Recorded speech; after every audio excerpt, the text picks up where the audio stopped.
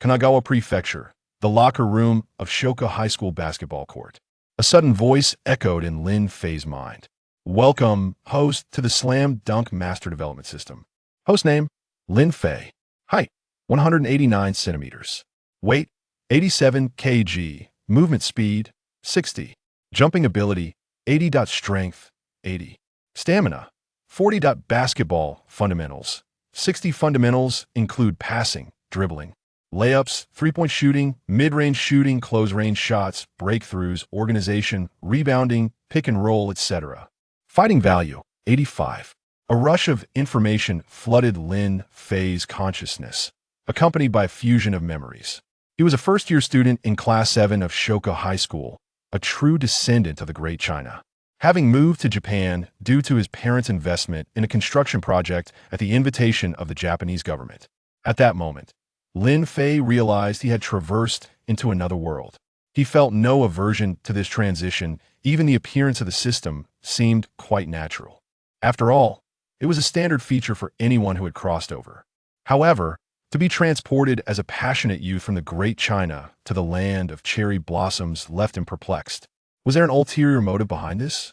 Just as he was about to curse his misfortune, a heavy presence suddenly enveloped him, accompanied by the unmistakable scent of a sporty man's sweat. Lin Fei immediately opened his eyes, only to find a head of red hair nearly touching his face. Damn! Startled, Lin Fei instinctively seized the individual and executed a shoulder throw. Bang! Curse you! The red-haired individual, having been thrown down, quickly got up and exclaimed, "You ungrateful Lin Fei! I, a brilliant genius, came to check on your well-being, and you dare to strike me. How outrageous!" Without waiting for Lin Fei's response, he leaped from the ground, and the two engaged in a scuffle. Lin Fei scoffed, "I possess a fighting value of 85. Am I to fear you, redhead?" Thus a battle commenced. Alas, what should have been a prolonged confrontation dwindled in mere minutes. Not because Lin Fei's fighting value was overwhelmingly high, but rather due to the ineptitude of their fighting styles. You're still using the same old tricks, and you're no different. How infuriating. One picked his nose while the other dug his mouth. Character, Sakuragi Hanamichi. Height, 188 centimeters. Weight, 89 kilograms. Movement speed, 80. Jumping ability, 80. Strength, 80. Stamina, 85. Basketball fundamentals, 10. Fighting value, 85. Upon hearing the system's delayed announcement, Lin Fei began to question the validity of the so-called fighting values provided by the system. As the words escaped his lips, Lin Fei's memories fused once more. The self-proclaimed genius before him was none other than Sakuragi Hanamichi, and the world he had traversed into was indeed that of slam dunk. Sakuragi Hanamichi was the very brother he had met upon arriving in Japan. Most crucially, Hanamichi's 50 unsuccessful confessions had been sparked by Lin Fei. "I'm sorry, Sakuragi Hanamichi, but I have feelings for the new Chinese exchange student, Lin Fei." Those were the exact words spoken by Haruko when she rejected Hanamichi. It was that very incident that led to their first confrontation. The duel ended without a clear victor, but due to exhaustion, Lin Fei had resorted to nose-picking, preparing for a mutual demise. In the process, Sakuragi Hanamichi had unlocked the mouth-digging skill. Indeed, true genius. "You two, I simply cannot tolerate you any longer. Ever since joining the basketball team, all you do is fight. Can't you focus on practicing?" A melodious yet exasperated voice interrupted their unseemly brawl, prompting the two to cease their antics. Lin Fei turned toward the voice and beheld a graceful figure. With cascading waves of hair, fair skin, and an impeccable figure, clad in tight pants and a cap, she exuded maturity, allure, and passion. It was Kaede. Lin Fei instantly recognized this enchanting woman, for she epitomized his ideal of a mature beauty. Forget Haruko, forget Mickey, forget Yoko. Lost in his reverie, the system's voice rang out once more. Character, in no way Kaede. Measurements, 85, 60, 86. By heavens, this is certainly not a serious system. Having been led astray by the system, Lin Fei quickly faked a cough, diverting his gaze from Kaede's bosom. "Ah, Kaede, I came to check if this slacker Lin Fei was purposefully shirking work." Sakuragi Hanamichi immediately threw his arm around Lin Fei, laughing heartily. I knew it. This guy is indeed napping. Under my watch, no one could afford to be lazy. With that, he swaggered out of the locker room, dragging Lin Fei along. Damn, that fool. Lin Fei felt exasperated, but having already exhausted much of his energy, he allowed himself to be towed toward the basketball court. He followed closely behind, chattering incessantly. Sakuragi Hanamichi put Lin Fei down. You two are hopeless. Can't you refrain from fighting? Your fundamentals are abysmal. Especially you, Sakuragi Hanamichi. After this, both of you will practice the basics under my guidance. Through Keed's incessant prattling, the three finally arrived at Shoka's basketball court. As Lin Fei took in the familiar scene, a rush of nostalgia washed over him. How well he remembered the memories of youth. Gorilla, Rukawa, Mitsui, Miyagi, Kogure, Coach Anze, and the supporting characters. Were they all? The place felt eerily empty. Are you all not going in? I specifically set aside my Saturday to accompany you for practice. You all seem so lazy, it's infuriating. Today, we will train double. Keed's voice pulled Lin Fei back to reality. He suddenly recalled that she was tasked with training him and Sakuragi Hanamichi in the fundamentals. For tomorrow, they would face Ryanen in a friendly match. Intriguing. A smirk crept across Lin Fei's lips at the mention of Ryanen, stirring a newfound excitement within him. Sakuragi Hanamichi, grinning broadly, shoved his hands into his shorts. With a genius like me around, what do we have to fear from Ryanen? Don't forget, I have even defeated the gorilla. Intriguing, you say? You think you could defeat anyone? With your current state, whether you'll even get to play tomorrow is still uncertain.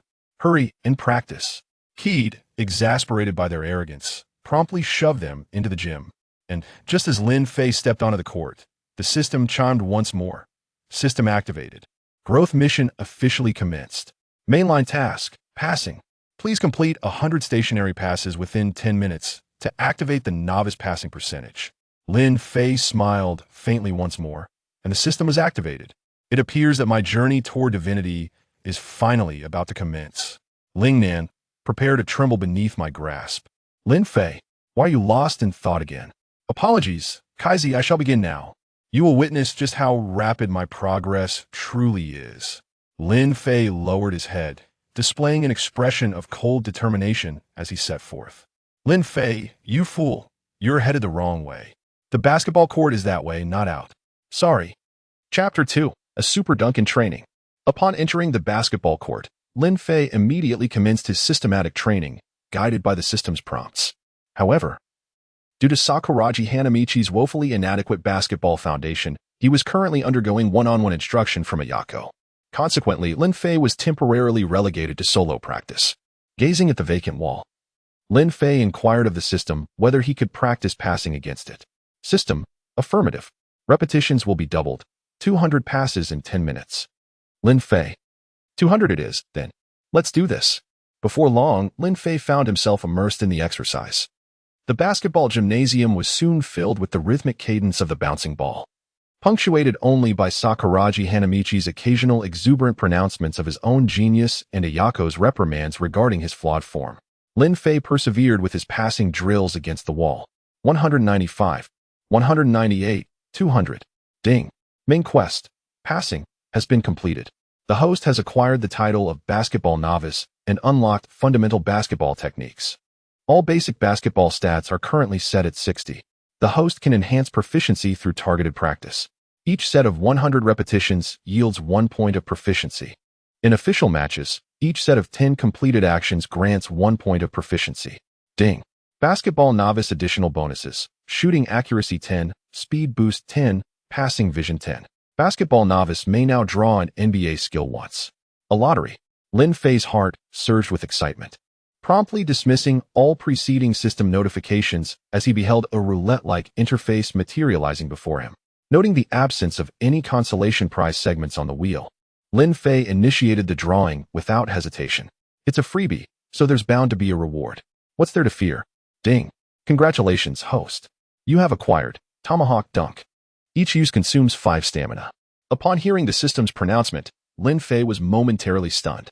The Tomahawk Dunk, a maneuver pioneered by the legendary Michael Jordan and subsequently refined by LeBron James to its zenith, was esteemed in the basketball world as an act of utter dominance, purely for its audacious flair. While this held little personal significance for Lin Fei, the sheer aesthetic appeal of the move was undeniable. Thus, he erupted in a hearty, self-satisfied laugh. "Lin Fei, you goofball, why have you stopped again? And why are you grinning like that?" Just as Lin Fei was reveling in the system's boon, Ayako issued a stern reminder. Sakuragi Hanamichi chimed in, gesturing toward Lin Fei. "Ayako, you should keep an eye on Lin Fei. Look at him. He's such a dolt. He needs your personal guidance." Ayako nodded in agreement, retorting, "Humph, it seems you need a lesson too." With that, Ayako marched purposefully toward Lin Fei. However, at that very moment, Lin Fei sprang into action. He was eager to test the vaunted tomahawk dunk and its inherent panache. Oblivious to Ayako's and Sakuragi Hanamichi's remarks, he adjusted his trajectory and commenced a rapid dribble toward the distant hoop. "What is he doing? Trying to fly before he can even walk?" "That Lin Fei," Ayako muttered, disapproving of Lin Fei's less-than-polished dribbling technique. Sakuragi Hanamichi, true to form, launched into a derisive chant. "Wahahaha, Lin Fei thinks he's a genius." "Whoa." Sakuragi Hanamichi's words abruptly transformed into an exclamation of astonishment. Before their eyes, Lin Fei, who had appeared poised for a simple layup, was now airborne. "He's jumping incredibly high." "Lin Fei, is he going to dunk?" Amidst their cries of surprise, Lin Fei, now aloft, felt an unexpected surge of familiarity. His body instinctively arched backward, his right hand firmly clasping the basketball, poised behind him. As the hoop drew closer, Lin Fei's seemingly suspended body began its descent. "Optimal dunking moment," Lin Fei roared. "Tomahawk dunk." Boom. A resounding crash echoed through the gymnasium as the basketball was violently slammed through the hoop, eliciting a groan from the rim. Lin Fei, still airborne, maintained his grip on the rim, his body momentarily suspended in midair. Heavens, what did I just witness? At that moment, Ayako was rendered speechless, her gaze fixated on Lin Fei's domineering form. She was certain that she had just witnessed the most spectacular dunk of her life, bar none. "Oh my, that's just too cool," Ayako exclaimed, her eyes sparkling with admiration. "That guy, unforgivable. He secretly learned to dunk without telling me, and it's such a cool move. I can't forgive him." Sakuragi Hanamichi's teeth chattered with envy as he beheld Ayako's infatuated expression. However, this envy was fleeting, quickly replaced by a conceited grin. "Very well. I've mastered the move. Watch this." He seized a nearby basketball and charged toward another hoop. Sakuragi Hanamichi. Could it be that he can also? Drawn by the commotion, Ayako reluctantly shifted her attention to Sakuragi Hanamichi. "I am a genius." Sakuragi Hanamichi mentally bolstered himself before launching himself toward the basket, executing a rigid imitation of Lin Fei's form. Heavens, Sakuragi Hanamichi is actually, Ayako's praise was cut short as Sakuragi Hanamichi collided headfirst with the backboard. "Oh well, he is a novice, after all." Ayako sighed and redirected her gaze back to Lin Fei, who was now on the ground, gasping for air. The expenditure of 5 stamina points had taken a toll on his body, which possessed a mere 40 points of stamina. Coupled with the 10 points of stamina already expended during his earlier training, Lin Fei was now thoroughly exhausted. "Lin Fei, are you all right?" Ayako inquired with concern. "I'm fine. I just need a moment to recover," Lin Fei replied with a smile, heartened by Ayako's concern. "You fool. Why attempt to dunk when your stamina is so low? Do you think you're impressing anyone? There aren't even any girls watching." Seeing that Lin Fei was indeed unharmed, Ayako led him to the sidelines and began to chide him. "Aren't you a girl?" Lin Fei mused inwardly before replying earnestly. "Dunking is the most effective way to train your body's muscular balance." "Oh, I see," Ayako murmured, her lips curling into a slight smile. Lin Fei was about to respond when Sakuragi's voice interrupted them. "Hey, Lin Fei, when did you learn to dunk? Why didn't I know about this? I figured it out on my own. I'm feeling a bit tired today, so I think I'll head home to rest." Lin Fei replied weakly, preparing to leave. "All right, go get some rest. Remember to wake up early tomorrow. We need to take the train to Rhinan." This time, Ayako did not intervene, her gaze towards Lin Fei softening considerably. Clearly, the earth-shattering dunk from before had qualitatively transformed her impression of Lin Fei, acknowledging his potential as a prodigy. Hooray! Finally, a chance to rest. "Sakuragi Hanamichi, you will remain here for additional practice. But I am a prodigy. Ouch. Ayako, please refrain from pulling my ear." After retrieving a change of clothes from the locker room, Lin Fei departed from the school. En route, he inquired of the system how to augment his stamina. His current physical condition would scarcely allow him to endure a complete match, or even half of one. Host, stamina can be progressively enhanced through regular training, particularly when pushing to the threshold of your limits, where the rate of increase is at its zenith. Upon hearing the system's response, Lin Fei promptly revised his plans to return home and rest. He recalled that not far from the school, there was an outdoor basketball court that was typically deserted. Guided by his memory, Lin Fei soon arrived there and resumed his training regimen. As Lin Fei trained with unwavering focus, a graceful and refined figure appeared at the basketball court, observing him silently. Had Lin Fei turned around, he would have recognized her, Akagi Haruko. However, upon witnessing Lin Fei's subsequent actions, Akagi Haruko was utterly astonished. Chapter 3. A late-night crybaby Fei was now positioned directly beneath the basketball hoop, gazing upward and making minute adjustments. Yes, I should be able to make 100 shots from this distance in 10 minutes. He nodded with considerable satisfaction. Shoot. Swish. I am indeed a prodigy. Lin Fei grinned, wasting no time in retrieving the ball and returning to his spot. Swish. Good. I truly am a genius. 2 for 2. Lin Fei lauded himself as he continued his task. Before long, all 100 shots had been completed in under 10 minutes. Observing the mid-range shooting stat on the panel now registering as 61, Lin Fei beamed with delight. Subsequently, he commenced his dribbling drills. 10 minutes, 100 repetitions. No problem. The physical exertion was undeniably significant, yet Lin Fei persevered. When he felt he could endure no longer, he would bellow, I am destined to dominate the entire basketball world. How can I falter now? Admittedly, these vocalizations provided a surge of self-encouragement, enabling him to push through the training. This scene was witnessed by Akagi Haruko from beyond the court.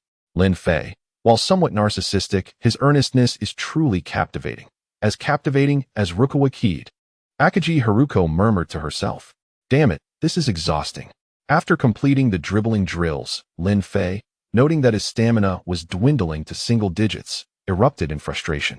Oh dear. Lin Fei shouldn't use such language. Akagi Haruko pouted.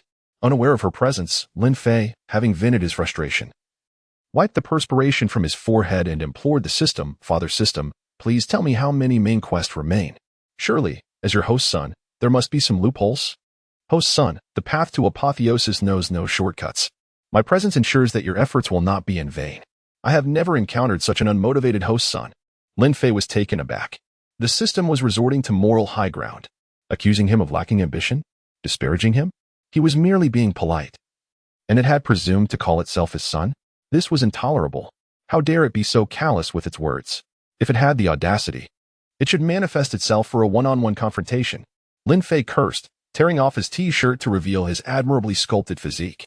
Host, refrain from provoking the system, or it may initiate a system-wide shutdown at any moment, leaving you to your own devices. Lin Fei relented. He couldn't afford to antagonize the system. He would have to diligently complete his tasks. Glancing at the hoop, he realized that he had exhausted all the basic solo drills. Rebounding was the only remaining option. With an 80-point vertical leap and a height of 1 meter and 89 centimeters, Lin Fei could easily reach the rim. For the better part of the day, Lin Fei leapt and bounded about the basketball court until, as dusk descended and his stamina reached its nadir, he collapsed onto the ground, devoid of the strength to even stand. Here, a melodious voice shattered Lin Fei's reverie. Opening his eyes, he beheld a demure and graceful young woman. Akagi Haruko. A mere glance sufficed for Lin Fei to identify her. Character, Akagi Haruko. Measurements. System. Silence. Lin Fei roared inwardly. This system was incorrigibly improper. Why did it invariably reveal the very information he sought to suppress?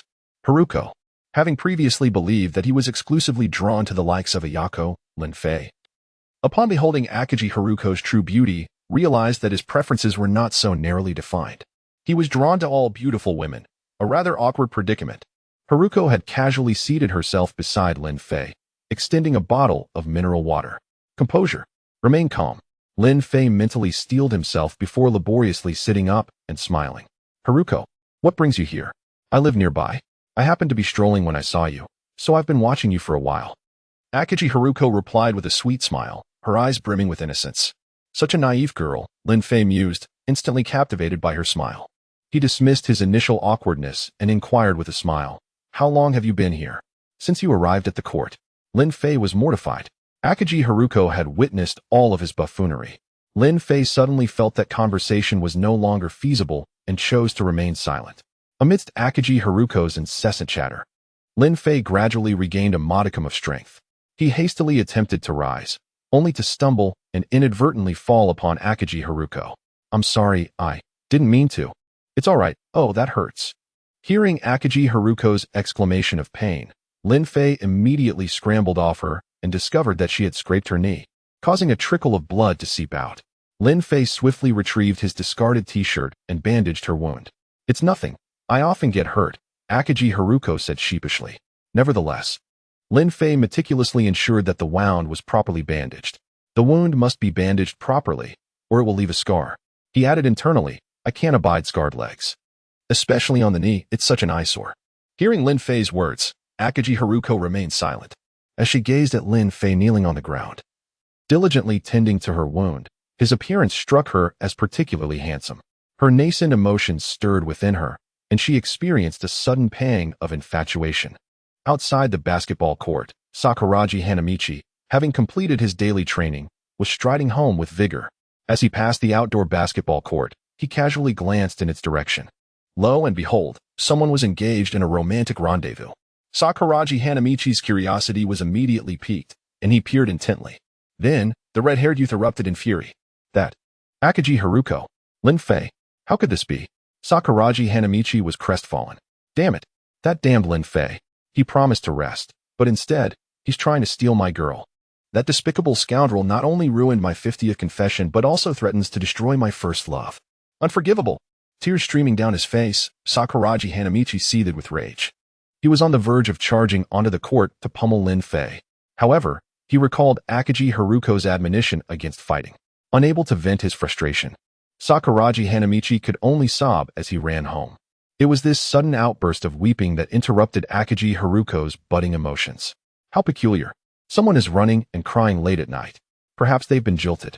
By now, Lin Fei had finished bandaging Akagi Haruko's wound. After a few playful remarks, the two bid each other farewell under the moonlight. Returning home, Lin Fei surveyed his empty abode and let out a soft sigh of relief. Due to his parents' professional obligations, they were seldom at home, leaving Lin Fei to often fend for himself. After an exhausting day, he prepared a simple supper, took a bath, and then reclined on his bed to scrutinize his system interface. His fundamental basketball skills, save for those requiring a partner, had generally improved by an average of 2 points. As for his physical stamina, the system was accurate. After an afternoon of exertion, it had risen to 45. Considering the current circumstances, he should be able to participate in tomorrow's practice match against Ryanen, provided he doesn't play the entire game. Playing for about 15 minutes shouldn't be an issue. Initially, Coach Anze likely wouldn't have him in the starting lineup. He'd probably get a few minutes of playing time, which would be sufficient.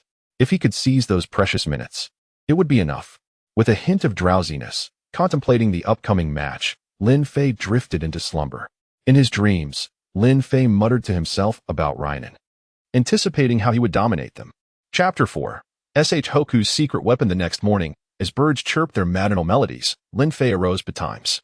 He hastily prepared 2 eggs, scarcely cooked, and consumed them with a draught of tepid water before hurrying to the designated rendezvous. On this weekend morn, the streets were sparsely populated. As Lin Fei jogged to their meeting point, he noticed several individuals had already congregated. A bespectacled young man, possessing an air of erudition, greeted Lin Fei upon his arrival. Lin Fei promptly scrutinized his attributes. Character, Kogyo Kiminobu, height, 178 centimeters, weight, 62 kilograms, agility, 65, vertical leap, 65, strength, 65, stamina, 65, proficiency, mid-range shots. Uncontested accuracy, 80, quite balanced. Lin Fei mused, a smile gracing his features as he beheld the familiar countenance. Lin Fei, good morning. I heard Ayako subjected you to rigorous training yesterday. How did it fare? Lin Fei nodded, responding with a smile, not bad. I sense improvement and anticipate playing in matches soon. Kogyo affirmed with conviction, I believe it. You, like Sakuragi Hanamichi, possess remarkable aptitude. Lin Fei held a fondness for Kogyo's amiable and unassuming nature, a veritable paragon of warmth. All right, now that you're here, hasten over. The train is imminent. A stentorian voice resonated from the vicinity of the platform. Kogyo, with a smile, acknowledged, Almost forgot. We were awaiting your arrival. Lin Fei, perplexed, inquired. Sakuragi is here as well? Indeed. It's rather astonishing, as he was the first to arrive today, Kogyo remarked, seemingly taken aback by Sakuragi's uncharacteristic punctuality. Lin Fei quipped. The lad must have experienced some sort of epiphany. He then approached Sakuragi Hanamichi, who stood pensively at the periphery of the platform, head bowed in contemplation. Sakuragi, you were the first one here. Not bad. Lin Fei playfully tousled his crimson locks. Damn you. Sakuragi's frame trembled slightly, yet he restrained his ire, raising his head to fix Lin Fei with an incandescent gaze. What's wrong, lad? Your eyes are red and swollen. Like a monkey's posterior, Lin Fei innocently observed, continuing his unwitting provocation. Lin Fei, from this moment forth, we are irreconcilable adversaries. Sakuragi Hanamichi roared, his glistening cranium lunging toward Lin Fei's face. Crap, this is bad. Lin Fei exclaimed in alarm, caught off guard by Sakuragi's sudden aggression. With no time to evade, he braced himself for the impending impact. You two, fighting upon arrival? Do you forfeit your participation in today's practice match? At this critical juncture, a pair of colossal hands descended, clamping down on their heads. Lin Fei, sensing the towering presence looming over him, glanced upward. The visage of a man resembling a veritable titan met his gaze. Character, Akagi Takenori. Height, 197 centimeters. Weight, 90 kilograms. Agility, 65. Vertical leap, 75. Strength, 87. Stamina, 86. Proficiency, rebound control. Lin Fei paid little heed to the system's information, for his attention was solely captured by Akagi Takenori's countenance. As one of the pivotal figures in Slam Dunk, Lin Fei harbored a deep admiration for Akagi Takenori, particularly his appearance. Gorilla. Upon recognizing Akagi Takenori's face, Lin Fei blurted out the epithet. Damn you. Akagi Takenori clenched his fists, delivering a resounding blow to their craniums. Lin Fei was the one who called you gorilla. Why strike me as well? Sakuragi Hanamichi protested, joining Lin Fei in cradling their heads to alleviate the throbbing pain. You were the one who initiated the appellation. Akagi Takenori retorted, unleashing a second barrage upon the crouching duo. Crap. An undeserved calamity. Lin Fei lamented. Those two rascals. The onlookers exchanged glances of exasperation. All right. The train has arrived. Let us depart. Coach Anze chuckled amiably, disregarding their antics as he boarded the train. Aboard the train, Lin Fei and Sakuragi Hanamichi were segregated by their teammates. Lin Fei relished the tranquility, dismissing Sakuragi Hanamichi's ireful glares, which conveyed the sentiment of having his beloved stolen. He then turned his attention to the other passengers. Passerby A, Passerby B, mediocre abilities. Lin Fei was disinterested. Coach Anze, no stat panel. Thus, Lin Fei's gaze settled upon Rukawa Kaede, who was meditating in the corner. Character, Rukawa Kaede. Height, 187 centimeters. Weight, 75 kilograms. Agility, 85. Vertical leap, 80. Strength, 75. Stamina, 70. Proficiency, driving layups. Lin Fei contemplated the information. Indeed, this fellow, the rookie of the year during his junior high days, possesses remarkable physical attributes. Only his strength and stamina are somewhat lacking, while his other qualities are exceptional. It appears I must intensify my daily training regimen. I cannot allow myself to be surpassed by this fellow and Sakuragi Hanamichi. Lin Fei, with renewed determination, began devising a rigorous training schedule. Soon, the train arrived at their destination, and the group disembarked, heading directly to Ryanen High School. The scrimmage between Ryanen High School and SH Hoku High School had been widely publicized. Despite it being a weekend, the gymnasium at Ryanen High School was teeming with spectators, all eager to witness the contest. The stands were packed, predominantly with Ryanen supporters, some of whom chanted, Sendō, Sendō, we love Sendō. Of course, Rukawa Kaede's renown was not to be underestimated. His coterie of admirers had arrived early, their voices, though feeble, attempting to penetrate the throng. Lin Fei could not decipher their words. Lin Fei merely smiled at the spectacle, his heart swelling with ambition and aspiration. If given the opportunity to play, he vowed to exhibit his prowess and garner his own devoted fan base. Just you wait. Witness how I conquer you, Ryanen.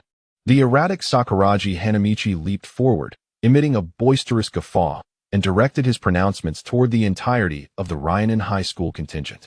The SH Hoku members, accustomed to his eccentricities, simply entered the locker room. At the rear of the group, Akagi Takenori gripped Sakuragi Hanamichi's neck, his expression impassive. Sakuragi-senpai, I eagerly anticipate your stellar performance. Ida Hikoichi, the sole individual to have witnessed Sakuragi Hanamichi's prodigious leaping ability, followed Sakuragi Hanamichi's departure with his gaze. Inside the locker room, Coach Anze's strategy aligned precisely with Lin Fei's expectations. Takenori Akagi, Kogure, Rukawa, passerby A, passerby B. As a substitute, Lin Fei harbored no resentment. Sakuragi, upon hearing Coach Anze's words, "You are a secret weapon," ceased his clamoring, becoming self-satisfied. Lin Fei quietly requested the number 3 jersey, a tribute to Allen Iverson, a man he revered. Soon, the match was about to commence, and the team excitedly headed towards the court. Sakuragi once again took the lead, proclaiming, "I am a great weapon. I am a great weapon," as he approached the Rhinan team, eager to display his prowess. Akagi, exasperated, rushed to retrieve him. Lin Fei, disregarding the commotion, quietly dribbled, focusing on fundamental drills. "You seem different," Rukawa remarked to Lin Fei.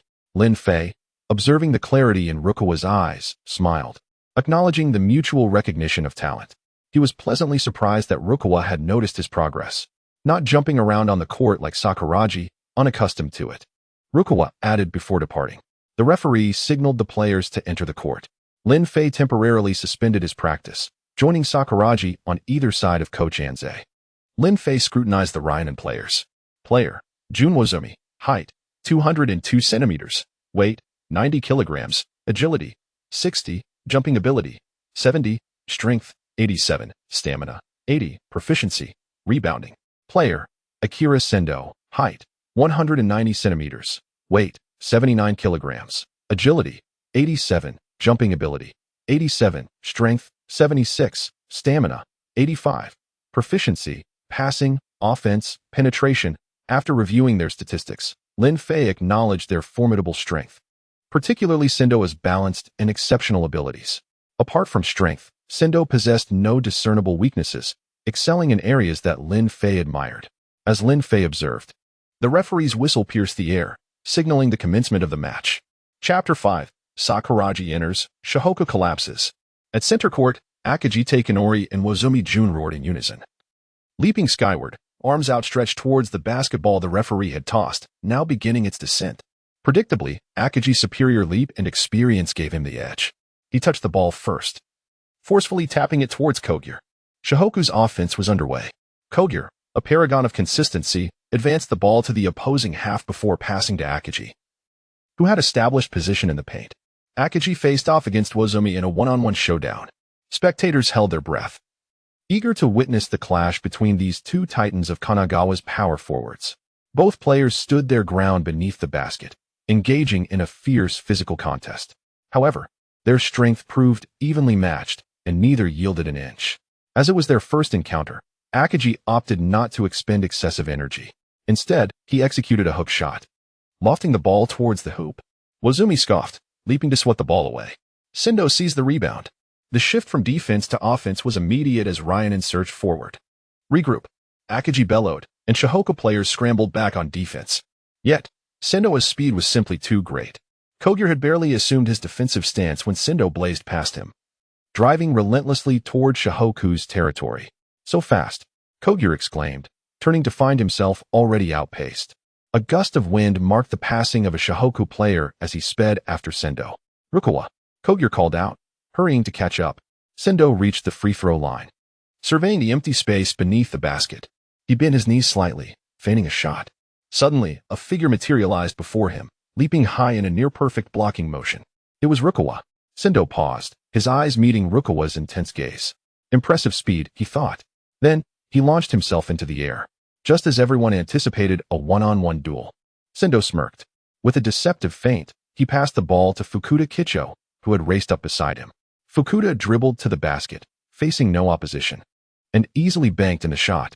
Rhinan scored 2 points. The scoreboard flashed 2-0. Sendō glanced at the impassive Rukawa, smiled faintly, and joined his teammates in celebration. "No worries. It's just the beginning. Keep your spirits high," Akagi encouraged, boosting morale.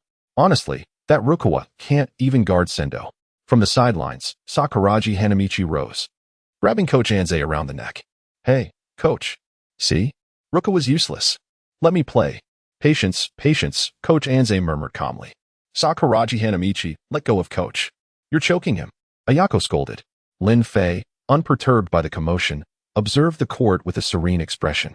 Aside from Akagi and the slightly flustered Rukawa, Kogure is, at best, half a player. He mused. Ryan's surge is imminent. Such a familiar scenario. Ultimately, though, this game hinges on Coach Anze. I wonder when he'll let me take the stage and dazzle everyone.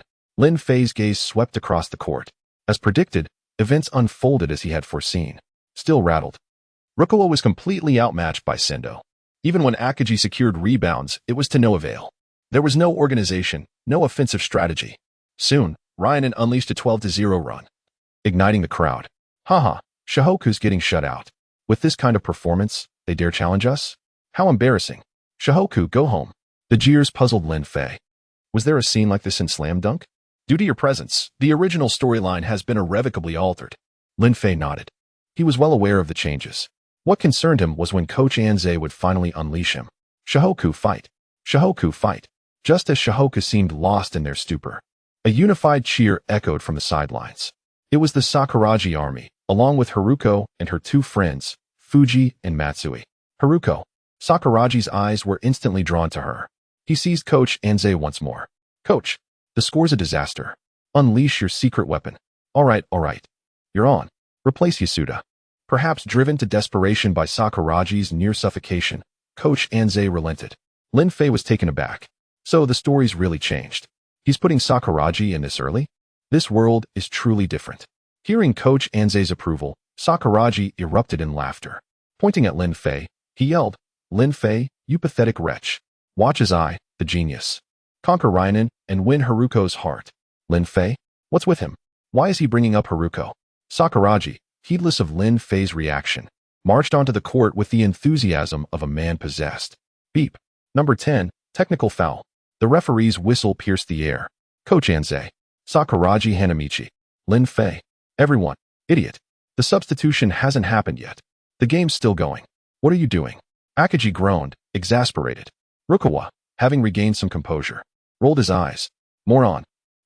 Maybe Sakuragi-senpai is just nervous. Ida Hikoichi offered from Ryan's bench. Oh heavens. Letting that guy play now? This could be a disaster. Ayako muttered, slumping next to Lin Fei and burying her face in her hands. Ha ha ha. Just as expected. The Sakuragi army erupted in mocking laughter. Soon, Coach Anze called a timeout, and Sakuragi Hanamichi officially stepped onto the court. Sakuragi strode up to Sendō, lifting his chin arrogantly. That was just a fluke. Now, I will personally guard you. You won't score a single point on me. All right. Before Sendō could finish, he darted past Sakuragi. Turning, Sakuragi saw Sendō soaring through the air, executing a simple yet powerful dunk. Idiot, Rukawa muttered as he passed by. Sakuragi Hanamichi, one more slip-up, and you're off the court. Akagi snapped, delivering a resounding slap to Sakuragi's head. Damn it. At this juncture, Sakuragi Hanamichi's fury reached its zenith. Chapter 6, Another Collapse. Lin Fei enters. At this juncture, the score on the court had reached a dismal 16-2. The mere 2 points that Shihoku possessed were a result of Akagi's successful free throws after Wozumi committed a foul.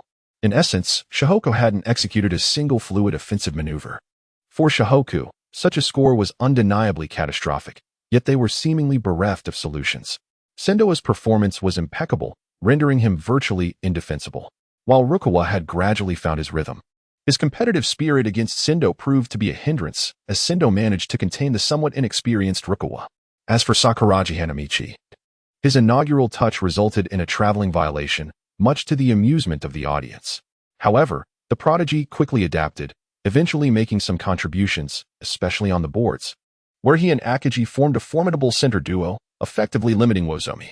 With rebounding concerns alleviated, Kogure and Rukawa began to attempt shots more frequently, momentarily narrowing the gap to 19-8. Alas, they couldn't break into single digits. The first quarter concluded with an 11-point deficit. The brief respite saw Shihoku buoyed by Sakuragi's repeated self-proclamations of being a genius. Coach Anze, however, refrained from providing any tactical instructions, a decision that Lin Fei found peculiar. Did the old man lack tactical acumen, or had he simply resigned himself to defeat? On the Rhinan side, Wozumi was subjected to a severe tongue lashing from Coach Takemochi. known for his stern demeanor. What on earth are you doing? How can you be contained by that red-haired brat? He's clearly a novice. Have you no recourse? Can't you draw fouls? That redhead is a complete amateur. Tauka's tirade rained down upon Wozumi, whose stoic expression remained unchanged, as if accustomed to such berating. That red-haired brat. Just as Tauka was about to continue his scolding, he sensed an unease behind him. Turning around, he was met with a menacing figure looming over him. "You old geezer! What did you call me?" Tauka exclaimed in alarm. How had this character infiltrated their bench? "Referee!" Tauka cried out. "Shihoka number 10. Please return to your bench." The referee promptly ordered. Simultaneously, Akagi, once again restraining Sakuragi, who was poised for a headbutt, apologized profusely as he escorted him back to the Shihoka bench. The second quarter commenced, with Lin Fei remaining on the bench. He harbored no resentment. Fully aware of his physical limitations, having witnessed Ryanen's performance, Lin Fei revised his initial assessment of being able to play at least half the game. He now believed he could only sustain 1/4 of high-intensity play. Unlike Sakuragi, he didn't desperately seek playing time. After all, even a genius must recognize their strengths and weaknesses and possess self-awareness, though he yearned to be on the court. "Lin Fei, don't fret. Trust that Coach Anze has a plan, and I believe you'll get your chance," Ayako said, noticing Lin Fei's unusual silence and assuming he was disheartened. Lin Fei smiled faintly. "I'm fine. I can better analyze the game from the sidelines." Coach Anze's eyes twinkled with interest upon hearing Lin Fei's words. He turned to Lin Fei and inquired, "Tell me, what's your assessment of the current situation on the court?" Lin Fei shared his thoughts. "Rebounding. They'll focus on rebounding in the second quarter." Sakuragi's presence in the first quarter, while limiting Wozumi, exposed his inexperience in boxing out, relying heavily on Captain Akagi for defense. Captain Akagi is now tasked with both defending Wozumi and guiding Sakuragi, which is exhausting. While Sakuragi is learning quickly, he still lags behind Wozumi. "I believe that if Captain Akagi falters, our rebounding advantage will vanish." Anze nodded in agreement, then asked, "What about the others?" Lin Fei paused before continuing. "It hinges on Sendō and Rukawa. Rukawa has regained his fighting spirit, but his approach is flawed, fixated on competing with Sendō, which is unwise. Sendō possesses superior physical attributes and court awareness, along with more experience. The key lies with Kogure, who lacks a reliable passer. As for the others, they're merely supporting players." Anze remained silent, inwardly astounded. He shared the same assessment as Lin Fei, a first-year transfer student, demonstrating a remarkably high level of game analysis. It was a pity that Anze hadn't yet fully assessed Lin Fei's technical skills. Despite Lin Fei's exceptional physical attributes, his stamina was a concern. Otherwise, Anze would have readily put him in the game, providing a valuable learning experience. With that in mind, Anze curiously asked, "If I were to put you in the game now, what would you do?" Lin Fei confidently responded, "Crush Sendō. Ryanen would crumble." Anze thought, has he really gotten carried away? While that approach might be valid, Shihoka lacked someone capable of executing it, especially Lin Fei. This confident and arrogant demeanor was characteristic of one of Shihoku's two treasures. Meanwhile, the situation on the court was unfolding as Lin Fei had predicted. Akagi, having exerted considerable effort, was struggling to keep pace with Wozumi. He stumbled, allowing Wozumi to slip past. "Sakuragi, help!"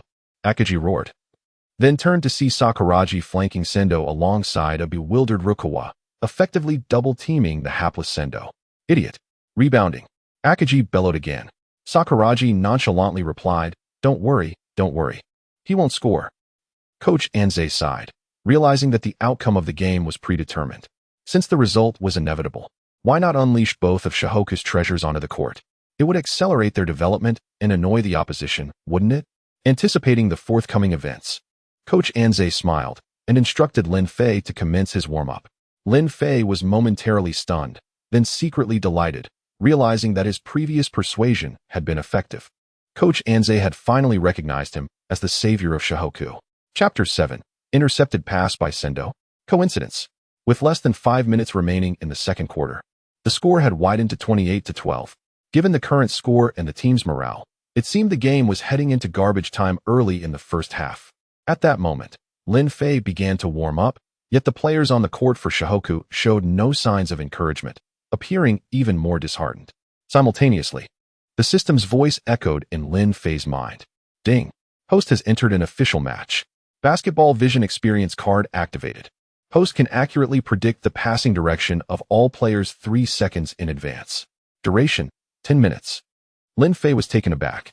A basketball vision experience card. Lasting only 10 minutes? This was essentially a 3-second foresight ability, a veritable cheat mode. Host, to ensure you don't embarrass the system in the match, please use it wisely and savor the experience. Lin Fei muttered to himself, questioning why such a formidable card wasn't available for the entire game. Instead of just 10 minutes. After 10 minutes, Host will understand. At that moment, Ryan's coach, Mochi Tauka, chuckled, concluding that Shihoku had given up. After sending in a novice, they were now fielding an unknown freshman. He assumed Coach Anze was merely using this as a training opportunity. However, standing in contrast to Tauka's perspective, Hikoichi Ida, observing Lin Fei's figure, offered a different viewpoint. Lin Fei senpai is quite tall. I have a feeling Shihoku is preparing for an all-out offensive. You're a substitute who just started playing basketball. Everyone looks like an expert to you. Stop embarrassing yourself. Look at that redhead you mentioned earlier. He's just a beginner. Tauka retorted, annoyed by the dissenting opinion. But Ida Hikoichi. No buts. Watch the game and be quiet. Soon, Lin Fei replaced Takenori Akagi. Upon being subbed out, Akagi felt a pang in his heart, realizing Coach Anze's intentions. This was likely a training exercise. However, he reasoned that it was crucial for Lin Fei to gain experience on the court for future matches. With heavy steps, he left the court, murmuring play well, as he passed by Lin Fei, even if we lose. Got it, gorilla? Stop nagging, Lin Fei replied, his youthful exuberance now shining through. Damn it. Akagi wanted to pummel Lin Fei, but refrained. Wait until you're off the court. I'll deal with you. He stormed back to Coach Anze. Lin Fei, don't be nervous. Although we may lose this game, there will be gains if you play well, Kiminobu Kogure said, patting Lin Fei's shoulder with a gentle smile. Lin Fei confidently thumped his chest. Don't worry, we'll win. After all, our ace is on the court. Why does he always steal my lines? Hanamichi Sakuragi gritted his teeth. Another idiot. Keyed Rukawa muttered. Rukawa. Lin Fei and Sakuragi glared at Rukawa in unison. Beep. The referee's whistle signaled the resumption of the game. Lin Fei, go. Sakuragi, go. Rukawa, go. Kogure senpai, go. Haruko Akagi cheered, naming everyone. Sakuragi, who was usually elated to hear Haruko's voice, gnashed his teeth once more.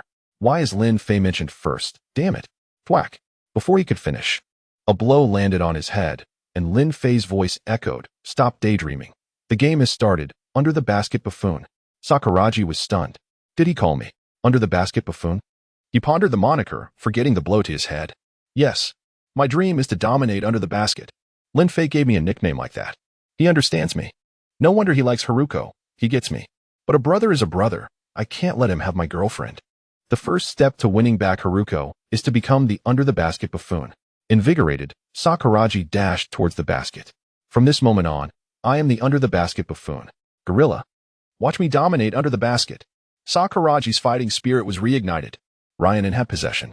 Akira Sendō, with a sidestep, evaded Kogure and penetrated the restricted area, where Rukawa intercepted him. Unfazed, Sendō feigned a move, then executed a behind-the-back pass. Jun Wozumi soared through the air for an alley-oop. Bang! The ball went in. Where's Sakuragi? Looking at the empty space under the basket, everyone turned to see Sakuragi at the opponent's basket. He had made a reverse play again, running in the wrong direction. Sendō gave Sakuragi a thumbs up.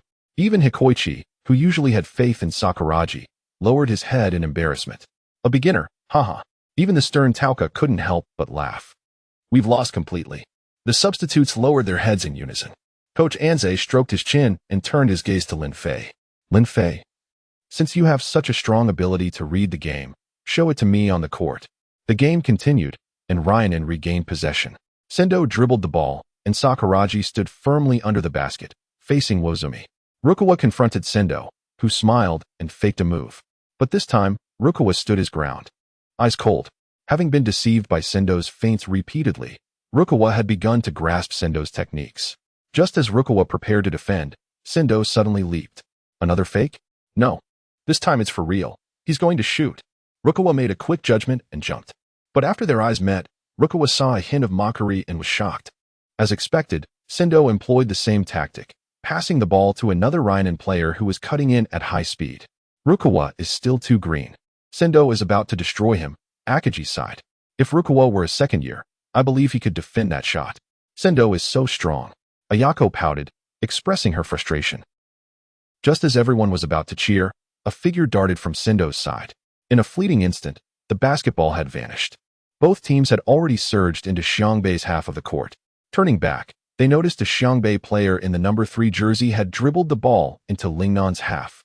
At that moment, he leisurely made his way to the basket with a less than orthodox dribbling style, facing the wide-open space beneath the hoop. Lin Fei even had ample time to refine his shooting posture. Swish. A clean shot. How could this fellow have anticipated my passing lane? Sendō was momentarily taken aback, then chuckled self-deprecatingly. Just a coincidence. Judging by his dribbling form, he probably hasn't been playing basketball for long. There's no way he could have deciphered my pass. The Lingnan players also paid it little mind. Indeed, they had been playing so smoothly that they had become accustomed to having all their players in the opposing half, forgetting to fall back on defense. Just now is likely a stroke of luck for that number 3 player. A fluke. Coach Takenori quickly arrived at his own judgment, paying it no heed as he remained seated, observing. Ida Hikoichi was about to say something, but was cut short by a fierce glare from Takenori, who had suddenly turned his head. Well done, Lin Fei. Kogure was invariably the first to offer encouragement. Sakuragi Hanamichi said smugly. You should have let him shoot. With me. The basketball prodigy Sakuragi. Here, the rebound is guaranteed to be ours. This kind of sneak attack is hardly in Xiangbei's style. Lucky shot. Rukawa Kaede muttered as he passed by, before once again setting his sights on Sendō. Lingnan regained possession and launched another offensive. Sendō once again took charge of the ball. Chapter 8. Lin Fei plucks a peach, Sendō scores a goose egg. Once more, Sendō dribbled with unhurried grace, casting a casual glance at Lin Fei. Everyone had advanced beyond the midcourt line, yet Lin Fei appeared utterly clueless, gazing about aimlessly, unsure of his defensive assignment. Sendō's initial assumption solidified. It was all mere coincidence. Thus, he serenely confronted Rukawa Kaede once more. After a game and a half of competition, Rukawa had acclimated to Sendō's defensive maneuvers. Consequently, Sendō's demeanor had evolved from nonchalant to exhilarated. Observing Sendō's slightly arched posture, his feet shifting rhythmically, and his dribbling technique weaving left and right, Rukawa experienced a surge of intuition.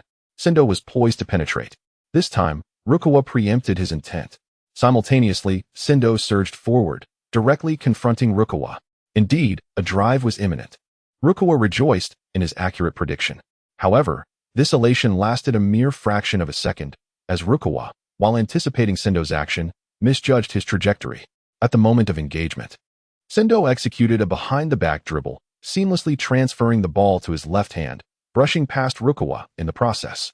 How could such swift reflexes be possible? Rukawa was genuinely astounded. He had to concede that he could not decipher Sendō's intentions. Meanwhile, Sendō, unfazed, reached out with his left hand, only to grasp at emptiness. Where was the ball? Sendō glanced back, finding nothing. A fleeting glimpse revealed the back of a player in the number 3 Shohoku jersey, employing a somewhat unconventional yet passable dribbling style. Advancing the ball into the forecourt once again. Inconceivable. When did this fellow pilfer the ball? Sendō was perplexed. The other players on the court were even more bewildered. Amidst their perplexed expressions, Lin Fei, once again, positioned himself beneath the basket, adjusted his stance, and executed his characteristic shot. Impossible. Coincidence. It must be coincidence. Coach Takenori rose to his feet, scrutinizing Lin Fei, who was celebrating with Kogure, still in disbelief. He had witnessed Lin Fei, who had been wandering aimlessly, unconsciously positioned himself behind Sendō, casually stretching and somehow snatching the ball. The spectators had observed this scene and began murmuring. Unbelievable. This number 3 is incredible. He casually snatches the ball from Sendō while stretching. Unbelievable luck. Shohoku's number 3 has intercepted Sendō twice now. Lightning doesn't strike thrice. I refuse to believe it will happen again. In their eyes, Lin Fei's interception was a mere interlude. Even on the Shohoku bench, Akagi and Ayako were agape, uttering an expletive under their breaths. Only Coach Anze, adjusting his glasses, recalled his conversation with Lin Fei. Defeat Sendō, and Ryanen will crumble. Was it truly just coincidence? Coach Anze pondered, his gaze toward Lin Fei intensifying with curiosity. Well done, Lin Fei. Kogure was the first to congratulate him. Sakuragi chimed in. What's the big deal? It's too easy. Lin Fei, stop intercepting the ball. Give this genius some room to shine. Luck? Lin Fei chuckled. Then let me show you what true luck entails. Sendō's ball is mine. Nothing can stop me. The system told me so. The system? I didn't say that. The game resumed. Sendō possessed the ball, finally giving Lin Fei his undivided attention. Lin Fei had returned to the forecourt, positioning himself near the restricted area, still neglecting to defend anyone. Is this number 3 truly an amateur? Sendō questioned internally, his gaze sharpening once more.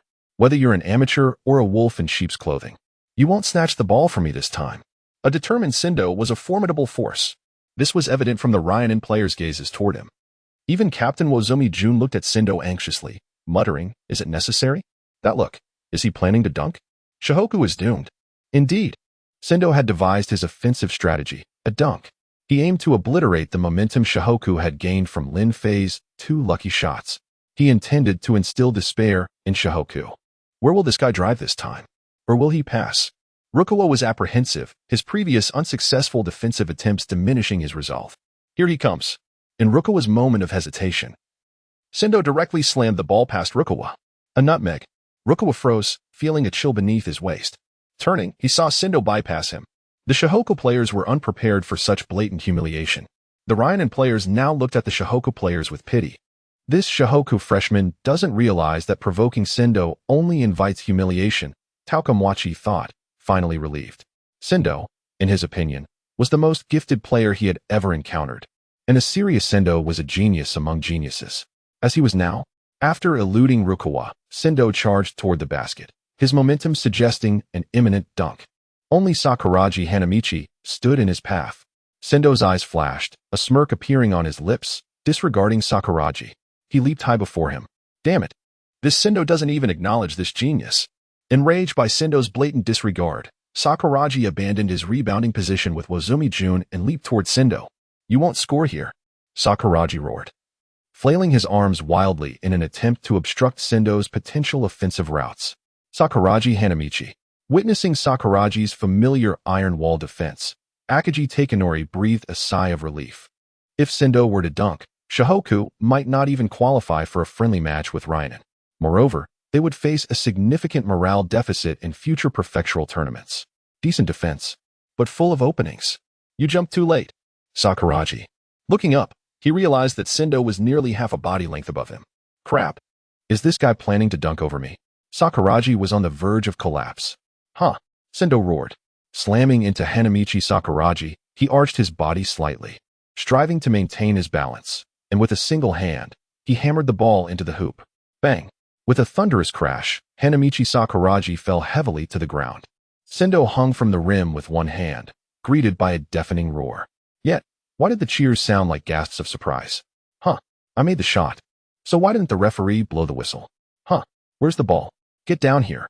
That number 3 player stole your victory at the last moment. Wozomi-jun roared, lumbering back towards his own court. Only then did Sendō regain his senses, turning to see, once again, number 3. But when had he snatched the ball, he had dunked into emptiness. At that moment, Lin Fei was already replicating his previous steal and shooting motion. Chapter 9. Sakuragi Hanamichi's block. Shihoku ascends. Swish. Another clean basket. Whistle. Shihoku scores 2 points. The score now stands at 30-18. While the point differential seems substantial, Ryanin's score has remained stagnant since Lin Fei, number 3, made his initial basket. Shihoku has unleashed a 6-0 run. This is virtually unheard of. Crucially, these points have all stemmed from opportunities snatched from Ryanin's ace player, Sendō. The atmosphere shifts as the crowd erupts. Did you see that? He leapt behind Sendō before Sendō even took off. I thought he was merely stretching. I didn't even notice him moving behind Sendō. It's uncanny. I saw him aimlessly wandering the court moments before. Actually, I've just taken a proper look at number 3. He's quite handsome. Could Shihoku be making a comeback? Number 3's jump was incredible. He jumped higher than Sendō. Is number 3 truly an amateur? Ryanin's coach? Takamwachi stands, his face etched with disbelief. A once exuberant Ida Hikoichi is now silenced by his teammates. Tauka recalls Lin Fei's seemingly erratic movements and realizes they were, in fact, perfectly calculated. Lin Fei appears to anticipate Sendo's every move, consistently appearing at the pivotal moment. 3 times. Can this be mere chance? Tauka casts a glance at Shihoku's bench. Coach Anze, unfazed, adjusts his glasses, a faint smile playing on his lips. Anze recognizes Lin Fei's exceptional predictive abilities and court awareness. lamenting his underdeveloped fundamentals. Had his technique been more refined, a dunk would have demoralized Sendō, countering humiliation with humiliation. Anze contemplates how to train Lin Fei. Akagi Takenori scrutinizes Lin Fei. His leaps and predictions surpass even Sakuragi's. Has he truly never played before? Ayako's eyes sparkle, recalling Lin Fei's dunk from the previous day. I wonder when Lin Fei will dunk again. Lin Fei is amazing. Akagi Haruko is enraptured, sporting a lovesick grin. Haruko, snap out of it. You're supposed to adore Rukawa Kaede. Her friends, exasperated, support the swooning Haruko. The Sakuragi gang laughs boisterously. Since Lin Fei joined, Sakuragi has lost his swagger. Well, if Sakuragi had swagger, he wouldn't fit in with us. True. Sakuragi Hanamichi and Rukawa Kaede focus their attention on Lin Fei. Sensing their gazes, Lin Fei preemptively declares, "You are my ideal partners. Without you, I couldn't touch Sendō's ball. I'll repay you." He swiftly distances himself before Sakuragi's iron head can gleam. Ideal partners? He doesn't even let me vent. Your triumph is built upon my suffering. Sakuragi grumbles. Rukawa nods in agreement, his competitive spirit reignited. The game resumes. Pass me the ball. Sendō demands, his gaze fixed on Lin Fei. Sendō regards Lin Fei as a rival. Sendō dribbles toward Lin Fei. He looks like he wants to devour me. Lin Fei hesitates, then decides to yield. Conserving stamina is paramount. He wants to remain on the court and pad his stats. Lin Fei resumes his wandering. Sendō? What is he planning? He's avoiding direct confrontation, intending to steal the ball. I'll pass it to the basket and thwart his interception. Sendō executes his plan. Just past the half-court line, with Rukawa guarding him. Sendō lobs the ball to Wozumi Jun, who has established position. Lin Fei is not in the passing lane. Wozumi receives the ball and backs down Sakuragi. You won't score on me. Sakuragi, now familiar with Wozumi's tactics, stands firm. Wozumi struggles to turn. Wozumi scoffs at Sakuragi. Only Akagi Takenori is worthy of his attention. He forces a shot. His frame lacks Sakuragi's agility. As he leaps, Sakuragi beats him to the apex, blocking all avenues to the basket. Sakuragi's timing is impeccable. Sakuragi blocks Wozumi. That's Sakuragi's growth. Bang! Sakuragi swats the ball away. Wozumi gets blocked. Sakuragi roars with laughter. Before a genius like me, nothing is impossible. Monkey boss, do you recognize my power now? What did you call me? Wozumi fumes. Impossible. Sendō exclaims. All eyes follow Sendō's gaze to Lin Fei. Sakuragi's block directs the ball to Lin Fei. Is this just luck? His fortune is incredible. Well done. Lin Fei laughs, dribbling toward Ryaonen's side of the court. Whether it's luck or not, I won't let you succeed. Sendō, who had been closely observing Lin Fei, makes his move. He will personally defend Lin Fei. On the court, everyone held their breath. Although Lin Fei's performance wasn't particularly outstanding, his scores all came from under Sendō's nose, even snatching a dunk right from Sendō's grasp. Consequently, people began to anticipate Lin Fei's performance. There was even a growing illusion that all of Lin Fei's actions on the court seemed natural. A serious Sendō was a formidable opponent. For instance, now, as Lin Fei crossed the half-court line, Sendō had already positioned himself in front of Lin Fei, ready with the perfect defensive stance. Come on, number 3, show me your true strength. Sendō bent slightly, looking at Lin Fei. Lin Fei's brow furrowed with a hint of helplessness as he reluctantly prepared for a one-on-one duel. The audience rose to their feet, eagerly awaiting this confrontation. Just as Sendō closed in, and the other players watched intently, Lin Fei made his move. But it wasn't a physical one. It was the ball that moved. Lin Fei unexpectedly passed the ball, and the recipient was none other than Kogure, who had been relatively inconspicuous until now. Standing on the three-point line, Kogure was completely unguarded. Upon receiving the ball, Kogure didn't hesitate, raising his arm instinctively. Swish. A three-pointer. Sendō was taken aback. I can't get past you, Lin Fei admitted honestly. The crowd erupted in boos. However, Lin Fei remained unperturbed. He bypassed Sendō and went straight to celebrate with Kogure. Although the shot went in, and the score narrowed to single digits, Lin Fei's last-minute timidity immediately dampened the momentum that Shohoku had just built up. In everyone's eyes, Lin Fei lacked the ability to challenge Sendō. He was merely good at stealing opportunities. This number 3 is quite remarkable. His court awareness is sharp, and his mind is exceptionally composed, Coach Takamwachi observed, glancing at the remaining 1.5 minutes of the game. He felt a sense of relief and began contemplating his strategies for the second half. Interesting. On Shihoku's bench, Coach Anze finally spoke, turning to Akagi. Get ready to go in. Replace Yasuda. Akagi was surprised. But there's only 1.5 minutes left before the end of the second quarter. Coach Anze smiled. Go in. Let's head into the second half with a victory. Akagi, 30-21. Still a 9-point deficit.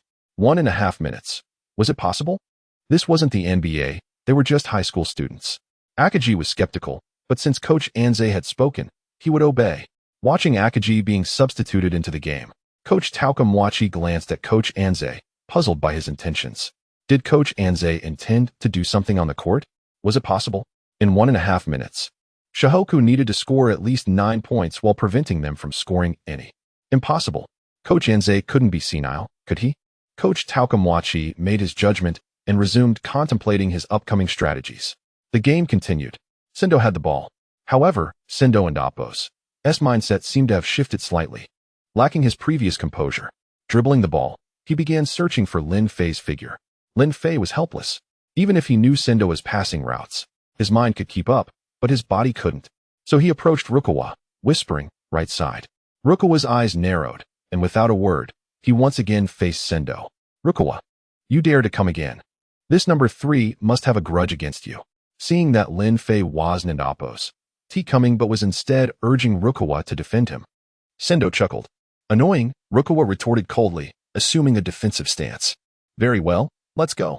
Sendō paid no attention to Rukawa's movements, then glanced at Lin Fei, who was drifting towards the sideline, before finally feeling at ease. Then, with a feint, he swayed his entire body rapidly back and forth, pausing on the right side. Rukawa? Wasn't it the left side?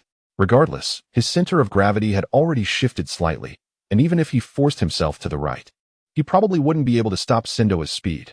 Choose the left. Blame Lin Fei if we lose. Just then, Sendō's slightly paused right side suddenly changed direction. It was a habitual movement, and the basketball was now in his left hand. Rukawa's heart raced. The direction was correct. Charge. Whoosh. Rukawa moved first, brushing past him. Sendō was momentarily stunned, then instinctively patted the air with his left hand. By the time he recovered, Rukawa was already under Ryan's basket. Jump. Dunk. Slam. Goal. Everything was so smooth. Rukawa, I love you. I love you. Rukawa's cheerleaders were already celebrating, including Akagi Haruko. Of course, she didn't shout I love you, but she was already being supported by her 2 best friends, feeling weak all over. Sendō stood there, dumbfounded. How was it possible? Rukawa could see through his feint? No, it couldn't be. Sendō raised his head in confusion, only to see Rukawa approach Lin Fei and nod slightly. Rukawa, your luck is indeed good. No, your luck is good. You seized the opportunity. The inexplicable conversation between the two left Sendō bewildered. Was it luck again? So Rukawa's move was really just boosted by luck? It had to be. Sendō didn't dwell on it, glancing at the score again, 30-23. Still a 7-point difference, with 1 minute and 5 seconds left in the game. And because of Rukawa's dunk, Shihoku's morale was once again boosted. Akagi was also back on the court at this moment. Did Shihoku intend to surpass the score? Sendō looked back at Ryan's players, noticing that their emotions seemed to have waned. What do I need to do? Sendō took a deep breath. Although he was the most affected, he still tried to reassure everyone. What's wrong? We're still in the lead. Looking at you guys, one would think we're the ones behind. Hearing Sendō's words, the Ryan players focused their attention on him. Everyone, there's still a 7-point difference. We're in the lead, and this is our home court. There's only about a minute left in the first half. I ask you, what should we do next? Silence. Sendō smiled helplessly, then said excitedly, of course. We hold on to the score. Then we make adjustments during halftime and crush them in the second half. For our goal, please don't give up, okay? I'm counting on you. It had to be said that Sendō's words were indeed infectious. Although he didn't say much, every word resonated with everyone's hearts. This time, the Ryan players' eyes once again held a glimmer of hope. Everyone, remember, we can't lose. We're one of the top 4 in Kanagawa. If we were to be defeated by Xiangbei, it would become exceedingly difficult for us to hold our heads high in their presence thereafter. Xian Dao gently uttered these words, then cast his gaze once more towards the Xiangbei half of the court. With a powerful shout, he proclaimed, Lingnan, victory is ours. Instantly, his teammates echoed his fervor, chanting Lingnan, victory. The enthusiasm of the players resonated with the audience, who joined in the chorus. For a moment, Lin Fei felt as if the very ground beneath him trembled slightly. Subsequently, Xian Dao smiled faintly, acknowledging the formidable strength of his heart. He felt a slight twinge of embarrassment at the thought of riding on his back. Chapter 11. Tomahawk Dunk, Tremble, Akira Sendō. The match resumed, and Ryanen had rekindled their fighting spirit. Sendō once again possessed the ball, his gaze instinctively seeking out Lin Fei, who was positioned beneath the basket. The area beneath Shihoku's hoop was becoming crowded, with Wozumi of Ryanen facing off against Akagi, Sakuragi, and Lin Fei of Shihoku. The solitary Wozumi wore a frustrated expression. Did they truly doubt Ryanen's ability to score? Akagi, Lin Fei, perhaps you should consider guarding someone else, he mentally urged. 2 Ryanen players are open. This appears rather unprofessional of Shihoku. Sakuragi grumbled. Lin Fei, cease crowding me. This prodigy cannot tolerate the ape boss's body odor. Wozumi's face hardened as he raised his arm, pressing his armpit closer to Sakuragi's face, observing the commotion beneath the basket. Sendō was struck by the surreal sensation of being on a playground rather than in a competitive arena. Are they truly professionals? He mused. This positioning. His gaze returned to Lin Fei, whose composure remained unshaken. Sendō sensed a potential deception. Is he waiting for me? He wondered, as he had been contemplating a drive to the basket. As Rukawa approached, Sendō abruptly altered his strategy, passing the ball to the unguarded Ikegami. Ikegami's mid-range shots were typically reliable, and with no defender in sight, a score seemed assured. Receiving Sendō's pass, Ikegami beamed. He had never enjoyed such an unobstructed shot in a game. Overwhelmed with excitement, he launched the ball without precise aim. At that instant, Lin Fei swiftly retreated from beneath the basket, sprinting towards Ryanen's side of the court. Perplexed by Lin Fei's actions, Sendō shadowed him without hesitation. Ikegami's shot was released, but perhaps due to the excessive ease of the position, it missed its mark. The ball bounced on the rim before ultimately falling away. Rebound, Wozumi roared, only to find himself displaced by Akagi, losing the most advantageous position. Sakuragi leaped, securing the rebound with ease, and charged towards Ryanen's territory. Defense, Sendō shouted, momentarily hesitating before pursuing Lin Fei. Sakuragi drove into the lane, while Lin Fei veered to the wing. Sendō wavered again, then opted to stay with Lin Fei. He watched as Sakuragi soared towards the basket, slamming the ball through the hoop with ferocious power. The basket was good, and this time, it was Sakuragi Hanamichi, the supposed novice, who scored. A dunk, no less. The score now stood at 30-25, only 5 points behind. Magnificent, Lin Fei exclaimed, meeting Sakuragi at the basket for a high five. Ha ha ha, I told you, I am a prodigy, Sakuragi declared without modesty, even taunting Sendō with a gesture at his spiky hair. Is this the first time you've witnessed this prodigy's offense? Are you afraid, you turtle? Sendō had been outmaneuvered. I truly cannot decipher this, Lin Fei, he thought. However, with less than a minute remaining, I shall keep my eyes on you. Wherever you go, I shall follow. Sendō, undeterred by Sakuragi's antics, approached Lin Fei with a faint smile, his fighting spirit undiminished. Lin Fei, you're not organizing the offense. No, Sendō replied. I'm simply accompanying you for a stroll on the court. Lin Fei internally scoffed. Why not join me in watching a meteor shower? He reevaluated his strategy, realizing that with Sendō's constant surveillance, things would be challenging. Ryanen now had possession. This time, it was Hiroaki Kishino who advanced the ball. As one of Ryanen's key players, Kishino possessed considerable skill. However, with Sendō typically orchestrating the offense, he was content to play a supporting role. Now Kishino, the so-called killer in the paint with exceptional ball-handling skills, was finally about to demonstrate his abilities. His role, however, was an awkward one, holding the ball for 24 seconds. As instructed by Sendō's hand signals, a tense stalemate ensued. So, how do you find the atmosphere at Ryanen's court? Sendō casually inquired. Lin Fei chuckled. It's pleasant. Though there aren't many beautiful women. You appreciate beauty? I happen to know several, though they're not here today. I can introduce you another time. That would be nice. I hear you're an international student from China. Lin Fei nodded. Would you be interested in joining Ryanen? I could introduce you to all the ladies. Communication would be easier. I can even teach you how to fish. Do you enjoy fishing? Furthermore, what do your parents do? Are they often at home? If not, may I bring the ladies to your house? Lin Fei wondered if Sendō was some sort of busybody, or even a pimp. Just as Lin Fei was about to respond politely, a gust of wind swept past. Sendō had made a lightning-fast cut. Lin Fei, I've been tricked. Kishino swiftly passed the ball to Sendō, who leaped from beyond the three-point line without dribbling. Swish. A three-pointer. A clean basket. 33-25. The deficit had widened once more. Son of a. Lin Fei fumed, realizing he had been outmaneuvered by Sendō. I have precognition at my disposal. How could I have forgotten while chatting with Sendō? This Sendō is formidable, Coach Anze murmured in admiration. It seems Lin Fei still requires more refinement. Haruko sulked, muttering discontentedly, honestly. Lin Fei is now slacking off like Sakuragi, really. On the court, Ryan's players were invigorated by Sendō's basket. Lin Fei, remember to consider my offer. I truly know many beautiful women, and I'm an excellent fisherman, better than I am at basketball. Sendō smiled as he passed Lin Fei. Lin Fei retorted calmly. I'm also quite skilled at basketball, even better than I am at fishing. The game continued. Kogure advanced the ball, but Kishino burst from the paint, stealing the ball. The momentum shifted once more. Ryan's spirit was soaring. This time, Sendō refrained from casually strolling with Lin Fei, instead engaging in the offense. Kishino passed the ball to Sendō once again, but Sendō suddenly sensed danger.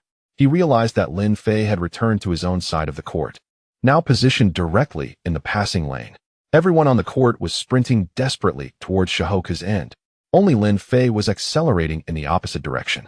What remarkable foresight! Sendō's gaze turned icy. Without hesitation, he abandoned his forward path. He knew that the steal belonged to Lin Fei. With remarkable physical prowess, he swiftly adjusted his posture, exerting force in the opposite direction, relinquishing the struggle for the ball. He surged past Lin Fei, racing back to his own basket. At that moment, Lin Fei charged forward, full of momentum. Come on, Lin Fei, let us engage in a true contest. As Lin Fei approached with unrelenting speed, Sendō anticipated his intent. He was going for a dunk. Instantly, he summoned all his focus and braced himself for the confrontation. On the sidelines, Kaizi suddenly leapt to her feet, her eyes sparkling with excitement as she murmured, Here it comes, it's finally happening. I think I might faint. Sakuragi Hanamichi followed Lin Fei's trajectory, gritting his teeth in frustration at this insufferable fellow seeking the limelight once again. As the only two witnesses to Lin Fei's previous dunk, their mindsets were different, yet equally filled with anticipation. At this moment, Lin Fei soared into the air. Indeed, he was going for the dunk. Simultaneously, Sendō predicted Lin Fei's intention and leaped as well, preparing to block the shot. However, as Lin Fei approached with astonishing speed, he was taken aback. He realized he could not reach the ball. Lin Fei's arm was extended at a perfect 90-degree angle, and his entire body was leaning forward with fierce momentum, cradling the ball securely in his grasp. His imposing figure and relentless spirit resembled a colossal axe, poised to strike the rim with tremendous force. In that instant, witnessing Lin Fei's dominance, a flicker of trepidation inexplicably surged within Sendō's heart. Then, he felt as if he had collided with an immovable wall. Darkness enveloped his vision. A thunderous sound echoed in his ears. Boom. Suddenly, his body lost its balance, and he crashed to the ground. At this moment, the entire arena fell into silence. Chapter 12. The ambiguous story of Lin Fei and Sendō. At this moment, the entire venue fell silent. What? What did I just witness? The player at the back, Yuzu, suddenly fell into a daze, murmuring to himself. Akagi beside him twitched his lips. Are you asking me? I have no idea. That wretched fellow. He actually dunked on Sendō. That was supposed to be my moment. Sakuragi Hanamichi, having already foreseen the outcome, couldn't help but chatter incessantly. Rukawa Kaede's eyelids flickered rapidly. Though he remained silent, a glimmer of fervor ignited in his gaze. On the sidelines, Tauka Shigichi unconsciously stood up again, opening his mouth as if to say something, but words failed him, his lips trembling involuntarily. Senior Lin Fei, he defeated Senior Sendō. He is so strong.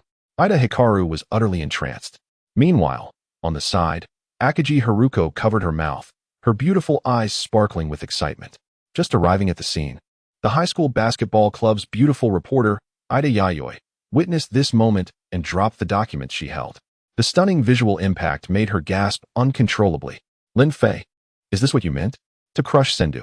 Coach Anze's mind echoed with Lin Fei's earlier boast, astonished that Lin Fei actually achieved it. Oh no. Siko was still in a state of shock, her heart racing uncontrollably. On the court, Kogure had already enveloped the panting Lin Fei in a tight embrace, exclaiming, Looks like I need to find a new idol. You are simply incredible. Just luck. Lin Fei shook his head with a wry smile. The recent dunk had cost him 5 points of stamina, and the intense physical confrontation with Sendō drained another 3.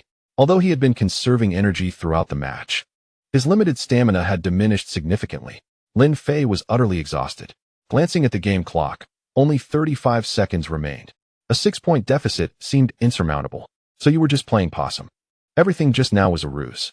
At that moment, Sendō had also risen from the ground, the pain in his body reminding him that all that had transpired was indeed real. He had been dunked on by Lin Fei. Looking at Lin Fei, who was gasping for breath, Sendō felt an odd sensation, as if Lin Fei existed solely to conquer him. Sendō, are you all right? His teammates from Rinu finally snapped out of their shock and rushed to surround Sendō. He forced a casual smile. I'm fine. The match continues. Let's keep pushing. He then silently walked to mid-court, his back appearing somewhat desolate. Sendō, seems a bit off. Yuzu murmured. Indeed, being dunked on, I would have long since crumbled. You and Hiroaki sighed. At that moment, Rinu's fighting spirit had dissipated entirely. The match resumed. Yu and Hiroaki took possession of the ball. However, the morale of Rinu's players had sunk to an all-time low. Rukawa Kaede easily intercepted the ball and charged towards the basket, scoring 2 more points. 33-29. Just 4 points behind. Only 25 seconds left. All right, let's make another basket. Akagi roared, boosting the morale of SH Hoku. Yet Lin Fei's gaze remained fixed on Sendō, whispering to himself, this guy. Surely he hasn't truly been defeated by me, right? He can't be that fragile. After all, he is one of my favorite players. Waka waka. Lin Fei, what did you just say? You like Sendō? No way. You actually like guys? Sakuragi Hanamichi had unknowingly approached Lin Fei, having overheard his words clearly. Yes, I do like guys. Are you afraid? Lin Fei rolled his eyes in exasperation. Sakuragi pondered for a moment, then grinned, not afraid. I like that you like guys. Lin Fei. At this moment, all of SH Hoku's players had surged past Rinu's half-court, preparing to score twice more in the remaining seconds. The final moments of the first half saw the battle intensifying. This was quite different from the anticipated outcome. It was evident to discerning eyes that the pivotal turning point of the match had entirely occurred after Lin Fei entered the game. Sendō, meanwhile, found himself lost in thought, repeatedly replaying the moment Lin Fei had dunked on him. Without Sendō's orchestrating presence, Rinu's ball was intercepted again. Akagi received the ball under the basket, backing up against Yuzu and executing a hook shot that banked in. 33-31.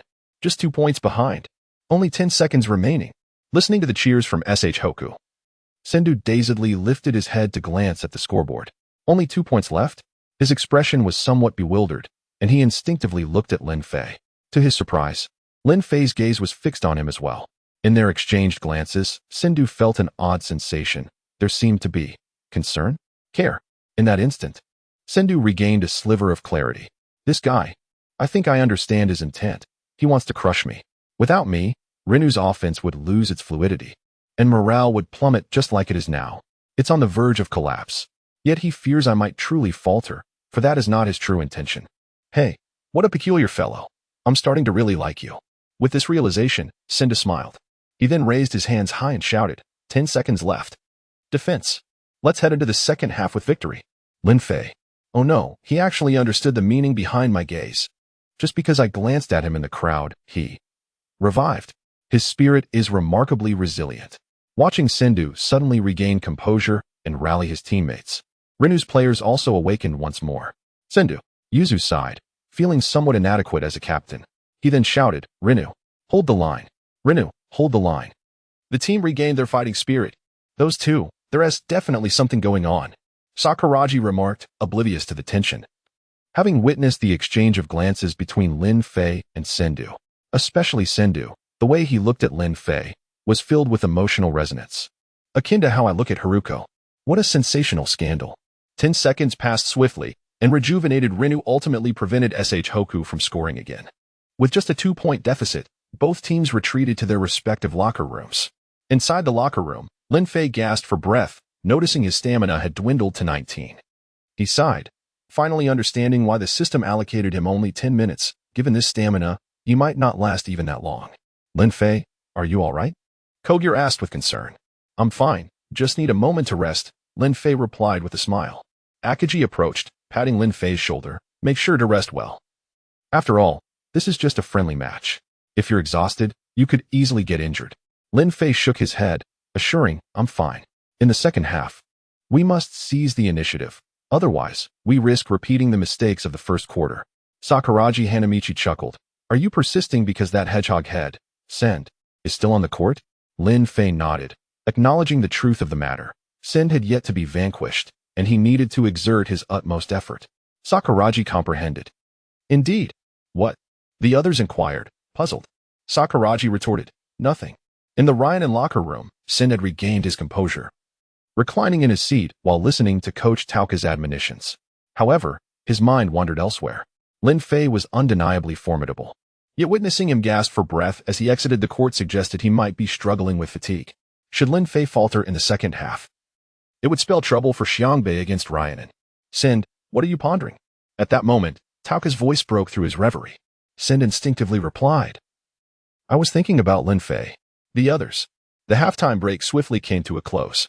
Lin Fei had regained some stamina, yet he remained pessimistic. The impending battle for the initiative demanded immense physical exertion. He feared he might not endure for long and could only strive to do his best. With the referee's whistle, the second half of the match officially commenced. Chapter 13. Exhausted to the limit, a one-for-one exchange. The intense situation on the court was immediately palpable. This time, Send no longer fixated on Lin Fei. He understood that Lin Fei's stamina could not endure for much longer. Thus, he aimed to eliminate him from the game as soon as possible, for that would herald the true return of Rin. On the court, Send seized control of the ball, disregarding Lin Fei's position and launching into his signature dribbling display. He first maneuvered past Kogure, then, encountering Ryota, executed a deft mismatch dribble. The familiar sensation, the well-known routine, and the recognizable presence of Lin Fei. Indeed, Lin Fei darted out from the side and intercepted Send's ball. Yet, this time, Send remained undeterred and shouted for full defense. Lin Fei approached the basket, with Send closely shadowing him. This time, he was glued to Lin Fei, who had no opportunity to leap, let alone dunk. Upon seeing Send, Lin Fei relinquished the ball, passing it to the speeding Ryota. Ryota soared for an open layup. Swish. Hoku took the lead. The score was tied. Send smiled faintly, unfazed. Rin regained possession. Continuing to dribble, Send crossed half-court without hesitation, passing the ball to the awaiting Hiroaki. Hiroaki received the ball and drove into the free-throw area. Sakuragi advanced to defend. Hiroaki made a lateral pass to Ushiro, who turned to back down Akagi. Just as he dribbled, Lin Fei circled around Akagi and snatched the ball away. Sakuragi and Ryota surged forward, racing into Rin's territory. Lin Fei launched a high pass, sending the ball toward Rin's basket.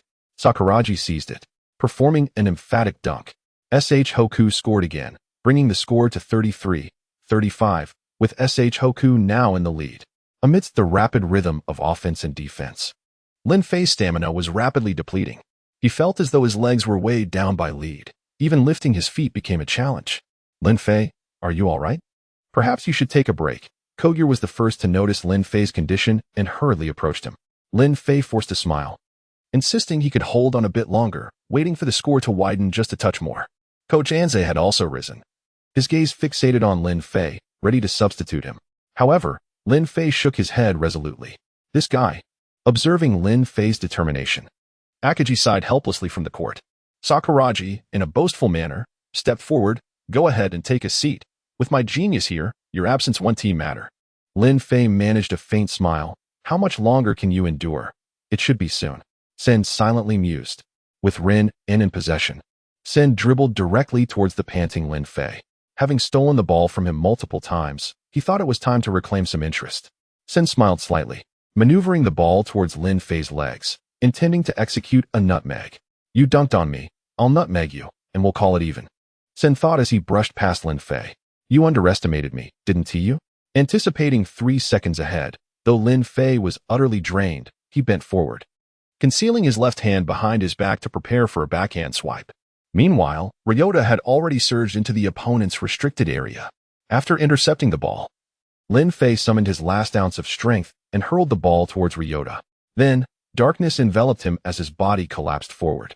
Simultaneously, Ryota executed a perfect layup, rewarding Lin Fei's final effort. Lin Fei. Akagi gasped in shock, witnessing Lin Fei's unprotected fall.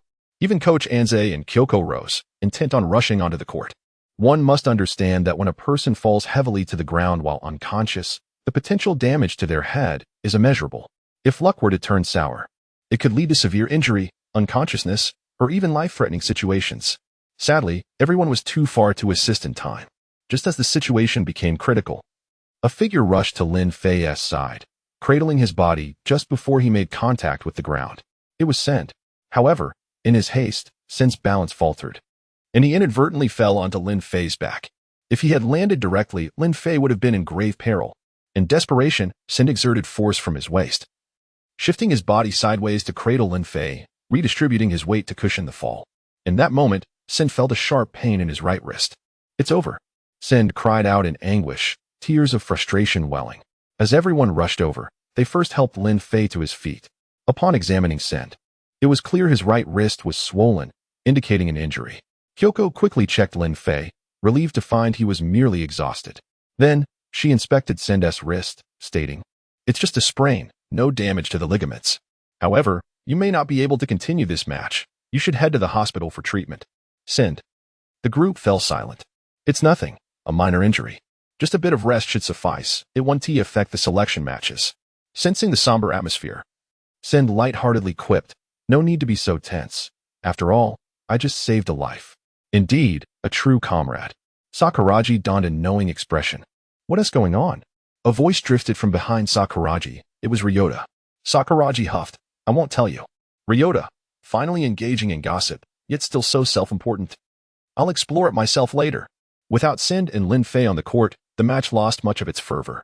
However, this was no longer Lin Fei's concern. When Lin Fei awoke again, he glanced around to find himself lying in a hospital bed. Beside him, a girl was soundly asleep with her head resting on his bedside. Perhaps Lin Fei's movement had inadvertently pulled the blanket she was lying on, causing her to wake.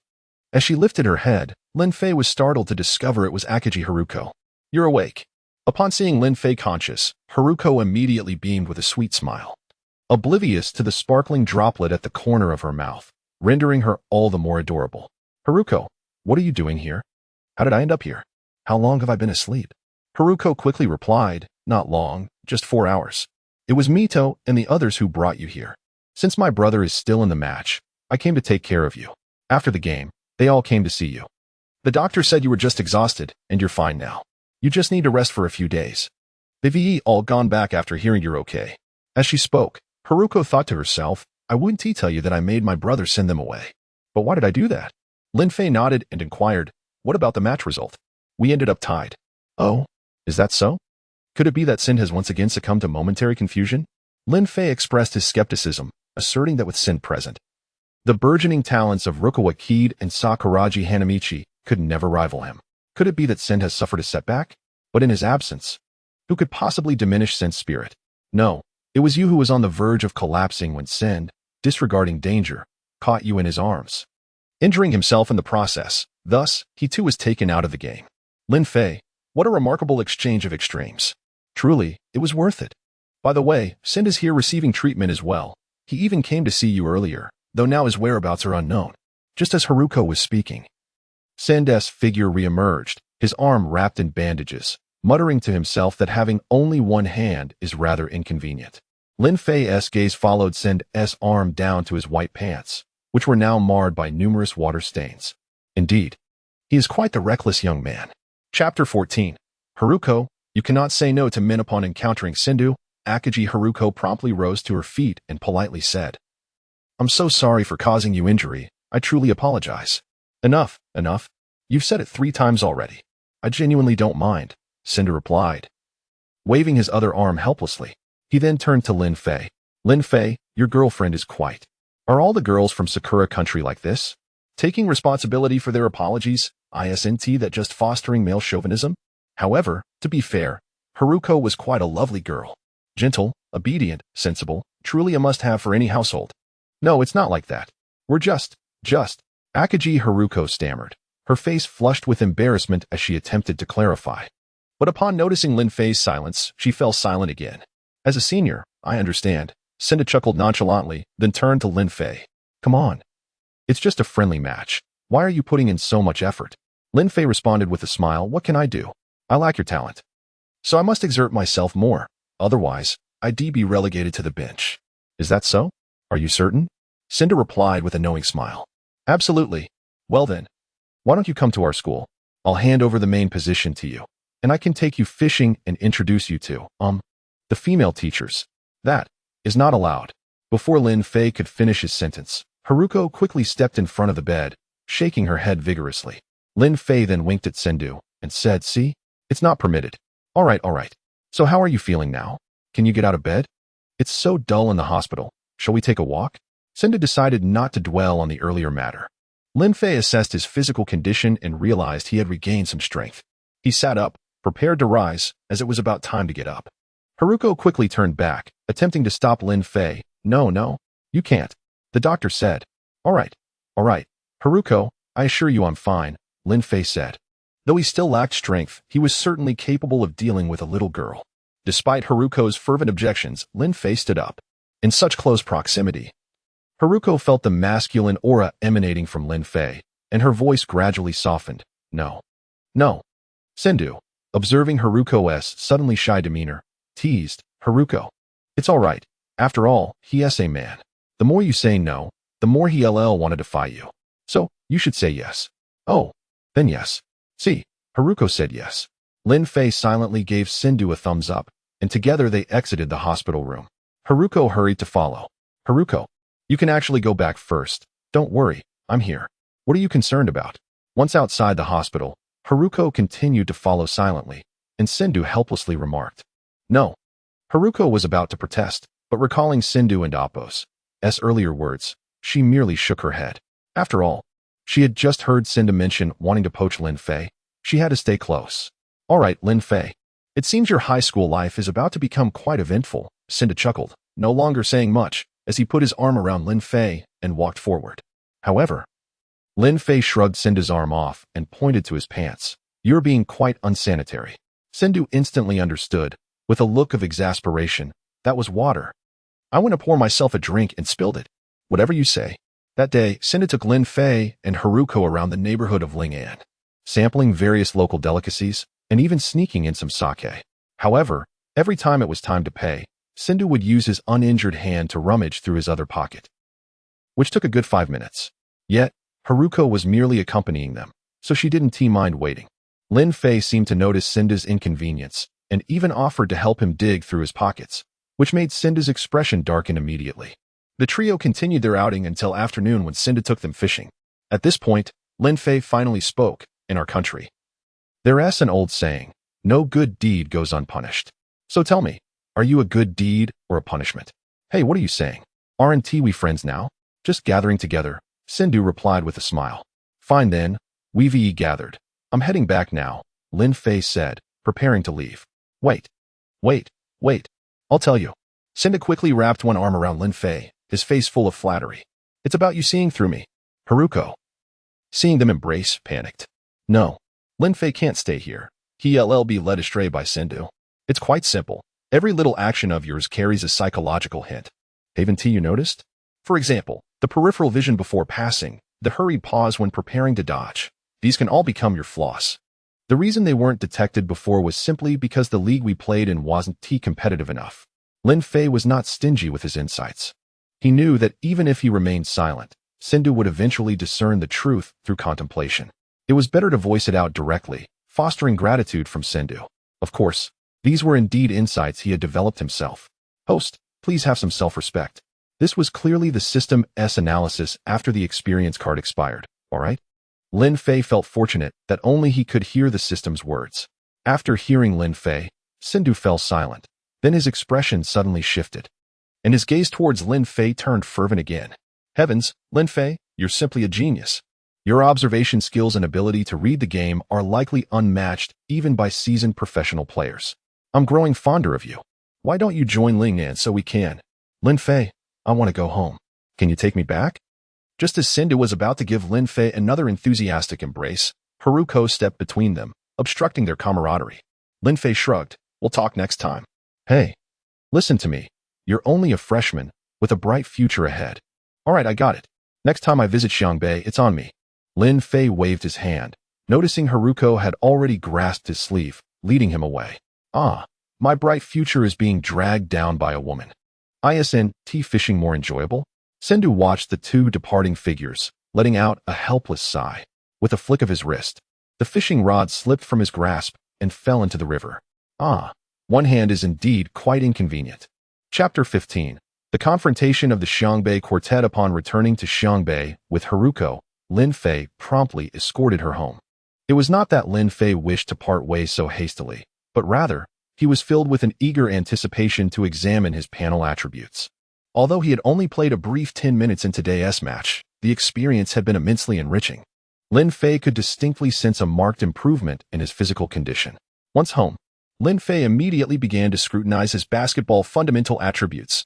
Pass accuracy, 67, dribble success rate, 76, layup, 65, three-point shooting, 62, mid-range shooting, 70, close shooting, 75, breakthrough, 75, rebounds, 68, pick and roll, 61, permanent attribute post-experience card use. Anticipation, 60, overall basketball foundation score, 68, slightly above passing. Keep up the good work, host. He then checked his stamina, which had reached a value of 49. Although still quite low, it reflected the most significant progress. A smile crept onto Lin Fei's face, filled with exhilaration. It seemed today's match had been of great benefit to him. As Lin Fei contemplated his training regimen for the following day, the telephone at home rang. It was his father, Lin Guodong, who had called to inquire about the news of Lin Fei fainting on the court, relayed by Coach Hanshi. However, at that moment, Lin Guodong and his wife were not in Xiangbei, but had traveled to Tokyo for a project, thus resorting to a phone call to express their concern. After assuring his father of his well-being, Lin Fei took a refreshing shower, prepared 2 packets of instant noodles, and after finishing his meal, lay back in bed, content and ready for sweet dreams. The night in Xiangbei was tranquil and harmonious. Seated on her bed, Haruko gazed quietly out at the hazy night sky, her mind inadvertently drifting back to the scenes of the day. While she admired Lin Fei's stunning dunk, she cherished even more the moments spent alone with him. A subtle smile graced her lips as her gaze fell upon the neatly folded white t-shirt at the foot of her bed, marred by a slight trace of blood. Is he asleep? With this question lingering, the moonlight, accompanied by a gentle breeze, streamed through the window, tenderly caressing Haruko's face. She suddenly felt that everything today was beautifully perfect, leaving her to wonder what tomorrow might bring. The following day at Xiangbei High School. With the ringing of the class bell, Lin Fei and Sakuragi Hanamichi lazily stretched and rose from their seats simultaneously. You, yesterday, had Haruko looking after you all day. So, how do you plan to repay me? Sakuragi chuckled, wrapping an arm around Lin Fei as they walked towards the gym. Lin Fei paused, puzzled. What does Haruko taking care of me have to do with you? How could it not? Haruko is my girlfriend. If my girlfriend is taking care of you, it's obviously my concern. Is that so? Did Haruko agree to that? Lin Fei replied, raising an eyebrow. Of course, we share an unspoken bond. We even talked privately yesterday, Sakuragi declared confidently. Lin Fei scoffed, by that logic. We spent time alone as well. You're different. In what way? You like men, so I'm not worried. Lin Fei, where on earth did Sakuragi hear such rumors? Just as Lin Fei contemplated clarifying the misunderstanding, a voice called out. You too, wait for me. Turning around, they saw Ayako hurrying towards them. Hello, Ayako, they greeted in unison. Lin Fei, Sakuragi, you both performed quite well yesterday. Ayako remarked with a smile as she joined them. Of course, I'm a genius, unlike Lin Fei, who fainted after just a short time on the court. Ha ha ha. Sakuragi laughed heartily.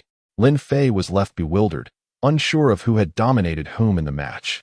That was an accident. Yours was an accident too. Accidents are part of strength. All right, you two, stop arguing. You always start bickering the moment you see each other. Amidst their lively banter, the trio made their way toward the gym. Not far from their path, in a corner, several senior bullies surrounded a short boy with a punk hairstyle, the atmosphere tense and charged. As Lin Fei and his companions passed by, Ayako casually glanced at the crowd and exclaimed in surprise, Miyagi? Miyagi Ryo. Upon hearing Ayako call his name, Lin Fei was momentarily taken aback and then turned to look. He immediately recognized the lone punk boy facing them. At the sound of Ayako's voice, Miyagi's demeanor shifted. The previously stoic expression on his face melted into a beaming smile, his eyes sparkling with delight, to the point that even Lin Fei felt slightly overwhelmed. Miyagi, Ayako, he exclaimed excitedly, but upon noticing Lin Fei and Sakuragi beside her, his expression darkened instantly. Especially upon seeing Sakuragi leaning in to whisper, "Who is this guy? Who are you two?" Miyagi finally snapped, his patience wearing thin.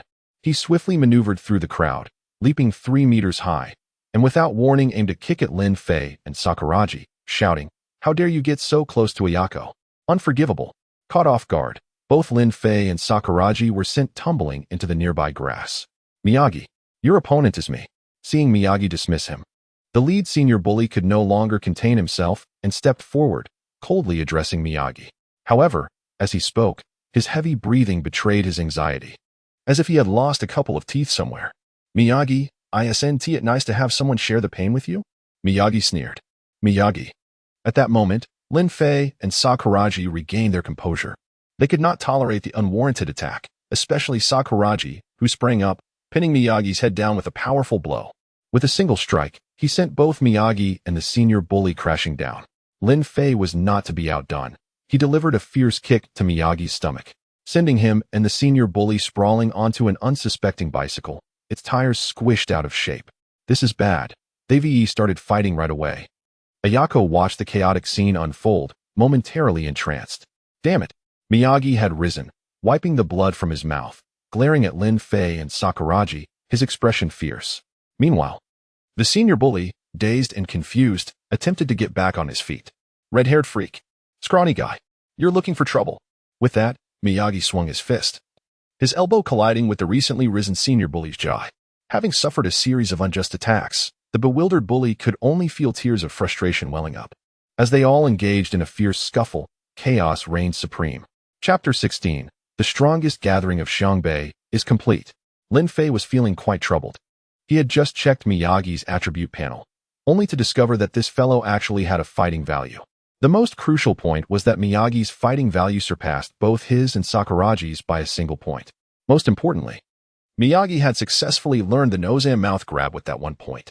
At that moment, Miyagi's nose was occupied by Lin Fei, and his mouth was held by Sakuragi. Yet, Miyagi was undeterred, using his left hand to grasp Sakuragi's mouth while his right hand was busy at Lin Fei's nostril. For a moment, it seemed a stalemate until a feminine voice broke the tension. "Lin Fei, Sakuragi, what are you doing?" "Haruko." Upon hearing that familiar voice, Sakuragi's expression changed instantly, and he unconsciously released his grip. Haruko's arrival snapped Ayako back to reality, prompting her to scold Miyagi and Lin Fei, "Stop it right now." The three immediately ceased their antics. Sakuragi and Miyagi exchanged glances once more. At that moment, Miyagi had realized that Sakuragi's affections were not directed towards Ayako, but rather towards the newly appeared Haruko. Likewise, Sakuragi understood Miyagi's feelings for Ayako. With a disdainful snort, Miyagi's gaze shifted to Lin Fei. This guy's expression was peculiar. Who did he fancy? Miyagi pondered silently. Don't overthink it. Lin Fei isn't interested in girls. He likes boys, Sakuragi scoffed. Miyagi. Lin Fei. What are you all doing? Haruko's voice rang out again, evidently unaware of the earlier tussle. However, Sakuragi, feeling somewhat guilty, quickly laughed and said, "I was just training," before hastily making his exit. Sensing Ayako's disapproving glare, Miyagi promptly followed suit. Lin Fei could only shake his head in resignation, uncertain where Sakuragi's wild rumors would ultimately lead. Yet, upon reflection, this was beneficial. It facilitated his pursuit of girls right under their noses. Thus, they strolled towards the basketball court openly, amidst Ayako's incessant chatter and Haruko's concern. Left behind was Mitsui, bewildered, clutching his bleeding mouth. "Mitsui, are you all right?" The school bully approached, helping Mitsui to his feet. Mitsui's eyes glinted with malice. "Damn it, they dare not take me seriously. Should I teach them a lesson? That red-haired kid and that tall one are both on the basketball team. They troubled us last time. Now Miyagi should be back with the team. Gather Iron Man and the others. Let us head to the gym." Upon hearing the mention of the basketball team, Mitsui spoke with a fierce determination. Meanwhile, when Lin Fei arrived at the gym, he found Miyagi and Sakuragi whispering together, appearing like best friends, completely unbothered by their earlier skirmish. Seeing Lin Fei standing between Ayako and Haruko, Miyagi showed no signs of jealousy this time. It seemed he had accepted Sakuragi's viewpoint and acknowledged Lin Fei's preference for men.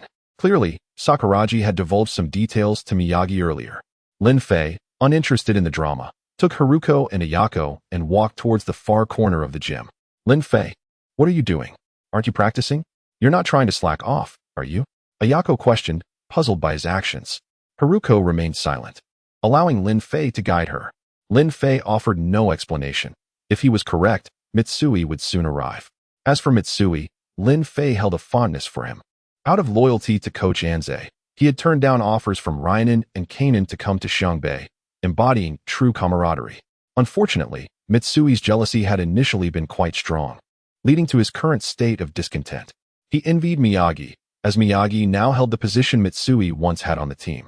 This, of course, indirectly revealed Mitsui's enduring passion for basketball. Regrettably, due to injuries, he had repeatedly missed games, even losing the captaincy that should have been his to Akagi. Consequently, Mitsui had embarked on a path far removed from basketball. As Lin Fei sighed, lamenting Mitsui's predicament, he wished the latter could tone down his jealousy. If only he could be as thick-skinned as Sakuragi, it wouldn't matter whether he was captain. He could simply issue orders. Lin Fei glanced back at Sakuragi and Miyagi, who were already engaged in one-on-one practice. Meanwhile, Rukawa had been observing Miyagi, seemingly keen to join in. Suddenly, a loud bang echoed as several men entered through the gym's main door. Leading them was Mitsui, accompanied by his gang member, Iron Man. Upon seeing Mitsui and his entourage, everyone halted their training. A brawl erupted after a first-year student approached to inquire about the commotion. The first to react was the overzealous Rukawa. Recognizing those who had fought him on the rooftop, he assumed they had come to confront him. Thus, after sustaining a hit, he jumped into the fray. Just as Lin Fei was immersed in the chaos, Ayako dashed out from behind him, shouting, "Stop fighting. This is the school gym. Rukawa, don't fight. You'll get expelled." "This is bad." Lin Fei cursed internally, rushing forward. As one of the thugs was about to slap Ayako, Lin Fei managed to shield her, taking the blow squarely on his own face. "Damn you." Lin Fei's expletive spilled forth. He retaliated swiftly. Seeing Ayako nearly harmed, Miyagi charged into the fray without hesitation. Not wanting to be outdone, Sakuragi rolled up his sleeves and joined the fight. The scene descended into chaos. "Oh no." Ayako could only weakly call out. Frozen in uncertainty, unable to comprehend the situation before her. "Damn it, Mitsui. I'll knock some sense into you." Lin Fei roared as he lunged at Mitsui, delivering a powerful punch to his face. Mitsui fell, and Lin Fei sat atop him, continuing to rain down blows. "You gave up on what you love and now want to destroy others' affections for it.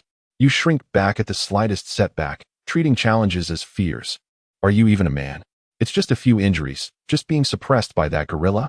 If you're a man, take it back. Self-pity isn't manly."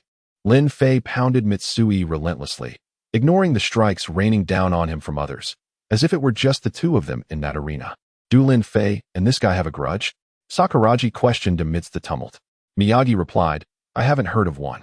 A first year and a third year. Wait. Could it be that Sendō and Mitsui had a disagreement, and Mitsui got scored on? Would that count as an indirect grudge?" "That counts." Sakuragi nodded in agreement. Just as the scene reached a fever pitch, the gym doors swung open once more. For figures of varying heights swiftly entered. It was the Sakuragi Brigade. A notorious bully instantly recognized them. With a furious roar from Hirohito Mizuho, the doors of the gymnasium were once again shut tight. Chapter 17, Iron Man, Farewell, Athletic Boy. With the addition of the Sakuragi Corps, the outcome of this battle was no longer in doubt. Michu lay on the floor, gazing at Lin Fei, his pain forgotten as he listened to Lin Fei's words. "How do you know about me? How do you know what I'm thinking?" Michu asked, his voice dull. Lin Fei scoffed. "Is that what you should be concerned about right now? You ought to be asking yourself what your heart truly desires. Do you still wish to play basketball? Do you still aspire to dominate the nation? Is that slogan merely a hollow phrase?" Michu fell silent, the familiar slogan echoing in his mind. Wasn't it something he once often uttered? Hadn't his dream been the same since entering Xiangbei? But when did he stray so far from it? Was it truly out of jealousy? Memories flooded Michu's mind, yet he found that most were but a blur. The only clear thought that remained was still buried deep within him. To dominate the nation. He whispered the once familiar slogan, to dominate the nation, before succumbing to confusion. "Can I still play basketball?" "Of course you can. As long as you remember your initial dream and resolve to bid farewell to your past nightmares." Lin Fei gently reassured him, lowering his head. "Can I really still do it?" "Yes." "Then, can you help me get up?" Lin Fei. After Lin Fei helped Michu to his feet, Michu exhaled heavily. At last, he faced Lin Fei directly. Looking into Lin Fei's clear eyes, Michu seemed to glimpse his former self, a smile tugging at his lips. Thank you. Seeing that Michu had calmed down, Lin Fei waved dismissively. No need to thank me. You have rekindled your own dream.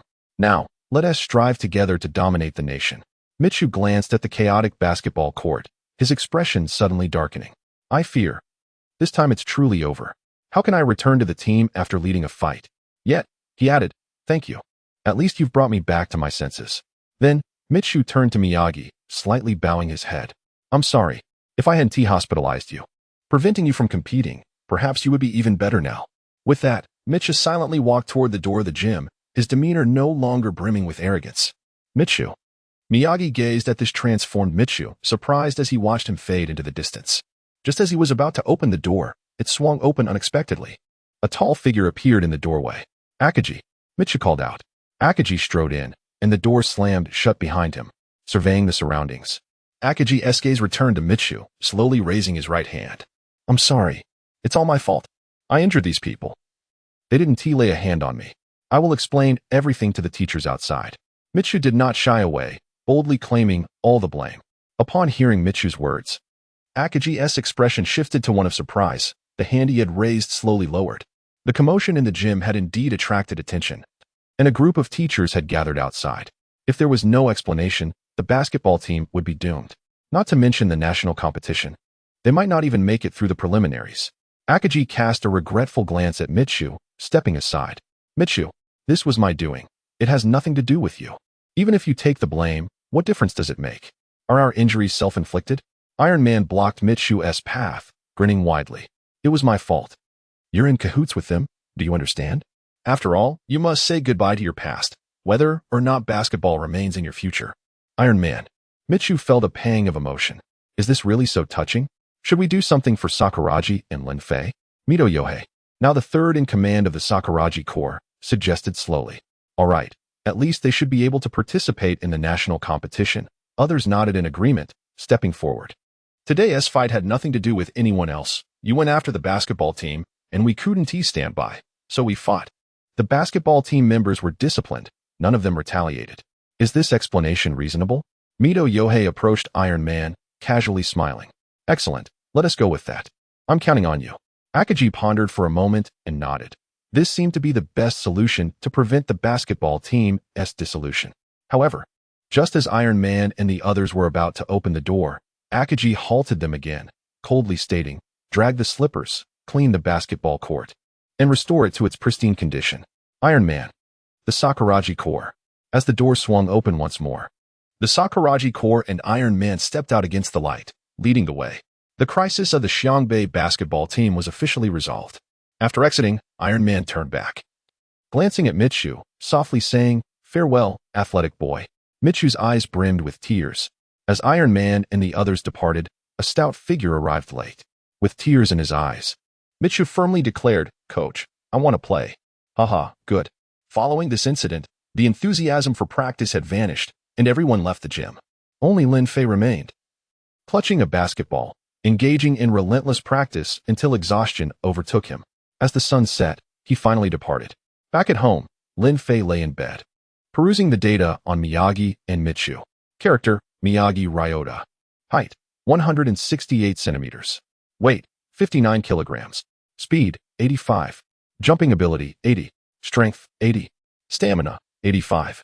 Specialty, ball control, organization, breakthrough. Fighting value, 86. Impressive stats.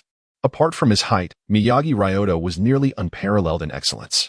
However, his height was indeed a significant drawback.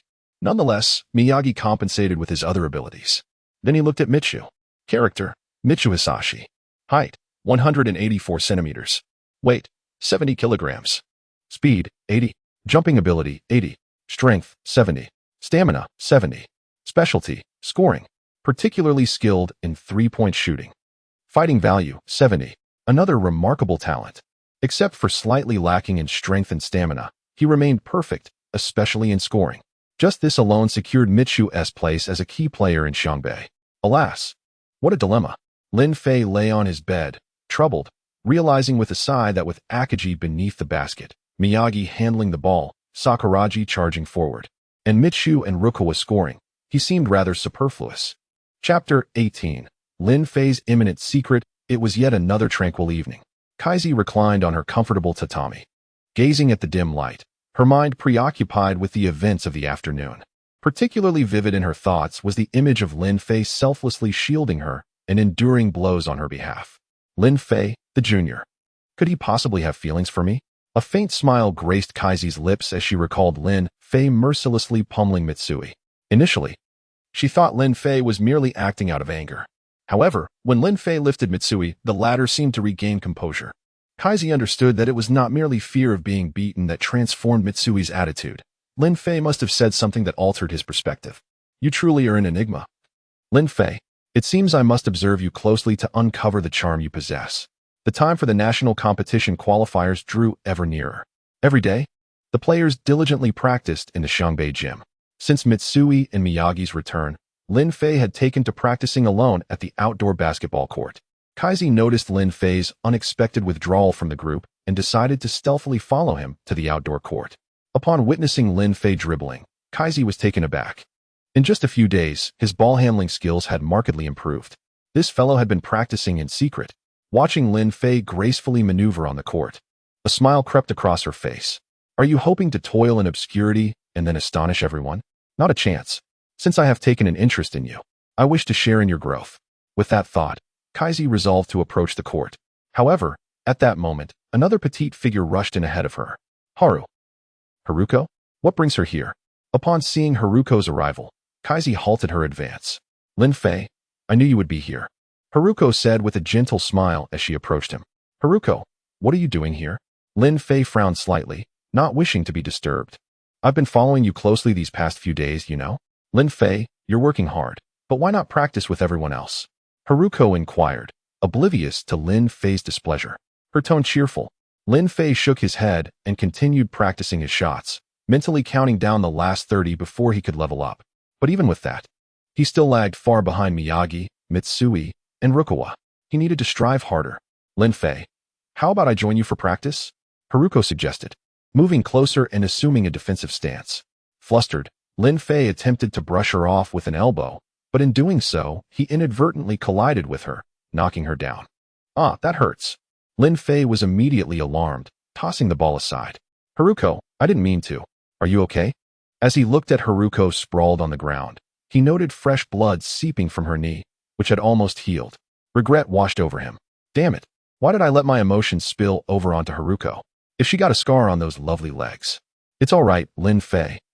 Haruko smiled as he used his t-shirt to bandage her wound. Actually, I understand why you prefer to train alone. Is it because of Miyagi and Mitsui's return? You're worried about not making the main lineup, aren't you? Lin Fei froze, shaking his head vigorously. Although he was reluctant to admit it, how did Haruko know? Have you forgotten that I've been tailing you these past few days? You've developed a little quirk, you know? Haruko teased with a playful smile. Lin Fei furrowed his brow. What quirk? You talk to yourself a lot. So, to discover your little secret, all I had to do was follow you. Lin Fei, you really don't need to worry so much. Though you've only recently taken up basketball, your progress is remarkable, more so than even Sakuragi. Haruko continued as Lin Fei tended to her injury. And your performance during the friendly match against Ling Nan was so impressive that even my brother praised you when he returned. He said you would undoubtedly become the soul of Xiangbei. So what are you worried about?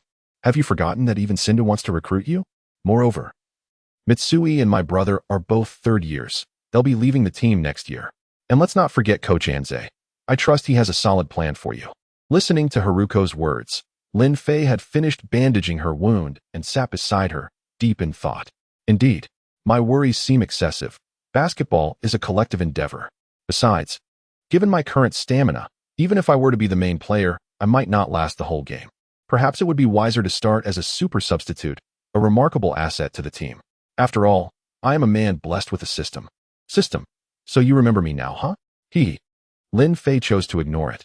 Imagining the scenes from the comics while watching live games would indeed provide a unique experience.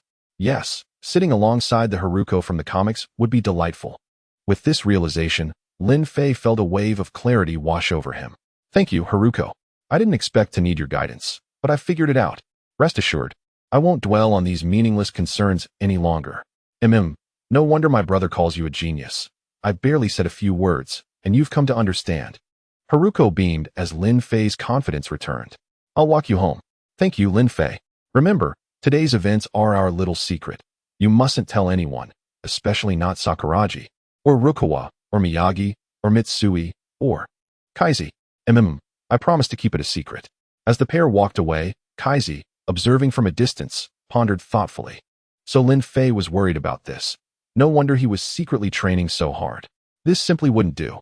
It seems I must help Lin Fei integrate into the team as soon as possible. Perhaps I should share his concerns with everyone. I am certain they will support him. With that thought, Kaizi glanced once more at the disappearing figures of Lin Fei and Haruko before departing with a cheerful heart. Chapter 19. The county competition officially begins. Alas. Lin Fei, this fellow, is actually envious of my genius, Sakuragi. It is indeed as I suspected. Haha, with the return of Miyagi, Lin Fei feels jealousy. Hehe, Lin Fei. I, Mitsui, have finally found a way to make you tremble with fear. Lin Fei. Truly a fool. The following day, right after class. After temporarily sending Lin Fei away, Saiko shared her thoughts with everyone. Initially, she believed that everyone would sympathize with Lin Fei, perhaps even assist him gently. However, it seems she was mistaken. These individuals are certainly not ordinary. As Lin Fei said, they revel in his misfortune. It soon became clear to her why this matter could not be disclosed. Obviously, Lin Fei is quite adept at understanding everyone's psychological state. Oh dear, what now? These people will undoubtedly take action against Lin Fei, and he will surely loathe me for this. Saiko observed the increasingly uncontrollable group, her heart filled with trepidation. Yet, Lin Fei should be unaware, right? After all, only Haruko was present at the time, so. Saiko pondered, and then discreetly exited the gym, making her escape. When Lin Fei, humming a cheerful tune, confidently returned to the gym, he was taken aback to find that all practice had ceased, and everyone's gaze was fixated upon him. He sensed something unusual. Hiki, Lin Fei, you foolish boy, how could you possibly envy my genius, Sakuragi? It seems you are self-aware enough to recognize that compared to me, Miyagi, you possess no advantages. Lin Fei, are you regretting your decision now? Allowing me to join the basketball team is certainly not a favorable choice for you. A bunch of fools. Upon hearing their words, Lin Fei's mind went blank. Haruko, you big mouth. In recent days, Lin Fei's secret had been exposed, but under his adamant denial, the group directly confronted the informant, Saiko. Saiko. Lin Fei. What a relief. I almost misjudged Haruko. But how did Saiko find out? Saiko refused to divulge. This little interlude merely served to ease the tense atmosphere among everyone before the county competition preliminaries. Meanwhile, Coach Anshi began the final systematic training for Lin Fei. However, Lin Fei had his own way of doing things. He incessantly requested Coach Anshi to initiate internal scrimmages. Consequently, Lin Fei swiftly began to accumulate impressive statistics, much to the dismay of his teammates. The crux of the matter was that Lin Fei, the instigator, only played half a game each time. It was not until the final scrimmage that he completed a full game. Nevertheless, Lin Fei's improvement was indeed evident. Initially, Miyagi could easily defend against Lin Fei, but by the end, it required the combined efforts of both Miyagi and Mitsui. At this moment, the opponents for Xiangbei in the county competition preliminaries were announced. The first match, Xiangbei versus Mayuradai. The second match, Xiangbei versus Kakuno.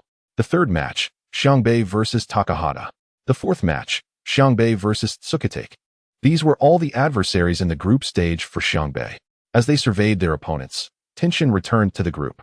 Especially upon seeing the name Tsukitake, their expressions soured. This team boasted the strength of being among the top 8 in the national competition. Yet last year, Xiangbei had not even managed to qualify from the group stage in the county competition. Alas, to encounter Tsukitake, they were the semi-finalists from last year. This is disastrous. It seems we will face the same fate as last year, returning home defeated. Oh, how unfortunate. Several substitute players from last year's competition began to lament, dragging everyone's spirits into a whirlpool of anxiety. Lin Fei smiled slightly, ready to say something to encourage everyone. At that moment, Sakuragi Hanamichi suddenly jumped up, exclaiming, "You lot, it's just Tsukitake. I can handle them all by myself."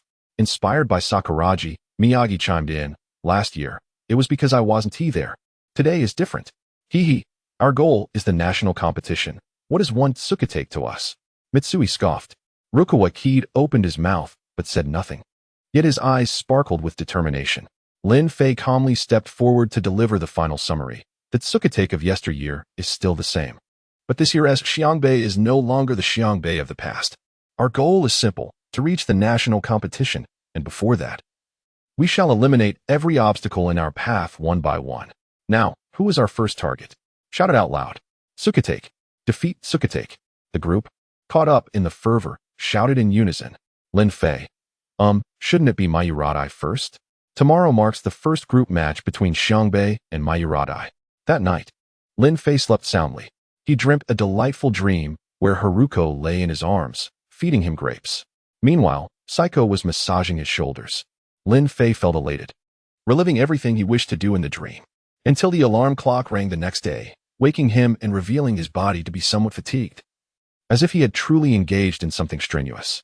Wow, such is the vigor of youth, Lin Fei mused, tossing his underwear and bed linens into the washing machine, frying 2 eggs for breakfast, and then, feeling a bit sore in his abdomen, decided to fry 2 more. After breakfast, Lin Fei jogged toward the competition venue. At the venue, everyone was already seated on the bench. Since this match did not fall on a rest day, there were not many spectators present. Lin Fei looked around and suddenly caught a familiar gaze directed at him, accompanied by a smile. Sendō. Lin Fei returned the smile, politely winking at him. Meanwhile, the few female spectators present instantly erupted into cheers upon seeing Sendō. Sendō. Wow, so handsome. Sendō. I want to take a picture with him. Sendō, I love you. Unfortunately, Sendō paid them no mind, and instead winked back at Lin Fei. Hanadu. It seems what you mentioned has gained even more credibility. Of course. I also heard from Rinin S. Hikaru that day in the lounge. Sendō openly stated in front of everyone that he admires Lin Fei. That's quite explosive. Sakuragi Hanadu and Miyagi linked arms. Behind them, Rukawa Kaede had already perked up his ears. Mitsui, lacking any reservations, joined in. Wow, is that true? Lin Fei actually. Shoo, this is a secret. I understand. Chapter 20. Sakuragi's reverse motivation. As the discussion among the team members regarding Lin Fei intensified, the substitutes for Mayuradai finally made their appearance. They merely cast a glance at the players from SH Hoku before averting their gaze. Wow, these guys are incredibly tall. Miyagi Ryota was slightly taken aback. Sakuragi Hanamichi chuckled heartily, wrapping his arm around the unbothered Miyagi. Just because they're tall doesn't mean they can match our genius. Let us defeat them. Mitsui shot a cold smile, filled with determination. As the game time drew closer, Coach Anze finally confirmed the starting lineup. Lin Fei, Sakuragi Hanamichi, Miyagi, Mitsui, and Rukawa Kaede. None of them were on the court. The reason was simple, the consequence of that brawl. Lin Fei had no objections to this, as his current stamina would not allow him to be a starter anyway. Having them accompany him was quite pleasant. Old man. Sakuragi Hanamichi sighed helplessly and was about to unleash his signature head pat on Coach Anze's face. If I may add, you won't be playing today? Anze coach said with a gentle smile. Instantly, just as Sakuragi was about to make contact, he was pulled back by Miyagi and Mitsui. Sit still and be quiet. If you cause us to miss our chance on the court, you'll be in big trouble. Miyagi firmly pressed down on Sakuragi's thigh, speaking coldly. Lin Fei leaned in, grinning. Don't worry, let us pray that the gorillas lose, and then Coach Anze will surely let us play. Sakuragi Hanamichi, what a splendid idea. He immediately quieted down. What a pity, I can almost envision Sakuragi being brutally beaten by Akagi. Agreed. Mitsui and Miyagi exchanged glances, tacitly deciding not to divulge Lin Fei's malicious plan to Sakuragi. Meanwhile, Rukawa Kaede involuntarily smirked without uttering a word. At this moment, both teams' starting players had taken the court. SH Hoku's starters, Akagi Goensuk, Kogure Kiminobu, Ani Seiker, CH Zaki Tetsushi, and Kakura Satoru. Mayuradai starters, Murasame Kengo, Araki Kazuo, Miyamoto Kazunari, Takatsu Hiroshi, and Kawasaki Akio. The captain of Mayuradai, Murasame Kengo, glanced at SH Hoku's starters before turning his attention elsewhere. He laughed to his teammates behind him, remarking that this year's SH Hoku, like before, had no formidable players joining, so it remained a one-man team with only Akagi. Although they heard that SH Hoku had drawn against Rin in a practice match, they also heard that Sen had only played half the game. As for us, our goal this year is singular, to defeat Hainan University. I must avenge last year's loss. Because this year, we have the qualifications. All right. Hearing Murasame Kango's motivational speech, the Mayoradai players shouted in unison, "Let us show SH Hoku our might." Murasame Kango laughed heartily, leading the charge onto the court. Akagi, upon noticing the disdainful gaze from the opposing side, felt a surge of anger and glanced toward the substitutes. Humph, Mayoradai, this year's SH Hoku is no longer a team you can underestimate. Akagi's mood relaxed again, coldly mocking Murasame Kango. Enjoy your pride while it lasts. Everyone, hit the court. Akagi bellowed, leading his teammates onto the field. Meanwhile, in the spectators' stands, Sind and the Rin players had arrived. Wazumi frowned, observing SH Hoku's players. What is going on? Why aren't Rukawa Kaede, that Sakuragi Hanamichi, and Lin Fei on the court? Also, that punk sitting on the bench looks somewhat familiar. And that other one too. Seems like I've seen them somewhere. There's no need to overthink it. It's simply that Coach Anze looks down on Mayoradai. Sind chuckled. I mean, can't you just watch the game quietly? Analyzing everything is making my head spin. Wazumi. Akiyama Hikaru took out a notebook. Senpai, you're absolutely right. I need to jot this down. Send, feeling helpless, slapped his forehead and inadvertently glanced at Lin Fei, who seemed to have made considerable progress during the few days apart. I wonder when he will get his chance to play. I'm looking forward to it. With a sharp whistle from the referee, the game officially commenced.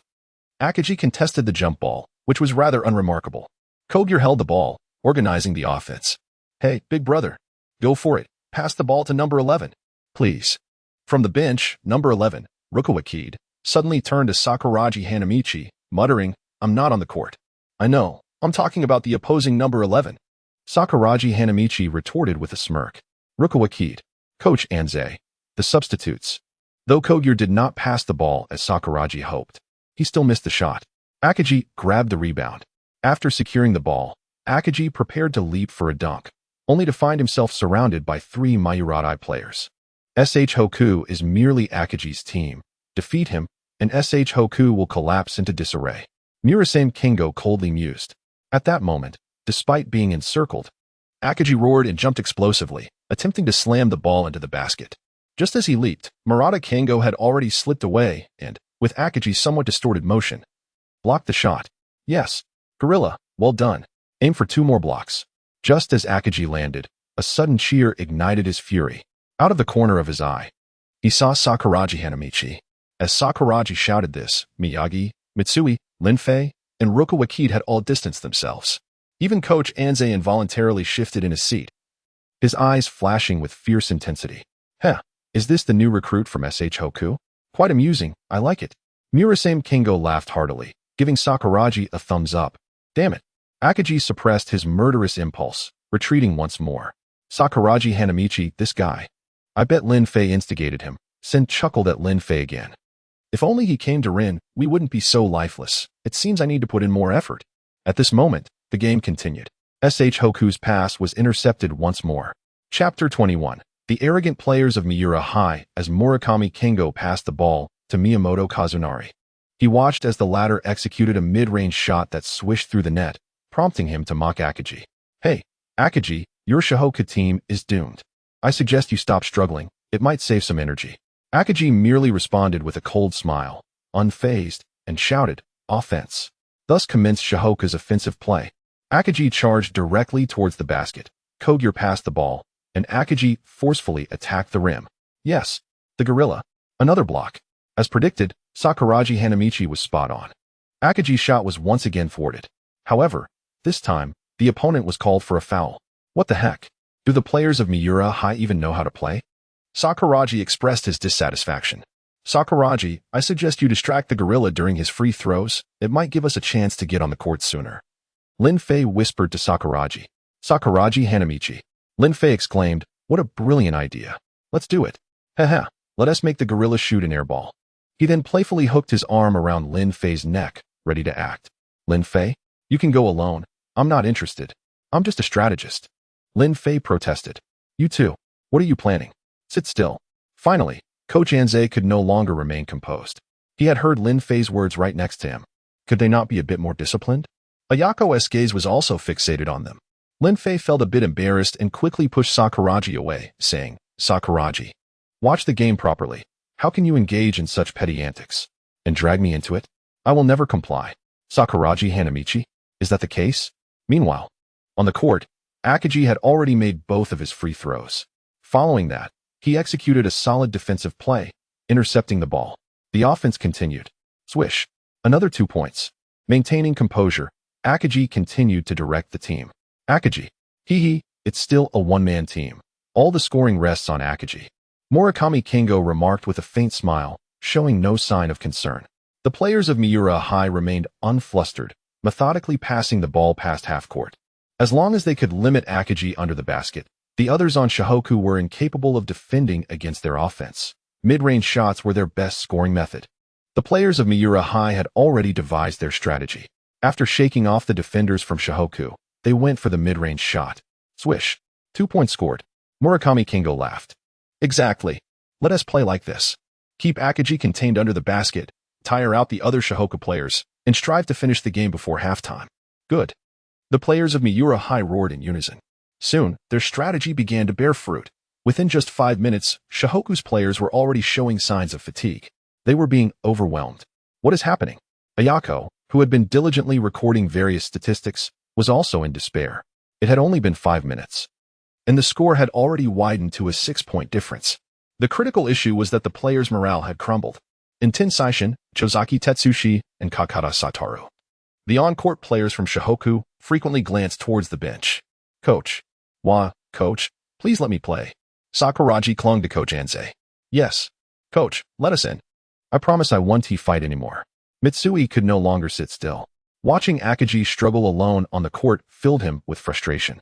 The situation for Shohoku was utterly dismal.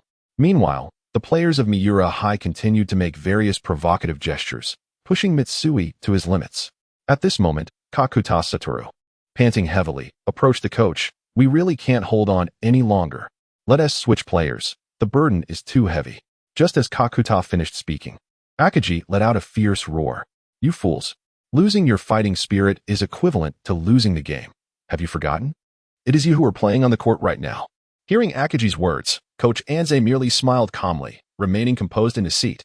Kogyo stepped forward, chuckling, Captain. Let us set a good example. The game continued. Akagi charged towards the basket, while Kogyo simultaneously passed the ball to him. Stop Akagi.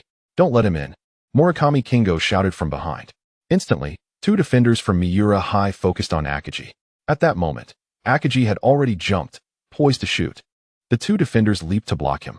Simultaneously, Akagi unexpectedly passed the ball to Kogyo, who had found space nearby. Oh no! Kogyo's three-pointer. Murakami Kingo, who was rushing towards the basket to grab the rebound, quickly dashed out to intercept Kogyo. But as he approached Kogyo, a sudden realization struck him. Kogyo was so composed. It was as if he was waiting for him to arrive. Oh no! At that thought, Murakami Kingo's peripheral vision caught sight of Akagi sprinting towards the basket. At the same moment, Kogyo released the ball. It wasn't a shot. Kogyo tossed the ball toward the basket. Roar. Akagi, already beneath the hoop, let out a mighty roar, leaping high to catch the descending basketball. Without any hesitation, his body surged towards the rim, clutching the ball with both hands and forcefully slamming it down. Two-handed dunk. Boom. The resounding noise echoed. The ball went in. Cheers erupted from the crowd. In high school tournaments, successful dunks are rare, especially one like Akagi's, executed with 2 hands. Its difficulty was beyond words. With that singular play, Shohoku's confidence was rekindled. The bench erupted in jubilation. Coach Anze remained gently smiling, as if he had anticipated this turn of events. The Gorilla-S dunk. Sakuragi Hanamichi murmured, then chuckled. This difficulty is lower than Lin Fei's. I've already mastered it. In the stands, Yuzi analyzed. This is the true offensive strategy of Shohoku, with Kogyo and Akagi on the court, unless the opposing team possesses overwhelming strength or a star player. Shohoku's indomitable spirit will not be defeated. How impressive. That dunk, Captain, can you do it? Ida Hikaru's gaze fixed intently on Akagi as he asked. Fool, didn't you see me do it during the practice match? In no time, Ida Hikaru received the answer he sought, accompanied by a bump on his head. On the court, with the perfect collaboration between Kogyo and Akagi's exhilarating dunk, the confidence of the Shohoku players surged anew. The game was officially entering a tense phase. However, glancing again at the score. 8-22. Coach Anze's gaze returned to the troublesome youths on his bench. Dad, Sakuragi Hanamichi immediately sensed Coach Anze's gaze and promptly returned it with fervent eyes. Alas, it seems that I am not included. Lin Fei pouted and turned his head away. Chapter 22. Lin Fei takes the stage. Earns the title of scoundrel. With a standard smile, Coach Anchi stood up, circumvented Sakuragi Hanamichi, and approached Lin Fei. Lin Fei, has the plan changed? How is your stamina? Lin Fei was momentarily taken aback. What does this mean? Is this the rhythm for me to step onto the court? No. No problem. I'll resolve the battle in the first half. Lin Fei quickly responded. Good, go ahead. Upon hearing Coach Anchi's words, Lin Fei was filled with excitement and sprang to his feet. Dad, what about us? Sakuragi Hanamichi immediately displayed a longing expression. Mitsui, Miyagi, and Rukawa also stood up simultaneously. You, continue reflecting, Coach Anchi chuckled, then sat down with a benevolent smile. The others. Dad, you are biased, Sakuragi Hanamichi remarked. Everyone nodded in agreement. I am not being biased. From the previous practice matches, Lin Fei's progress in all aspects is evident. He needs the experience from the competition, and this tense state is precisely what Lin Fei requires. If all of you were to play together, Lin Fei would have fewer opportunities for practice. So, the moment Lin Fei's stamina falters, that will be your time to enter. Coach Anchi silently resolved in his heart. However, if this statement were to reach Sakuragi and the others, they would undoubtedly exclaim, Dad, you are indeed biased. On the court, Lin Fei had already risen. Xian Dao immediately cast his gaze over, smiling slightly. So, this fellow is finally taking the stage? But only he is coming on. It seems Coach Anchi truly has faith in you. Let me see how much you have improved during this time. With the referee's whistle, Lin Fei replaced Kakata. A first-year freshman? What does Shihoku mean? Just when they showed a hint of improvement, they are using a rookie. No way, even though the score isn't favorable. It shouldn't be time to train a rookie so soon. Sai, it seems Shihoku is finished now. The audience held little hope for Lin Fei's performance. After all, what could a new face contribute to Shihoku? However, as Lin Fei took the court, the entire Shihoku bench slumped in their seats. Mitsui sighed softly. Really? This guy is on the court now. By the time we get back in, it will probably already be garbage time. Miyagi deeply agreed. We can only hope the other players on the court underperform. Otherwise, it won't be interesting when we finally get to play. Sakuragi Hanamichi mischievously remarked, Damn Lin Fei. I curse you to underperform, curse your shots to miss, curse you to be brutally defeated by the gorilla. Rukawa shot and missed. It seems Shihoku has already figured out our strategy. The new player coming on should be a shooter like Kogure, but he lacks any match experience. So there's no need to keep a close watch, Murakami Kingo observed, looking at Lin Fei's bewildered expression after entering the game, chuckling coldly. Don't worry. We know how to play. The other Sonata players echoed, not paying much attention. That expression. Wasn't it the same deceiving look when we played a friendly match against Ryonan? I wonder how much he has grown during this time. Wazumi finally turned his gaze to Lin Fei. Akiyama Hikaru, I can't wait to see you dunk. The scene of that ferocious dunk on Xian Dao is still vivid in my memory. Xian Dao's face immediately twitched. Hikaru, if you can't speak properly, then don't. As the referee's whistle blew, the match resumed. Sonata's offense began. With the ball, Takatsuhiro took a glance at Lin Fei, but noticed that Lin Fei, who had initially been guarding, had drifted to the sidelines, completely disengaged from the defense. Sure enough, a rookie. He doesn't even know what to do after stepping onto the court. Takatsu chuckled, no longer paying him mind, and proceeded into Shihoku's half. Akagi, just a reminder. Your players are starting to lose focus. Are you not going to do anything about it? Murakami Kengo laughed as he jostled for position against Akagi beneath the basket. I can't be bothered. Akagi scoffed, unconsciously powering up his legs, relinquishing the most advantageous position under the basket, preparing to charge into the opponent's half. It seems Akagi is also ready to abandon the defense. Murakami Kingo secretly chuckled, unconcerned. At this moment, Takatsuhiro had brought the ball to the three-point area of Shihoku, glancing at the Shihoku player who had lost his position. Suddenly, he accelerated, shaking him off. He raised his hand to shoot. Where's the ball? Why has it turned into air? Under the watchful eyes of the crowd, everyone saw Takatsu leap high, clutching nothing but air, executing a remarkably standard jump shot with an almost perfect form. Is this Sonata player out of his mind? What sort of air shooting is that? Well, perhaps it's just because they're all men, forever youthful. Stop talking nonsense. He did have the ball before. Where did it go? I didn't notice either. In everyone's eyes, Lin Fei had somehow drifted into the opponent's half, arriving at the free throw line to take a more standard shot. Swish. The ball went in. Having foresight is indeed commendable. Fortunately, it's Sonata. Otherwise, facing Xian Dao would be challenging, as my foresight level is still too low. I can only rely on the little guys to boost the stats. Lin Fei waved his hand, speaking to himself. Regarding his current foresight abilities, Lin Fei had already realized during the previous matches that when players like Miyagi and Mitsui had the ball, their foresight wasn't as accurate. What a scoundrel. I've done unnecessary movements. Akagi retracted his already poised feet and smiled faintly. What is going on? Takatsuhiro was filled with questions. Murakami Kingo approached him. If I'm not mistaken, that new player just now, I don't know when he drifted over to your side and coincidentally stretched. But it's fine. Just a coincidence. Don't take it to heart.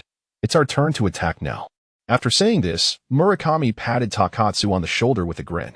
So it was a coincidence. I can't believe I embarrassed myself like this. Takatsu shot a cold glance at Lin Fei, seething with anger. You had that same expression when we played against Shohoku before. Xian Dao chuckled, eager to see when they would finally awaken. Lin Fei, becoming more and more despicable. Wizumi scoffed. Captain, didn't you once say that the court is a battlefield? As long as it's within reasonable limits. Everything should be fair game. Observing Wizumi's displeased expression, Akiyama Hikaru curiously inquired. Except for this Lin Fei. He is a scoundrel. The match commences once more. Takatsuhiro holds the ball. This time, Lin Fei has drifted close to the baseline. Takatsuhiro sneers, how detestable, I shall simply shoot a three-pointer. Chapter 23, Reaching the Unbeatable Mode. This time, Hiroshi Takatsu changed his offensive approach. After shaking off the defender, he began to shoot from beyond the three-point line. At the moment he released the ball, Akagi was already positioning himself while glancing at Lin Fei, who had just circled from the baseline to a position 3 meters in front of him. It seemed unlikely that the shot would succeed. Perhaps he should intercept Lin Fei instead. After all, this guy was far too cunning on the court. He needed to be taught a lesson. Akagi calculated in his mind and immediately moved towards Lin Fei. At the same time, the basketball struck the rim. The ball was indeed heading towards Lin Fei. Good. Akagi shouted and leapt into the air. Oh, he was too excited. It felt like he jumped too early. The ball sailed past Akagi's fingertips. That big gorilla, Lin Fei chuckled as he caught the ball with a smooth hook and initiated a fast break. It was truly a coincidence. He must have been watching Akagi move. I knew it. How could such a novice possibly anticipate anything? Takatsu observed everything and hurried back to defend. As Lin Fei gained possession, Moku had already positioned himself on the three-point line. As Moku steadied himself, Lin Fei comfortably passed the ball into his hands. Unmarked, Moku took his shot. Swish. 3 points scored. 13-22. In just 1 minute on the court, Lin Fei had narrowed the 14-point deficit to 8. This newcomer really had incredible luck, Takatsu thought, filled with frustration. Never mind. As long as we prevent Akagi from shooting, what use is Moku? Just send someone to double-team him and deny him the opportunity for an open shot. Kenji Murasame said with a smile, still oblivious to the severity of the situation. Meanwhile, on the bench for Shohoku, Miyagi was nearly lying down, repeatedly muttering that it was pointless. It's pointless. Dad, don't you think Lin Fei's style of play is quite unscrupulous? He has to play the fool to catch the tiger. It's so inconsiderate. This will tarnish our image at Shohoku. Let me play? I promise I won't do this. Sakuragi Hanamichi continued to brainwash Coach Anze. Coach Anze smiled faintly, reflecting on how Lin Fei's style was a way to conserve energy, allowing him to remain effective on the court. Lin Fei was a player who exerted pressure as long as he was on the court, especially towards the end of the game. Sigh. I'm tired. Please remember to wake me up in a bit. Mitsui closed his eyes. Rukawa has no sense of propriety, none at all. The game continued. Mayuradai initiated an offensive play, with Takatsu still holding the ball. Lin Fei finally arrived opposite him. What? Just because you grabbed a couple of lucky balls? You think you can take me on? Takatsu sneered upon seeing Lin Fei blocking him. It and oppos. It's not good to be idle on the court. So I'll just put on a show. Don't mind me. Lin Fei disregarded his mockery and politely responded. Humph. You're just a lucky kid. Takatsu dribbled the ball slowly, inching closer to force Lin Fei back. Soon, he had entered the three-point zone. Are the Shohoku players simply giving up? Not a single one is coming to double team. Takatsu glanced around, realizing that the Shohoku players had retreated to the perimeter, leaving only Akagi inside. None came to assist him. With a cold smile, Takatsu thought, "If that's the case, then don't blame me for humiliating you." He then swayed his body side to side, executed a flawless fake, and leapt straight up. Mid-range shot. This was his sweet spot. Takatsu had intentionally forced Lin Fei into this position to shoot. As he raised his hands for the shot, a sudden chill ran through him. "Where's the ball?" Looking down, he discovered that, unbeknownst to him, the ball had once again found its way into Lin Fei's hands. Lin Fei merely smiled lightly and quickly advanced towards the opposing half. When had he stolen the ball? As Takatsu landed, Lin Fei had already crossed half court, gently passing the ball forward to Moku, who was once again positioned beyond the three-point line. Swish. Right through the net. 16-22. Just 6 points away. What a beautiful pass. Lin Fei. Moku and Lin Fei high-fived, filled with excitement. "Hey, Moku, do you want to experience what it feels like to be the top scorer?" Lin Fei grinned. "Me? Is that really possible?" Moku questioned, knowing he had never been the star in all the games he had played. Previously, Shihoko lacked the strength, and he hardly had the opportunity to take on the offense. Now, he was no longer a starter, making the notion of becoming the top scorer seem like a mere fantasy. "As long as you desire it, I can make it happen. But if you miss this chance, I might give it to the big gorilla."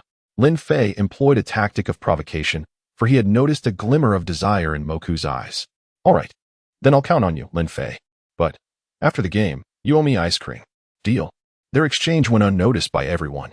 However, Mayuradai had already recognized Lin Fei's unusual prowess, particularly at the moment when Takatsu executed his fake and took off. Lin Fei had not been deceived at all. With a light tap, he stole the ball without Takatsu even realizing it. "Kid, I never expected that Shihoko had such a card to play." Kenji Murasame approached Lin Fei, scrutinizing him closely. "But since you've revealed yourself, this card has lost its value." "Why, yes. I'll be more careful next time," Lin Fei stammered, retreating in fear while nodding repeatedly, eventually stumbling in the process. "Useless." Murasame's disdain for Lin Fei intensified. "Murasame, what do you intend to do?" Akagi rushed over. Beep. Technical foul on Mayuradai's Kenji Murasame. The referee's voice rang out. "I didn't even touch him." Murasame was bewildered. He had merely intended to intimidate this newcomer. How did it lead to a technical foul? He then looked down at Lin Fei, whose radiant smile suddenly made Murasame's heart race. He had been outsmarted by Lin Fei. Haha. Lin Fei, you're becoming increasingly interesting. Have you really sunk to this level? From afar, Sendō had witnessed everything.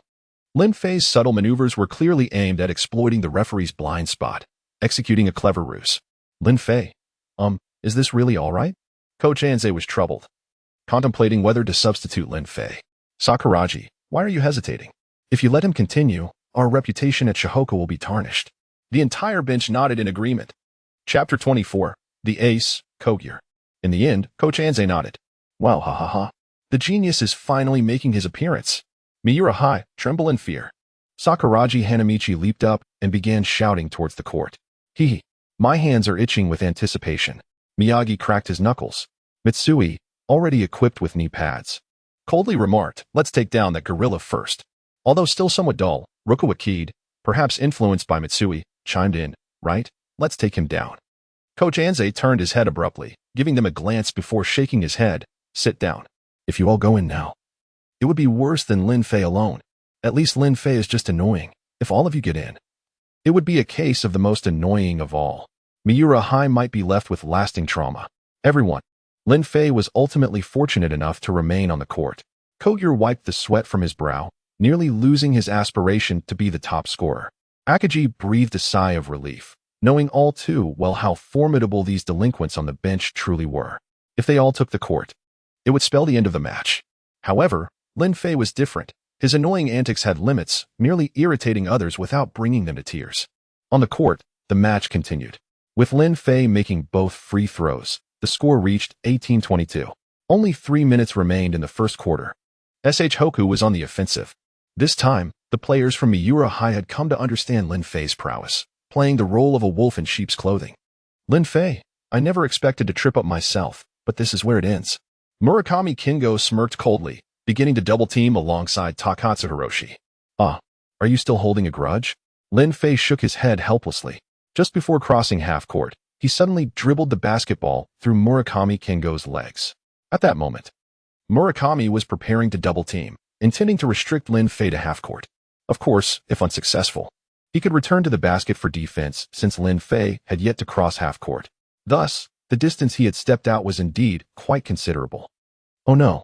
Just as he felt a chill below, Lin Fei's through the legs pass zipped past half-court, bouncing up and being caught directly by Kogure. Kogure, having received the ball comfortably, jumped straight up. Bang. Perhaps due to a streak of good fortune, the basketball struck the rim but did not go in. No matter. Beneath the basket, Akagi's massive form had already leaped up, forcefully dunking the descending basketball into the hoop. 2022, just 2 points away. Back on defense. A smile crept upon Akagi's lips as he returned to his half of the court. With Lin Fei present, playing in such a match was effortless. Akagi even felt he could claim the title of top scorer for this game. At that moment, Murakami Kingo felt a wave of frustration. He seemed to have lost his direction. Lin Fei's passing was simply too unpredictable, lacking any discernible pattern. This guy hadn't even crossed half-court yet. Just a casual pass. And it came through his legs. This time, Murakami felt not humiliation, but shame. Watching Lin Fei, who was now returning to his half of the court with Kogure's arm draped over his shoulder, Murakami sensed that this match was likely slipping away. Outside the court, Sakuragi Hanamichi had begun muttering incantations under his breath. No stamina, twist an ankle, fall down, get off the court. Does it even work? Rukawa Kaede suddenly asked quietly. Let us find out. Sakuragi shot him a glare. Rukawa replied, I'll give it a try. Miyagi also sat up. Enough of this. Keiko, unable to endure any longer, struck each of them on the head with her notebook. Hee. Coach Anze's smile remained kind. On the court, Lin Fei suddenly felt a gaze upon him, and instinctively turned to look at the stands. There, a tall figure was intensely watching him. Although dressed in the uniform of the Hainan team, his mature features and towering stature seemed mismatched for a student. It was Maki Shinichi. Lin Fei recognized him instantly. The captain and soul of the Hainan University-affiliated high school basketball team. Lin Fei did not linger on the site. The game was still ongoing. After a slight smile, he withdrew his gaze. However, Maki Shinichi's focus remained firmly locked onto Lin Fei. What keen observational skills. Just a glance, and he could pick up on it immediately. It seems this year, SH Hoku has added an extraordinary talent to their ranks. Maki's eyes gleamed with interest. Have you noticed his prowess? At that moment, Sen approached. Prowess? Just a first-year freshman, not yet matured. SH Hoku is merely a supporting act in this year's selection tournament. Maki shook his head, casting another glance at Lin Fei. Moreover, his offensive skills are hardly remarkable. He's at most a commendable accessory. Sen scoffed, wanting to argue but ultimately refrained, secretly smiling to himself, hoping they would meet soon. When you face humiliation, I will surely repeat your words back to you word for word. As the two conversed, the match continued, with just 1 minute left. At this point, the score had leveled. Lin Fei's no-look pass, followed by Kogure's mid-range shot, once again ignited cheers throughout the arena. 22-22. Watching Lin Fei, who still roamed the court carelessly, Miyagi murmured until his mouth grew sore, and then angrily suggested, Sakuragi, your little incantation doesn't seem to be working. How about after the first quarter ends, we break Lin Fei's legs? Hee. Coach Anze once more displayed a gentle smile, but his eyes glinted with a cold light. 1 minute. How many points can we score? Lin Fei provided the answer. 0 points. It wasn't that Lin Fei didn't want to take the lead. It was that Kogure was simply not delivering. After a series of assists, Lin Fei had passed to him 3 times within that minute, yet Kogure failed to score a single point. Kogure felt embarrassed.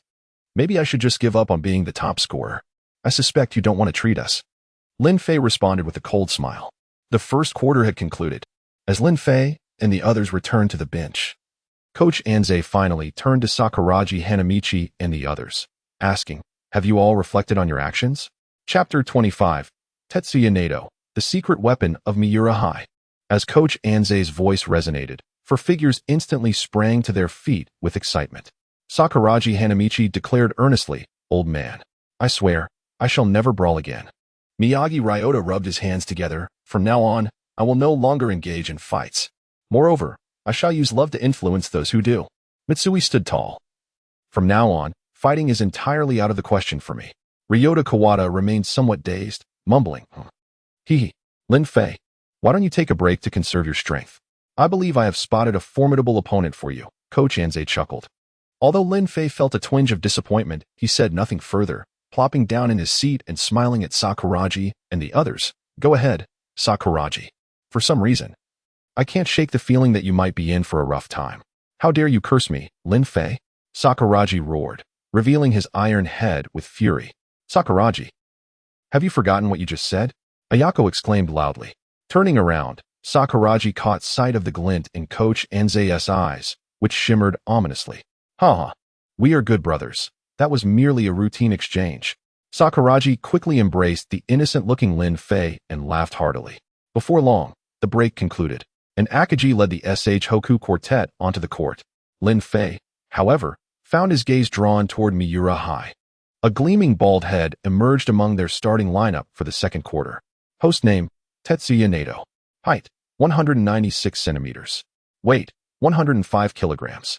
Speed, 80. Jumping ability, 80. Strength, 89. Stamina, 80.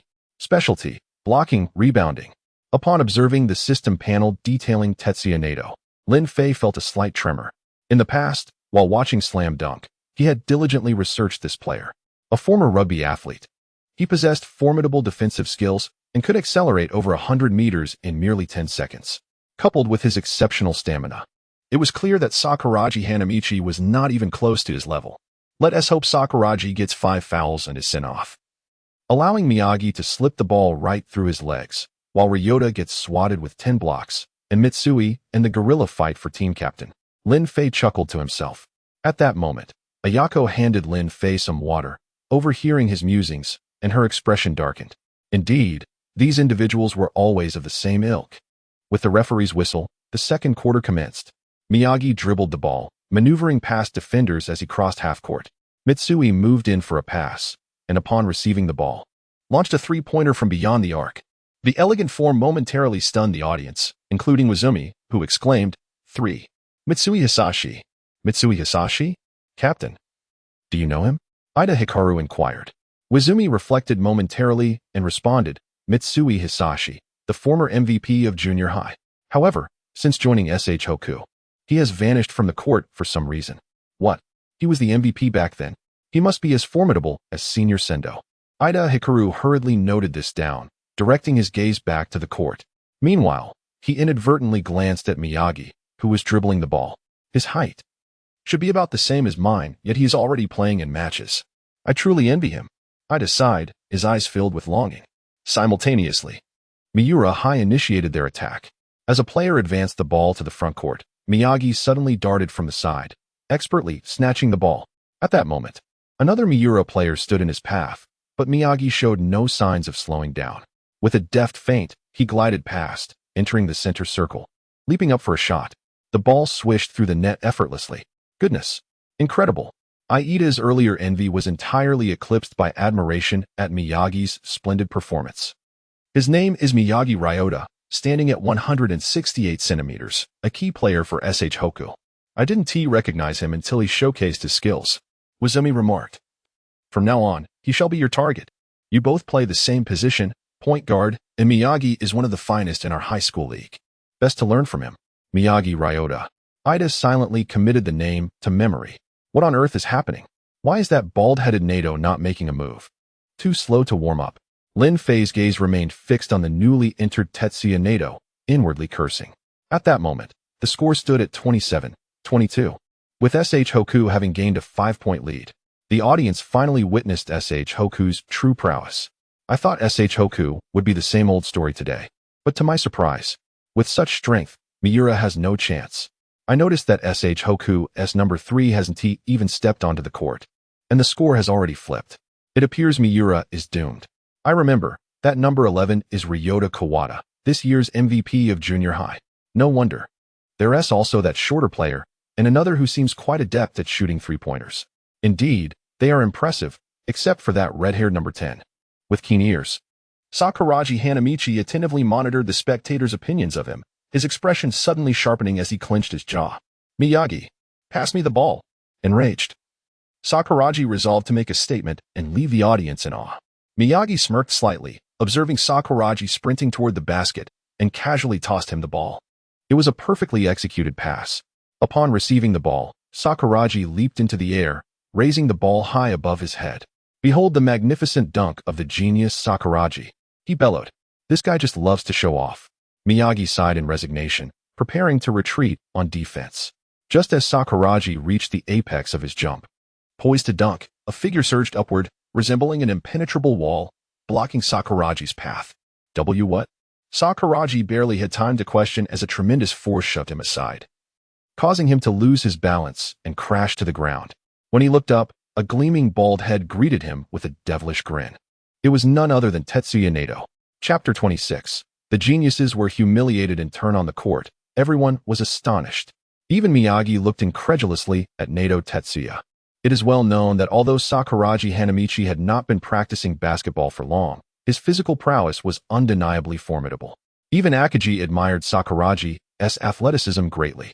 Yet just moments ago, Sakuragi's dunk was thwarted spectacularly. How could this be possible? Miyagi furrowed his brow. But upon seeing Nato Tetsuya's towering height of 197 centimeters and his robust physique, he instinctively fell silent. Sakuragi has been put in his place. That is quite satisfying. I shall avenge him later, Mitsui sneered, showing no concern for the still-prone Sakuragi. Rukawa returned to his indifferent state, labeling Sakuragi as a fool. At that moment, the players from Mayuratai surrounded Nato Tetsuya, praising him. "Well done. Let us catch up on the score." Murakami Kenji glanced at Akagi and smirked, declaring that the game was just beginning. Akagi, however, was too preoccupied with Sakuragi, whose fury was palpable as he finally rose, glaring at Nato Tetsuya with contempt. Akagi sighed in relief, grabbing Sakuragi by the collar and pulling him back. "Have you forgotten your promise to Coach Anze?" This brought Sakuragi back to his senses, though his rage simmered beneath the surface. "I must take him down. Haha, I told you that the red-haired one is utterly useless. However, he did jump quite high," someone remarked. "But what's the use of height when he was just blocked?" This only served to further enrage Sakuragi. "Have you forgotten your promise to the coach? Otherwise, I might just have coach replace you," Akagi growled, firmly restraining Sakuragi. He then cast a glance at the troublemakers nearby, cursing inwardly at their troublesome nature. Having calmed Sakuragi's emotions, Mayuratai began their offensive. Takatsuhiro dribbled past half-court, and at the precise moment he intended to pass, Miyagi seized the opportunity and snatched the ball away. He dashed across half-court, a smile creeping onto his face. "Thankfully, I don't play in the paint. I won't have to contend with that bald head." Suddenly, a figure flashed past him. The ball was intercepted. When Miyagi turned back, he saw the slick-headed Nato Tetsuya already advancing toward the basket. He leapt and emphatically slammed the ball through the hoop. "Tetsuya, beautiful move." The Mayuratai players erupted in celebration. Miyagi stared at the towering figure, his teeth clenching in frustration. How infuriating. This guy is a center, yet he can run so fast. It seems Miyagi's emotions were also beginning to fray. Akagi marveled at Nato Tetsuya's explosive power while keeping an eye on the increasingly irate Miyagi. "Relax. It's just a center who runs a bit faster. It's not a big deal," Mitsui chuckled as he passed by Miyagi. Rukawa floated by, indifferent as ever. Sakuragi felt somewhat better. "Don't worry, I will avenge us both shortly." Miyagi. This is getting interesting. This is the direction I expected. Bald head, keep it up. Lin Fei's face broke into a grin, leading Keiko to question Lin Fei's mental state. "Lin Fei, what do you think about the unfolding situation?" Coach Anze, unable to bear the tension, prompted Lin Fei to focus. Lin Fei straightened, stating, "This bald head is quite formidable. His explosiveness and speed are commendable, and he possesses height as well. Sakuragi and the others are in for a humiliation." The gorilla should be next. Coach Anze, however. This situation won't last long. After all, this bald head's basketball skills are not extraordinary. It's merely his physical gifts that caught everyone off guard. Once the gorilla and the others adapt, the game will conclude. Of course, there is one individual who surely won't adapt. I suspect he might, be asked to leave the court. Who? Sakuragi? Keiko asked, intrigued. Lin Fei quickly replied, "No, I'm not saying that. Coach, please bear witness." Keiko pondered, "Why did I ask that?" Coach Anze maintained a warm smile, his gaze softening as he observed Lin Fei. Lin Fei's insights aligned perfectly with his own thoughts. Coach Anze marveled at the young boy's remarkable observational skills at just 16, and Lin Fei's rapid improvement in basketball was unprecedented in his experience. He believed that after a few preliminary matches, Lin Fei might very well become the true ace of Shohoku. It seemed he only needed to nurture him properly, and Lin Fei would undoubtedly become one of his finest disciples. With that thought, Coach Anze's face bore more wrinkles than Lin Fei's. The game continued, and this time the ball found its way to Mitsui. He effortlessly evaded a defending player, leaping from beyond the three-point line for a classic fadeaway shot. As Mitsui silently willed the ball to go in, suddenly, darkness enveloped his vision. A large hand came crashing into the ball's trajectory, slamming it down. Boom. A block. Mitsui's three-pointer was swatted. Once again, it was Nato Tetsuya. Impossible. That guy was just under the basket. Mitsui exclaimed incredulously. Relax. It's just a sender who runs a bit faster. It's not a big deal. Miyagi consoled his friend immediately. Sakuragi felt a pang of satisfaction, finally witnessing everyone's misfortune. However, he maintained a serious demeanor, stating, Mitsui, I will avenge us three shortly. Hee distraction. Rukawa floated past once more. On the court, Mayuratai resumed their offensive. This time, their strategy shifted. They no longer passed endlessly around the perimeter. Takatsuhiro received the ball and immediately passed it into the paint. Murakami Kenji swiftly positioned himself, blocking the unseasoned Sakuragi from the passing lane. At this moment, only Nato Tetsuya remained in the post, receiving the ball with his back to the basket. Akagi pressed against him fiercely, denying him any chance to turn. However, Nato Tetsuya merely smirked coldly, leaning back to momentarily halt Akagi's momentum. Then, in a sudden burst, Nato Tetsuya leapt high, cradling the basketball in both hands. He glanced at the hoop and executed another ferocious dunk.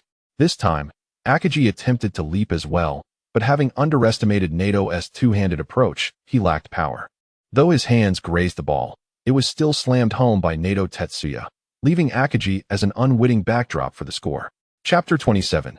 The Wrath of Xiangbei. The utmost humiliation to Mayuratai as Akagi landed. His body stumbled slightly, nearly causing him to fall. Upon raising his head, he saw Nato Tetsuya, who had just completed a dunk, descending with a look of contempt, before turning away. Damn it! Coming back to his senses, Akagi let out a fierce roar. He was about to charge at Nato Tetsuya. Don't act rashly. The referee is watching. Sakuragi Hanamichi, Mitsui, and Miyagi quickly restrained Akagi. Rukawa Kaede instinctively positioned himself to block the referee's view, his gaze fixated on Nato Tetsuya, anger already simmering in his eyes. Well done, Tetsuya. On Mayuratai's side, all the players had gathered around Nato Tetsuya, celebrating their moment of triumph. They believed that the players of Xiangbei were mere novices. If they could shatter their confidence, their morale would soon plummet. This was reminiscent of the first quarter, when Lin Fei had done the same to the players of Mayuratai. Indeed, Lin Fei's actions had psychologically pressured them. Impressive, Lin Fei. I didn't expect it to unfold just as you said. What comes next? Will they truly not be disheartened? Aiko inquired. Lin Fei smiled slightly. Not at all. If both sides were evenly matched, they might fall for it. However, Xiangbei is no longer the Xiangbei of old. Our goal is the national championship. Now, it's time for these fellows to perform. I believe Mayuratai will soon pay for their ignorance. He chuckled lightly as Coach Anshi adjusted his glasses, remaining composed as ever. Aiko then asked again, so, will Sakuragi really foul out? Lin Fei laughed. That's not for me to say. Aiko, that damn curiosity. On the court, the game resumed, and Akagi had regained his composure. He gathered all the players around him, and, raising his right hand, shouted, from this moment on, let's ruthlessly dominate them. No one is allowed to underestimate our opponents. Good. The team responded in unison. Akagi tightened his wrist, staring intently at Nato Tetsuya. Come on. Don't you like dunks?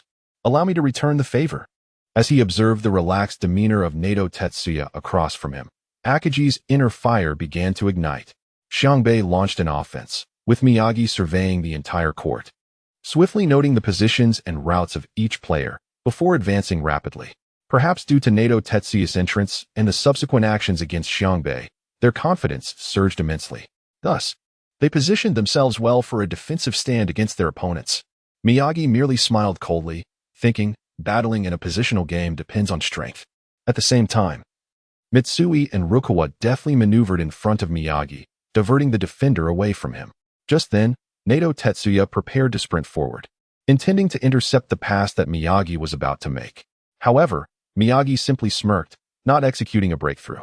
Instead, he glanced toward Sakuragi Hanamichi and swiftly passed the ball. Oh no, he's passing to number 10. Nato Tetsuya gasped, quickly shifting his weight towards the left where Sakuragi was positioned. Wait a minute. Is that pass off target? Just then, Nato Tetsuya noticed that the basketball was on a trajectory towards his right side. Instinctively, he glanced behind to see Akagi already crouched down, pushing Kinjo Murasame out from under the basket. This is for Akagi. In that moment, Nato Tetsuya finally comprehended Miyagi's true passing route and hurriedly shifted his weight. Yet it was too late. Akagi received the ball under the basket and let out a roar, leaping towards the hoop. At that moment, Nato Tetsuya, relying on his core strength, managed to catch up. However, Akagi remained unfazed. He even slowed his dunk, waiting for Nato Tetsuya's hand to touch the ball before unleashing his full power. Boom! A thunderous sound. The gorilla dunk. The ball went in, but Nato Tetsuya, losing his balance, stumbled and collided with Kinjo Murasame behind him. Inertia caused both of them to fall to the ground. Out of the corner of his eye, Nato Tetsuya caught a glimpse of a familiar glint in Akagi's eyes. Mockery. It was the very gaze he had cast at Akagi moments before. Well done, gorilla. Captain. The players of Xiangbei rushed over to congratulate him. This is nothing, it was effortless. Now, let's get back on defense. Akagi nodded lightly and turned away. Tetsuya. I'm fine. I was just careless. Nato Tetsuya shook his head. He recognized that he had misjudged the situation. He hadn't expected Miyagi to make such a no-look pass, but it wouldn't happen again. The game continued, and the players of Mayu Radai swiftly advanced again. They began to pass the ball methodically, yet the Xiangbei players appeared to be half-hearted in their defense, only becoming serious when a Mayu Radai player prepared to shoot. Soon, the ball found its way back into Nato Tetsuya's hands. He had already established his position, feet spread apart, body bent forward, ready to leap. Just then, he felt something unexpected beneath him. Looking down, he saw an arm reaching out, brushing against the basketball below. The ball suddenly shot up, striking him squarely in the face, causing him to momentarily lose his balance. By the time he regained his senses, the basketball had already been snatched away. Turning back, he saw a seemingly insignificant figure dribbling past half-court, reaching the free throw line, and lightly jumping to score 2 points. The players were momentarily frozen in place. Well done, Miyagi. Now it's my turn. Sakuragi Hanamichi laughed heartily, making a provocative gesture towards Nato Tetsuya. They did this on purpose. The Mayu Radai players suddenly realized something, all turning to look at Nato Tetsuya. I was just careless earlier. Don't worry, I understand their tactics now. Nato Tetsuya remained nonchalant, acknowledging his earlier oversight. Had he exerted himself a bit sooner, it wouldn't have been a problem. The game continued, and the Mayu Radai players once again brought the ball to their side of the court, but this time, they were clearly more cautious. Pass. At that moment, Nato Tetsuya shouted loudly from the inside. However, the player with the ball, Takatsu Hiroshi, ignored him, leaping up to shoot while everyone was distracted by Nato Tetsuya. Chapter 28, Sakuragi's Dunk. A hasty shot. The ball is unlikely to go in. The players of SH Hoku share the same thought. Indeed, the basketball strikes the backboard directly. Akagi has already leaped high at the same moment. Nato and Murasame hastily follow suit. However, Akagi merely smiles faintly. Upon reaching the apex of his jump, the two realize they have leapt too early. But why is Akagi still smiling? As they ponder this, a burst of laughter echoes from above as they begin to descend. Looking up, they see Sakuragi Hanamichi soaring high, firmly clutching the ball. Ha ha, bald head. Now you understand the prowess of SH Hoku. Once on the ground, Sakuragi promptly passes the ball to Miyagi, smirking once more. A mere trick. Nato's lips twitch slightly. He disregards Sakuragi and rushes toward his half of the court. Meanwhile, Miyagi deliberately slows his pace. Just as Nato approaches, he swiftly pivots, using his back to shield the ball, positioning himself in front of Nato. A foul, right? Miyagi chuckles, his body slightly hunched, ready to absorb Nato's charge. Oh no. Nato is momentarily startled, but quickly regains his composure. Miyagi's stance and height remind him of practicing hurdles in middle school. As he nears Miyagi, he pushes off with his legs, jumping high. Why hasn't he collided yet? The earlier speed shouldn't diminish so quickly. Miyagi feels a sudden chill above his head. Where is this wind coming from? He looks up to see a figure soaring past him, barreling toward the basket. No way. Realizing what just happened, Miyagi roars. He has just been leapt over. Damn.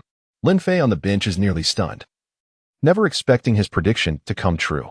And Ayako glances at Lin Fei, vaguely recalling him mentioning that Miyagi had been dunked over. Could this Lin Fei be some sort of jinx? Oh, I can't stop laughing. In the stands, Send is in tears, clutching his stomach, unable to contain his laughter. Maki Shinichi also can't help but smile. It seems Nato possesses potential for hurdles. The entire audience bursts into uproarious laughter. However, the game continues. Miyagi regains his composure, noticing Sakuragi has dashed ahead and immediately passes the ball. Watch out, Miyagi, see how I avenge you.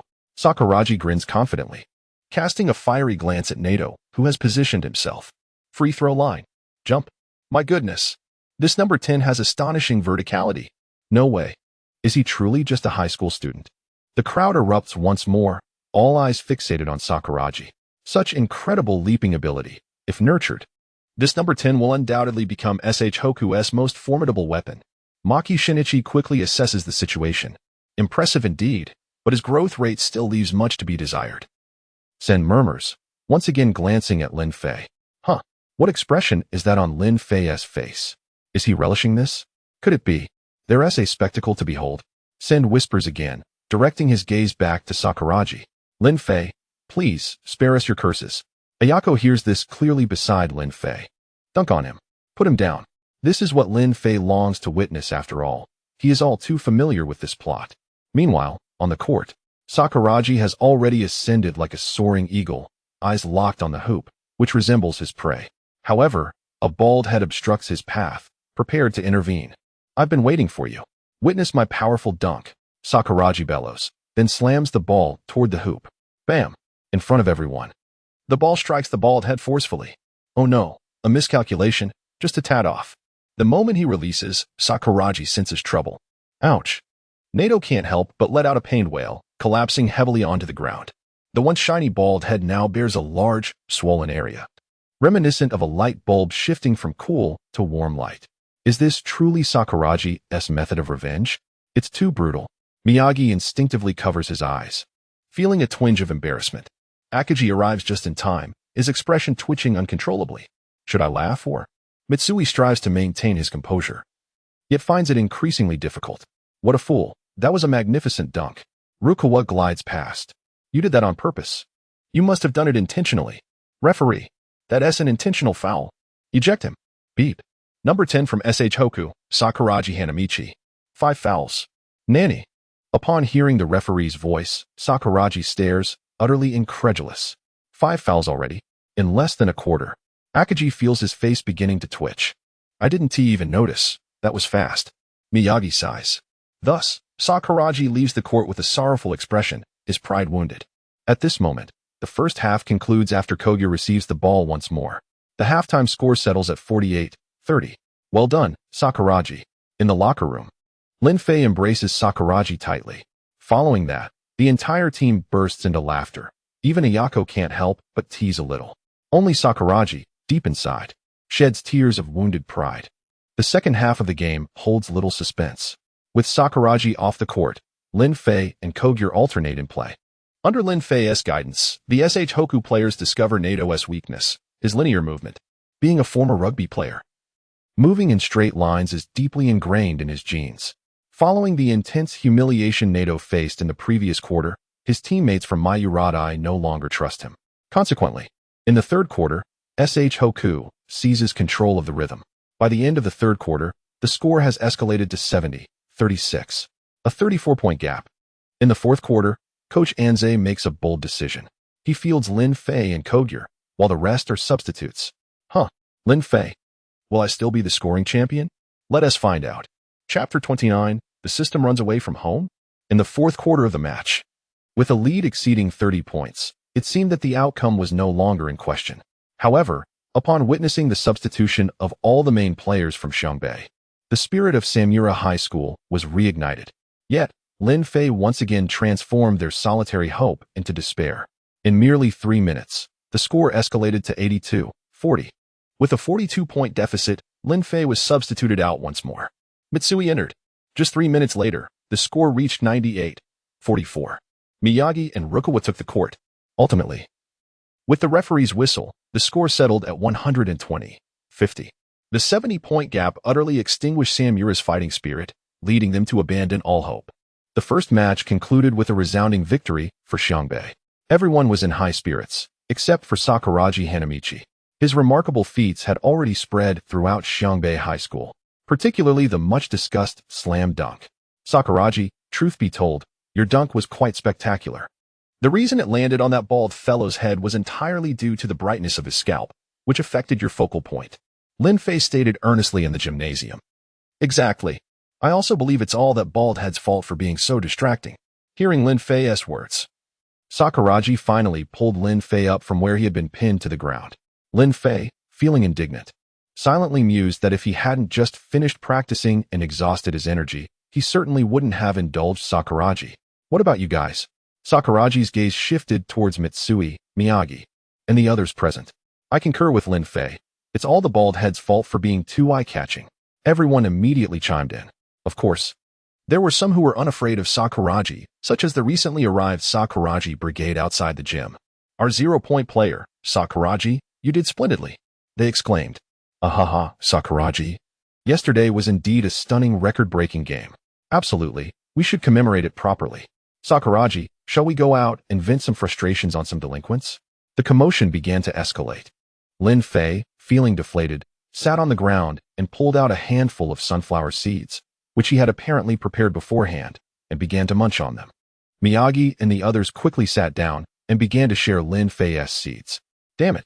Having finally collected himself, Sakuragi exploded, and the group immediately devolved into chaos. However, this little skirmish did not last long, as the appearance of Akagi Haruko caused Sakuragi to feel a rush of shame. Sakuragi, I heard everyone say you played quite well in yesterday's match, grabbing several rebounds. That was really impressive, and you contributed to the team in your own way. Sakuragi Hanamichi. His own way? Was it by slamming down on the bald head? Was this a form of reverse humiliation? But it was Haruko. She must be quite disappointed in me. Perhaps she won't speak to me again. Sob. Sakuragi, you're really amazing.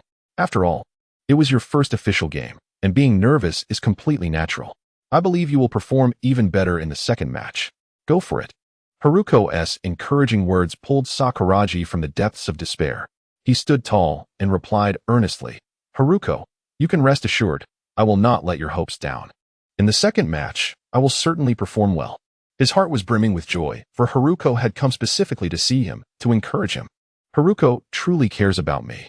To not disappoint her expectations, I must perform splendidly in the next game. Yes, I believe you can do it. Haruko smiled gently before stepping onto the basketball court. Everyone is so amazing. I came specifically to treat everyone to ice cream. Sakuragi Hanamichi. Lin Fei, do your best. Haruko said softly as she handed Lin Fei some ice cream. Lin Fei smiled and nodded, accidentally brushing his fingers against Haruko's hand as he took the ice cream. Haruko instantly froze, her face turning crimson as she hurried away. It seems she truly has feelings for me. Lin Fei chuckled as he watched Haruko scamper off. After school, Lin Fei's first action was to thoroughly check his system panel. During the match, the system panel had been remarkably active. Lin Fei knew that his basketball stats must have been continuously improving. Indeed, upon checking, Lin Fei felt a rush of exhilaration. Pass success rate, 75. Dribbling success rate, 85. Layup, 76. Three-pointer, 68. Mid-range shot, 84. Close shot, 80. Breakthrough, 86. Rebound, 73. Screening, 69. Permanent attribute after using experience card. Anticipation, 66. Special reward of a lottery draw for the host's first official match participation. Upon seeing the rapid enhancement of his abilities in the system, Lin Fei could not help but exclaim, "What is genius? This is genius. Incredible. Continuing like this, dominating the national tournament of cherry blossoms will be a piece of cake." Host, please do not forget whose efforts brought about all of this. If we are to speak of genius, it is the system that deserves that title. Just as Lin Fei was basking in his triumph, the system doused his enthusiasm with cold water. Yet, Lin Fei remained unfazed. Hey, you're impressive. But why don't you go out and play yourself? Why choose me? Isn't it because I'm exceptional? Otherwise, go find someone else. All right, host, goodbye. With that, the system fell silent. Hey, what is going on? Are you trying to scare me? Come out. Is it really appropriate to sulk now? Hey. Even couples have their quarrels. They know to come back home when they leave. System, come out. I'm not arguing anymore. I was wrong. System, I was wrong. System daddy, I was wrong. Don't leave me. Hearing the system's silence, Lin Fei finally panicked. System Daddy, as long as you return, I will never argue with you again. I don't even need this genius title. I'll give it to you. Please forgive me. After uttering this, the system responded. In light of the host's sincere repentance, the system has decided to grant another chance. Should there be a recurrence, we shall part ways. Because of this quarrel with the system, Lin Fei spent a restless night in anxiety. The next day, he arrived at the match venue with dark circles under his eyes. In Xiangbei High School's second match, they faced Kaku High School. Although they were not formidable opponents, everything had changed due to Lin Fei's presence, so he did not intend to underestimate anyone. Upon seeing Lin Fei, Sakuragi Hanamichi chuckled. Isn't that the national treasure of Dao? Chapter 30. Lin Fei's bet. The fouling King Sakuragi look. Isn't that the eight-headed serpent of cherry blossoms? Lin Fei remarked with a derisive smile at Sakuragi Hanamichi. What do you mean? He said your hair is all frizzy. I just counted, and there are exactly 8 tufts. Quite fitting. Miyagi chuckled. Sakuragi Hanamichi. Hee. Just as Sakuragi was on the verge of exploding, Coach Anze's laughter suddenly shifted his mindset. In the audience, who would have thought? In the last match, Shihoku was unexpectedly strong, utterly dismantling Mahorodai. It's a pity not to have seen it, lamented Kamizono Ichiro. Not to worry, this match will still reveal their true strength, Maki Shinichi replied with a grin. Kiyotaka Nobunaga languidly remarked, Heh. You all really don't need to be so concerned. If we face Mahorodai again this year, we could easily score 200 points against them. Shihoku has nothing to fear. It's unnecessary for us all to come and watch. Maki ignored him and continued speaking to Kamizono Ichiro. Pay close attention. Although this match may not hold much reference value, you should still glean some insights. This year, Shihoku is no longer just Akagi Takehiko's team. Listening to Maki, Kamizono's expression shifted to one of surprise. Oh, so yesterday's performance wasn't just Akagi's extraordinary play, but rather a new force has emerged? Maki nodded. Yes.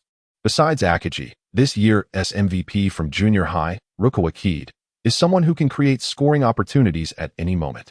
Plus, there's the second-year Miyagi Ryota, whose passing vision and court judgment are exceptional, and Mitsui Hisashi, the former sharpshooter, is finally back on the court.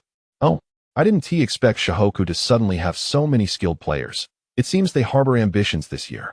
However, Kamizono Ichiro remained unconcerned, as Maki's expression wasn't particularly grave when he mentioned those names. After a brief silence, Maki added, but there are 2 players on Shihoku I find quite inscrutable. Oh, hearing this, Kamizono's interest peaked. Even Kiyotaka leaned in, murmuring, I didn't expect there to be someone besides me, a genius, that the captain cannot fathom. Sakuragi Hanamichi is completely a novice, yet his abundant stamina, astonishing jumping ability, and chaotic playing style make him difficult to decipher. However, his presence, especially at the end of the game when everyone is exhausted, allows him to dominate the paint. Maki stated calmly, what a joke. Turns out he's just a novice. To scare the captain like that. Kiyotaka scoffed, inwardly disparaging, as he had expected to hear of a formidable figure, only to find it was a novice. Kamizono Ichiro pondered briefly, then smiled slightly.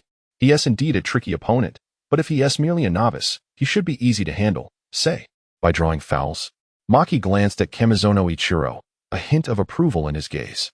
Indeed, as long as we can get him off the court, he poses no threat. However, there is another player who is quite formidable, enough to make me feel a bit anxious. Oh, the others perked up their ears once more. This is a foreign exchange student from Daozhang, a first year named Lin Fei.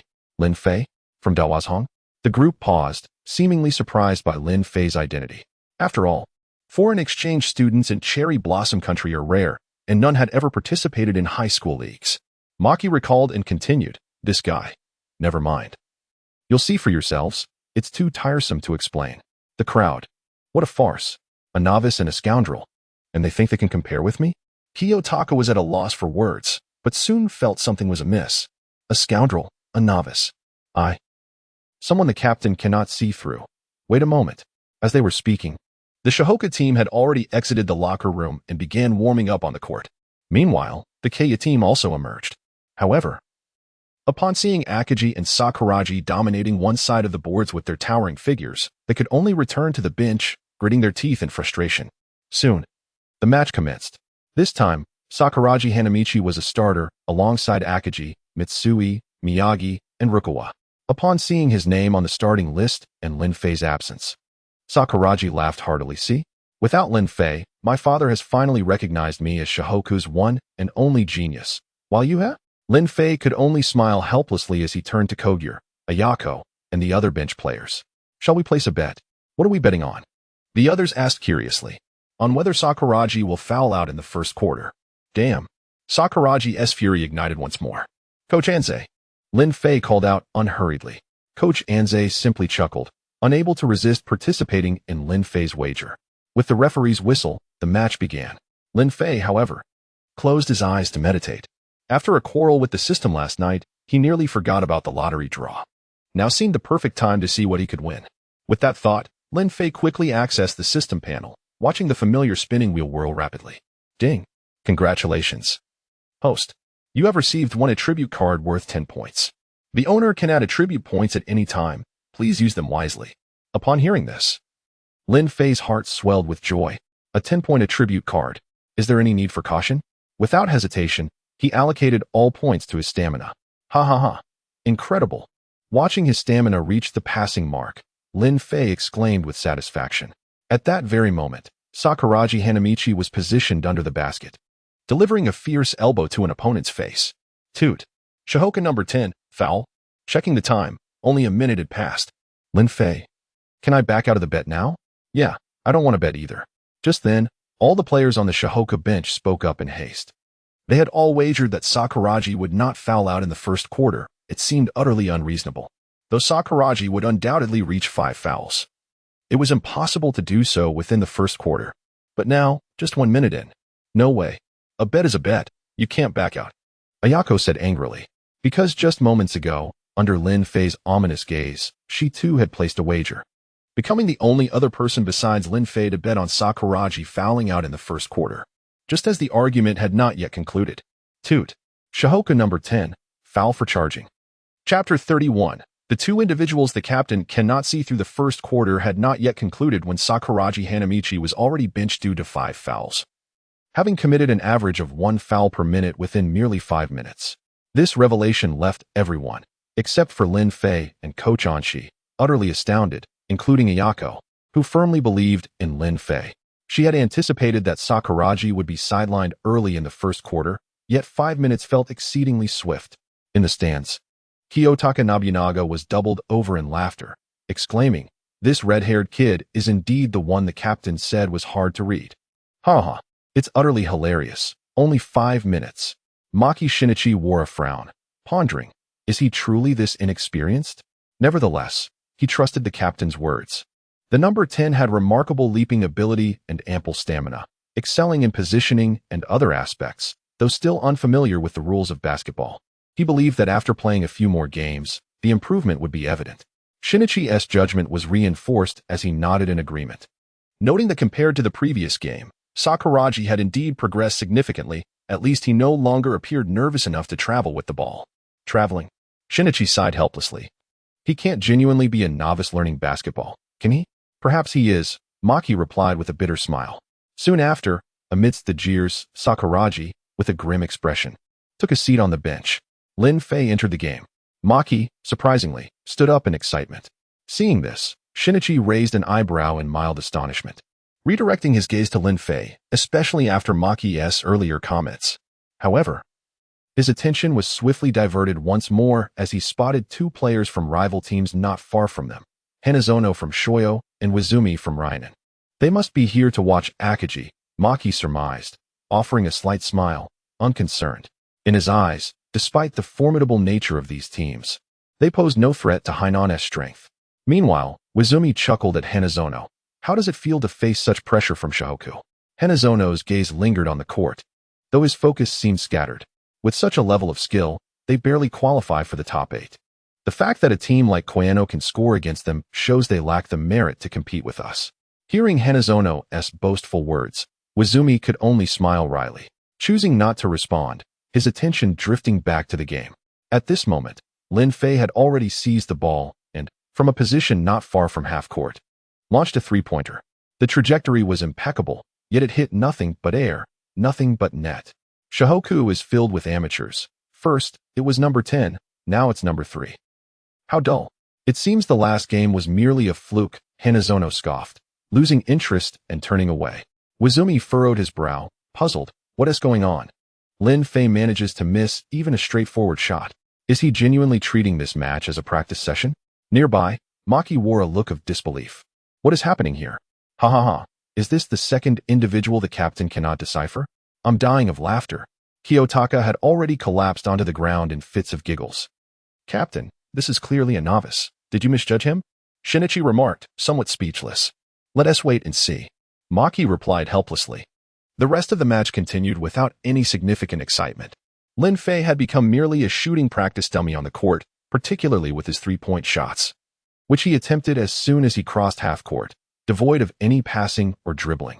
Strikingly, Shohoku did not substitute him out despite the regular rotations. He remained on the court until the end of the match, finally scoring 2 3-pointers in the closing moments, thereby salvaging an embarrassing scoreless game. The spectators responded with boos. And even Maki and Wizumi, who had anticipated Lin Fei's performance, left in frustration at halftime. Pathetic. Just as pathetic as before. Is he attempting to conceal his abilities? But if so, wouldn't it be simpler to not play at all? In a distant corner, Sendō watched until the end, a subtle smile gracing his lips. This fellow is using an official match to hone his three-point shooting. It seems he is preparing for a confrontation with Shoyo. But were those last 2 3-pointers mere coincidences? Throughout the match, both Lin Fei and Sakuragi Hanamichi posted rather extravagant statistics. Sakuragi played for 5 minutes, scoring 0 points, grabbing 6 rebounds, and recording no steals. Lin Fei, on the other hand, played for 20 minutes, scoring 6 points with no rebounds or steals. Impressive. Truly deserving of their self-proclaimed genius status. Haha. But Lin Fei, what were you doing out there? This is not your usual style, is it? Indeed, Lin Fei, you can't possibly be treating the match as a shooting practice. Can you? As the two approached, the crowd erupted in playful jests. Lin Fei, however, appeared unfazed. Indeed, just refining my shooting touch. Coach Anshi mentioned that in these upcoming games, I can shoot freely without restraint. How enviable. The bench players sighed in unison. Sakuragi, infuriated, retorted. Why does he get to shoot freely while I'm stuck on the bench? Haha. Coach Anshi's laughter echoed once more. Sakuragi, you'll be starting in these matches. Whenever you foul out, that's when Lin Fei will come in. Sakuragi. After leaving the court, Lin Fei felt elated. Despite being a high school student, his pocket money was still substantial. He counted his earnings, just enough for a simple meal of Japanese cuisine. At that moment, Ayako approached him with a beaming smile. Lin Fei, let me treat you to dinner.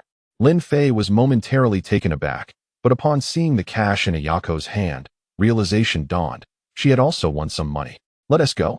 Lin Fei laughed heartily, and together they departed, leaving Miyagi's despondent figure behind. No worries. Lin Fei prefers men. It's quite safe. As evening descended upon the Akagi household, Sakuragi hesitated for a while before finally ringing the doorbell. Upon seeing Akagi Takehiko, Sakuragi candidly expressed his intent. A method to avoid fouling? Akagi was taken aback by Sakuragi's proposition. If such a method existed, I wouldn't have to worry about fouling myself. Listen, Sakuragi. There are no shortcuts in basketball. If there were, everyone would be a genius. Akagi stated earnestly. Sakuragi, discontented, replied, but I am a genius. Are you a genius?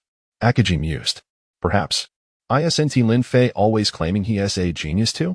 Ah, yes, a genius. A smile crept across Akagi's face as he considered. Indeed, you are a genius. Lin Fei is also a genius, but he has discovered a way to avoid fouling, which is why he has never committed one. Why not ask him? Sakuragi hesitated for a moment, then nodded vigorously. I'm sorry, but it appears there is no content provided for me to edit or translate. Please provide the text you would like me to work on. Chapter 32, Lin Fei's Universal Appeal. Sushi Restaurant. Lin Fei savored Japanese cuisine for the first time.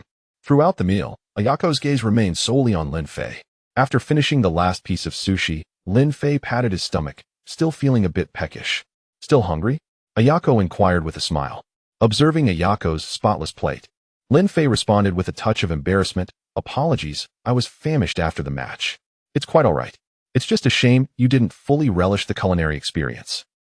We ordered 4 portions in total. The money is depleted. Lin Fei felt even more awkward. He glanced at the clock and suggested, "How about I prepare a meal for you? My residence is conveniently located nearby." "Oh, you possess culinary skills?" Ayako's interest piqued. However, she hesitated and wondered, would visiting your home so late be imposing? "Not at all. My parents reside in Tokyo. I live alone, so there's no imposition whatsoever." Lin Fei reassured her with a smile. A peculiar sensation arose in Ayako's heart, and she nodded, replying, "All right then. Consider it compensation for my not having enjoyed a proper feast. Besides, I haven't yet sampled authentic Chinese cuisine. I guarantee it will be an unforgettable experience." Lin Fei exclaimed with a hearty laugh, leading Ayako out of the restaurant. The evening sky had already darkened as Lin Fei and Ayako strolled towards the supermarket, chatting and laughing along the way. After purchasing groceries, they proceeded towards his home. However, as they approached the corner near his residence, they unexpectedly collided with Sakuragi Hanamichi. "Why you? You too?" Sakuragi exclaimed, his expression shifting strangely as he observed Lin Fei and Ayako together. Ayako felt a moment of awkwardness, wondering why this fellow was present. The sudden appearance of Sakuragi had startled her, causing her to instinctively lean against Lin Fei. In an instinctive attempt to protect Ayako, Lin Fei had swiftly embraced her. Thus, Lin Fei hastily retreated to the kitchen. Sakuragi pondered for a moment before inquiring, "Ayako, it's not what you think." Ayako explained, albeit reluctantly, knowing that Sakuragi would likely remain unconvinced. As expected, Sakuragi nodded thoughtfully after Ayako's explanation, then cast another glance at Lin Fei. He began to formulate a plan. Ayako was probably unaware of Lin Fei's universal appeal, and she likely preferred to keep her relationship with Lin Fei discreet, at least for the time being. Lin Fei, too, seemed to prefer keeping their relationship under wraps, as it might impede his universal appeal strategy. This provides an opportunity to coerce Lin Fei into revealing his secret to avoiding fouls. Haha, perfect. A cunning glint appeared in Sakuragi's eyes. That guy. Ayako sighed, aware that Sakuragi's expression indicated disbelief. She decided against further explanation, figuring that Lin Fei was a worthy choice anyway. "I'll just let things unfold naturally." Meanwhile, Sakuragi had entered the kitchen, scrutinizing Lin Fei intently. As Lin Fei grew increasingly uncomfortable, Sakuragi grinned slyly and declared, "Haha, Lin Fei, I'm aware of your secret." Lin Fei? What secret? He wondered. Could he have discovered the mysterious bond between me and the system? Impossible. But then he recalled the system's brief departure the previous night. Could it have been to visit Sakuragi? Was that why Sakuragi was here? Was he attempting to steal the system from him? As Lin Fei's mind raced with wild speculations, Sakuragi added with a grin, "If you want me to keep your secret with Sendō from Ayako, you must reveal your secret to avoiding fouls on the court." "Damn, you're insane," Lin Fei exclaimed, finally relieved that his wildest fears were unfounded. "Lin Fei, don't you care about Ayako's feelings at all? Fine, I'll reveal this secret to Ayako.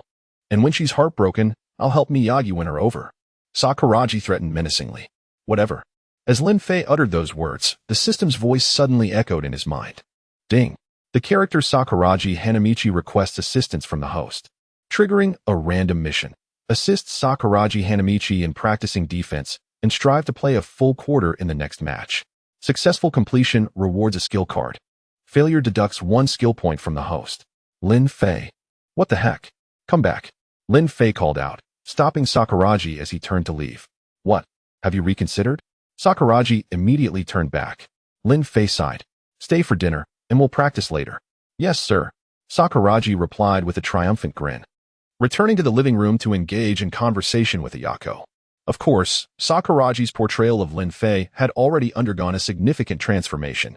Soon, Lin Fei had prepared a simple meal consisting of 3 dishes and a soup: garlic broccoli, scrambled eggs with tomatoes, braised pork, and seaweed egg drop soup. Ayako took a bite and her eyes sparkled, as if she had discovered a new culinary world. This is so delicious, Lin Fei. I never imagined you were such an amazing chef. Eat more if you like it, Lin Fei said with a laugh, adding food to Ayako's bowl. Sakuragi frowned, muttering to himself, they're already complimenting each other as if they're a couple. He picked up a piece of braised pork and popped it into his mouth. Wow. This is so delicious, Lin Fei. Lin Fei, you're the best. Unlike the gorilla, who wouldn't let me in even though he knew I could smell the food. Humph. We're the true bros. Sakuragi said between mouthfuls. Lin Fei quickly added food to Ayako's plate, fearing she wouldn't get a bite. Seeing Lin Fei's gesture, Ayako felt another wave of warmth and happiness wash over her. Soon, with Sakuragi's participation, the meal ended hastily. After a brief rest, Ayako helped Lin Fei clean up the kitchen, while Lin Fei grabbed a basketball and led Sakuragi to the courtyard outside. Chapter 33. The secret training of Sakuragi Hanamichi. Upon arriving at the courtyard, Lin Fei solemnly inquired, "Sakuragi, why do you play basketball?" Sakuragi Hanamichi, with a grin, responded, "Of course, it's for Haruko." Lin Fei pressed further. "Then, let's say if, Haruko told you she no longer liked basketball, would you still continue to play?" Taken aback by this question, Sakuragi pondered for a long moment before admitting, "I should still play, I suppose. After all, I have grown to love basketball. And what if Haruko confessed she no longer liked you? Would you still play basketball then?" Sakuragi Hanamichi fell silent. Observing the perplexed expression on his face, Lin Fei gently placed a hand on his shoulder and advised, "Sakuragi, remember, if your motivation for playing basketball is solely for someone else, it will never become your true passion. What you must do now is to genuinely love basketball. Only then can you truly embrace life and understand how to cherish a woman." Sakuragi, still reluctant, questioned, "So, how does this relate to your advice about avoiding fouls?" Lin Fei sighed in exasperation. "What I am teaching you now is precisely how to avoid fouls. Have you not noticed? I love basketball, and although we began learning together, I have never committed a foul on the court. This is because I have mastered the method of first loving basketball, its rules, and everything that comes with it. As for the rest, put it aside for now." However, Lin Fei's words only deepened Sakuragi's inner turmoil.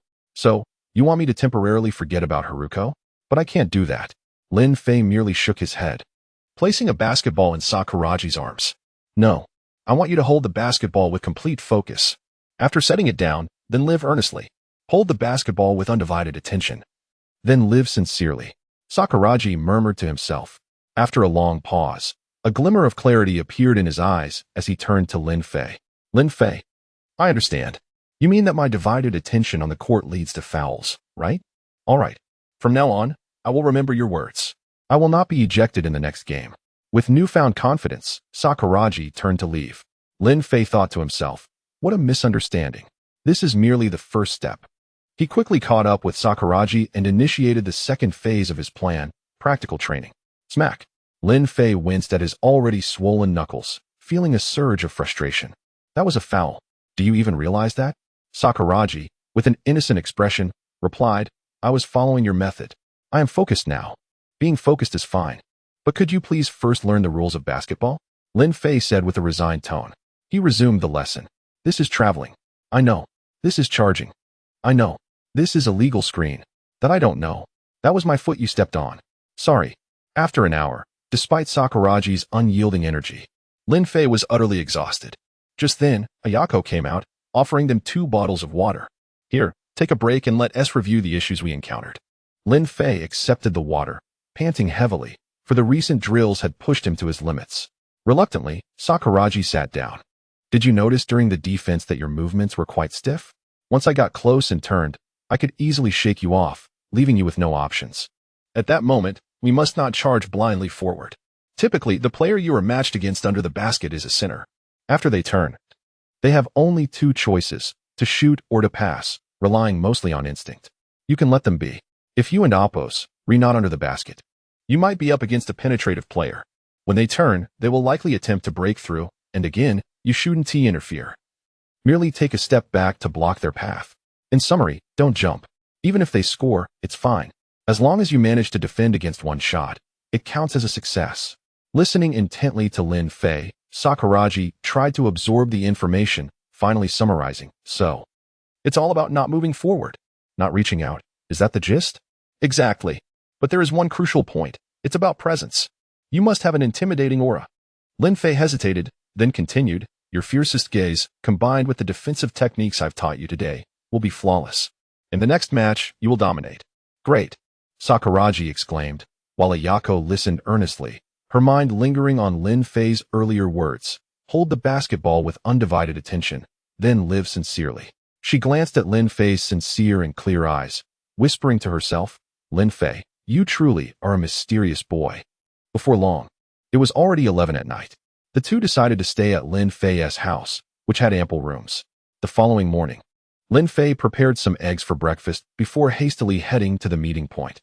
Today marked the third match, and their opponent was Takahata. On the way, Sakuragi was brimming with enthusiasm, while Ayako discreetly asked, "Are we betting on whether Sakuragi will foul out today?" Lin Fei hesitated, then chuckled, "We'll bet, but with a different approach." "What are you two talking about?" Sakuragi, with keen ears, immediately sensed something amiss and inquired warily. "Nothing," they replied in unison. At the match venue, "There's no way SH Hoku will win today. Who even watches SH Hoku win? We're all here to see that number 10 get ejected within minutes." "Me too." "Huh." In the resting area, Sakuragi cast a cold glance at them, smirking. "Today, I will last until the end." Kogure chuckled, "Sakuragi, I believe in you." Meanwhile, Mitsui and Miyagi pulled Lin Fei aside and quietly asked, "Are we betting again today?" "I brought money." Lin Fei grinned, "Sure, but only on whether Sakuragi will foul out in a quarter." "Doesn't matter, that guy only lasts a quarter anyway." They chuckled nonchalantly as they pulled out their cash. Before long, other bench players approached. "Count us in. We'll also bet on Sakuragi fouling out in a quarter." Lin Fei took their bets, his eyes sparkling with excitement. "Perfect. Ayako and I will bet on the second quarter." Chapter 34. Sakuragi's Metamorphosis. As time elapsed, the commencement of the match drew near. Coach Anze retained Akagi, Miyagi, Sakuragi, Mitsui, and Rukawa in the starting lineup. Lin Fei remained indifferent, anticipating Sakuragi and Appo's stint to last a mere 2 quarters at most. At that moment, Coach Anze turned to Lin Fei with a smile. "I heard from Ayako that you conducted special defensive training with Sakuragi last night." Lin Fei responded with a subtle smile. "Indeed, I did. However, Sakuragi's fundamental basketball skills are still quite rudimentary, and my expertise is rather limited. Therefore, the impact might not be significant. But it shouldn't be negligible either. At the very least, he should manage to endure for a quarter." Coach Anze responded. "Someone who can wholeheartedly devote themselves to basketball and live life with passion when off the court, how could such a person be considered a dilettante?" He gently patted Lin Fei's shoulder, adding, "Therefore, I am also wagering that Sakuragi will persevere for at least 1 quarter." Lin Fei was momentarily taken aback. Soon, the match commenced. On the court, Sakuragi appeared transformed. Adhering to Lin Fei's instructions from the previous night, he successfully impeded Takahata's center and emitted a fierce glare as the opponent prepared to shoot. The center, flustered, mishandled the shot. Sakuragi leaped into action, securing the rebound and exclaiming with elation, "Ha! Did you witness that? This is the true extent of Sakuragi Hanamichi's prowess." Lin Fei, "It seems your special training with Sakuragi yesterday yielded positive results," Ayako remarked with enthusiasm. Coach Anze cast a surprised glance at Lin Fei, inwardly astounded by the magnitude of Sakuragi's improvement overnight, underscoring Lin Fei's profound ability to discern a player's potential. "It appears I no longer need to fret over Lin Fei's training. In fact, I can even delegate the training of all the players to Lin Fei in the future." This is an excellent idea. Henceforth, I can simply observe from the sidelines, he. Observing Coach Anze's unwavering gaze, Lin Fei experienced a sensation of being regarded as prey. In the audience, Wozumi remained, somewhat taken aback by Sakuragi's recent performance. This fellow seems to have improved. In just 2 games, he has begun to adopt the most effective defensive stance. Sakuragi Hanamichi's learning ability is indeed remarkable. It seems Shoyo will face a challenging battle. I discern Lin Fei's influence in Sakuragi Hanamichi's defensive posture, Sendō murmured, stretching languidly while directing his gaze toward Lin Fei. On the court, the Shohoku players were astonished by Sakuragi Hanamichi. Akagi, in particular, was taken aback. So he genuinely sought out Lin Fei.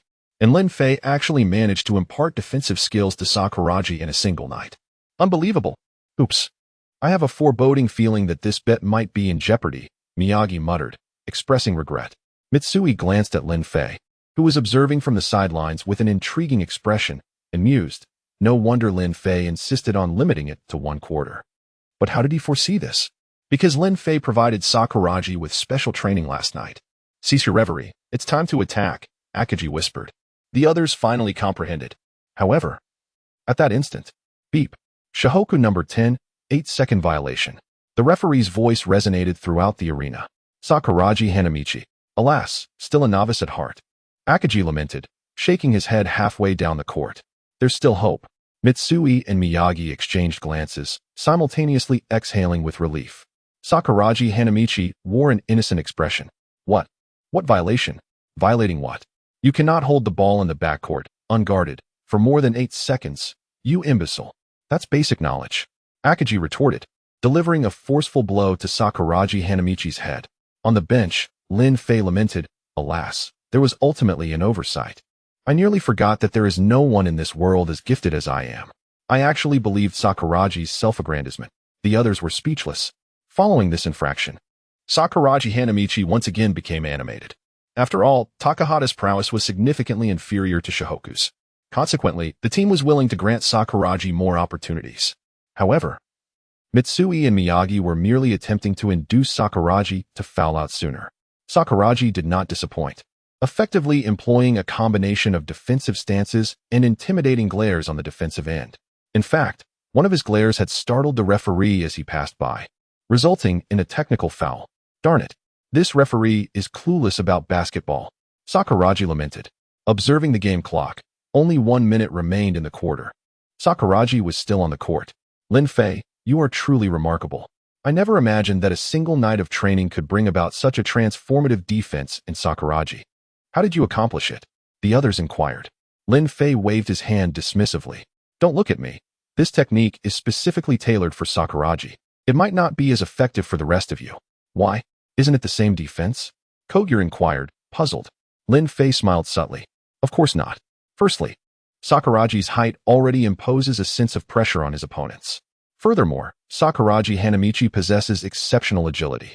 Under normal circumstances, as long as Sakuragi applies pressure, it invariably instills significant psychological stress in the opponent. At that juncture, his defense is typically successful. At that moment, regardless of whether the opponent intends to penetrate, shoot, or pass, they will instinctively glance at Sakuragi's eyes. And my final piece of advice to Sakuragi was to employ an intimidating glare. Since Sakuragi will invariably commit a foul if he makes any preemptive movements, he should simply refrain from doing anything and rely solely on his gaze for defense. Let's see who possesses superior mental fortitude. The others finally comprehended, and Kogure exclaimed, no wonder. Sakuragi's glare nearly led the referee to believe that Sakuragi was about to strike him, resulting in a technical foul. So, it truly does exert pressure. Why didn't I consider this before? Lin Fei chuckled. Kogure, your gaze is too gentle. This technique wouldn't be effective if you were to employ it. The others erupted in laughter. At that moment, as the referee's whistle sounded, the first quarter concluded. Sakuragi had finally played an entire quarter. Haha, did you witness that? This is the mark of a prodigy. I will undoubtedly play the entire game today. Witnessing his bet slipping away, Miyagi inquired listlessly. How many fouls did Sakuragi commit this quarter? Akagi replied, 4. So close. My money is going down the drain. Mitsui exclaimed, lamenting to the heavens. Chapter 35. The sea turned following a period of respite. The second half commenced. Within a minute, Sakuragi Hanamichi had accrued his 5th foul. As Lin Fei entered the court, Sakuragi lamented, I'll be back for practice tonight. Lin Fei, considering your winnings, you're treating tonight, Mitsui declared, passing the ball. Absolutely. Lin Fei responded with a laugh. This match mirrored the previous one against Kikuno. The sole distinction was Sakuragi's increased playing time, though he remained scoreless, managing 3 steals. Lin Fei augmented his 3-point shots by 2. The final score stood at 160-48. It appears superfluous to observe any further matches. Shihoku is assured victory. I shall await their confrontation with Shoyo, Wozumi announced, departing. Sendō, still observing Lin Fei's retreating figure, mused, his 3-point accuracy has improved considerably. Shoyo is in for a challenge. Upon conclusion, Lin Fei received a random reward from the system. Skill card, Sea Turn, 100 success rate. Consumes 2 stamina points, nullified upon reaching 80 stamina. Lin Fei, pleased with the guaranteed success, noted the stamina consumption. I must expedite the augmentation of my stamina. Post-match, in the locker room, Sakuragi had regained his composure, brimming with renewed confidence. In the next match, I shall persevere until the final buzzer. Mitsui and Miyagi exchanged smiles. Indeed. Though we possess an even more effective method of enduring the entire match. Oh? Sakuragi inquired, intrigued. Even Rukawa Kaede perked up his ears. Mitsui cleared his throat. For the next match, abstain from defense, simply evade the ball. The team was rendered speechless. You dare mock me? I challenge you to a duel, Sakuragi roared, echoing throughout the locker room. Aboard the train, the team jovially conversed. Our next adversary is Tsukubu. Securing victory will guarantee Shohoku's entry into the top 8. Akagi declared, marking off completed matches and highlighting Tsukubu's name. Sakuragi proclaimed, Tsukubu shall be the offering for my record of playing the entire match. And I shall score.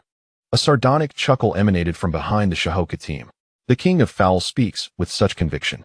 How audacious. The team turned to face a short-haired youth, his countenance hostile. Kogure interjected.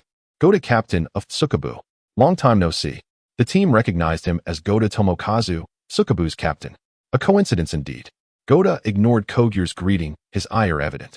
Shohoku has improved this year, but you are no match for Tsukubu. Our aim is the national tournament, and you shall serve as our stepping stones. The Shohoku team bristled, particularly Sakuragi and Miyagi, who rolled up their sleeves.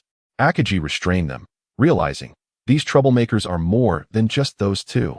Lin Fei stood before Goda, his imposing stature looming. Apologies, the train is crowded. Goda retreated, only to find Rukawa behind him. Apologies, the train is crowded, Rukawa echoed monotonously. Just as Goda attempted to retort, Mitsui feigned a cry and lunged into Goda, sandwiched between Lin Fei and Rukawa, leaving him dazed. These guys are unmanageable, Akagi sighed. As the train halted, Goda hastily disembarked, shouting, you'll regret this. The team responded with a unified gesture of defiance. Upon disembarking, the team decided that Lin Fei and Ayako owed them, and the funds must be spent. Sakuragi volunteered Lin Fei's culinary skills, leading the team to the supermarket and then to Lin Fei's residence, much to his dismay. Despite his culinary prowess, cooking was arduous. Fortunately, Ayako and Haruko, summoned by Akagi, assisted in the kitchen, where Lin Fei found himself in a pleasant company.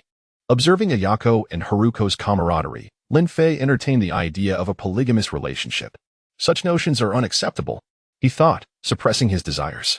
Finally, the meal was prepared, and the team showered Lin Fei with accolades. Given Lin Fei's solitary living arrangement, they decided that all post-match gatherings would be held at his home. Lin Fei nodded, inwardly cursing Sakuragi. After the team departed, Sakuragi stayed for additional training. The following morning, Sakuragi awoke early and prepared 2 slightly burnt eggs for Lin Fei, who consumed them under Sakuragi's ardent gaze. Let's go practice, Sakuragi exclaimed, dragging Lin Fei outside. I knew there was an ulterior motive, Lin Fei protested. They arrived at the basketball court, where the sound of dribbling echoed. Sakuragi grumbled, while Lin Fei smiled at a familiar figure. Chapter 36, Serendipitous Encounter, Opening of the Quarterfinals. Lin Fei was far from astonished by the unexpected meeting with Fukuda. After all, a script existed, only the order of appearance had deviated slightly. Let's practice on the other side, Lin Fei said, steering Sakuragi Hanamichi toward another part of the court. After a period of practice, Lin Fei couldn't resist glancing back at Fukuda, eventually accessing Fukuda's profile. Ding. Host enters Slam Dunk Master Cultivation System.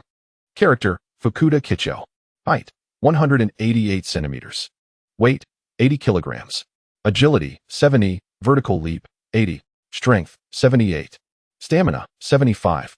Specialty, cutting to the basket. Surveying Fukuda Kicho's stats, Lin Fei nodded subtly. His physical attributes were adequate, and his knack for cutting to the basket presented a minor challenge.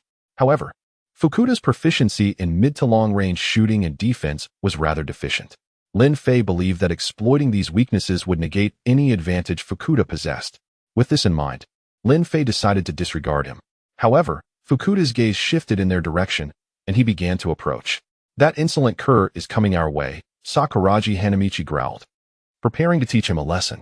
Lin Fei quickly intervened, chuckling, he's merely an inconsequential character. Let's continue practicing. He then tossed the ball towards Sakuragi Hanamichi. Just as Sakuragi Hanamichi was about to catch the ball, a whirlwind materialized. Fukuda had swiftly positioned himself between them, soaring through the air to intercept Lin Fei's pass and forcefully slam the ball into the hoop. Upon landing, he gestured towards them, announcing, I am Fukuda Kicho. Both Lin Fei and Sakuragi Hanamichi were taken aback by this unprovoked display, momentarily stunned. Fukuda Kicho, noticing their silence, sighed in resignation and departed without looking back. Unforgivable. Such arrogance.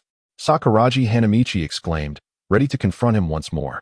Lin Fei restrained him once more. Fukuda Kicho, this is merely his way of seeking acquaintance. He is insecure and inarticulate, so he resorts to demonstrating his strength to prove his worth as a friend. Just as Lin Fei was struggling to contain Sakuragi Hanamichi, Fukuda had already distanced himself. What's gotten into you, Lin Fei?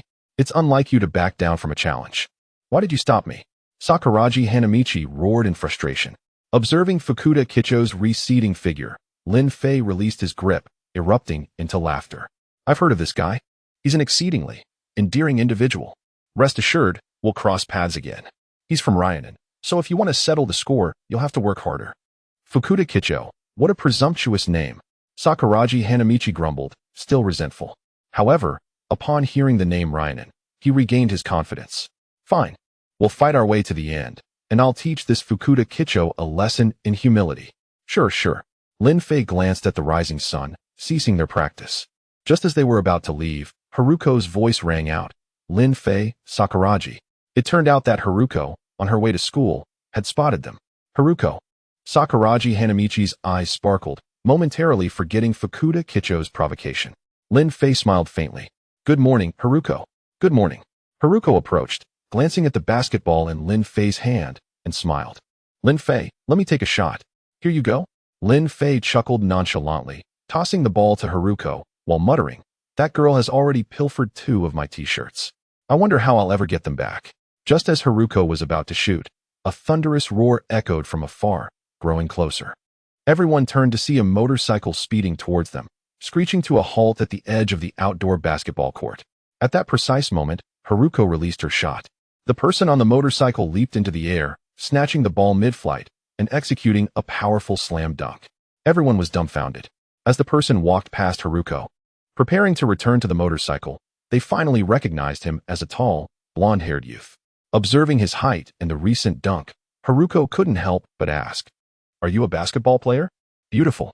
Hearing Haruko's question, the blonde youth flashed a charming smile, about to respond. Unforgivable. Inexcusable. Sakuragi Hanamichi erupted without warning, launching himself forward and delivering a ferocious headbutt to the blonde youth's head, causing blood to spurt. Crap! Lin Fei exclaimed in alarm. With the competition fast approaching, Sakuragi Hanamichi still had time for jealousy.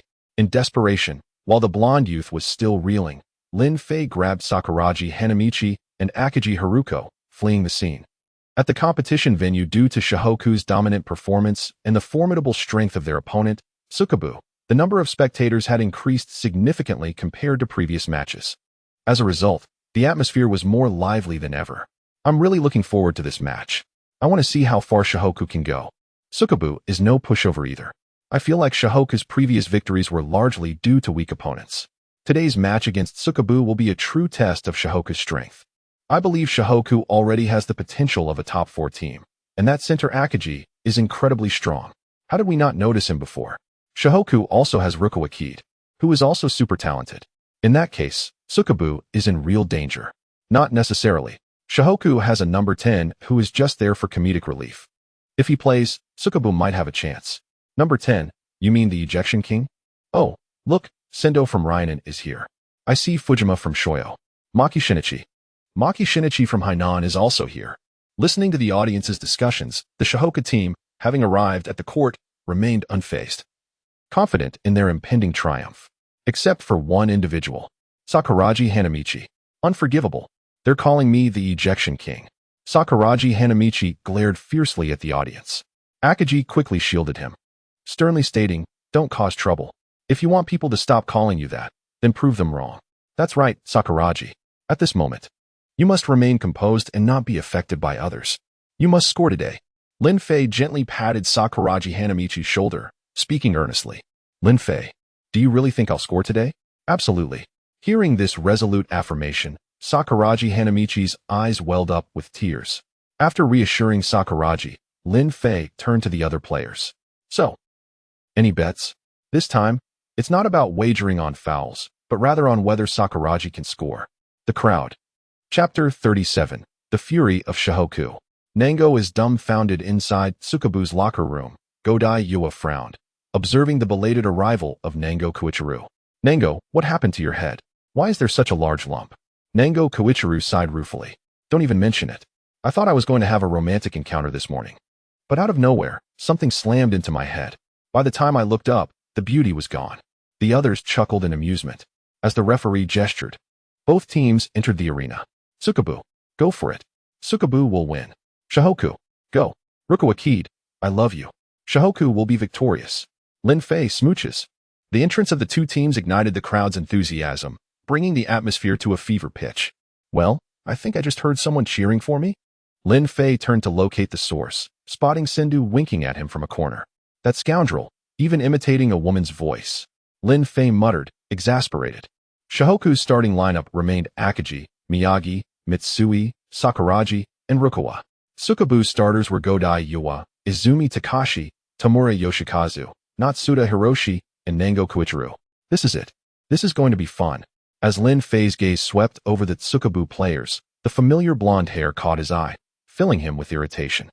Nango Koichiro was the very same fellow who had snatched the dunk in front of Haruko that morning and received a headbutt from Sakuragi in return. Sakuragi Hanamichi's attention was also drawn to this individual.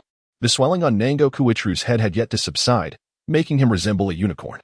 His mind was consumed by the events of the morning. If I ever find out who did this, I'll make them pay. Who is this guy?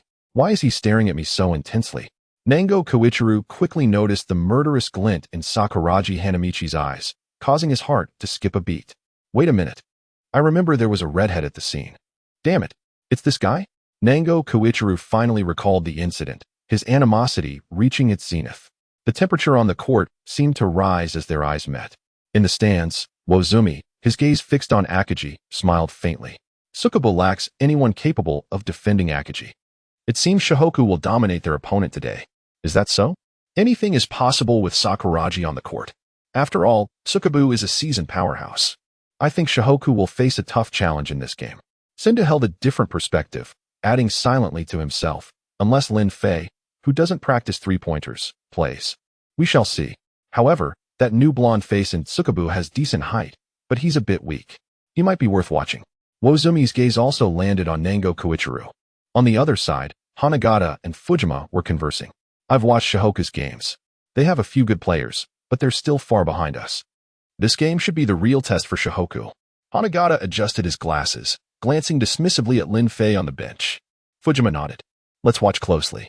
Our next opponent will be either Shihoku or Tsukabu. Regardless of who wins, it's a valuable opportunity for us to observe our rivals. It's all the same. In the eyes of Shoyo, they are all losers. Hanagata shook his head, not wanting to come if Fujima hadn't asked him. In another corner, Maki Shinichi sighed softly. It's a pity Lin Fei isn't starting again. A pity? I think he's just not good enough. He was just randomly shooting three-pointers in the last two games. I don't know what Shihoku sees in him, even letting him play. Oh, and that red-haired devil. These two are a disgrace to basketball. They can't compare to me, a true genius. Kyoto Nobunaga exclaimed without pausing for breath. I heard Sakuragi Hanamichi has started making steals in the last game, which means he's improving. This game is a good opportunity to observe him. Jin Soichiro chuckled. On the court, Akagi, noticing Sakuragi Hanamichi's strange behavior, approached him and whispered, Sakuragi, what are you up to? That damn blonde. He was flirting with Haruko in front of me this morning. Akagi, are you sure? Akagi's gaze shifted to Nango Koichiro, his expression hardening. I'm certain. Lin Fei can vouch for me. Damn it. Akagi's eyes blazed with fury. Nango Koichiro, what's going on?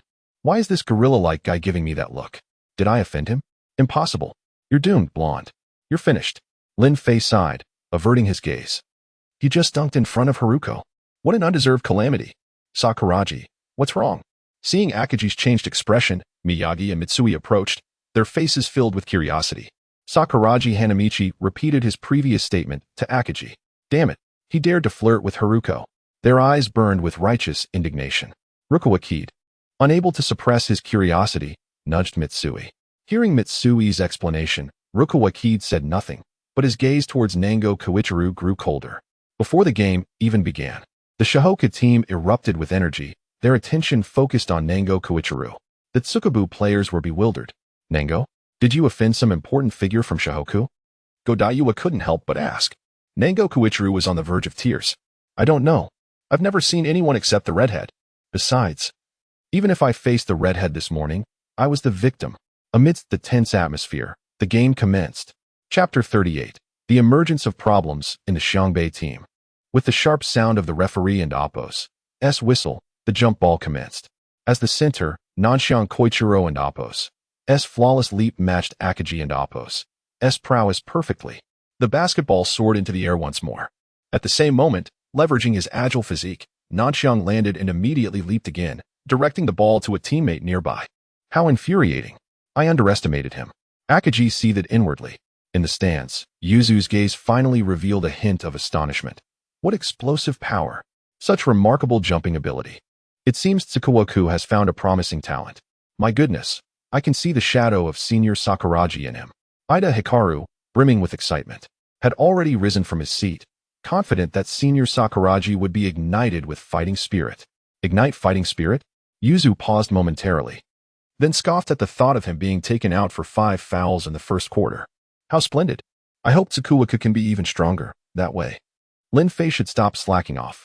Xian Dao smiled faintly, his gaze returning to the court. Quite impressive. They actually managed to catch Akagi off guard. Hanagata finally displayed a hint of interest. Fujima nodded, acknowledging Nanshan Koichiro as a commendable player. Hanagata, you must diligently uncover his weaknesses. Rest assured. My physique is far from as cumbersome as Akagi's, Hanagata retorted with a cold laugh. While everyone was engaged in conversation, Tsukuoku had already activated their offensive strategy. Following the jump ball, Nanshan Koichiro passed the ball directly to Natsuda Hiroshi.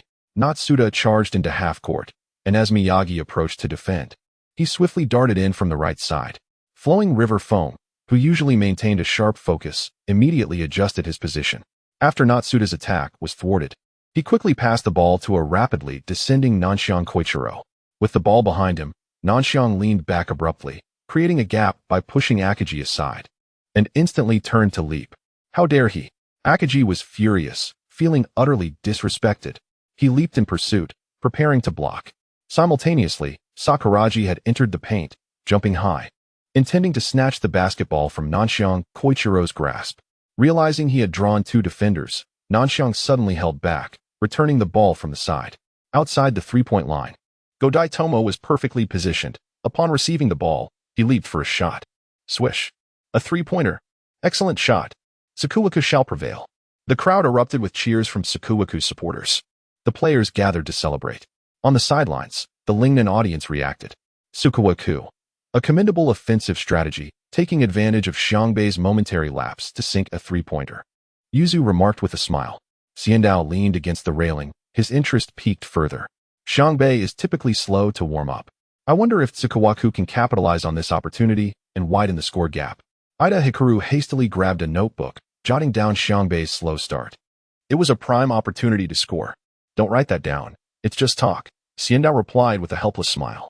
On the SHY bench, Hanagata nodded. Scoring opportunities? This Nanshan Koichiro possesses quite an astute perception. The match has only just begun. Let us observe how Xiangbei responds. Fujima, however, was less concerned about individual players and more focused on the tactical play of both teams.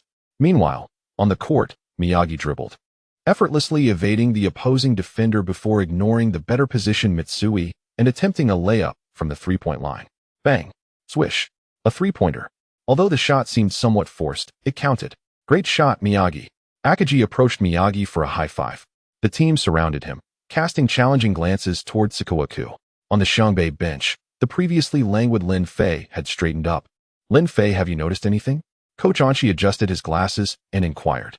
Tsukuoku's offense flows seamlessly, while our players remain stable, yet slow to heat up. Though the opposing team's overall strength is inferior to ours, it appears everyone is caught up in their emotions, focusing more on individual displays of skill. If this continues, it could lead to a stalemate. Naturally, if our players tire, mistakes will increase, and that would be perilous. Lin Fei analyzed, inwardly chastising Sakuragi for stirring everyone's emotions, causing them to pursue individual glory. Coach Anchi nodded, clearly agreeing with Lin Fei's assessment, but chose to remain silent, continuing to observe the game. Back on the court, Tsukuoku's offense resumed. This time, after bringing the ball to half-court, Natsuda Hiroshi faced Miyagi again. However, Miyagi was evidently prepared this time. Natsuda unhesitatingly passed the ball to Izumi Takashi, who had already penetrated. As Mitsui swiftly positioned himself to defend, Izumi chose not to engage and executed a direct pass to Nanshan Koichiro in the paint. Seizing the opportunity, Sakuragi charged into the lane. just as Sakuragi rushed in. Nanshion Koichiro smirked, directly passing the ball to the unguarded Tamura Yoshihisa. Observing the perfect distance, Tamura leaped swiftly. Swish. 2 points scored. The score stood at 5-3. Xiangbei trailed by 2 points. Xiangbei initiated their offense. Mitsui advanced, demanding the ball. After crossing half-court, he swiftly broke through as two Tsuwaku players closed in. Mitsui remained calm. Ignoring the positions of his teammates, and upon reaching the three-point line, executed a sudden stop-and-shoot jump shot. Swish. 3 points scored. 5-6. Xiangbei took the lead.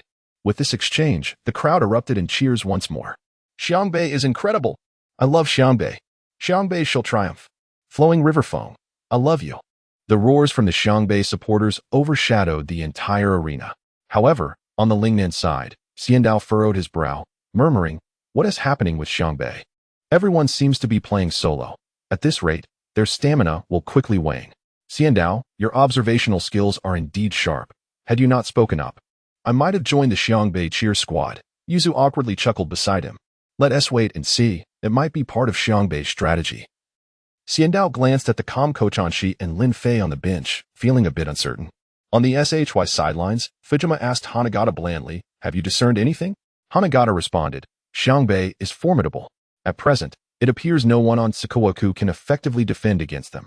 If we were to replace Sakuragi with Kodyer, I suspect it might yield better results." "No. Well, let us just observe for now," Fujima sighed, refraining from further commentary. Meanwhile, on the court, the next round had already begun. Chapter 39, Sukatake Strategy, all players of Shihoka substituted. This time, after Hirasuke Natsutani carried the ball past half-court, he opted once more for a pass. Ryohei Tamura received the ball and, without hesitation, relayed it to the perimeter where Tamahara Godai awaited. Although Godai found himself in a clear position, he refrained from shooting, choosing instead to wait for Sakuragi Hanamichi's arrival. Then passed the ball across to the post where Koichiro Nango stood. Nango continued to anticipate the double team from Hanamichi, then executed a bounce pass back to Hirasuke Natsutani. With the 24-second shot clock dwindling, Natsutani, seizing the moment before the defenders could establish their positions, rose for a jump shot just outside the free throw area. Swish. 2 points. The ball found its mark. 7-6. Sukatake takes the lead once more. What on earth is happening with Sukatake? Why did they forego a wide-open three-pointer only to settle for 2 points as the shot clock was running low? In the stands, Hikeichi Ida expressed his confusion. Sendu patted his head and chuckled. It seems Sukatake has recognized that Shihoku players favor one-on-one plays. They are likely strategizing to exhaust their stamina. While this may not be evident in the first quarter, by the second quarter, Shihoku's fatigue will surely become apparent, especially for players like Mitsui Hisashi and Miyagi Ryo, who have not undergone systematic training for an extended period. They will soon struggle to keep pace, and although Sukatake may not possess exceptional individual players, their collective strength will become evident. At that point, it will be difficult for Shihoku to close the gap. Realizing this, Hikeichi finally understood, so that's how it is. Clearly, Sukatake has conducted thorough research on Shihoku's characteristics. Otherwise, they wouldn't have identified this issue so quickly. Indeed, in previous matches, the disparity in skill was so great that no significant issues arose. Now, facing a balanced Sukatake, these flaws had come to light. Sendu continued his analysis. Yet he felt a subtle unease regarding the emotional state of Shihoku's players. Logically, while they may prefer individual plays, they shouldn't be neglecting to pass the ball. Even Akagi, upon receiving the ball, aimed solely for a dunk, disregarding the perimeter. What could be the reason for this? In the stands of Shoyo, Fujima frowned, thinking that if this continued, Shihoku would soon exhaust their stamina. Why was Coach Anze not expressing any concern? Was he indifferent to the outcome? Focused solely on developing his players? Perhaps Coach Anze has no better options, Hanagata remarked with a chuckle. No. Fujima's gaze shifted to Lin Fei, who was whispering with Coach Anze. What could he be saying? Why did Coach Anze keep nodding? Did he have some strategy in mind? On the Shihoka bench, Coach Anze inquired of Lin Fei, "Do you think we should let them continue on the court to self-adjust, or should we take another approach?" Lin Fei pondered for a moment and replied, "Allowing them to remain on the court is feasible, but given the current stamina drain, I fear they may struggle in the second half. Therefore, I suggest substituting them all out. Let me and Kodyer take the lead. I believe Sukatake will find it challenging to adapt to our bench lineup. We can score quickly, and during this time, Coach Anze, You can let them reflect until I tire. Coach Anze hesitated, then asked with concern, I intend to have these youngsters return in the second half. Do you think your stamina will hold up? It should be fine, Lin Fei replied with a faint smile. My stamina is currently at 59. Playing a half will be no issue. Coach Anze nodded. Very well, let us proceed with this plan. He then stood to request a substitution. Wait, has Shihoku requested a substitution just 4 minutes into the first quarter? The spectators were bewildered, but Shihoku was performing well. Indeed, and they were leading Tsukitake by 2 points. What gives? Is someone injured? I hope it's not Rukawa. The audience erupted in speculation, struggling to comprehend why Shihoku was making such personnel adjustments. Sendō, however, straightened his posture, his gaze fixed on Lin Fei with anticipation. Finally, I shall witness the true prowess of Lin Fei. Perhaps not entirely his true prowess. Wazumi interjected, shaking his head with a smile. Really? I sense that Lin Fei is about to assume the role of captain on the court. Sendō murmured while observing the eager Shihoku bench. Just as Sendō's words fell silent, Lin Fei, Kogure, Kadota, Ayada, and Shiozaki all stood up. What on earth is Shihoku doing? They're substituting all their players. Surely not. Are they abandoning their hopes of victory? The crowd gasped in disbelief. Unbelievable, absolutely unbelievable. Has Shihoku lost their minds? As they beheld the Shihoku substitutes rising, the spectators erupted into further astonishment. No one had anticipated that Shihoku would replace all their starters before the first quarter had reached its midpoint. Was this not a clear path to victory for Tsukitake? Fujima was momentarily stunned, contemplating what Shihoku's coach was thinking. Although recognizing the problem was important, substituting all starters seemed rather rash. Did he not fear the substitutes would fail to connect, leading to a collapse? It seems our next opponent will be Tsukitake, Hanagata laughed, seemingly unconcerned about Shihoku's substitutions. In his eyes, neither Tsukitake nor Shihoku was worthy of being a rival to Shoyo. On the court, Shihoku's 5 main players exchanged bewildered glances with Coach Anze, unsure if they had misheard. What? I haven't even begun to showcase my skills. Why am I being substituted? Sakuragi Hanamichi fumed internally. It can't be. We've already scored 2 points. Miyagi and Mitsui echoed their confusion. Rukawa merely shook his head in silence, lowering it as he exited the court. Akagi furrowed his brow, questioning. Why am I being taken out? Excellent. With Shihoku's starters off the court, we shall seize this opportunity to swiftly widen the score gap. Godai exclaimed with excitement, pumping his fist towards his teammates. Nango flicked his hair back with a grin. Rest assured, this game is ours to win. Chapter 40. The Path of the Immortal. He has come.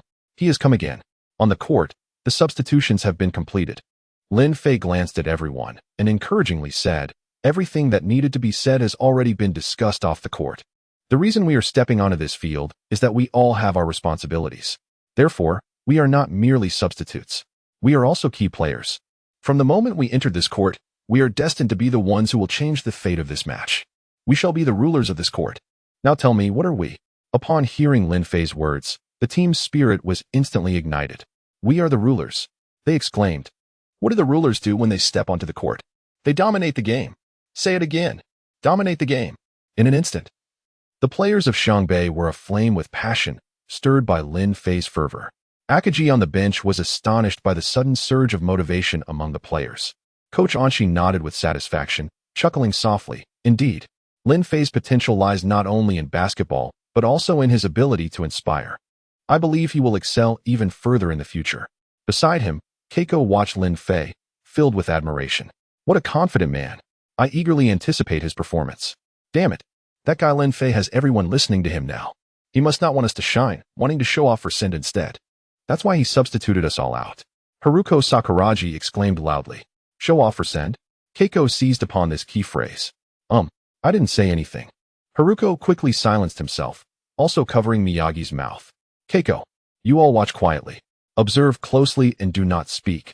Otherwise, you will not take the court today. Coach Anshi admonished, and the bench fell silent. Meanwhile, the match resumed. Lin Fei dribbled the ball past half court. But this time he did not pass to the players in advantageous positions as before. Instead, he directly confronted Natsume Hiroshi. A mere substitute dares to challenge me? Natsume scoffed, closing in on Lin Fei, dismissing him entirely. Such confidence? Then you better be cautious. If you let a substitute like me get past you, don't come crying. Lin Fei chuckled nonchalantly, gradually moving closer.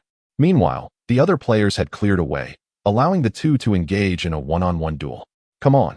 I want to see just how capable a substitute player like you really is. As you wish. On the Lingnan spectator stand, one remarked. I recall Lin Fei's defensive abilities being quite impressive, but I don't think I've ever seen him break through before. Yuju's eyes twinkled with intrigue. It should be quite stunning. At the very least, it should be more exciting than his three-point shots, Sen smiled, focusing entirely on Lin Fei's movements, noticing a slight change in Lin Fei's footwork, as if he was holding back a powerful move. On the Xianyang spectator stand, another remarked, another one-on-one? This seems rather unwise at this moment. Sakuragi won't fall for such tricks. Fujima frowned.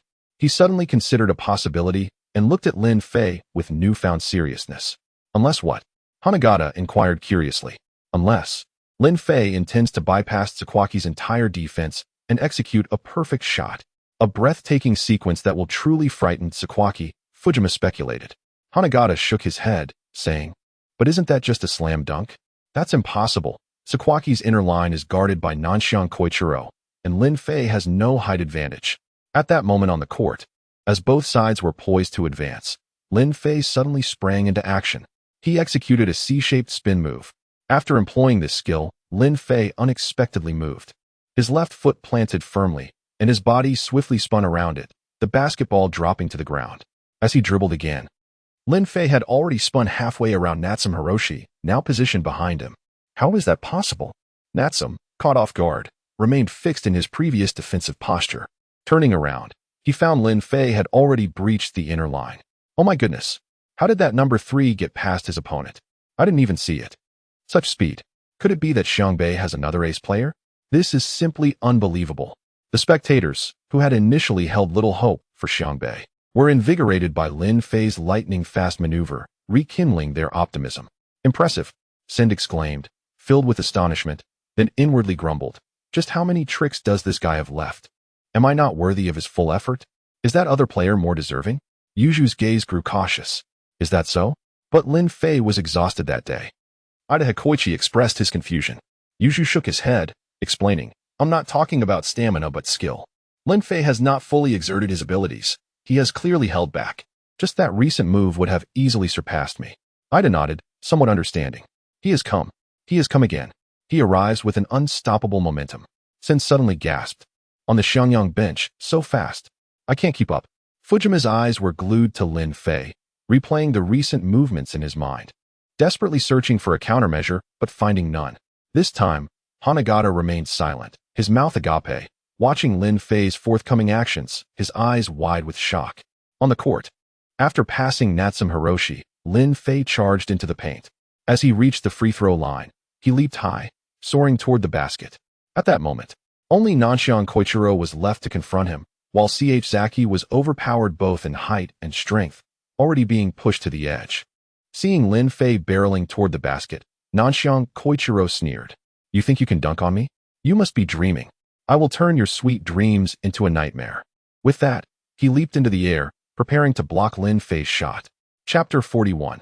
He is the god of war, surveying the battlefield. At this moment, all eyes in the arena were fixated on the two individuals, especially Lin Fei. If I am not mistaken, it seemed that Lin Fei had jumped from just beyond the free throw line. Wasn't that an early leap given the distance? Everyone felt that Lin Fei appeared to have jumped prematurely. However, until the ball touched the ground, no one dared to voice their thoughts, holding their breath as they watched the unfolding scene. At this moment, Lin Fei had approached the hoop with unparalleled speed. Nankai Akira, leveraging his height and sufficient wingspan, felt confident he could block the shot despite jumping later. Yet, as Lin Fei neared, he realized his miscalculation. He could not see the ball.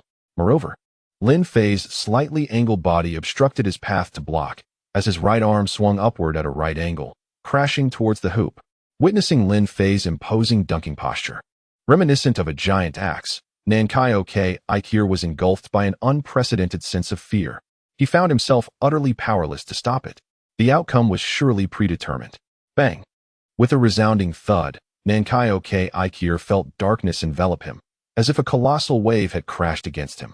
His body instantly lost balance, crashing heavily beneath the hoop. Now looking at Lin Fei, he remained grasping the rim with one hand, casting a cold, disdainful gaze downward. His eyes reflected nothing but contempt. as if a returning war god was surveying the battlefield he had just ravaged. At that moment, the arena fell silent once more. It's over. Upon witnessing this scene, I realized just how disheveled I had felt at that time. Alas, I still have not mastered this move. Sin sighed, subconsciously recalling that friendship match where Lin Fei had nearly shattered his confidence with such humiliation. No, during that match, he had respected you and played at full strength. But this time, Lin Fei was purely humiliating, still hanging on the rim. Ushiro shook his head, gently patting Send's shoulder in consolation. Akatani's eyes widened in awe. How impressive. Senior Lin Fei, truly remarkable. Hanagata, can you block him? Fujima suddenly inquired. Hanagata wished to assert he could, but that would only be self-deception. As a center, he understood Lin Fei's dunk better than anyone else, especially that relentless, dominating posture. Although he had not been the one to block Lin Fei, he had already immersed himself in that scene, and at that moment, a trace of fear arose within him. Subsequently, Hanagata despondently shook his head. It appears that Lin Fei is indeed the pivotal figure for Xiangbei. Fujima's expression shifted from interest to gravity. Lin Fei is exceptionally strong. Although he had only been on the court for a minute, his initial impassioned speech, the flawless maneuver, and the commanding dunk had already showcased his true value. Such feats, it seemed, were unmatched throughout Kanagawa. With a Lin Fei on the team, Fujima could confidently assert that neither Xiangyang nor any other team would intimidate them in national competitions. In the stands, the Hainan spectators were in disbelief. Is this a joke? How could Lin Fei possibly jump so high? This must be a fabrication. Kyoto Nobunaga had already risen from his seat, his face etched with incredulity as he gazed at Lin Fei on the court. I've never seen him play so earnestly. This rascal is astonishing. Maki shook his head, attempting to erase the image of Lin Fei from his mind, but found it impossible. Captain, I suddenly hope Xiangbei loses. Shin's Ikir chuckled bitterly. Maki sighed. It's impossible. I initially believed Sakuragi could still contend, but it seems I overestimated him. But it's just Lin Fei. Isn't it? Xiangbei's current players are all substitutes. Kyoto Nobunaga remained skeptical. We shall see. With Lin Fei present, his teammates, whether substitutes or starters, would unleash unimaginable prowess under his guidance. Maki concluded with another sigh, pondering why such a player would be at Xiangbei. On the Xiangbei bench, Ayako had already risen, her beautiful eyes shimmering with excitement. Thank goodness Lin Fei prefers men, Miyagi observed, filled with envy. I told you, this guy just wants to show off. Sakuragi Hanamichi clenched his fists, glancing once more at Coach Anze. How splendid.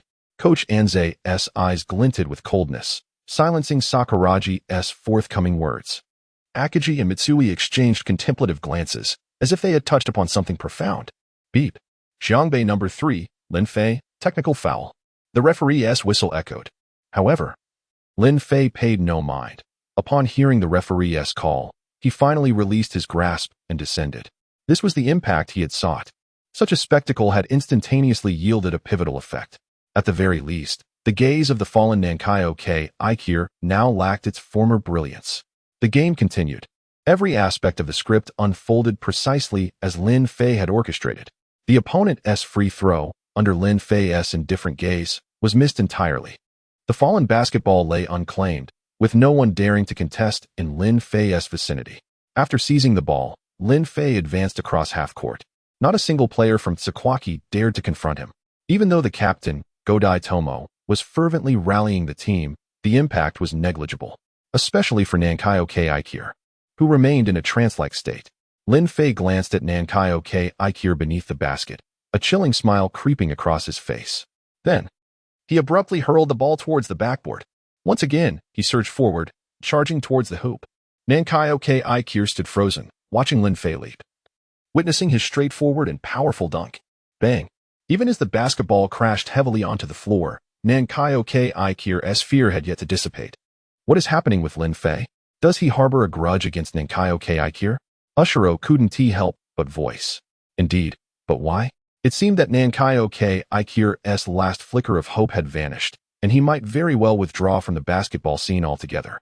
Send also felt that Lin Fei's actions were somewhat excessive. Chapter 42, a system devoid of morality, and Lin Fei's resignation. That Lin Fei is ruthless. Is he aiming to force Nango Kuichiro out of the basketball arena? Maki Shinichi was visibly shaken, acknowledging that such extreme humiliation and demoralization were rarely witnessed on the court. I wonder, could there be some deep-seated animosity between them? Speculated Jin Soichiro.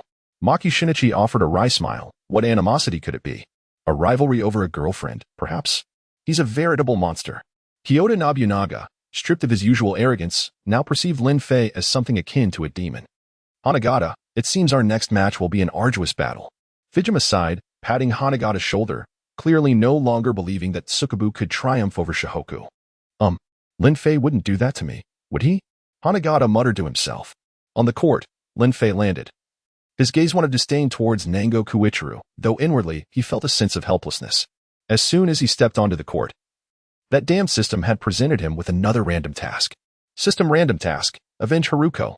The host is to utilize any and all means to provoke Nango Kuichiro into leaving the game during the first quarter.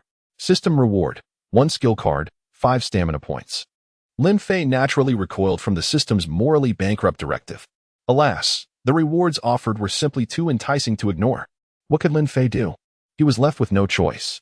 Though it seemed harsh, it was better to sacrifice a comrade than oneself. To reap the rewards, he would have to bear the mantle of a villain. Nango Kuichiro sat on the ground, fixated on Lin Fei, his eyes wide with trepidation. Have I offended you in some way? Lin Fei crouched down, gently helping him up, and whispered, This morning, that girl was my girlfriend. Do you understand now? Nango Kuichiro was taken aback. That girl? Was it worth it? I didn't even get a chance to utter a single word to her. No wonder the entire Shihoku team was giving me such peculiar looks.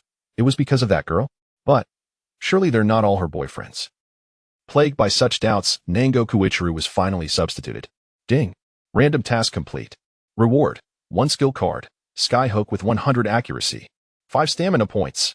Upon hearing the system's notification and witnessing Nango Kuichiro's dejected exit, the guilt gnawing at Lin Fei's conscience was gradually supplanted by exhilaration. The Skyhook, Kareem Abdul-Jabbar's signature move. With the acquisition of this skill, Lin Fei's last vestige of remorse vanished, and he erupted in unrestrained laughter on the court. What a fearsome demon. Indeed, not only did he drive his opponent off the court, but he also unleashed such derisive laughter that even those of us in the audience felt a chill run down our spines. Alas, facing such a demon, Tsukubu is doomed. I dare say Shihoku only needs him to win. In the stands, the spectators watched Lin Fei's unbridled display and couldn't help but exclaim in astonishment. This doesn't seem like Lin Fei's true character. What could have triggered this change?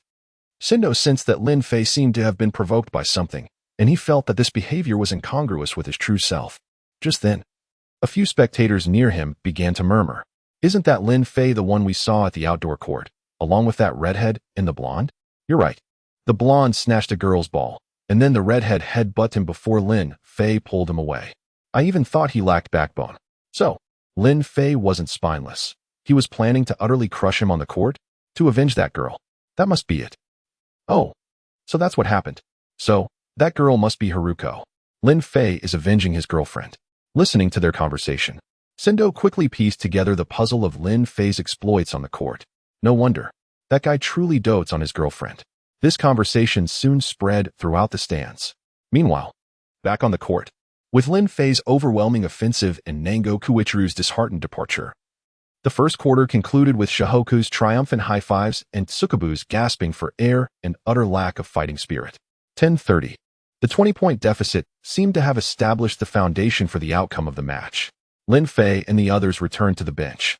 Ayako handed everyone a bottle of water, but paused before giving one to Lin Fei, quietly asking, was it really for Haruko? Lin Fei was taken aback. Huh? How did she know? Did that damn system say something? System? Say what now? This system has professional ethics. You scoundrel. Lin Fei. If it wasn't the system, then it must have been Sakuragi, that blabbermouth. Seeing Lin Fei's silence, Ayako turned away quietly. No, it's for Sakuragi. Lin Fei quickly stood up and declared loudly. After all, Lin Fei was still struggling to choose between Ayako and Haruko. Based on Lin Fei's experiences from his previous life, Ayako asking this question meant that she was jealous. Therefore, this was the perfect response. Sakuragi Hanamichi. Huh. For me, Miyagi and Mitsui. For Sakuragi. There's something going on between them. No wonder. Sakuragi slept at Lin Fei's place last night. The two were instantly lost in their own speculations. Rukawa Kaede sniffed. This gossip smells like a big deal. Ayako felt a sense of relief. Lin Fei is explaining himself to me?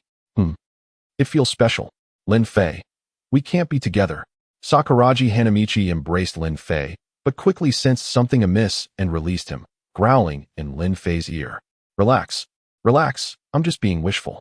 Don't worry about it, Lin Fei said with a nonchalant smile, glancing at Ayako's expression. Meanwhile, the news about Lin Fei avenging a girl had already spread throughout the stands. However, Ayako was unconcerned. She only believed what the person involved said. So, you really humiliated his girlfriend this morning? On the Tsukubu bench, everyone surrounded Nango Koichiro in disbelief. Alas, I knew I shouldn't have stopped to show off. But that girl was so beautiful and innocent. Nango Koichiro thought to himself, his face a mask of bitterness. Listening to everyone's discussions, he, as the loser, had been branded with the title of scumbag. At that moment, he just wanted to find a hole to crawl into and escape far away. Never to touch a basketball again. Loser, hold your head high. Just then, Lin Fei's voice echoed from the Tsukubu bench. Chapter 43. Lin Fei, a true paragon of virtue and duplicity. The arrival of Lin Fei at the Jinjiu bench ignited a furor among its players. Lin Fei, Nango is already prostrate. Why further humiliate him? Are you intent on utter annihilation? Lin Fei, I implore you to show compassion. Lin Fei, one more step, and I shall risk expulsion to strike you down. Jinjiu's players besieged Lin Fei. As Xiangbei prepared to intervene, Coach Anze interjected, should you engage, consider yourselves dismissed from the team. Coach, it was Lin Fei who provoked them. Sakuragi Hanamichi protested. Why not expel him? Anze merely smiled, noting the flicker of remorse in Lin Fei's eyes. Initially, Anze contemplated permanently benching Lin Fei, deeming his decimation of a high school prodigy excessively cruel. What if future encounters led to similar devastation? However, Lin Fei's solitary approach to the opposing bench, tinged with regret, stayed Anze's hand. He sought to ascertain if Lin Fei could navigate the treacherous path of duplicity. Success would inspire resilience in those he had vanquished, granting him unfettered license on the court. The audience's gaze converged on Lin Fei. Even with Nango Koichiro sidelined, Lin Fei persists. While Lin Fei is technically in the right, is such relentless pursuit warranted? Nango Koichiro appears on the verge of collapse. I commend Lin Fei's resolve. Were my girlfriend to be slighted, I would retaliate with equal ferocity. The spectators buzzed with discourse, increasingly sympathetic towards Nango Koichiro. Nango Koichiro, do you shrink from facing me? Lin Fei declared. Has defeat crushed you? A pity. For I overestimated your prowess. You are but a minor player. Know that I employed but a fraction of my strength against you. Lin Fei, enough. Nango Koichiro, incensed by the belittlement, surged to his feet, seizing Lin Fei's collar. He recognized his inferior skill on the court, rendering him defenseless against Lin Fei's humiliation. Yet, off the court, he refused to endure further scorn. Even at the cost of his basketball career, he would engage Lin Fei in physical combat. Precisely the spirit, albeit misdirected. Lin Fei remarked, unfazed by Nango Koichiro's rage.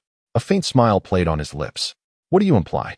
Nango Koichiro questioned, sensing an unsettling shift. Channel this fervor onto the court. Avenge your humiliation through your play, Lin Fei whispered, disengaging Nango Koichiro's grip and drawing closer. A man who abandons himself due to minor setbacks will falter in all endeavors, for he has forsaken his passions. Do you comprehend? Nango Koichiro faltered. Lin Fei, is this encouragement? Why, after humiliating me on the court, does he not revel in my misery? Why offer guidance? Why? Nango Koichiro pressed. Because your talent is considerable, and your despondency would be a lamentable waste. Is it not permissible to cherish one's affections? Nango Koichiro was perplexed. Lin Fei chuckled. In truth, the girl you encountered this morning is the object of affection of our team's redhead. I intervened on his behalf to repay a debt. He deemed himself incapable of defeating you, so I was tasked with humbling you. Your defeat would settle the score.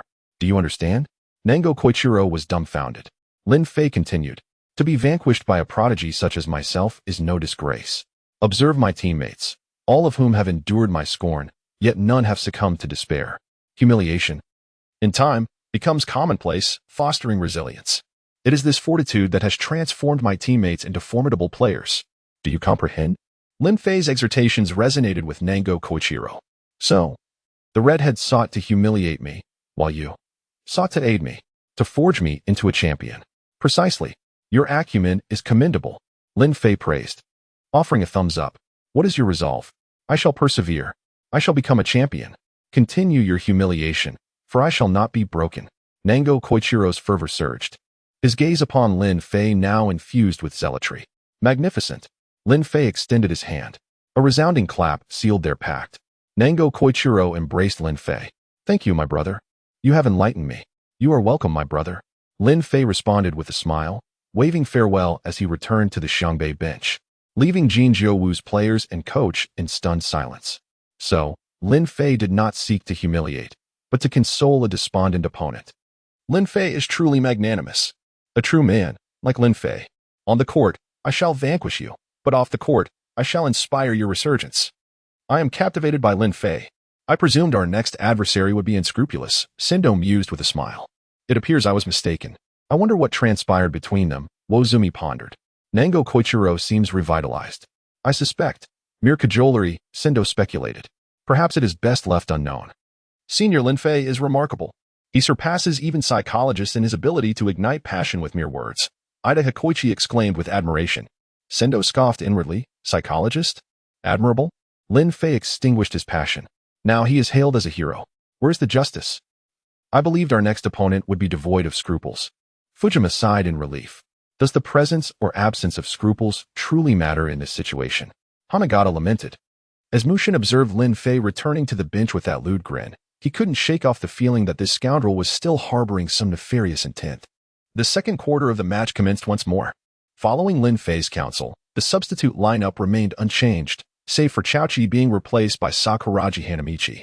Kochanchi, without a hint of inquiry, simply trusted Lin Fei's rationale. Upon witnessing Sakuragi Hanamichi take the court, Nanshan Koichiro's gaze ignited with a flicker of fierce determination.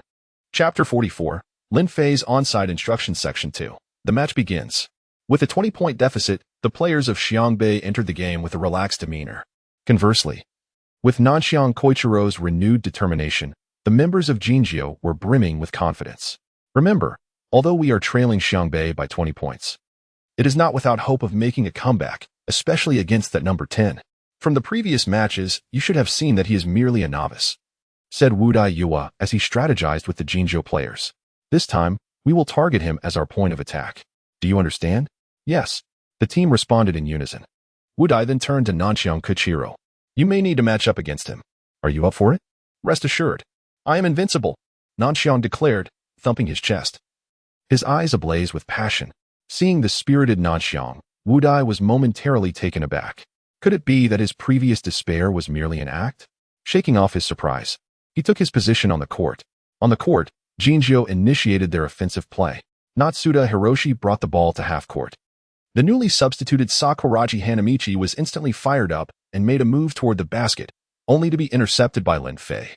Your position is center and power forward now. Pay attention to your positioning. The paint is your domain, Lin Fei advised, then added quietly. I fought hard to give you this opportunity to avenge that blonde-haired player, almost getting beaten up by the entire Jinjiu team. You must appreciate my good intentions. Sakuragi looked touched, then cautiously remarked, You're being unusually kind to me. You don't have any ulterior motives, do you? Just so you know, although I am quite charming, my heart belongs only to Haruko. No distractions, especially not towards men. Relax. We are still good brothers. Lin Fei chuckled. Now go. This quarter, you must take down that blonde. Leave it to me. Sakuragi replied confidently as he returned to the paint. The two glared at each other under the hoop, igniting an intense rivalry. Here it comes. The temperature is rising. Now this is a match. Without a bit of competitive spirit, what is the point? Lin Fei grinned, moving to intercept Natsuda Hiroshi. Seeing Lin Fei approach, Natsuda hesitated to hold onto the ball and quickly passed it to Tamura Yoshihiro. The defensive strength of Xiangbei's bench was not formidable. Lin Fei was the only one to watch closely. Meanwhile, rejuvenated Jinjiu attempted to break through. Tamura successfully maneuvered past his defender, entering the paint, and took a jump shot from a suitable distance. However, perhaps due to nerves, the basketball ricocheted off the rim and soared high. Watch me. I am the little tyrant of the paint, Sakuragi shouted, leaping to catch the rebound. Nanshan, undeterred, matched his jump, and both players reached for the descending ball. Sakuragi's rebounding skills were commendable, particularly his leaping ability. Even Lin Fei understood that without a favorable position, he could be at a disadvantage. From the sidelines, Akagi observed the competition for the rebound without concern. He was more worried about Sakuragi possibly becoming overconfident after securing the ball. Shoo! Miyagi whistled in boredom, catching Ayako's attention, her brows knitting together. Yet, Miyagi was oblivious to the unfolding game. Smack! Indeed, Sakuragi was the first to seize the rebound. Huh, you dare to contest rebounds with me? Watch how I dominate. Upon securing the ball, Sakuragi shouted triumphantly. Just as he was about to descend, however, Nanxiang coldly smirked. You're celebrating too soon, novice. With that, he swiftly slapped the ball from Sakuragi's grasp, sending it towards the baseline, where a Jinjo player stood ready. I told you, overconfidence leads to downfall. Miyagi sighed in exasperation. How many times have I said this? Why can't he change? Akagi lamented as he rubbed his forehead. Yet, Coach Anchi remained unfazed. For this was Lin Fei's plan, to tame Nanxiang Koichiro and utilize him to teach Sakuragi Hanamichi a lesson. As Sakuragi's greatest rival, Lin Fei believed that under his guidance, Sakuragi would undoubtedly make significant progress, provided, of course, that he didn't foul out. At this moment on the court, Jinjo's offense flowed smoothly. Wudai made his way to the basket and executed a layup. Yes, our captain is amazing. Nanxiang is incredible. The Jinjo players cheered exuberantly after scoring first in the second quarter. That blonde dared to ambush me. Watching the celebrating Nanxiang, Sakuragi's anger flared. There's no reason to be angry. We should strive to avoid such situations. Don't let that blonde exploit any openings. Remember, I suggested to the coach that you be put in place solely for the chance of revenge. Cherish this opportunity. Lin Fei remarked with a grin. I know, but that last shot there was nothing I could do. Sakuragi replied helplessly. Very well, watch me. Learn from me. Lin Fei smiled as he brought the ball into the opposing half. After crossing half court, Lin Fei quickly passed the ball to Kogure. Under Lin Fei's cue, Kogure took a hasty jump shot from the three-point line. Meanwhile, Lin Fei rushed toward the basket. I need to focus, I cannot lose to that blonde. Sakuragi recalled Lin Fei's words, his eyes glued to every movement of Lin Fei. As Lin Fei approached the basket, Kogure's three-point attempt hit the rim. Bouncing high once more, Nanxiang jumped up immediately. Just then, Lin Fei made his leap. With a burst of leg power, Lin Fei seized the basketball first. Yet, Nanxiang was again hot on his heels, as if a fly was tailing him. In a situation similar to mine, what will Lin Fei do? Sakuragi watched intently, anxious not to miss a detail. At the same time, Nanxiang was filled with excitement. Swat the fly. I must swat the fly. If I can knock this ball away easily, I will have avenged myself on the court. He silently vowed, his hands poised to strike the ball from Lin Fei's grasp. Watch me. In that instant, Lin Fei forcefully pulled his hands back, clutching the basketball tightly to his chest. Chapter 45, Sakuragi Hanamichi Enlightened. Lin Fei's rebound was ultimately not seized by Nanku Koichiro. Upon landing, Lin Fei immediately passed the ball to the more advantageous Yasuda. After receiving the pass, Yasuda raised his hand and shot. At this moment, Lin Fei had already begun to retreat to the side, casually uttering to Sakuragi, "It's your turn now, little tyrant under the basket." Sakuragi Hanamichi understood the cue. Watching the basketball that hit the rim and bounced back down rapidly, he leapt into action. Lin Fei had indeed secured the ball. Yes, he had secured the basketball. It must be said that when Sakuragi focused seriously, his concentration was remarkable. After Lin Fei's on-site teaching, he immediately grasped the essential techniques. Now, Sakuragi occupied the most advantageous position, while Nanku Koichiro had been pushed out to the perimeter by Lin Fei. Although his jumping ability and explosiveness were commendable, he still could not prevent Sakuragi Hanamichi from claiming the basketball. How infuriating. Lin Fei is a freak, and now this red-haired kid wants to show off again. Not a chance. Nanku Koichiro exclaimed, tensing his body mid-air, and swung his hand toward the basketball tightly held by Sakuragi Hanamichi. Heh, it's this trick again, yellow-haired kid. I am no longer the same Sakuragi Hanamichi as before. I have achieved enlightenment. With a furious roar, Sakuragi Hanamichi suddenly retracted his hands, just as Nanku Koichiro's fingers were about to touch the ball, clutching it tightly to his chest. How is this possible? Nanku Koichiro, still reeling from shock, could hardly believe his eyes. In the stands of Lingnan, Sendō chuckled, so that's why Lin Fei let Sakuragi play. It was for on-site teaching. Sakuragi has a high level of comprehension. He learned aerial ball protection after just one demonstration. Generally, it is challenging for new learners to achieve this. as the excitement in that moment can temporarily obliterate one's ability to think. One would need countless hours of practice to develop muscle memory. Yet, Sakuragi managed to do it after only one look. He truly is a gifted player. Yuzu could not help but praise him as well. I knew it. Senior Sakuragi is incredibly impressive, Ida Hikaru exclaimed excitedly, as he was the first to know a member of the SH Hoku team. Sakuragi Hanamichi, his ability to comprehend is remarkable. On the Xiangyang bench, Hanagata nodded slightly. Fujima could only smile wryly. Indeed, but the real genius is Lin Fei. Conducting such an on-court practice session is quite daring. Coach Anze from SH Hoku surely has a big heart. I certainly could not do that. While everyone continued to praise Sakuragi Hanamichi, he, having just landed, felt an overwhelming excitement. Lin Fei's teachings were indeed effective. Fortunately, I am a genius, capable of mastering skills with just one viewing. However, I cannot pass the ball like Lin Fei. As a genius, I must possess a genius's mindset. Seizing the moment, I'll deliver the final blow to this yellow-haired kid by dunking right in front of him. It's my time to score. With this thought in mind, Sakuragi Hanamichi felt invigorated and leapt once more, clutching the ball tightly, aiming for the hoop with a powerful dunk. But at that moment, Nanku Koichiro was just beginning to descend. He saw Sakuragi Hanamichi and the basketball reappear before him and instinctively swatted at it.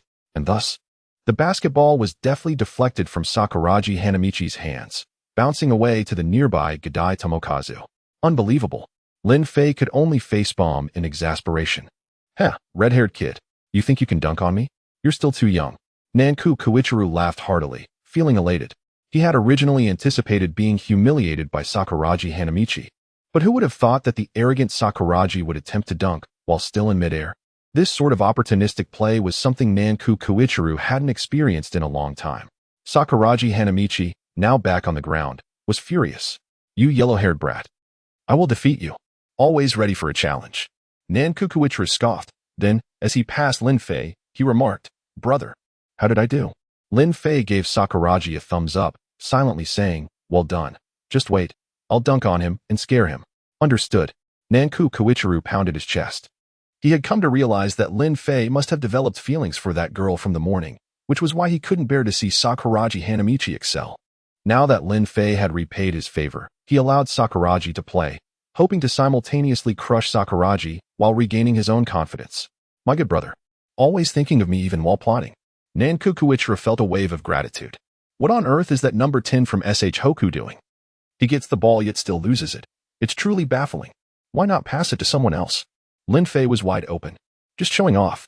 I heard that number 10 hasn't scored a single point after so many games. What a novice. The audience erupted in ridicule, observing Sakuragi's recent performance. Even Sendō shook his head in dismay. On-site teaching depends on the individual. With someone as restless as Sakuragi, I fear Lin Fei will soon be at his wit's end. Hearing Sendō's words, Yuza nodded in agreement. Indeed, Sakuragi has only been learning basketball for a short time. He lacks understanding of many fundamentals. I believe Senior Sakuragi is improving. At least that rebound was executed beautifully. As Sakuragi Hanamichi's most devoted fan, Ida Hikaru remained steadfast in his support for him. Not far away, Fujima finally exhaled, muttering, I hope our match can give Sakuragi a chance to play. This guy is quite entertaining. I just wonder if Lin Fei will lose his patience. If it were me, I would have given up on him long ago. It's exhausting at this rate, mentally draining. Hanagata chuckled. On the Hainan bench, Maki Shinichi had just praised Sakuragi Hanamichi, yet his smile was abruptly frozen as he observed the red-haired kid.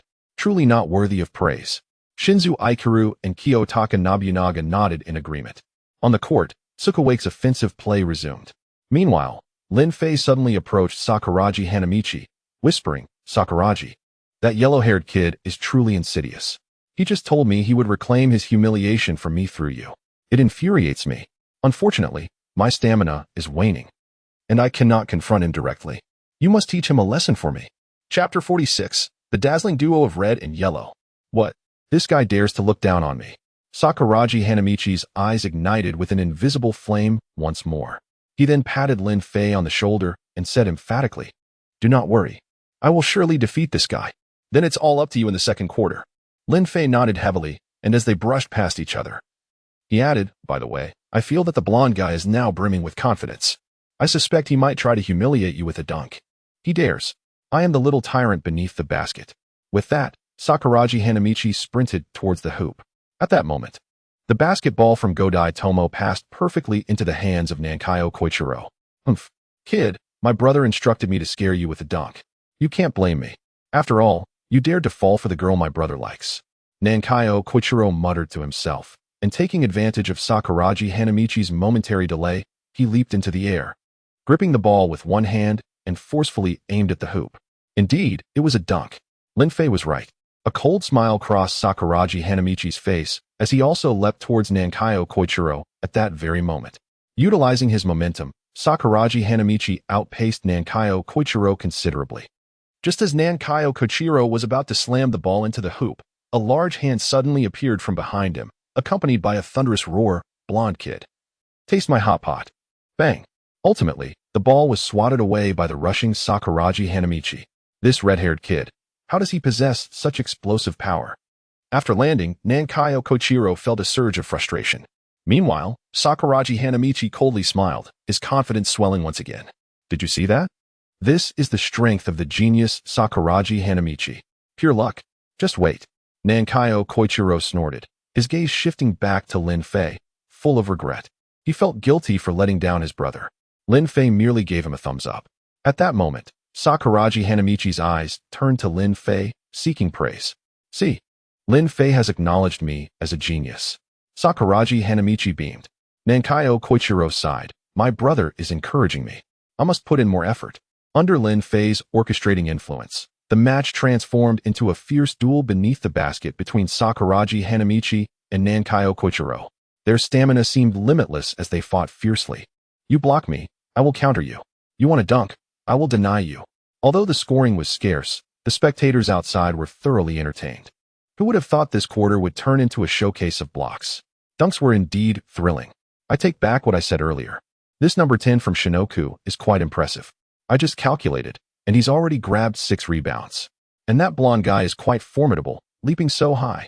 I truly hope this quarter lasts longer. I relish such explosive battles beneath the basket.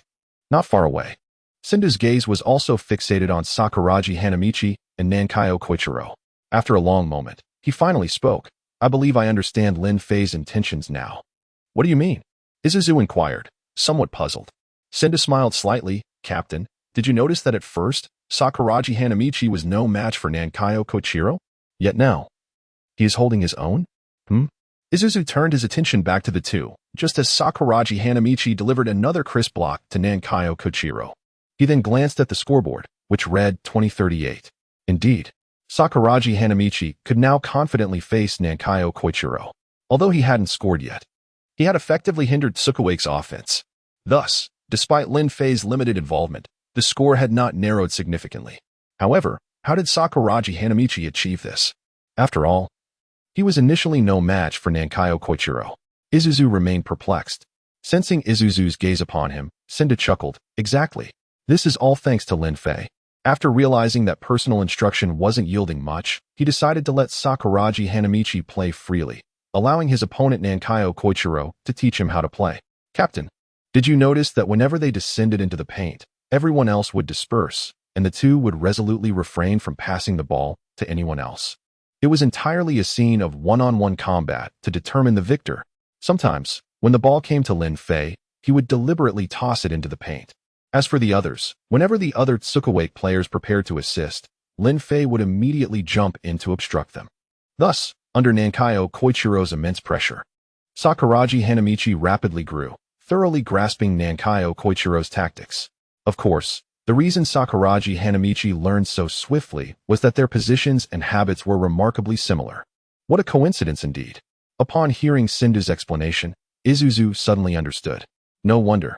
But even though Lin Fei can control others, Nankayo Koichiro can still dictate the ball's direction after obtaining it. Why does he choose to go solo? It seems as if he's determined to bring Sakuragi Hanamichi down. Sendō sighed.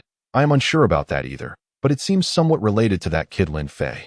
On the other side, Fujima had also discerned Lin Fei's strategy, chuckling. Lin Fei's courage is truly remarkable. He actually has Nankayo Koichiro practice against Sakuragi Hanamichi. I wonder what tricks he will employ in our upcoming match. I will not be anyone's sparring partner. Hanagata resolutely shook his head. Seeing Hanagata's vigilant expression, Fujima couldn't help but chuckle. It seems the next match for Shoyo will be a tough battle. However, why do I still hope Shoyo can win? Even though their chances seem slim? Maki couldn't help but glance over at Fujima. Captain, the game is ever-changing. I don't believe Shinoku is guaranteed to win. And I don't think Fujima's strength will fall short against Lin Fei. After all, Fujima's experience is far richer. And Shinoku is somewhat unstable, especially Sakuragi Hanamichi. Although he has improved significantly, Hanagata is not a freshman like Nankayo Koichiro. His experience in major competitions is sufficient to suppress Sakuragi Hanamichi. Shinzo Ikuru seemed to favor Shoyo. Do not forget, Akagi has yet to take the court. Maki shook his head and fell silent. Whatever, who cares who it is? Even if it's Shinoku. Humph, as long as I don't have to match up with Lin Fei, I can just focus on scoring. After all, even geniuses have their weaknesses. Kiyotaka Nishinaka thought to himself. On the court, Nankayo Koichiro finally managed to shoot the ball, only to have it blocked by Sakuragi Hanamichi once more, sending it out of bounds. As the ball went out, he hurriedly approached Lin Fei. Brother, I am sorry. That red-haired demon seems to have already figured out my moves. I only have these few tricks. No worries. I will teach you. Lin Fei chuckled softly. Chapter 47. Lin Fei's Skyhook. Have you mastered it? Observing Lin Fei's serious demeanor, Nanxiang Guangyi felt a surge of respect. What defines a brother? This is what it means. Even as adversaries on the court, he tirelessly endeavors to impart knowledge. Such a brother is a true brother indeed. Just as Nanxiang Guangyi was immersed in the camaraderie of brotherhood, Lin Fei swiftly intercepted the basketball from Natsutani Hiroshi. As he passed by Sakuragi Hanamichi, he whispered, "Watch closely. I will teach you another move. How much you grasp depends on you." With that, Lin Fei dribbled past half-court. What an arrogant fellow. Does he think he's so remarkable? Sakuragi Hanamichi silently cursed, yet he followed closely behind. Upon reaching the opponent's half, Lin Fei halted just beyond the three-point line, awaiting the defensive positioning of his opponents. Lin Fei, is he planning to humiliate us again? The players of Tsukuwabuki felt a twinge of apprehension, but were at a loss. As the captain, Godai Tomohiro rallied the team's spirits, insisting they must defend this play. Judging by Lin Fei's stance, it seemed he intended to take the shot himself. Thus, they should not concern themselves with the open players of SH Hoku, and instead reinforce the area beneath the basket, ensuring Lin Fei would not succeed. With Godai's words still resonating in the air, three players from Tsukuwabuki positioned themselves in the paint, standing before Lin Fei. Unfazed by their setup, Lin Fei calmly approached the basket with the ball. The Tsukuwabuki players gradually retreated, while Nanxiang Guangyi widened his eyes in anticipation, eager to see how Lin Fei would confront the trio defending the basket. "Nanxiang, why are you dawdling? Get to the basket," Godai suddenly called out. Nanxiang Guangyi was momentarily taken aback. Indeed, while learning is essential, this is a match after all. It felt as if he were a player for SH Hoku himself. He quickly moved to the basket to switch with Tamura Ryo. Seeing that Nanxiang Guangyi had also positioned himself, Lin Fei dashed forward. However, his trajectory was not aimed directly at the basket, but rather towards the edge of the backboard. What is he doing? The Tsukuwabuki players were momentarily stunned, sensing that Lin Fei must have some cunning plan, and thus rushed to close in on him. As the defenders arrived at his side, Lin Fei leapt into the air. Is he attempting a shot? Impossible. At that moment, the three Tsukuwabuki defenders had already leapt, completely obstructing Lin Fei's shooting path. In particular, Nanxiang Guangyi was nearly able to reach the basketball in Lin Fei's hands. What the heck? With his shooting route entirely blocked, and yet he's teaching me tricks? This guy is bound to embarrass himself. Sakuragi Hanamichi grinned widely, as nothing delighted him more than witnessing Lin Fei falter in their shared basketball journey. After all, they were both prodigies. Why should it always be his blunders on display? Lin Fei may have been a bit overconfident with this shot, Shinichi chuckled. Yuzu nodded in agreement, noting that his shooting path was completely blocked and wondering why Lin Fei chose such a route. However, Ida Hikoichi held a contrary perspective. Fixated on Lin Fei, if he manages this shot, I will eat the basketball. On the Hainan side, Kyoto Nobunaga, who rarely showed himself, finally became animated, speaking confidently. Makishina remarked playfully, "Then you should start praying. Though I also feel uncertain, luck is unpredictable." Haha. I am eager to see whether Lin Fei's luck prevails, or if it is Kyoto's turn to shine. Shinzo Akira chuckled lightly. Not far away, Fujima watched Lin Fei intently. Thinking that he shouldn't be opting for a dead-end shot, Surely he possesses some secret technique? There can't be that many tricks, Captain. I believe Lin Fei may not be as formidable as we imagine. After all, he's just a first-year freshman, and mistakes are inevitable. Upon witnessing Lin Fei's poor choice, Hanagata sighed in relief. Let us hope so. Fujima's gaze remained fixated on Lin Fei. On the court, just as everyone anticipated that Lin Fei would attempt a forced shot only to be blocked, he suddenly altered his motion mid-air.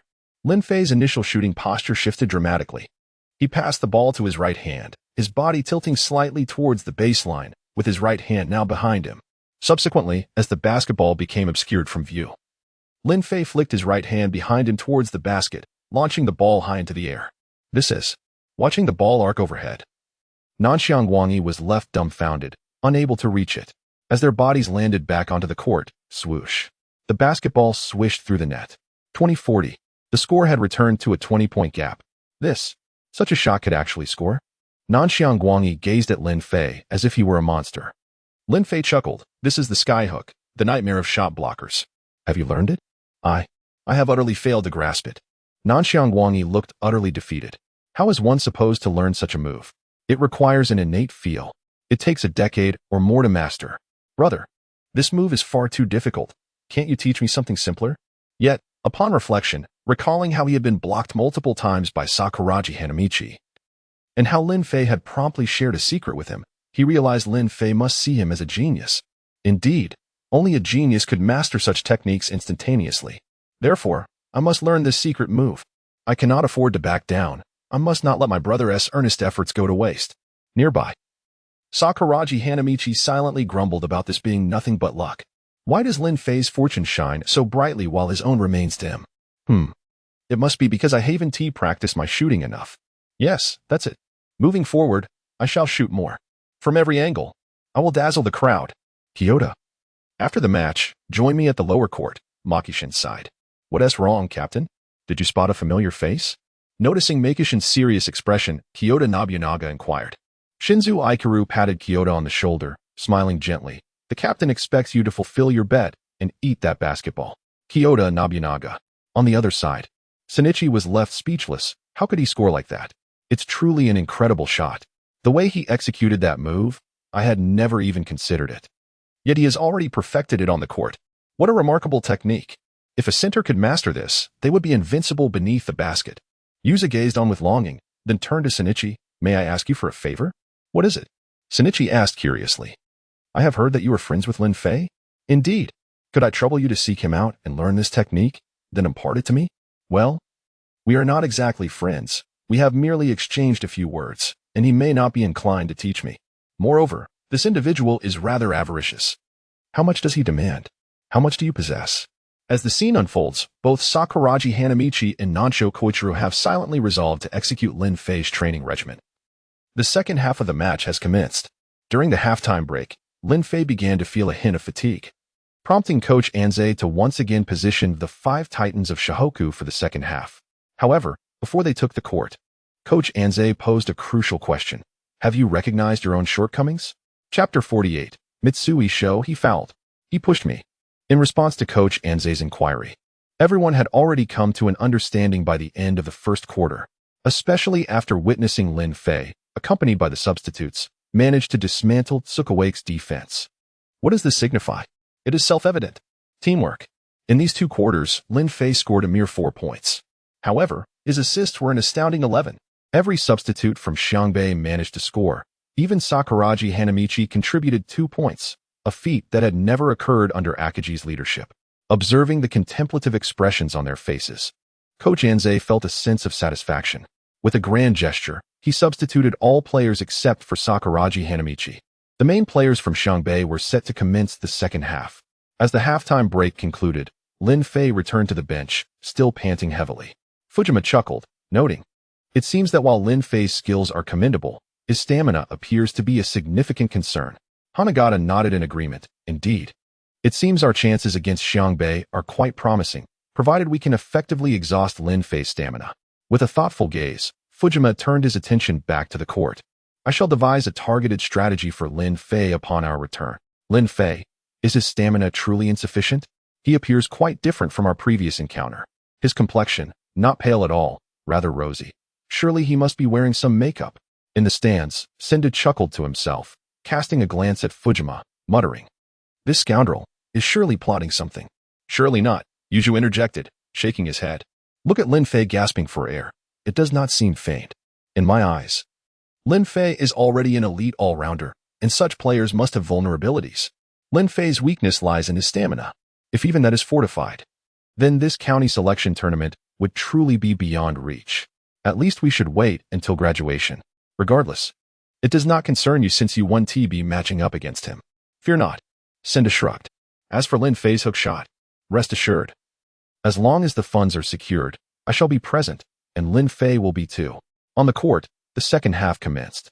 The revitalized main players of Xiangbei were brimming with energy. Meanwhile, Sakuragi, under the immense pressure exerted by Lin Fei, began to experience a decline in stamina. Nevertheless, they did not surrender. After all, they thrived on teamwork. As long as Lin Fei was not on the court, hope still lingered. A 20-point deficit was nothing. As long as they persevered, opportunities would remain. They must not allow this second half to devolve into a mere formality. At that moment, the ball found its way into the hands of Godai Tomo. Mitsui immediately closed in on him. Godai, undeterred, steadily dribbled the ball across half-court. Once over the line, he executed a swift lateral pass to Izumi Takashi, discreetly delivering an elbow to Mitsui's abdomen. "Damn it," Mitsui grimaced, glancing at the referee, who seemed oblivious to the foul. Meanwhile, Izumi, noticing the encroaching Rukawa Kaede, opted not to engage in a prolonged duel, promptly passing the ball to the unguarded Natsume Hiroshi stationed outside the three-point line. Upon receiving the pass, Miyagi immediately approached. Natsume lowered his center of gravity, turning to shield his back against Miyagi. Despite his height disadvantage, Miyagi encountered a minor setback in his defense. Mitsui sensed the need to assist. Natsume swiftly passed the ball back to Godai, who had now positioned himself within the three-point arc. After receiving the ball, he raised his hand and shot. Swish. The ball went in. 2 points. A seamless display of teamwork. "Lin Fei, what is your perspective?" Coach Anze inquired, adjusting his glasses with a smile. Lin Fei straightened slightly, responding softly, "I suspect that in the third quarter, Sukawai's teamwork will continue to excel, and they seem prepared to abandon their interior strategy. Godai, although capable of shooting three-pointers, chose the more secure 2 points. However, their stamina will gradually diminish, and their shooting accuracy will decline, particularly in the fourth quarter. By then, it will be a battle of rebounds. With Akagi and Sakuragi on the court, Nanku Koichiro and Godai will hold no advantage. Moreover, as a shooter, Godai lacks robust teammates to support him, which will require him to expend considerable energy running for the ball. It is quite possible that by the end of the third quarter, the outcome will be determined. Of course, I speak of the normal course of the game. Whether the players here will resort to any trickery remains uncertain." Coach Anze chuckled, shaking his head in resignation. The Xiangbei players on the court were undeniably talented. Yet genius carries its own arrogance. Although they recognized their mistakes and the tactical arrangements had been clearly communicated, initial adherence may wane as the game progresses. Especially after Godai's recent underhanded tactics. The referee may have missed it, but the astute coach Anze observed with clarity. The game continued. After gaining possession, Miyagi advanced to half-court, but this time he refrained from attempting to go solo. After crossing half-court, he quickly passed the ball to the better-positioned Mitsui. Upon receiving the pass, Tamura Ryu swiftly positioned himself. Mitsui merely glanced at him, and taking advantage of his opponent's instability, leaped into the air, realizing it was too late to stop him. Tamura remained unfazed. Noting that the referee was out of sight, he subtly pressed his middle finger against his thumb and flicked it, then quickly withdrew his hand. Mitsui suddenly felt an electrifying jolt from his side. The shooter, momentarily distracted, lost control of his shot, sending the basketball soaring over the backboard and out of bounds. 8 yakus. Mitsui landed furious. He seized Tamura by the neck, certain that this scoundrel had done something to him. Technical foul on Mitsui's show of Xiangbei. The referee's whistle rang out. Mitsui halted, his fury directed at the referee. "He fouled me. He flicked my." Chapter 49, The Shameless Foul of Tsukuba. As Mitsui Show's exclamation echoed through the arena, a wave of astonishment swept over the crowd. Could it be true? How did I miss that? Doubts lingered, but the audacity of such a statement suggested there might indeed be some truth to it. Perhaps it was merely an excuse for the missed shot by the number 14 player, considering the referee was present and should have had a clear view. The spectators, however, had failed to witness the actions of Tamura Yoshihiro. This was attributed to the distance, obstructed views, and the swift retraction of Tamura's shooting motion. On the court, Akagi had already intervened, pulling Mitsui aside, urging him not to act impulsively, reminding him that the game was still in progress. Yet, Mitsui felt a twinge of grievance. Could the static electricity be the cause of this commotion? Akagi spoke solemnly, acknowledging that he too had not seen the foul, questioning whether anyone would resort to such a blatant infraction. Ultimately, Mitsui reluctantly accepted the penalty, though a flicker of anger ignited within him as he glanced at Tamura Yoshihiro, for he had indeed caught a glimpse of the foul. Well done. Keep playing this way. The opposing players are stronger than us. A little rough play is only appropriate if it leads to victory, and bearing the blame is a small price to pay. Godai Tomohiro quietly encouraged his teammates. Nanjo Koichiro slyly inquired, "Can I give Akagi a little nudge later?" Godai replied, "If you're not afraid of being sidelined, then go ahead." The game resumed, and Tamura successfully made his free throw. Following that, Sokuba regained possession from the baseline. Natsuda Hiroshi continued to navigate the court, not rushing to attack. He meticulously passed the ball around, consuming precious time, before eventually directing it into the paint. An opportunity arose. Sakuragi Hanamichi grinned, stepping up to block Nanjo Koichiro. "All my teammates are off the court. Winning is paramount. Who would play one-on-one with you, you fool?" Nanjo scoffed, executing a low pass that found Godai unguarded once again. Godai raised his hand and shot. Swish. Another 2 points. A flawless execution. "Well done, Captain." The entire Tsukuba team surged forward to celebrate. "What a detestable fellow. Afraid of me." Sakuragi shook his hands in frustration. "Sakuragi, it's not that they fear you, they see through you. Remember, on the court, you have more than one opponent. It's not just about rebounding. To win, you must observe keenly. Especially Godai. Remember he plays power forward, just like you. So, while protecting the paint, don't forget to defend." Akagi firmly placed a hand on Sakuragi's shoulder, emphasizing his point. Both of Godai's successful attacks stemmed from Sakuragi's mispositioning. Akagi felt an overwhelming urge to substitute Sakuragi, but alas, the latter needed to accumulate experience on the court. Reflecting on Lin Fei's teaching methods, Akagi resolved to guide Sakuragi as best he could. "That guy, I nearly forgot how arrogant he was on the train. I must teach him a lesson." Sakuragi nodded slightly and strode aggressively towards Godai. "It seems the tempo of SH Hoku's offense is being disrupted." Sendō pondered the unfolding situation, scratching his head. Realizing the uncontrollable factors on the court extended beyond Sakuragi, including those mischievous antics. "That last shot truly was Team Mitsui's caliber," he remarked, as Wazumi frowned in response. Sendō smiled slightly, noting that Tsukuba had been whispering amongst themselves, likely devising a targeted strategy. After all, the overall strength of SH Hoku's players surpassed theirs significantly. A few underhanded tactics were to be expected. Let us watch and see. It's becoming increasingly intriguing. Nearby, Fujima frowned slightly, recognizing SH Hoku's players were indeed unstable, lacking cohesion. If this continued, the fourth quarter could prove challenging, and SH Hoku might very well stumble. Hanagata expressed confusion, analyzing that shouldn't be the case. As long as Lin Fei returns for the fourth quarter after a rest, his stamina should be sufficiently restored. Fujima shook his head. Coach Anze is unlikely to let Lin Fei back on the court. Beyond Lin Fei's stamina limitations, which could lead to injury, SH Hoku needs to develop cohesion. And this match will serve as their final trial. Their next opponent is us. If they cannot overcome a team like Tsukuba, Coach Anze will undoubtedly be disappointed. Even if Lin Fei attempts to salvage the situation, this lineup stands little chance against us. So Coach Anze is all in.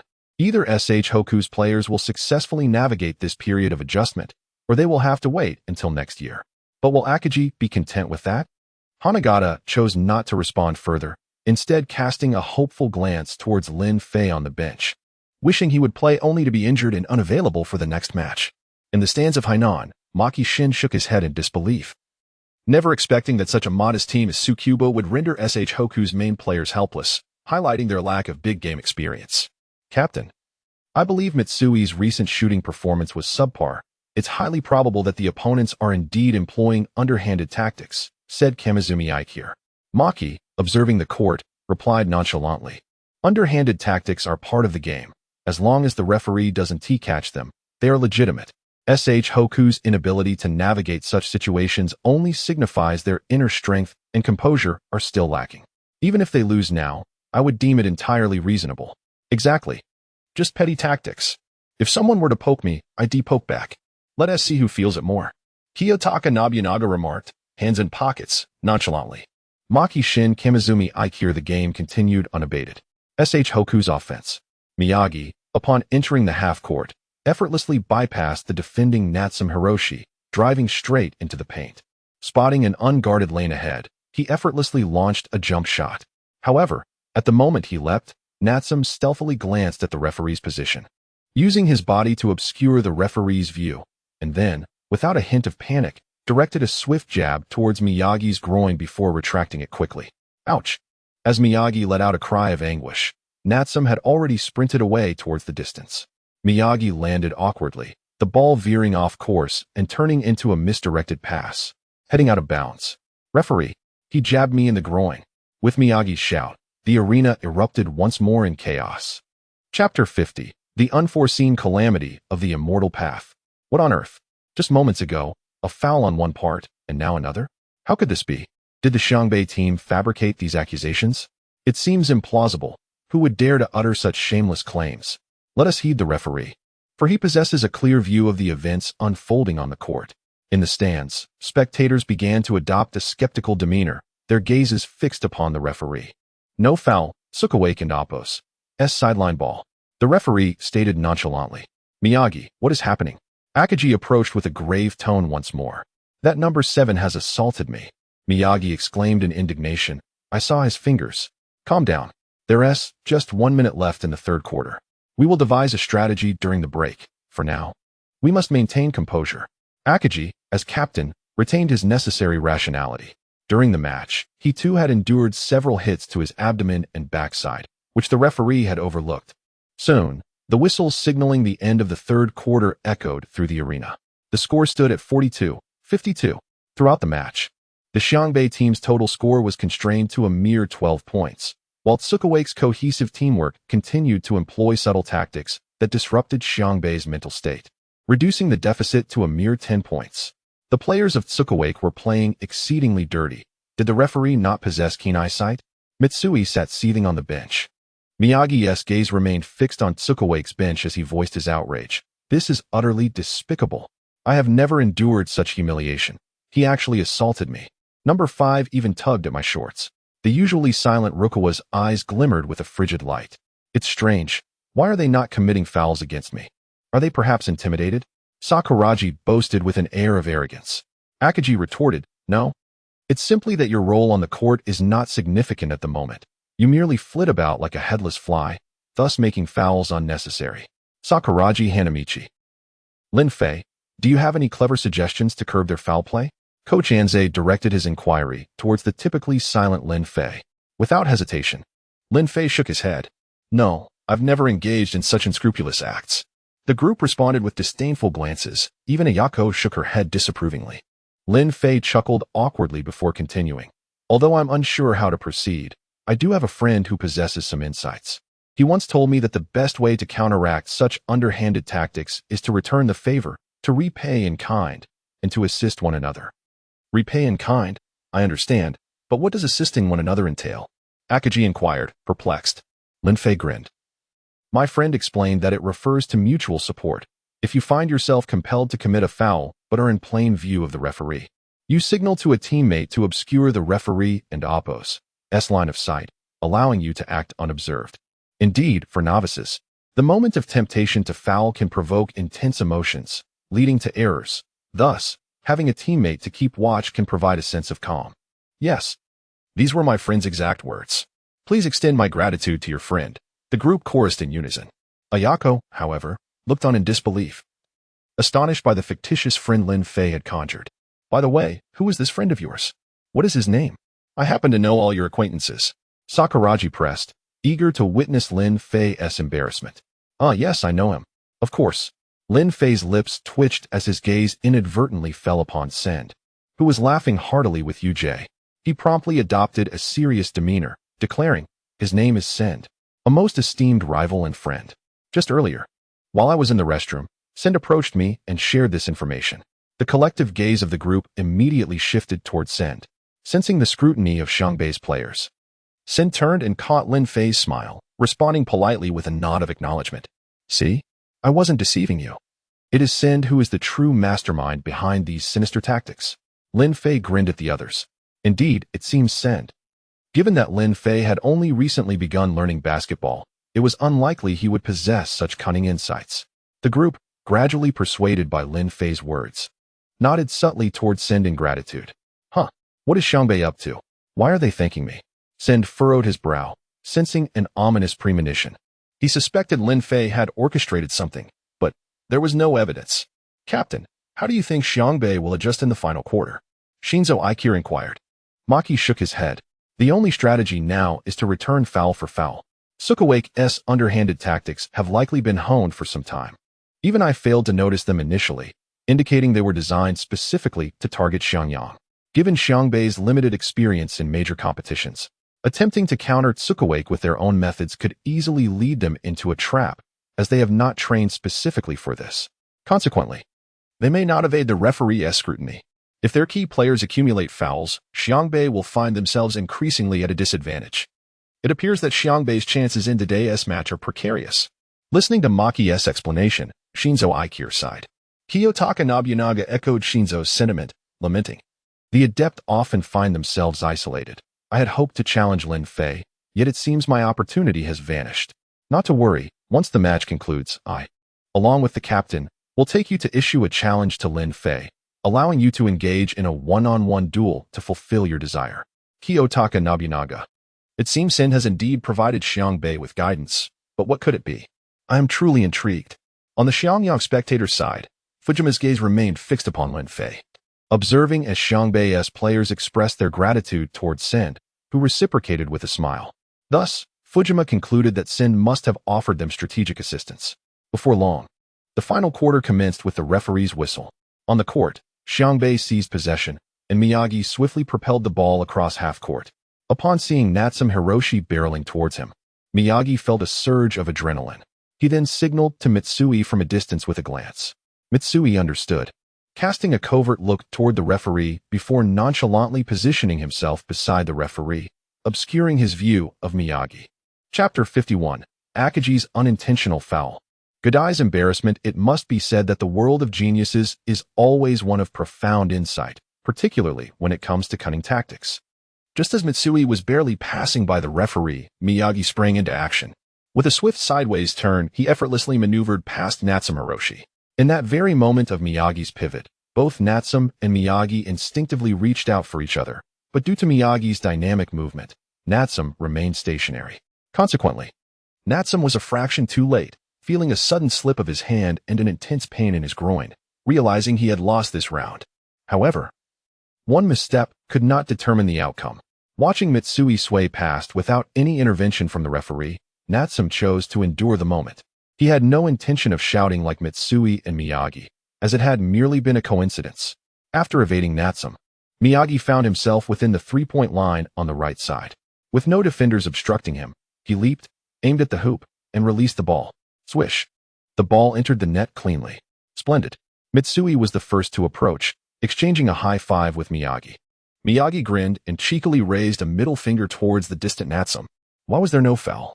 At this moment, Godai Yuya approached Natsume, furrowing his brow in inquiry. Natsume shrugged, dismissively stating it was a mistake. Just wait. Godai nodded. Yes, this is the final quarter. Whether we win the match depends entirely on this period. It seemed that the SH Hoku team had indeed grasped the strategy to counter Sokuba's tactics. Though I didn't quite catch how they executed it, thought Sendō, focusing intently on the game. Not far away, Fujima glanced at Sendō, pondering what method Sendō had imparted to them, as it appeared to be quite effective, truly an impressive individual. The match continued. Tsukuba advanced the ball past half-court, and Natsume immediately passed it to the newly substituted Kindamine. Rukawa quickly closed in, muttering to himself, "You took his place, so don't blame me." If anyone is to blame, it's him. Miyagi noticed Rukawa's claw-like grip and understood instantly, casting a glance at the referee before rushing forward. Just then, Rukawa made his move. Seeing Rukawa's action, Mine was startled and hastily passed the ball to Godai Yuya, who was charging from the paint. Unfortunately, Rukawa was completely oblivious to the ball. As he brushed past Mine, he reached out and yanked on Mine's underwear, giving it a sharp tug. And just as he felt it reach its limit, he released it. Smack! A horrifying snap echoed, accompanied by a howl. Rukawa had already sped past, leaving Mine in a state of despair, especially as the referee seemed utterly oblivious, approaching Mine to inquire if he had overextended his stride and pulled something. At this moment, Godai Yuya caught the ball and swiftly created an open shot, turning to take a jumper. Akagi promptly stepped forward, positioning himself before Godai Yuya, who was already airborne, seemingly devoid of any means to impede him. Akagi calmly assessed the referee's position, noticing he was directly behind Godai, completely unaware of Akagi's presence. A mischievous thought flashed through Akagi's mind, but he quickly dismissed it. Such antics were inappropriate on the court, especially amongst men. Moreover, he had to maintain discretion, ensuring neither the referee nor the spectators noticed. After all, he was the captain of SH Hoku. Just as Akagi contemplated his course of action, he suddenly felt a gust of wind behind him. Gorilla Hot Pot. Sakuragi Hanamichi's voice erupted from behind. Alarmed, Akagi realized he was positioned right between Godai Yuya and Sakuragi, who was evidently leaping towards the basket, with his body hunched in defense. There was no time for further thought. Akagi attempted to evade. Alas, it was too late. He felt a tremendous force collide with him from behind, instinctively extending his arms to maintain balance. But, as fate would have it, his erratic movement inadvertently connected with Godai Yuya beneath. Akagi clearly sensed he had made contact with something, and quickly withdrew his hands, resulting in a comical exchange. Bang! A sharp sound and a howl reverberated throughout the arena. Akagi, Godai Yuya, upon landing, hastily covered himself, though it was not painful. The embarrassment was indelibly etched in his mind. This expression, "I didn't mean to do it." Akagi, looking innocent, quickly averted his gaze from Godai Yuya, feigning indifference as he departed. Tsukuba's sideline ball. The referee's voice rang out. Referee, SH Hoku committed a foul.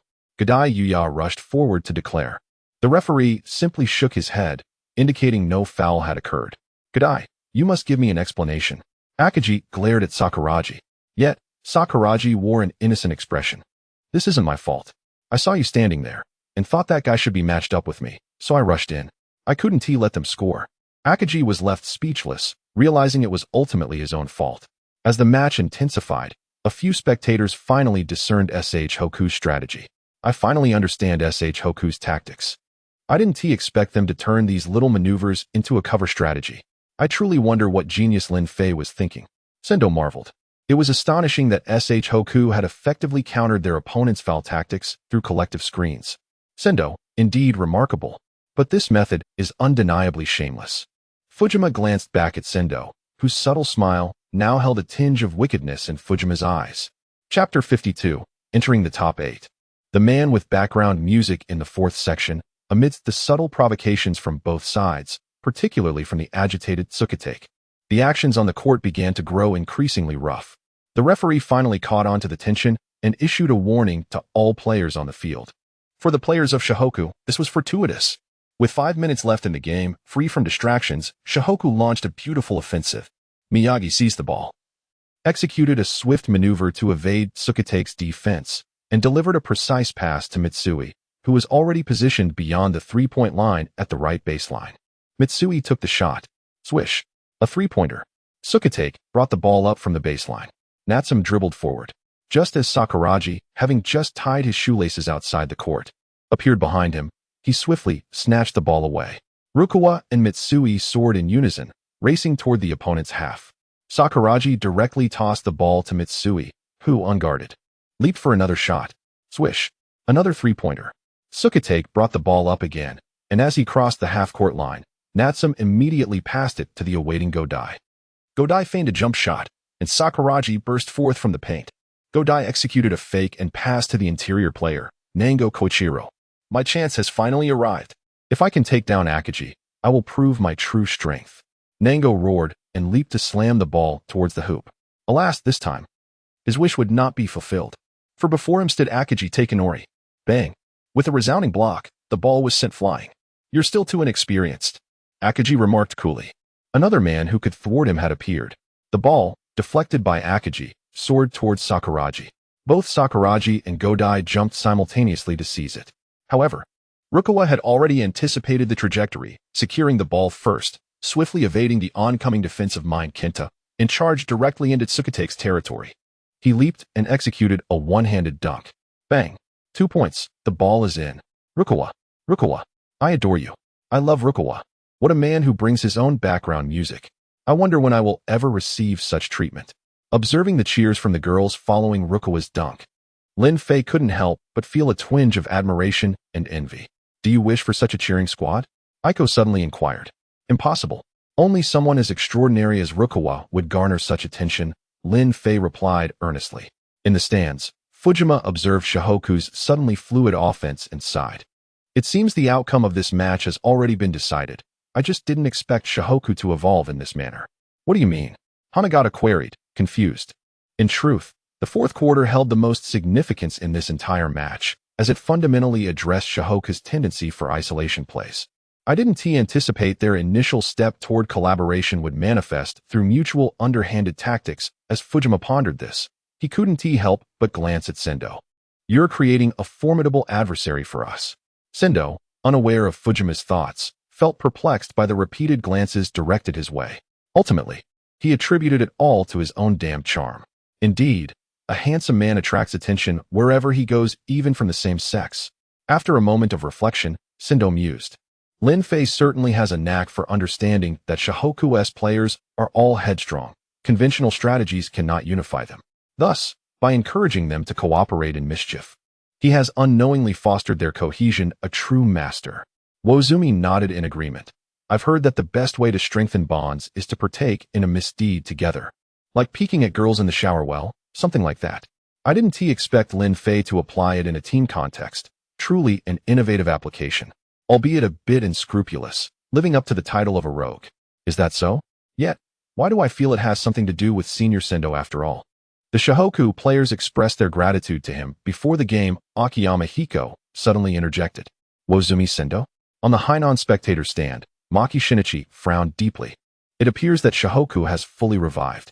Given their talent, teamwork, and individual capabilities, I even believe that Fujima's Shoyo would not stand a chance against them. However, Kamizaki shook his head. Captain, I beg to differ. After all, Fujima is here to observe this match. Given his abilities, I am confident he will devise a strategy tailored to counter Shihoku. Even if they have begun to gel, their adversaries are limited in strength. A team lacking a key player is naturally easy to handle. But Shoyo is different. They not only have Hanagata, but also Fujima. Maki Shinichi's gaze instinctively turned toward Fujima, a slight smile forming. Yes, this fellow will not easily concede defeat. The next match promises to be quite riveting.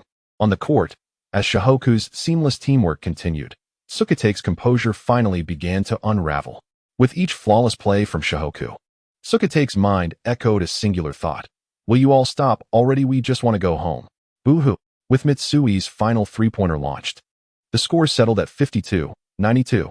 Although they fell short of breaking 100, a 40-point deficit was sufficient to instill fear in Tsukate's team. After all, as last year and Appos, as top 8 contenders, Tsukate had never endured such a significant defeat. In this match, the most notable advancements came from Sakuragi and Nango. At this moment, the two had converged, a volcanic clash against the ICC. Red-haired brat, next year we will certainly defeat you. Blonde, dream on. If I ever see you disrespecting Haruko again, I want to spare you. Hiki, is that how you refer to Haruko? She is my brother's woman. How infuriating. Where is that brother of yours? Watch how I deal with him. As the two prepared to engage in a heated quarrel, their teammates rushed forward to separate them. You haven't even told me what your brother's name is. I want to tell you. Ha ha ha. Chapter 53, The Canine Drama. As the competition drew to a close, the audience began to exit in an orderly fashion. At the exit, the teams from Lingnan, Xianyang, and Hainan finally gathered. Fujin gazed at Sendō with a smile. Impressive, Sendō. I never expected you to offer advice to the Shihoku team. It seems you possess a multifaceted nature. However, it is futile. Our Xianyang will not falter. Before Sendō could respond, Fujin turned his attention to Hainan's Maki Shinichi. I did not anticipate you would attend this match, Maki. It appears Hainan's confidence may be wavering this year. Maki chuckled. After witnessing Shihoku's performance, I believe it is your Xianyang that should be concerned. Be cautious. Perhaps this year, Your journey will conclude in the next round. With a light laugh, Maki departed. Fujin paid him no mind and headed in another direction, leaving Sendō perplexed. What does he mean? Did I truly advise SH Hoku? What is this duality he speaks of? It seemed evident that Sendō had indeed provided assistance to SH Hoku. Who would have thought the most cunning individual would turn out to be him? He helped SH Hoku immensely today. I trust he will no longer need to pay for lessons on the hook shot from Lin Fei.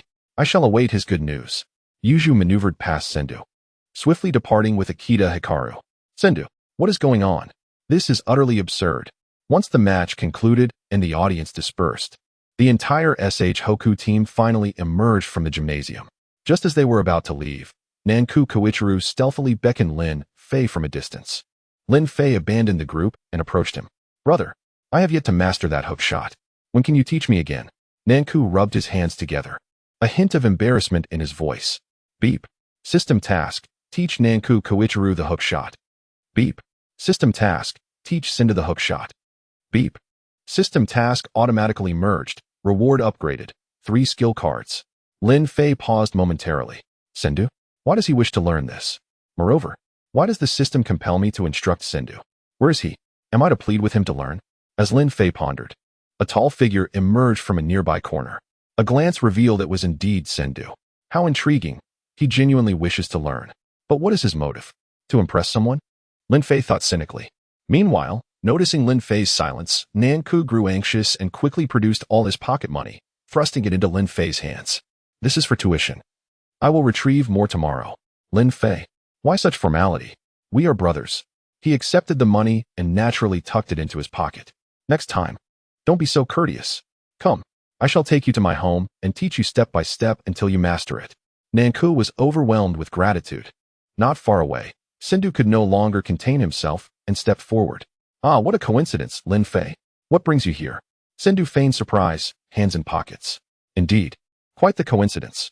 I was here for the match. And you? Oh, I came to cheer for you. Ah, then how can you call it a coincidence? I merely came to see you. Well, you've seen enough. It's time to go. Farewell. Sendō. One must acknowledge that Sendō possesses a thick skin, even when ignored. He clung to Lin Fei, seeking conversation. Lin Fei, you played exceptionally well.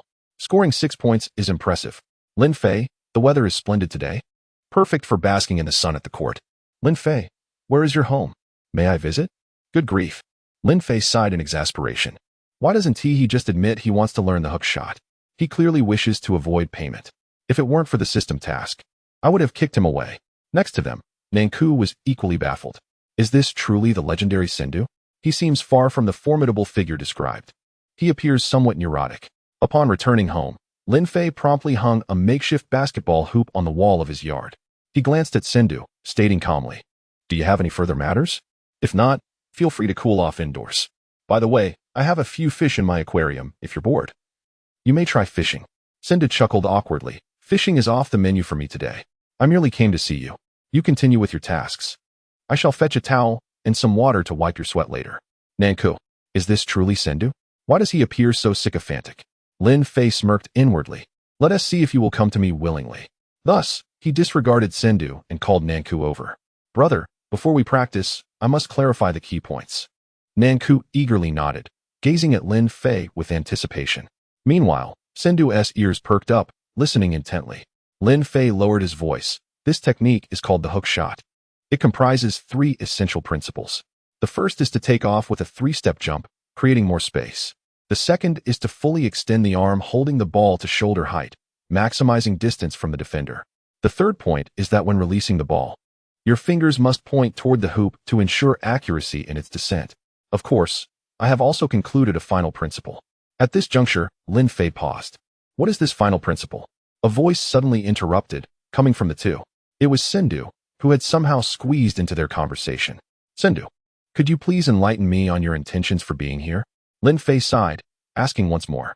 Sendō fumbled with the coin he had used for the fair and grimaced. I came to see you. Sendō, I can no longer remain silent. You are here to eavesdrop, aren't you? This is quite unfair. I have paid for this knowledge. You are clearly here to audit. Nanku finally lost patience and exposed Sendō's intentions. Sendō felt a wave of embarrassment wash over him, ultimately resorting to the emotional card. Nanku. It's not as you think. Lin Fei and I share a profound bond. I once saved his life on the court. Beep. Due to the alteration in the narrative, the two previously unacquainted individuals have now met due to the host's presence and commenced communication.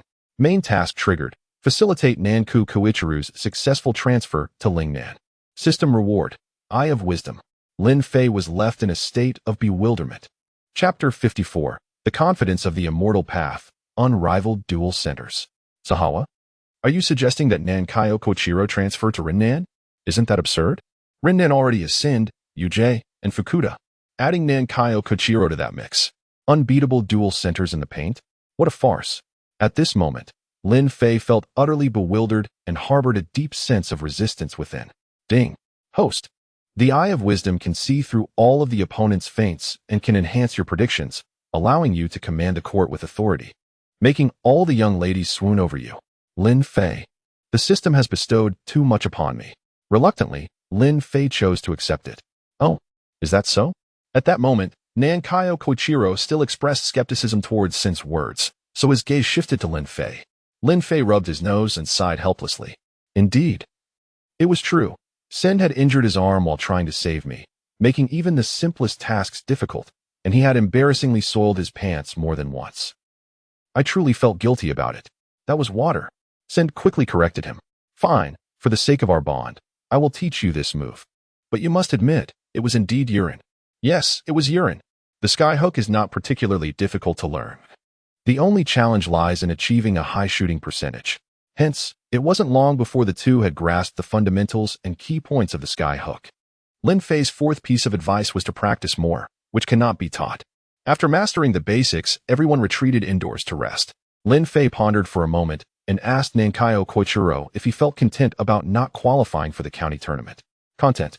After all, I faced you, my brother. I lost with grace. Lin Fei. He was not adhering to the expected script. Wasn't he supposed to express dissatisfaction? How could I continue to persuade him? Fortunately, Sind chimed in, stating that as a basketball player, how could one ever be content? To improve, one must possess an indomitable spirit, regardless of the strength of the adversary. One must always harbor the courage to defeat them. Nankayo Koichiro nodded, saying, I understand. If it were you, Senpai, I would definitely express my discontent.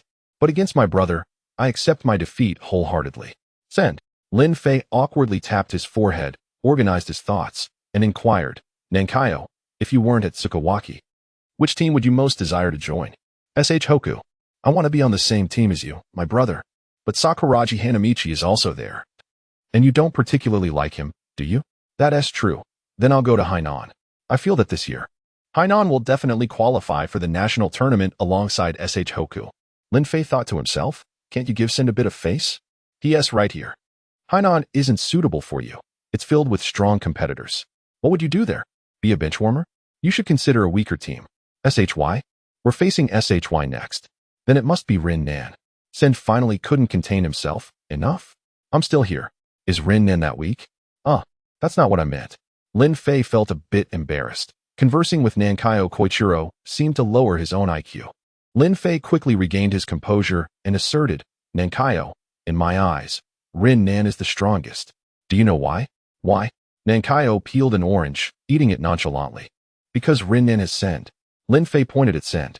Sind immediately raised his head proudly, returning the gesture to Lin Fei. My brother understands me. Nankayo glanced at Sind and murmured, is that so? Even if it's urine, it's still on your pants. That was water. It was water. Sind was becoming increasingly exasperated. Lin Fei sighed. He no longer wished to engage in conversation with Nankayo Koichiro. It was better to let facts speak for themselves. He then stood up again. You two take a basketball and practice in the yard. Nankayo Koichiro appeared indifferent. Despite Sind's fame, he didn't believe he would lose. Even if he did, it would surely be because he had played 1 year less. But soon, Nankayo Koichiro was captivated by Sind's skills. In a one-on-one, out of 10 shots, Nankayo Koichiro scored. Just one. Several times, Sind had even used the newly learned sky hook. And coincidentally, they all went in. Do you still think Rinnan is weak? Lin Fei chuckled. But Rinnan only has Senpai's strength. Is that so? What about you, Jay? I don't know him. Nankayo shook his head. Lin Fei. Lin Fei felt he needed to change his approach, so he asked, then do you think if you went to Rinnan, with Sind as your partner, Would you still think Rinnan is weak? With me there? We can contend with Hainan. Nankayo Koichiro immediately brimmed with confidence. Of course, I still acknowledge their essay gap compared to you, my brother. Lin Fei sighed again. He was quite satisfied with this brother, but flattery must be appropriate for the occasion. If you continue like this, even if you wish to join Rinnan, Sen may not want to partner with you. Lin Fei felt further probing was pointless. If he upset Sen, the task would be lost. So he directly asked, Nankayo, do you wish to enter the national tournament? Nankayo Koichiro then revealed a hint of sadness, sighing, but we've already been eliminated. Lin Fei immediately replied, you can transfer. Nankayo Koichiro shook his head, transfer? To Hainan? That's too far, and transferring isn't that simple. Besides, I'm doing well at Tsukawaki. We'll have another chance next year. Lin Fei chuckled. Next year? Are you sure Tsukawaki will be able to compete with us next year? Nankayo suddenly wore a bitter expression. It seems they can't, then Doesn't that mean I won qualify for the national tournament? Hearing their conversation, Sen made a slight movement. You could come to Rinnan. If you're willing. My mother's cousin's daughter's father just happens to work at the county education office. Transfer today, and you could be at Rinnan tomorrow. Nankayo Koichiro? Your talent is indeed remarkable, especially in the paint. Your defensive skills are quite impressive. If you could join us at Rinnan, I am confident we can reach the national tournament. Sen said earnestly. In truth, had Lin Fei not suddenly mentioned it, Sen would not have thought of this. During the one-on-one with Nankayo Koichiro, Sen felt his potential. He was undoubtedly on par with Sakuragi Hanamichi. If he could join Rinnan, it would undoubtedly enhance their inside game further, making it difficult for Keisaka Akima to compete against them. Unrivaled in the paint with dual centers. Seeing that Nankayo Koichiro was somewhat swayed, Lin Fei quickly seized the opportunity. What are you hesitating for? Opportunities are fleeting. Once missed, they may never return. But what if my parents disagree? Your life is your own to decide. Would you not cry, throw a tantrum, or even threaten to hang yourself? Chapter 55. Haruko's lucky bracelet. Ultimately, Nankayo Koichiro verbally agreed. Meanwhile, Sendō promptly contacted his coach, Tauka Shigichi, and a distant relative using Lin Fei's family's phone. The two then gazed hopefully at Nankayo Koichiro as he made his call home. On the line, Nankayo Koichiro spoke tearfully. Competing in the national tournament is my dream. I must transfer. If you refuse, I will no longer be your son. No, you will no longer have me as your father. All right. I will return now. I will handle the transfer tonight. Thank you, Dad. It's settled.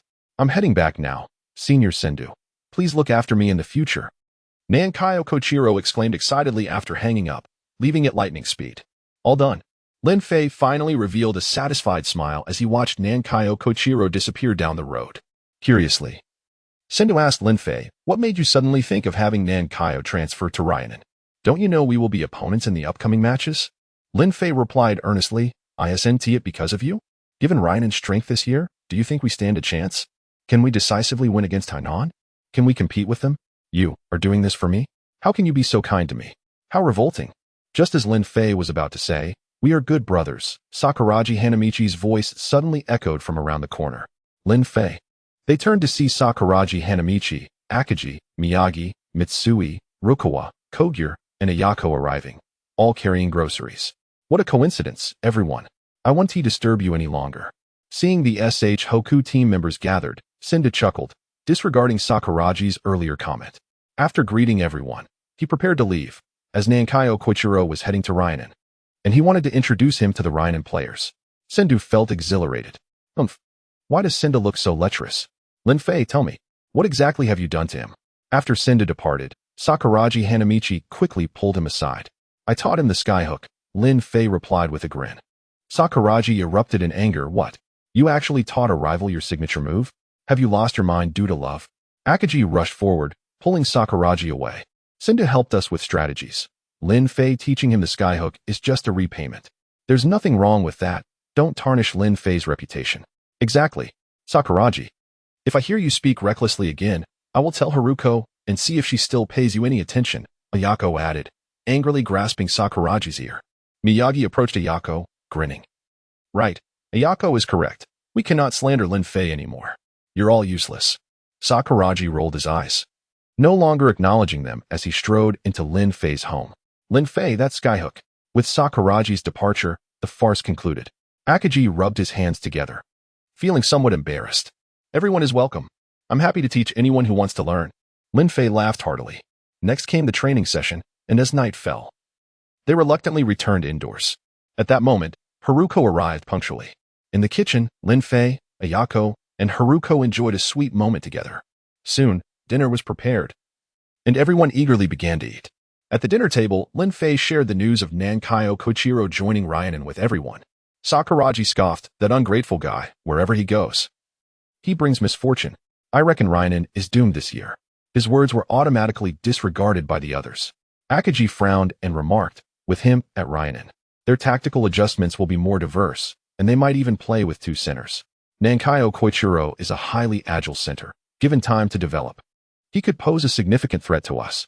Ryanen already has Yuzuki, and now with Nankyo Koichiro, they will indeed be formidable. But why would he choose to transfer there? Surely, someone must have encouraged him. Exactly. It's impossible for him to make such a decision in such a short time without some fool guiding him. Miyagi and Mitsui chimed in with their complaints. Lin Fei scratched his nose, steering the conversation away. Regardless of who encouraged him, it doesn't hold any significance for us. Our focus now is to defeat Xiangyang. Only by overcoming them can we consider other matters. Indeed, our next opponent is Xiangyang. We mustn't be distracted by this. After dinner, everyone should return home to rest. Tomorrow will be another fierce battle. Akagi concluded the day as discussion. After dinner, everyone gradually departed. However, after everyone left, Haruko hurried back. Lin Fei, about what happened on the court today, I heard about it. Thank you. Here, take this. You must do your best tomorrow. In the night. Haruko pressed an item into Lin Fei's hand before quickly leaving. Lin Fei opened his palm to find a bracelet woven from colorful ribbons. Judging by its unique design, it appeared to be handmade by Haruko herself. What is this? A token of affection? Lin Fei smiled softly, muttering to himself. He then slipped the bracelet onto his left wrist. Once inside, Lin Fei eagerly opened the system. Ding! Congratulations, host, for completing a random task and the main quest. Rewards are being automatically distributed. Skill Card 1, Fadeaway Jumper. Skill Card 2, 360-degree Powerful Dunk. Skill Card 3, Pin Block. Eye of Wisdom allows observation of all players' signature skills on the court, with the system automatically analyzing methods to counter them. Usable 3 times per match. And increases prediction accuracy by 10%. Lin Fei then opened his character panel. Host name, Lin Fei. Height, 189 centimeters. Weight, 87 kilograms. Movement speed, 80. Jumping ability, 85. Strength, 84. Stamina, 65. Basketball fundamentals, 85. Skills, Axe Dunk, C-Cut Dribble, Skyhook, Fadeaway Jumper, 360-degree Powerful Dunk. Pin Block. Special skills, Eye of Wisdom, Prediction. Looking at his panel, Lin Fei let out a sigh of relief. Based on his current status, aside from stamina, he could be considered among the elite in high school basketball within the world of slam dunking. Host, take pride. Without the system's enhancement, you are still a mere insignificant being. Shut up. Lin Fei retorted angrily as the system began to banter with him once more. Chapter 56. The commencement of the Final Four. Early the next morning, at the competition venue, the atmosphere was electric. As it was Saturday and the day of the Final Four, the stadium was filled to capacity, with spectators far exceeding the usual turnout. The cheerleaders from Xiangyang, last year's Final Four contenders, were particularly prominent, occupying nearly half of the stands and unleashing their fervor even before the match had commenced. Xiangyang, Xiangyang, forever the best. Fujima, Fujima, forever love you. Hanagata, Hanagata, never fickle in love. The last chant, while merely a rhyme, bore no relation to support. Nevertheless, their cheers echoed throughout every corner of the venue. On the SH Hoku side, aside from the undeterred cheer squad for Rukawa, whose synchronized cheers continued unabated, their slogans were quickly drowned out by Xiangyang's spirited chants. On the side near SH Hoku's bench, Haruko and the Sakuragi faction sat together. As they listened to the cacophony of cheers, Haruko's gaze involuntarily drifted toward the empty SH Hoku bench, her heart whispering Lin Fei. Will you bring the lucky ribbon I gave you today? What a shame. No one is cheering for that guy Sakuragi, she thought, a tinge of annoyance creeping in. Why should we cheer for Sakuragi? It's obviously to urge him to leave the court sooner. These people just don't get it. Exactly. If we all shout for Sakuragi to exit, I bet he'll be so irate that he'll drag an opponent out with him before half the match is over. The Sakuragi faction continued to jest, drawing a frown from Haruko. In the SH Hoku locker room, everyone had donned their jerseys and were seated, waiting for Coach Anze to outline the strategy. Well, I'll refrain from speaking for now. Akagi, why don't you say a few words? Coach Anze handed the floor to Akagi. Akagi nodded, rising with a serious expression. Today's match is crucial for us. Our opponents, Xiangyang, were the runners-up in last year's prefectural tournament, boasting the exceptional Fujima. Thus, we have no choice but to give our all. Meanwhile, Sakuragi had gathered with Miyagi and Lin Fei. What is that ugly thing on your wrist, Lin Fei? Sakuragi inquired. This is a lucky wristband. It may be unattractive, but it is truly one of a kind, Lin Fei replied with a chuckle, planting a kiss on the wristband. Sakuragi gagged. That's disgusting. It wouldn't be a gift from Send, would it? Miyagi chimed in. It's quite possible. Lin Fei merely smirked inwardly, thinking. If only he knew it was from Haruko, Sakuragi would be so distraught he might consider self-harm. But first, he'd try to eliminate me. Lin Fei, what are you all whispering about? Coach Anze inquired cheerfully. Coach, Sakuragi and Miyagi were discussing the strategy they devised today, but I didn't quite understand it. Lin Fei responded promptly. Oh, you two have begun to strategize? Coach Anze asked with curiosity. Please, enlighten us. Sakuragi, Miyagi, go on. Lin Fei urged as he pushed the two forward. Dad, I actually have a strategy. With no choice left, Sakuragi quickly proclaimed, our strategy is, just like last game. Teamwork and little tricks to take them down. Yes, take them down. Miyagi enthusiastically echoed. Akagi's face turned red with anger. You two fools. Do you want our entire SH Hoku team to be disqualified? Today, in addition to the on-court referees, 2 additional referees are monitoring from the sidelines. And any foul play will be immediately noticed. TCH. I expected a more sophisticated strategy. Clearly, I overestimated your intellect, Mitsui scoffed, shaking his head in disdain. Rukawa nodded in agreement and added, idiots shouldn't be strategizing. They should be cheering from the sidelines. Sakuragi leaped to his feet, only to be restrained by Lin Fei and Kogure. The coach is watching. If you start a fight, you'll really be cheering from the sidelines. Indeed. Can't you see? Rukawa is trying to provoke you into action. Under the persuasion of his teammates, Sakuragi reluctantly sat back down, still muttering threats. Just wait. If I get into the groove today, I'll take down your hot pot too. Miyagi ominously added, I want to pass you the ball today. Rukawa shrugged. I'm not talking about you. There's only one idiot on the team. Sakuragi, I need to use the restroom, Mitsui suddenly announced, leaving the locker room. This guy is unusually quiet today, Akagi remarked, watching Mitsui's retreating figure. He must be nervous. He has made several trips to the restroom already. Sakuragi chuckled. Not everyone is as carefree as you, Lin Fei retorted. Indeed, Xiangyang will be the first real hurdle on our path to the national tournament. It's only natural to feel anxious, Kogure sighed. At that moment, Mitsui had already reached the restroom, seeking solace from the pre-match tension. He sat there, grappling with his nerves, when he overheard a few voices outside. I don't think I've seen SH Hoku's number 14 before. Does anyone know him? I know him. His name is Mitsui Sho, the MVP from middle school. Oh, you know him? Yes, but he probably doesn't remember me. After all, back then, I wasn't even in his league. But now, things are different. He has been away for 3 years, while I've improved significantly, so leave him to me. I'll keep his score under 5 points. All right, I believe in you. You can definitely do it. Hearing the voices fade, Mitsui quickly adjusted his pants and rushed out. But alas, the individuals had already vanished, leaving only a fleeting silhouette around the corner. What a despicable individual. Who does he think he is, being so arrogant? Mitsui seethed, suppressing his anger as he returned to the locker room. Meanwhile, the match was nearing its commencement. As the tripod returned, all the players exited the locker room, heading toward the competition arena. Bei initiated the entry onto the court. Upon the bench, Coach Anze cheerfully designated the starting lineup. Akagi, Rukawa, Mitsui, Miyagi, and Kogure. This initial quarter is yours. What? Old man, why am I not starting? Sakuragi Hanamichi exclaimed, proceeding to knead Coach Anze's chin. Undeterred, Coach Anze calmly responded, patience, patience. Considering Shoyo's likely formation, their ace, Fujima, may not start. Thus, as our secret weapon, you must remain composed. Sakuragi Hanamichi's face lit up. So, old man wants me to deal with Fujima. No problem. The instant Fujima steps onto the court, I shall not disappoint and will vanquish him. Vanquish him? Are you planning to foul him out? Rukawa and Appo's voice drifted over. Sakuragi Hanamichi and Appo's anger flared, but upon hearing Coach Anze and Appo's gentle cough, he restrained himself and sneered, Rukawa, I curse you to score 0 points today, and to fall flat on your face 10 times. Rukawa. Coach Anze gathered everyone and reiterated.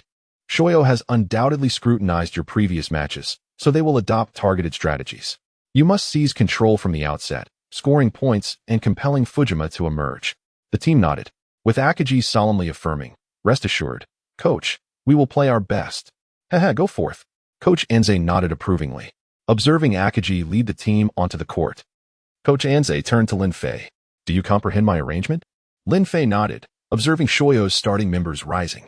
The reason Coach is benching Sakuragi is likely because Sakuragi is currently the easiest to exploit, especially concerning fouls. However, Sakuragi's mobility is formidable, and he will play a pivotal role in the upcoming match, particularly towards the end when everyone's stamina begins to wane. Hence, Coach has him on the bench. As for the current lineup, Mitsui and Kogure are both shooters, while Miyagi and Rukawa's drives to the basket can create numerous opportunities. As for Akagi, the opposing starters are primarily third-year players, and their average height may disadvantage Akagi in the paint during the first quarter. Thus, Akagi's impact in the first quarter will be limited. However, their agility is inferior to ours. We merely need to maintain constant movement to create opportunities. Ceding the paint to them in the first quarter is inconsequential, as it is only temporary. Coach Anze nodded approvingly. Indeed, that is my intention. However, a game is, after all, a game, and it cannot always proceed according to our expectations, as too many factors can alter the course of play. Therefore, I am not inquiring about these aspects. I wish to know about you. Lin Fei was taken aback. Me? What about me? Coach Anze stated earnestly, Lin Fei, what are your thoughts? What are your thoughts about yourself? Have you considered your position on the court? In all previous matches, your position has been ambiguous. Upon hearing Coach Anze's words, Lin Fei felt bewildered. Indeed, how should he define his role on the court? He had not seriously contemplated this question. Currently, everyone in Shohoku excels in their respective positions. Although some may lack maturity, I believe they will all excel in their roles with time. As for you, I cannot conceive of a position that suits you better. Coach Anze's words echoed once more. Lin Fei's heart skipped a beat. What did this imply? Did they no longer require his services? Was this a classic case of using and discarding? Those detestable Japanese. Was this envy? Just as Lin Fei was about to erupt, Coach Anze spoke again.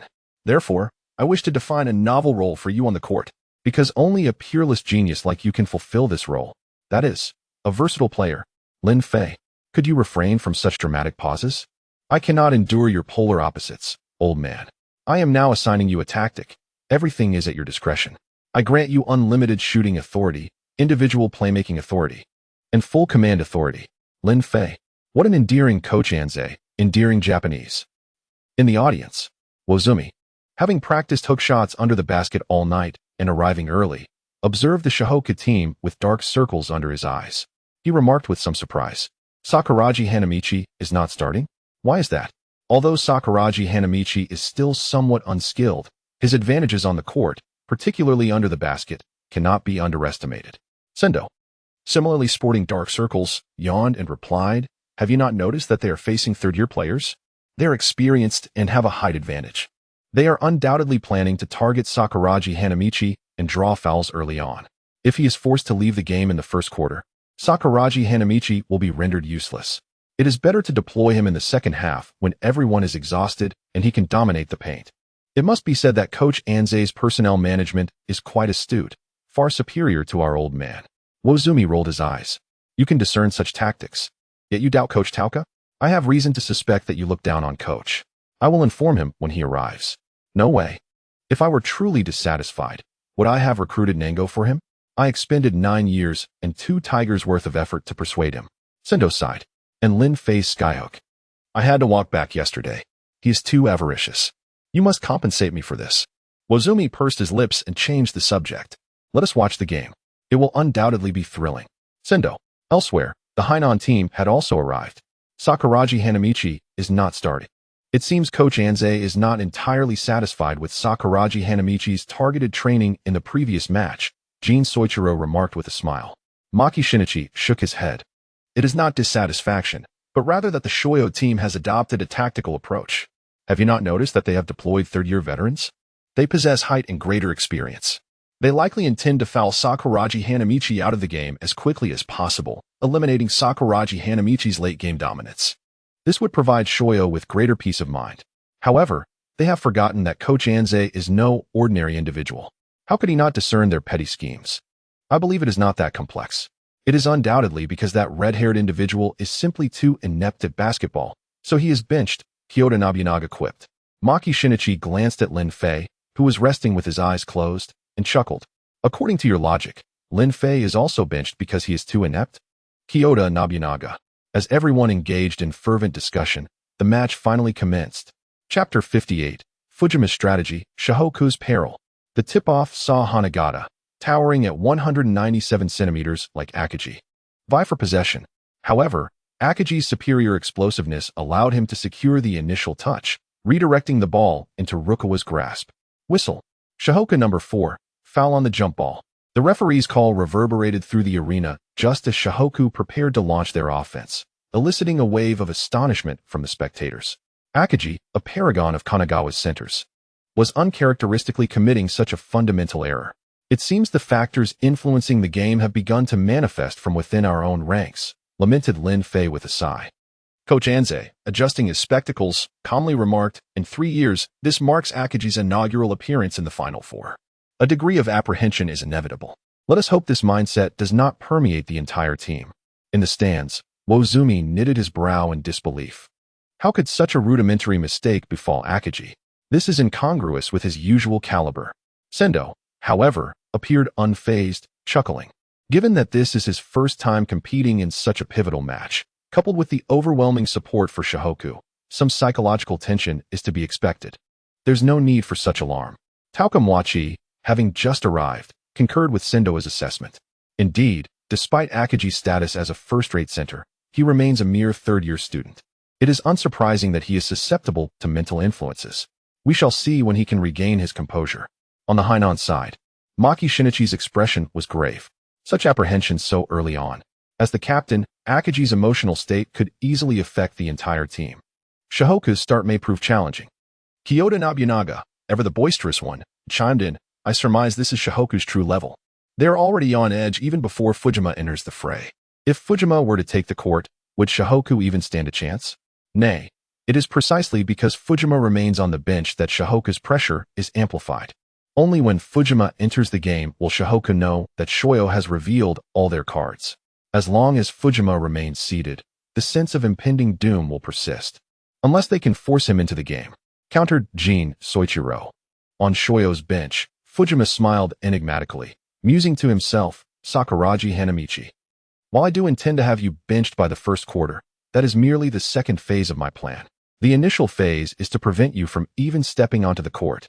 This will grant us complete dominion over the interior. As the Shihoku team is new to the Final Four, and even Akagi is susceptible to nerves. Nerves beget errors, and by swiftly seizing control of the tempo, we may very well shatter Shihoku in the first quarter. By then, even the introduction of Lin Fei and Sakuragi Hanamichi will be futile, as the morale of the others will have already crumbled.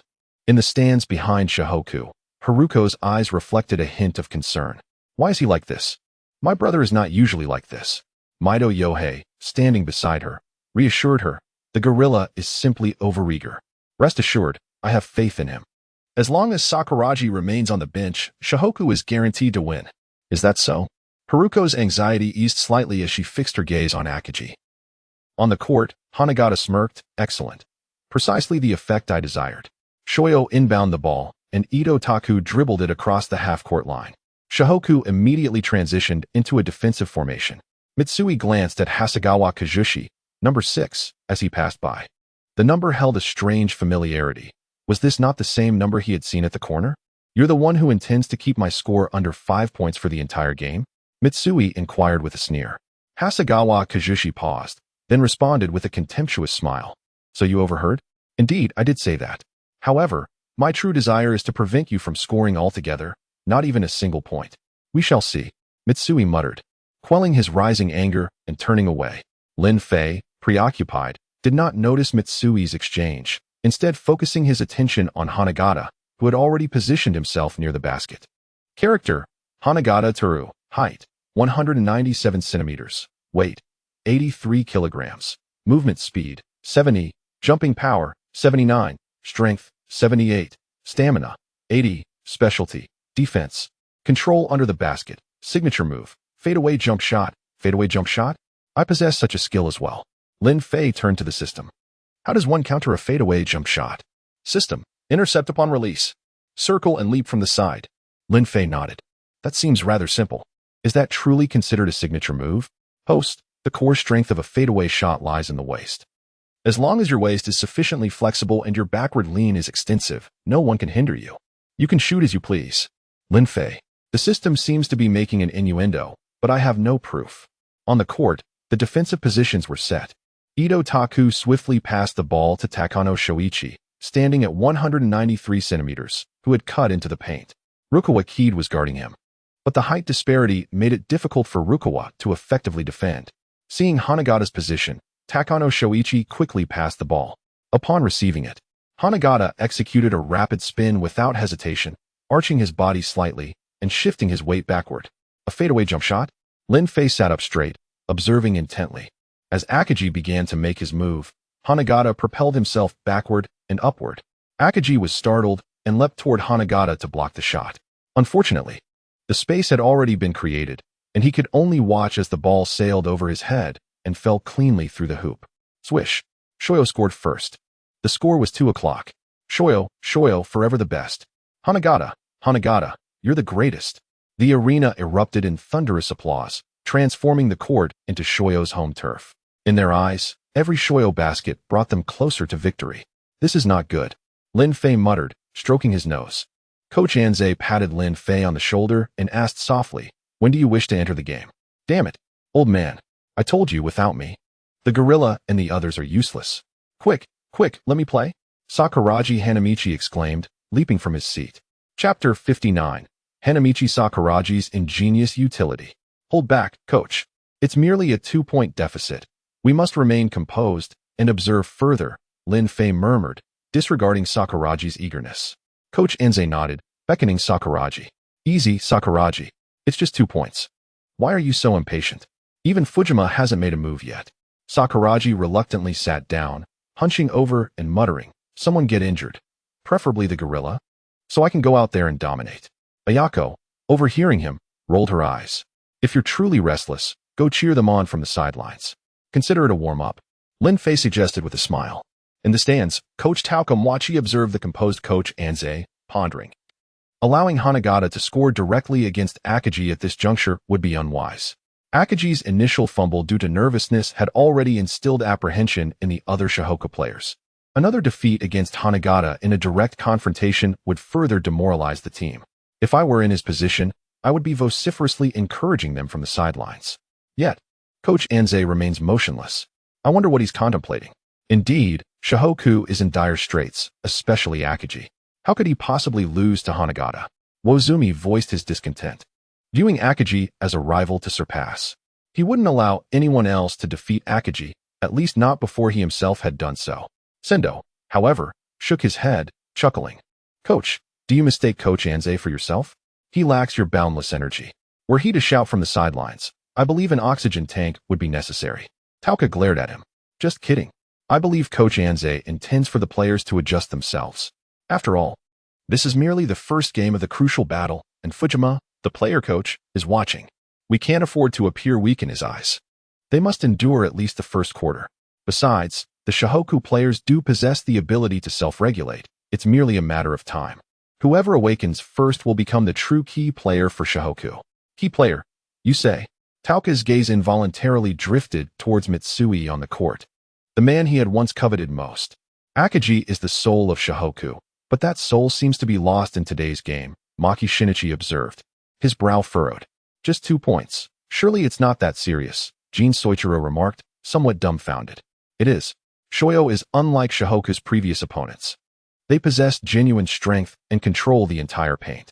Once the pressure mounts, they will unleash a relentless assault until the opponent is utterly crushed. And with Akagi's spirit flagging, if no one steps up to shoulder the burden, Shohoku will become even more passive. Don't forget, Shoyo's true ace, Fujima, has yet to enter the game, Maki declared gravely. Passive? Lin Fei hasn't entered the game for Shohoku either, nor has that red-haired kid. Kyoto Nobunaga interjected. Maki paused, realizing he had almost forgotten about him. It seems he's waiting for Fujima. It remains to be seen whose teammates will prove more effective. On the court, Miyagi dribbled the ball, cautiously advancing towards the opposing half. Surrounded by towering opponents, he felt a surge of panic. Miyagi, what's the matter? You're dribbling like an old woman taking a stroll. That's not like you. Drive past him. If you can't handle it, just lie down and feign injury, and I'll take your place. And Mitsui, why are you so listless? Can you even play? If not, lie down, and I'll replace you. Suddenly, a thunderous roar erupted from the sidelines. Sakuragi, unable to contain himself any longer, heeded Lin Fei's advice and began shouting at the players on the court.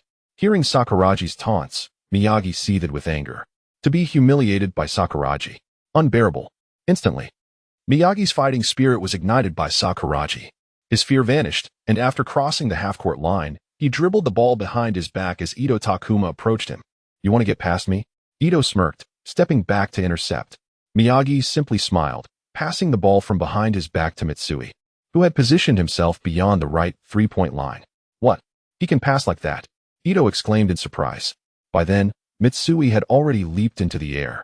Hasegawa Kajushi, who had been preparing to guard Mitsui closely, never anticipated Miyagi's pass and couldn't keep up, forced to watch helplessly as the ball left Mitsui's fingertips. Swish. A three-pointer. A clean shot. Well done, Mitsui. With Mitsui's three-pointer finding the net, the Shohoku players' morale surged once more. The few Shohoku fans in the stands finally erupted in cheers. Shohoku is invincible. Mitsui is amazing. After landing, Mitsui glanced at Hasegawa, who had belatedly arrived, and smirked. 3 points. Hasegawa shrugged. I was careless just now. You'll only get 3 points. We'll see about that, Mitsui retorted, brushing past him. In the Ryanin stands, Tauka chuckled as he watched Sakuragi shouting from the sidelines. That Sakuragi Hanamichi, he really does stumble upon things by accident. A single sentence ignited Shohoku's fighting spirit. Indeed, I never expected it. He's truly an unpredictable fellow, Sendō remarked, speechless. Wozumi nodded. That Sakuragi Hanamichi seems to be more effective off the court than on it. He could stand on the sidelines and stimulate the other players and Oppo's fighting spirit. Ida Hikoichi. So Sakuragi Hanamichi and Oppo's impact is significant both on and off the court. However, Shoyo shouldn't be concerned. After all, it was just a minor mistake, Sendō murmured again. On the Hainan side, Jean facepalmed. That's Sakuragi Hanamichi. He's truly unpredictable.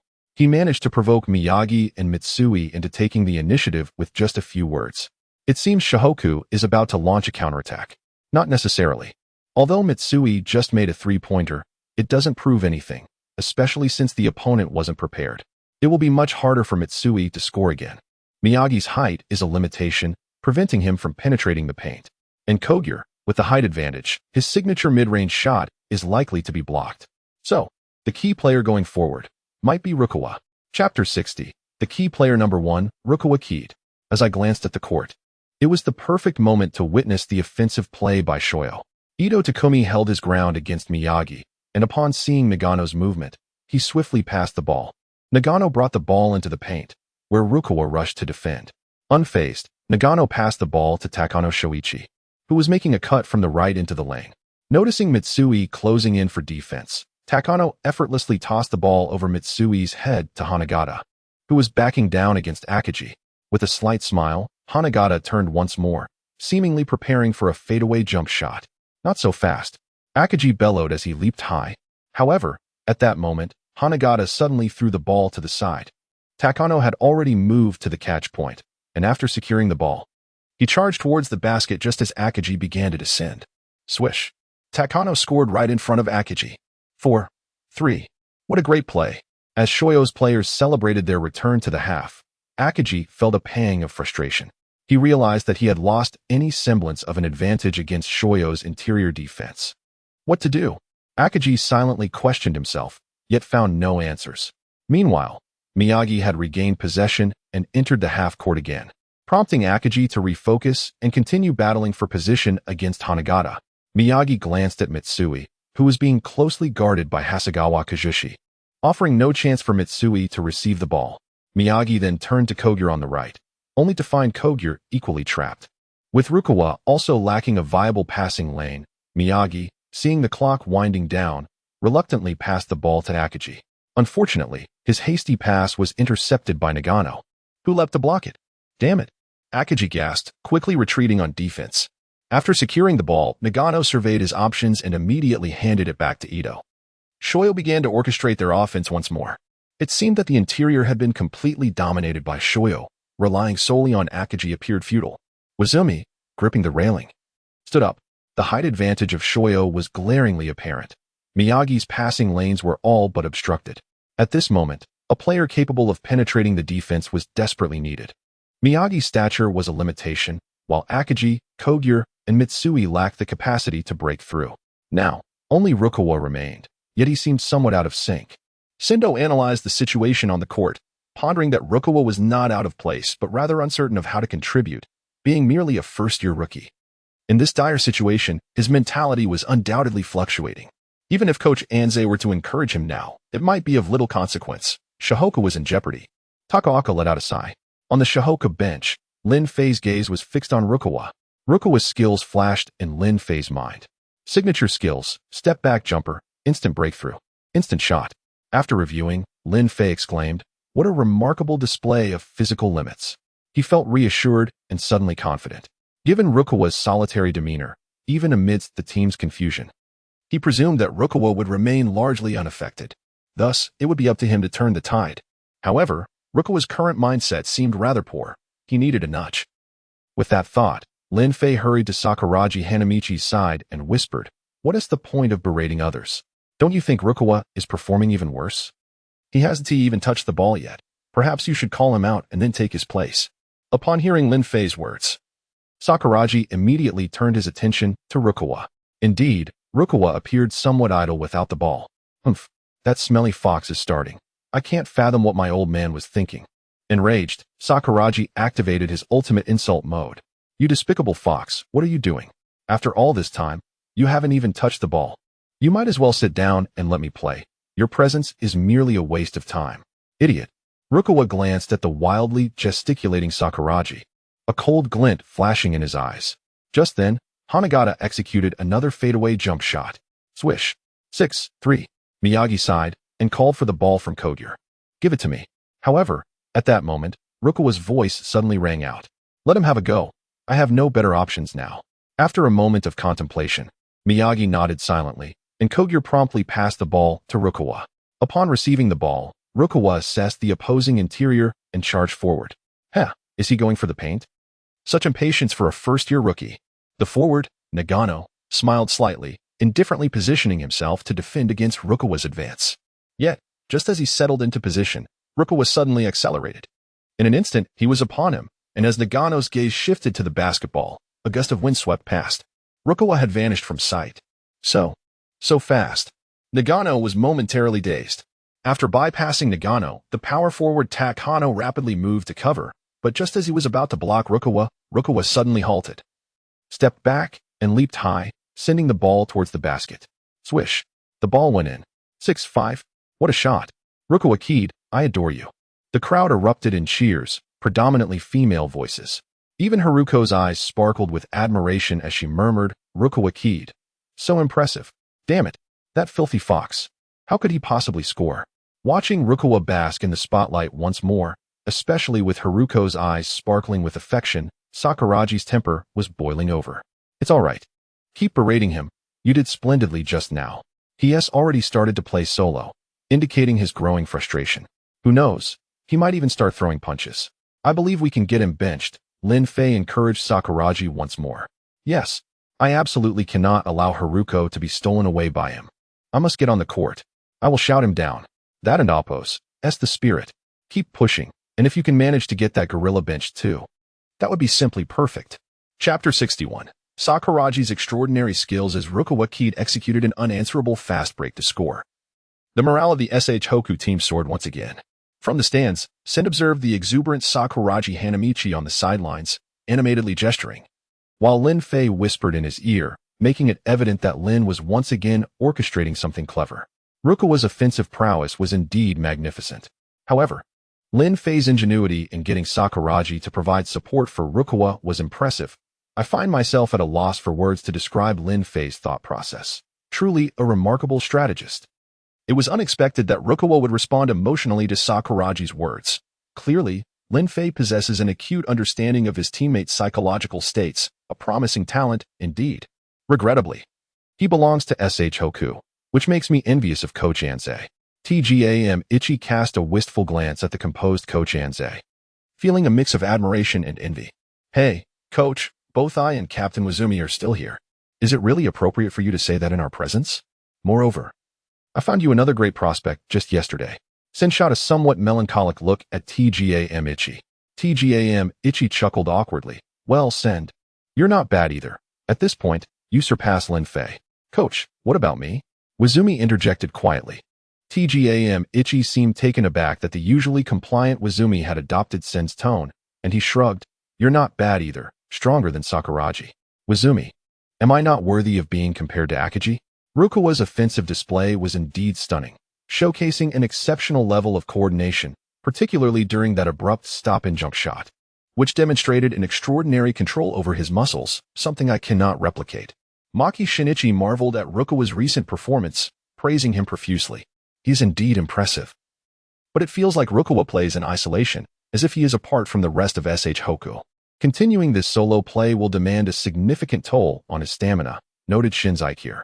Maki Shinichi shook his head and replied, no. SH Hoku merely needs to maintain a tight scoreline in the first quarter, ideally leading throughout. Their ultimate goal is to force Fujima onto the court. Let us not forget. There are still 2 players on SH Hoku's bench who have yet to make an appearance. When they do, that is when SH Hoku will truly be ready for a showdown. For now, it's a matter of who can keep their composure first, at least for this first quarter. SH Hoku has Rukawa to rely on, while for SHY, it all hinges on Hanagata. I believe Akagi won't remain dormant for long, especially after witnessing Rukawa's recent score. After all, Akagi is the soul of SH Hoku, and his sense of responsibility will surely awaken him soon. Thus, whether Hanagata can persist in suppressing Akagi is also a crucial factor. It appears that the truly thrilling moments of this match are yet to unfold. Xian Daozhang smiled, his gaze shifting back to the court. If I were on the court, Rukawa wouldn't score a single point, muttered Kiyotaka Nobunaga, feeling a surge of indignation. Alright, if SH Hoku defeats SHY, I'll leave Rukawa to you. Xian Daozhang chuckled, patting Kiyotaka on the shoulder. Maki Shinichi smirked. Aren't you supposed to be facing Lin Fei in a one-on-one? On the court, as Rukawa awakened under Sakuragi's encouragement, he amassed 11 points within just 1 quarter, securing all of SH Hoku's scores aside from Mitsui's 3-pointer. The first quarter concluded with a narrow lead of 16-14. Due to Rukawa's sudden surge, Fujima's strategy faltered and even dampened SHY's morale. If it weren't for Hanagata reassuring the court not to worry, Fujima might have lost his composure entirely. Watching Hanagata, who was panting heavily, Fujima sighed and turned his gaze toward SH Hoku's bench. At that moment, Coach Anze handed Rukawa a bottle of water, smiling, Rukawa, well done. But you've expended a considerable amount of energy. Therefore, you should rest in the second quarter and allow Sakuragi to take the court. Coach, okay. Rukawa had initially wished to continue, but feeling his muscles fatigue, he nodded in silent agreement. The second quarter isn't critical. The true contest lies in the second half. Coach Anze remarked, recognizing Rukawa's reluctance. Meanwhile, Sakuragi, who had been glaring at Rukawa, beamed upon hearing Coach Anze's decision to let him play. He embraced Coach Anze enthusiastically, exclaiming, "Don't worry, Coach. Once I step onto the court, they'll understand what the true secret weapon of SH Hoku is, the real king of the paint." Haha, very well. Coach Anze replied with a serene smile. Hearing Sakuragi's words, Lin Fei glanced at him, suddenly curious about Sakuragi's special skills. He promptly opened the system panel to investigate. Special skills, intuitive defense, rapid eruption, ultra jumping ability, intuitive defense. How astonishing, Lin Fei thought. Rapid eruption? What on earth is that? Ultra jumping ability? Is he a spring?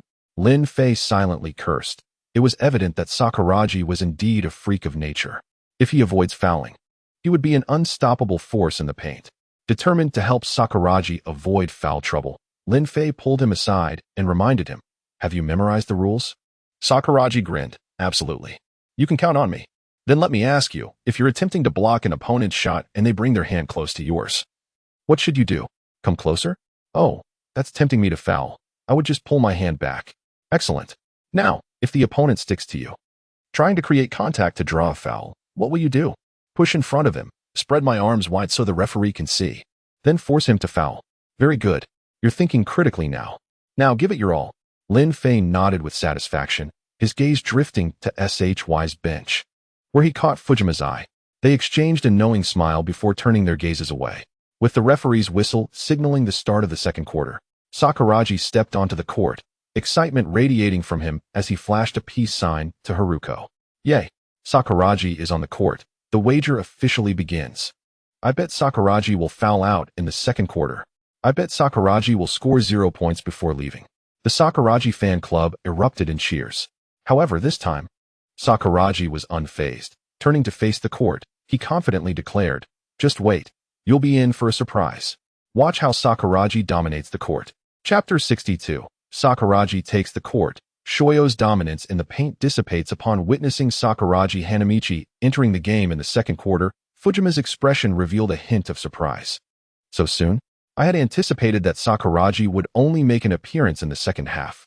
Are they not concerned about him accumulating 5 fouls?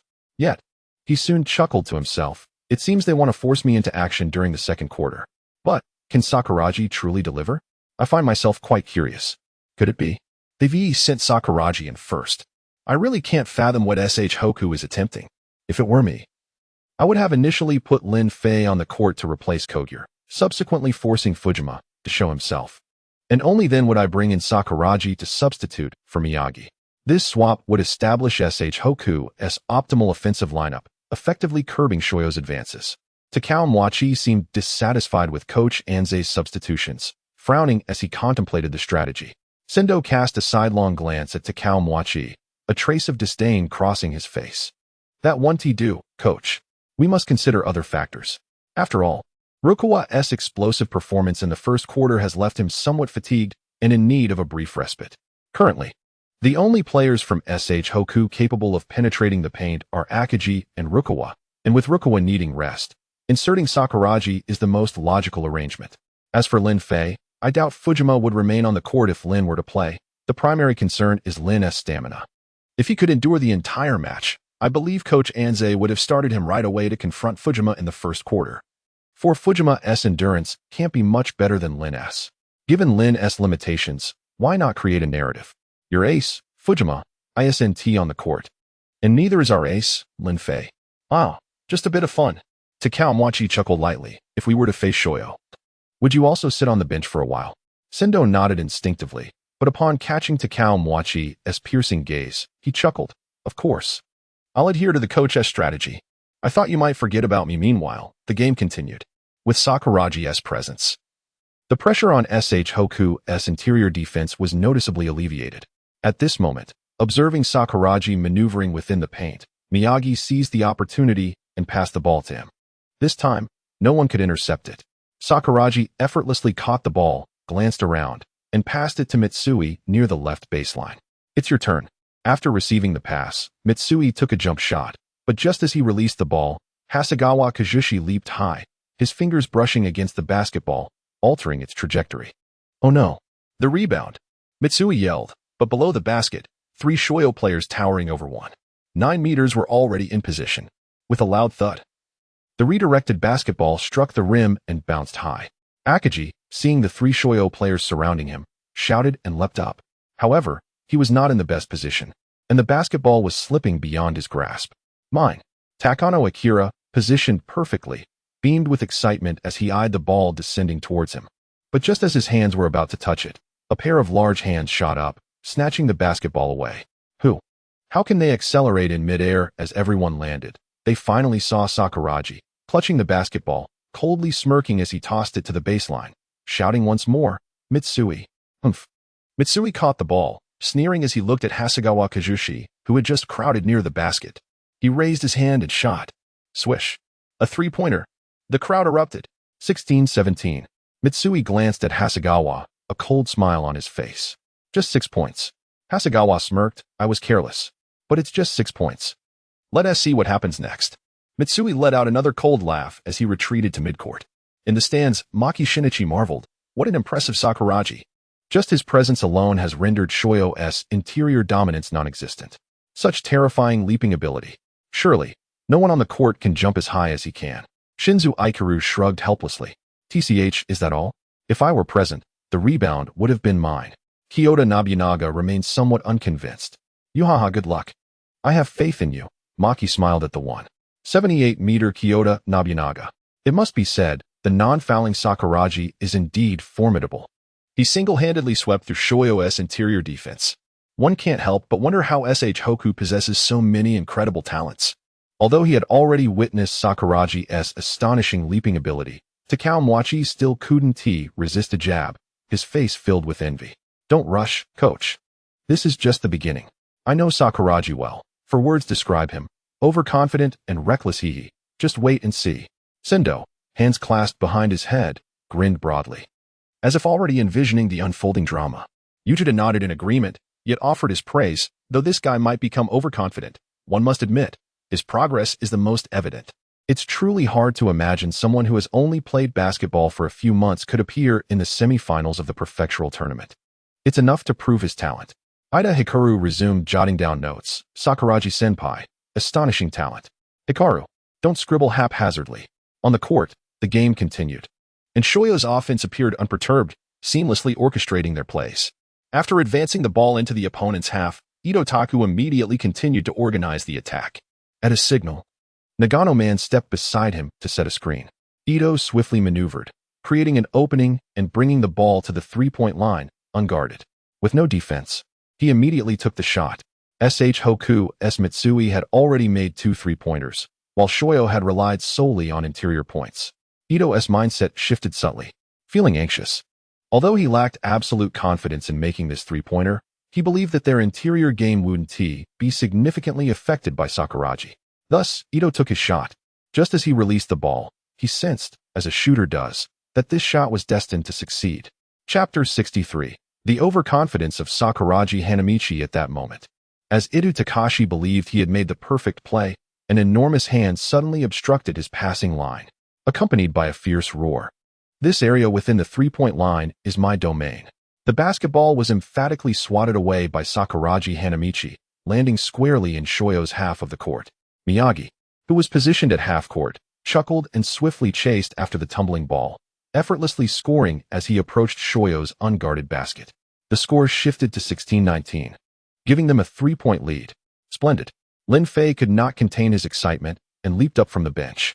Sakuragi's block, followed by Miyagi's layup, had undoubtedly pushed Shoyo into a corner.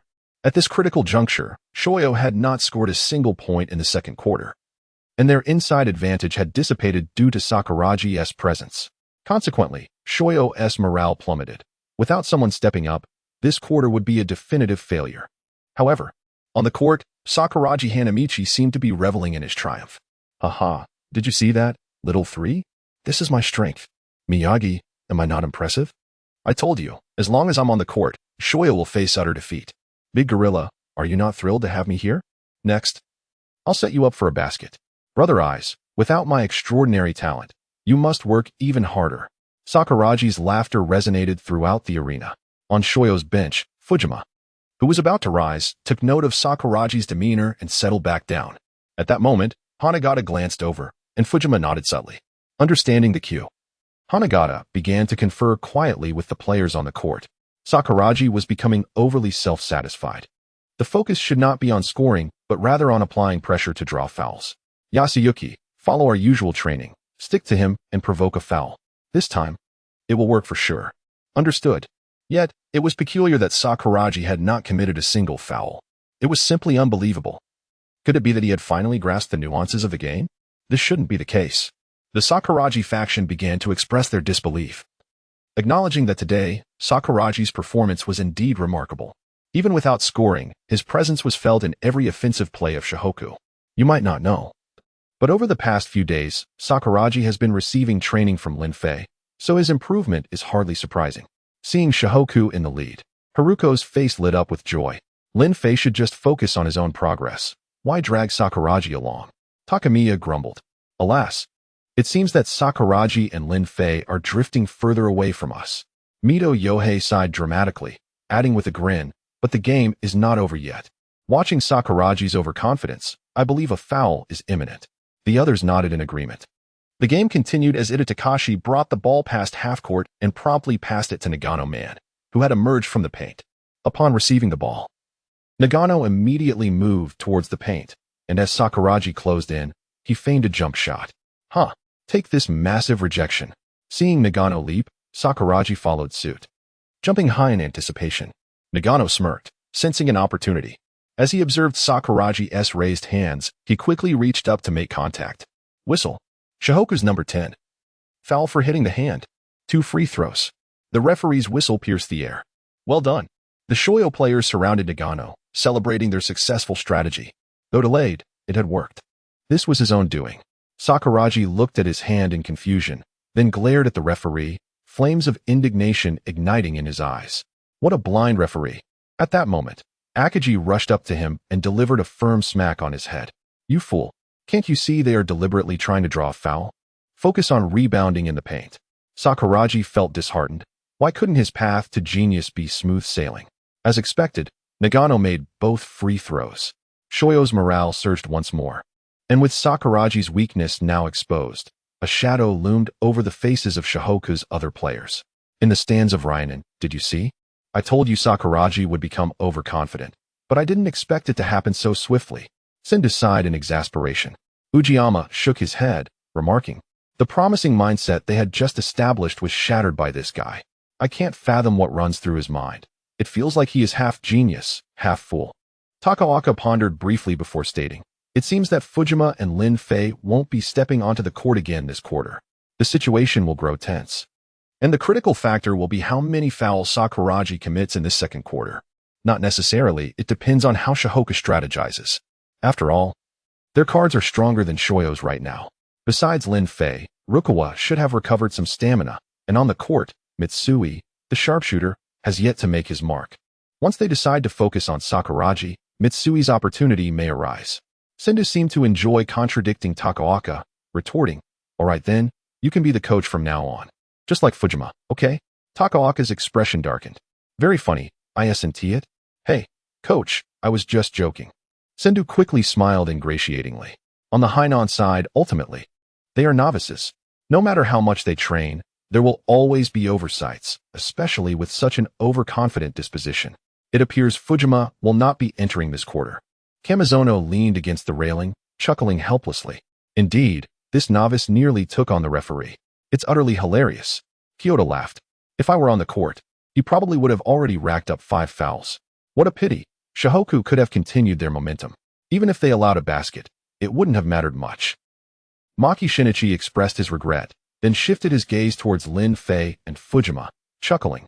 Now it's a matter of who makes the next mistake first. It feels like this second quarter could be a turning point. Everyone's attention returned to the court.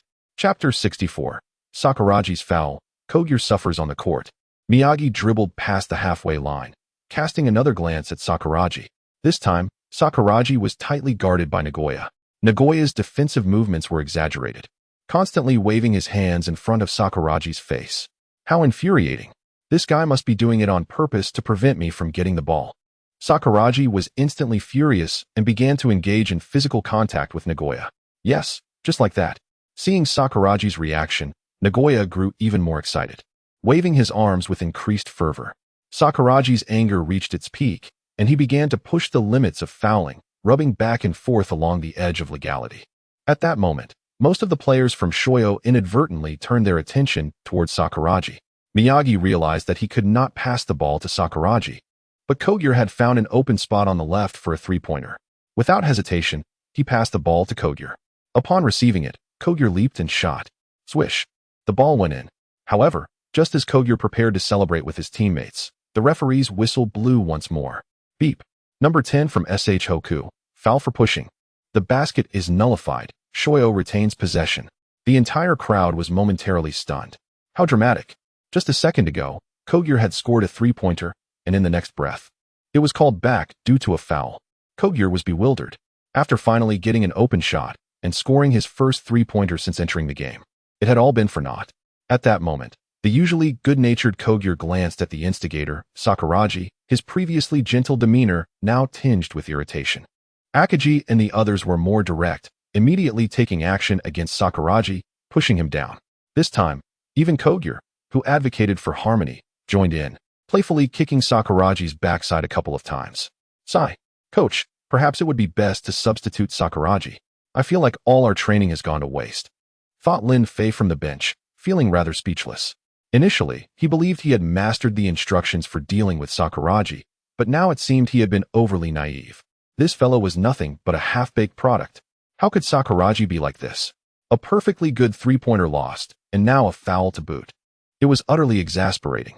Even Keiko, who had been silent until now, couldn't hold back her remarks.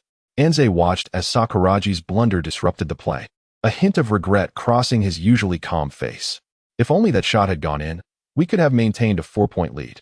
And now, Sakuragi has accrued another foul, a significant loss. The other SH Hoku substitutes echoed their frustrations. Did you see that? Sakuragi has truly lost control. If I were the one shooting, I would have choked him.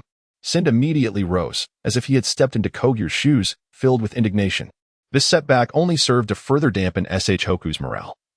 If that shot had gone in, it would have been one thing, but now it did, and if I were in Kogyo's position, my mentality would surely crumble. Takaoka observed the still quiet SH Hoku bench and remarked, next. If I were Coach Anze, I would definitely substitute Sakuragi. He can no longer afford to commit fouls. It would be wise to bring Lin Fei onto the court. At this point, winning is paramount. Indeed, I believe Coach Anze is considering Sakuragi's dignity. Substituting him outright may hinder his growth in the long run, especially since SH Hoku is still in the lead, with every point scored related to Sakuragi. Yes, I agree with you, Coach.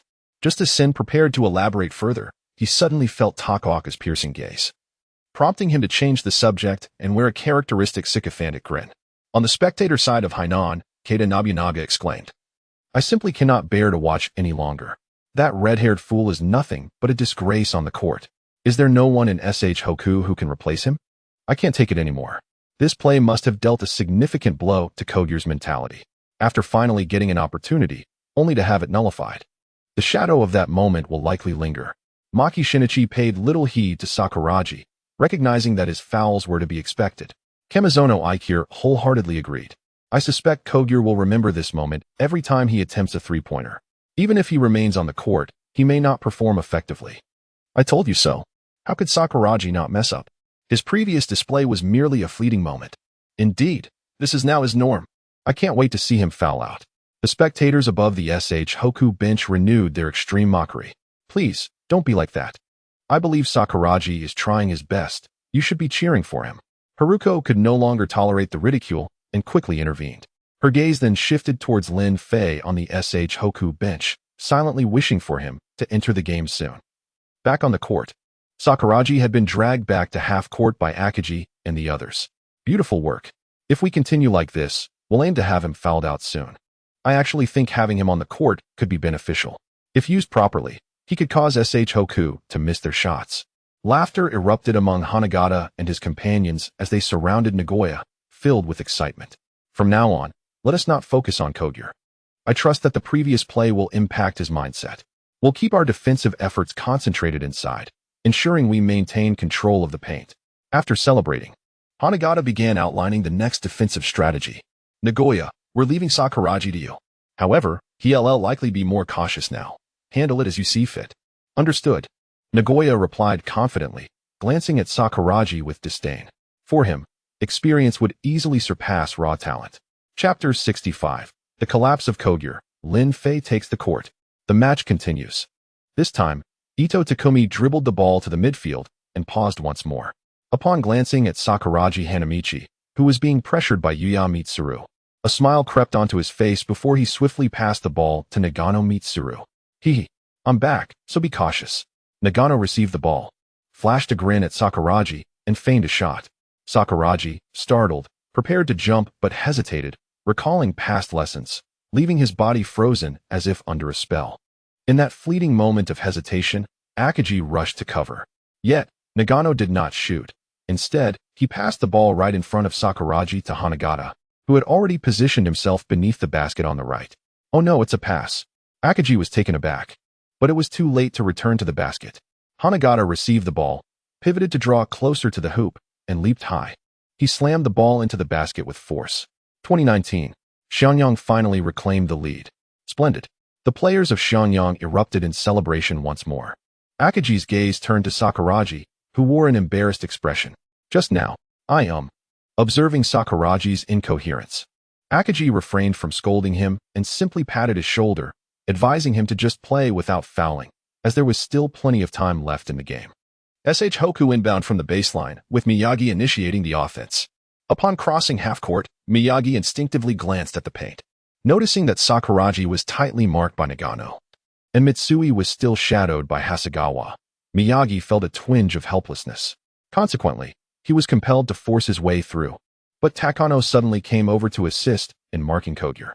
Spotting Kogure in an open position, Miyagi decisively passed the ball to him. Upon receiving Miyagi's pass, Kogure wore a blank expression. He glanced at the hoop, hesitated for a moment, and ultimately took a three-point shot. Unfortunately, the ball hit nothing but air, tracing a parabolic arc that ended out of bounds. I can't do this.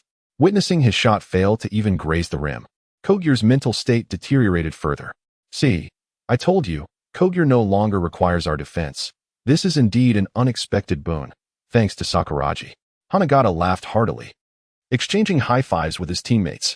Who would have thought that the first to collapse would be our brother in the eyes? Sakuragi, well done. Lin Fei sighed in resignation as he observed the unfolding scene. Meanwhile, Ryota's gaze remained frigid. Such an idiot.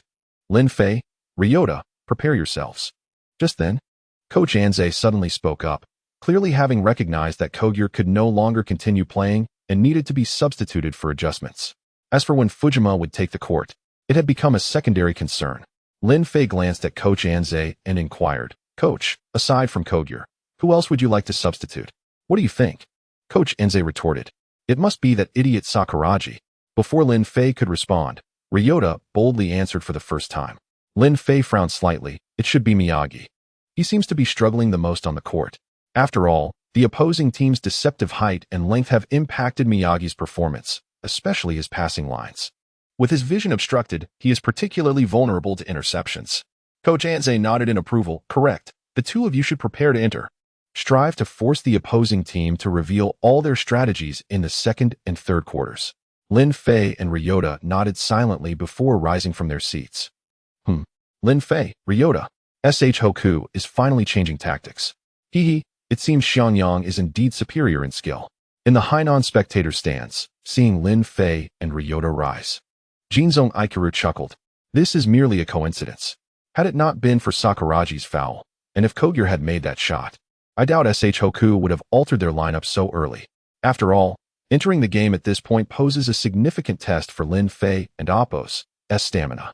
Maki Shin shrugged helplessly, glancing at the player being substituted, continuing, now, we must see what Fujima will do. Will he remain seated or step onto the court? After all, SH Hoku is fielding its strongest lineup this time. What strongest lineup? I believe it would only be a true strong lineup if that red-haired brat were to be substituted.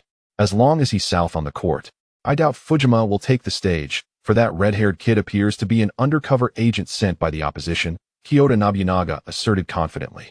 I think it's most appropriate to replace Miyagi Ryota. The opposing team's height has completely restrained him. For SH Hoku to perform this well, Miyagi has relied entirely on his experience and talent. If he were replaced by another point guard of similar height, it likely wouldn't yield the same results.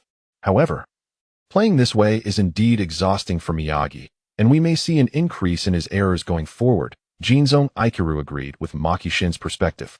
Maki nodded, standing a bit straighter, his face displaying a hint of excitement. Then let us wait and see. On the Ling and spectator's side, Sendō also stood up. Lin Fei is finally taking the court. If I were Fujima, I would rush onto the court right now. The peak showdown is about to commence. However, Tauka Shigichi chuckled. The best time for Fujima to enter should be in the latter half of the third quarter. By then, Lin Fei's stamina will be nearing its limit, making it the perfect opportunity to deliver the final blow to SH Hoku. Sendō rubbed his nose. Coach, don't speak. Sendō, observing Tauka's irritated expression, Sendō nonchalantly replied, I was speaking to Captain Yuju. If Lin Fei manages to widen the score in the second quarter, it might not matter whether Fujima can remain seated. Tauka snorted coldly. Do you really think the other players of Xianyang are fools? Even without Fujima on the court, they would keep the score tightly contested. After all, what can a single Lin Fei accomplish? Currently, Sakuragi is constrained in the paint due to fouls, lacking any advantage inside. Even if Lin Fei were a deity, it would be impossible for him to widen the score single-handedly. I stand by that assertion. A deity, huh? This time, Sendō did not retort, but instead locked his gaze on Lin Fei, silently pondering, let me witness your true strength and see how far you are from divinity. Chapter 66. Underestimating me, aren't you? Ito Takumi was astonished. The game resumed. This time, Xianyang's offense was still in the hands of Ito Takumi. However, the defender had switched to Lin Fei. Let me see what you are capable of, Ito Takumi thought. He had never watched Lin Fei play before. Although Hanagata and Fujima had mentioned that Lin Fei was formidable, for someone aspiring to be a professional basketball player, he would not back down. In fact, it ignited his fierce competitive spirit. Thus, Ito Takumi prepared for a one-on-one with Lin Fei to gauge his depth. As Ito Takumi approached with the ball, Lin Fei greeted him with a faint smile. I hear you're quite impressive, Ito Takumi remarked. Just average, third in the world, Lin Fei replied nonchalantly. How unassuming. Then let us see you try to steal the ball from me, Ito Takumi retorted, snorting slightly as he bent down and quickened his dribble. You're really going for a breakthrough, huh? I like your confidence. Lin Fei responded with a slight smile, stepping back to create space. Once I get past you, it'll look even better. As soon as Lin Fei shifted back, Ito Takumi accelerated, moving the ball to his right hand and charging past Lin Fei, using his body to shield him. Underestimating me, are you? Lin Fei remained composed, leaning forward to push against Ito Takumi. No, you are the one underestimating me. Upon seeing Lin Fei's defensive move, Ito Takumi scoffed, swiftly dribbling the ball behind him and shifting his weight to the left side. At this moment, Lin Fei had already shifted his weight forward and could only watch helplessly as Ito Takumi effortlessly passed him. I thought you had some skills, but it seems you're nothing special. After breezing past Lin Fei, Ito Takumi reached for the basketball with his left hand. Just then, Lin Fei moved again, leaning forward and swiftly snatching the ball with his right hand. In an instant, he vanished from Ito Takumi's peripheral vision. Meanwhile, Ito Takumi's left hand grasped at thin air. How is that possible? He actually saw through my dribbling. Ito Takumi was taken aback, quickly turning around, only to see Lin Fei, clad in jersey number 3, racing toward the unguarded free throw area beneath the Xianyang basket. He aimed and shot. Swish. The ball went in. After scoring, Lin Fei approached Ito Takumi with a smile. Underestimating me, aren't you? On the Xianyang bench, Fujima couldn't help but clench his fist, yet he remained seated as Hanagata firmly gestured for him to wait. There's still a chance. There are 5 minutes left in the second quarter. As long as we can keep trading baskets, the score won't stretch too far. I need to wait. Wait until Lin Fei exhausts some more of his energy. Indeed, Lin Fei seemed to be the true leader in the eyes of the Xiangbei players. When he was on the attack, all the Xiangbei players stood still. Even Akagi remained motionless. Yuzu observed Lin Fei steal the ball and score within just 30 seconds of entering the game. His speed was astonishing. That's due to trust. And also, Lin Fei likely doesn't aspire to be the captain. He has more of the brain on the court while Akagi remains the soul of Xiangbei, Sendō remarked. How so? Yuzu inquired. Just wait and see. Lin Fei won't go solo, as his stamina won't allow it. I believe Xiangbei will soon start to flourish. Especially in the paint, Sendō asserted confidently. Takaoka also nodded, reluctant to admit, but given Lin Fei's character and stamina, he wouldn't engage in solo plays. Facilitating the team's offense was the very reason Coach Anshi had him on the court. Hearing Takaoka speak, Sendō felt compelled to counter, not necessarily. Silence.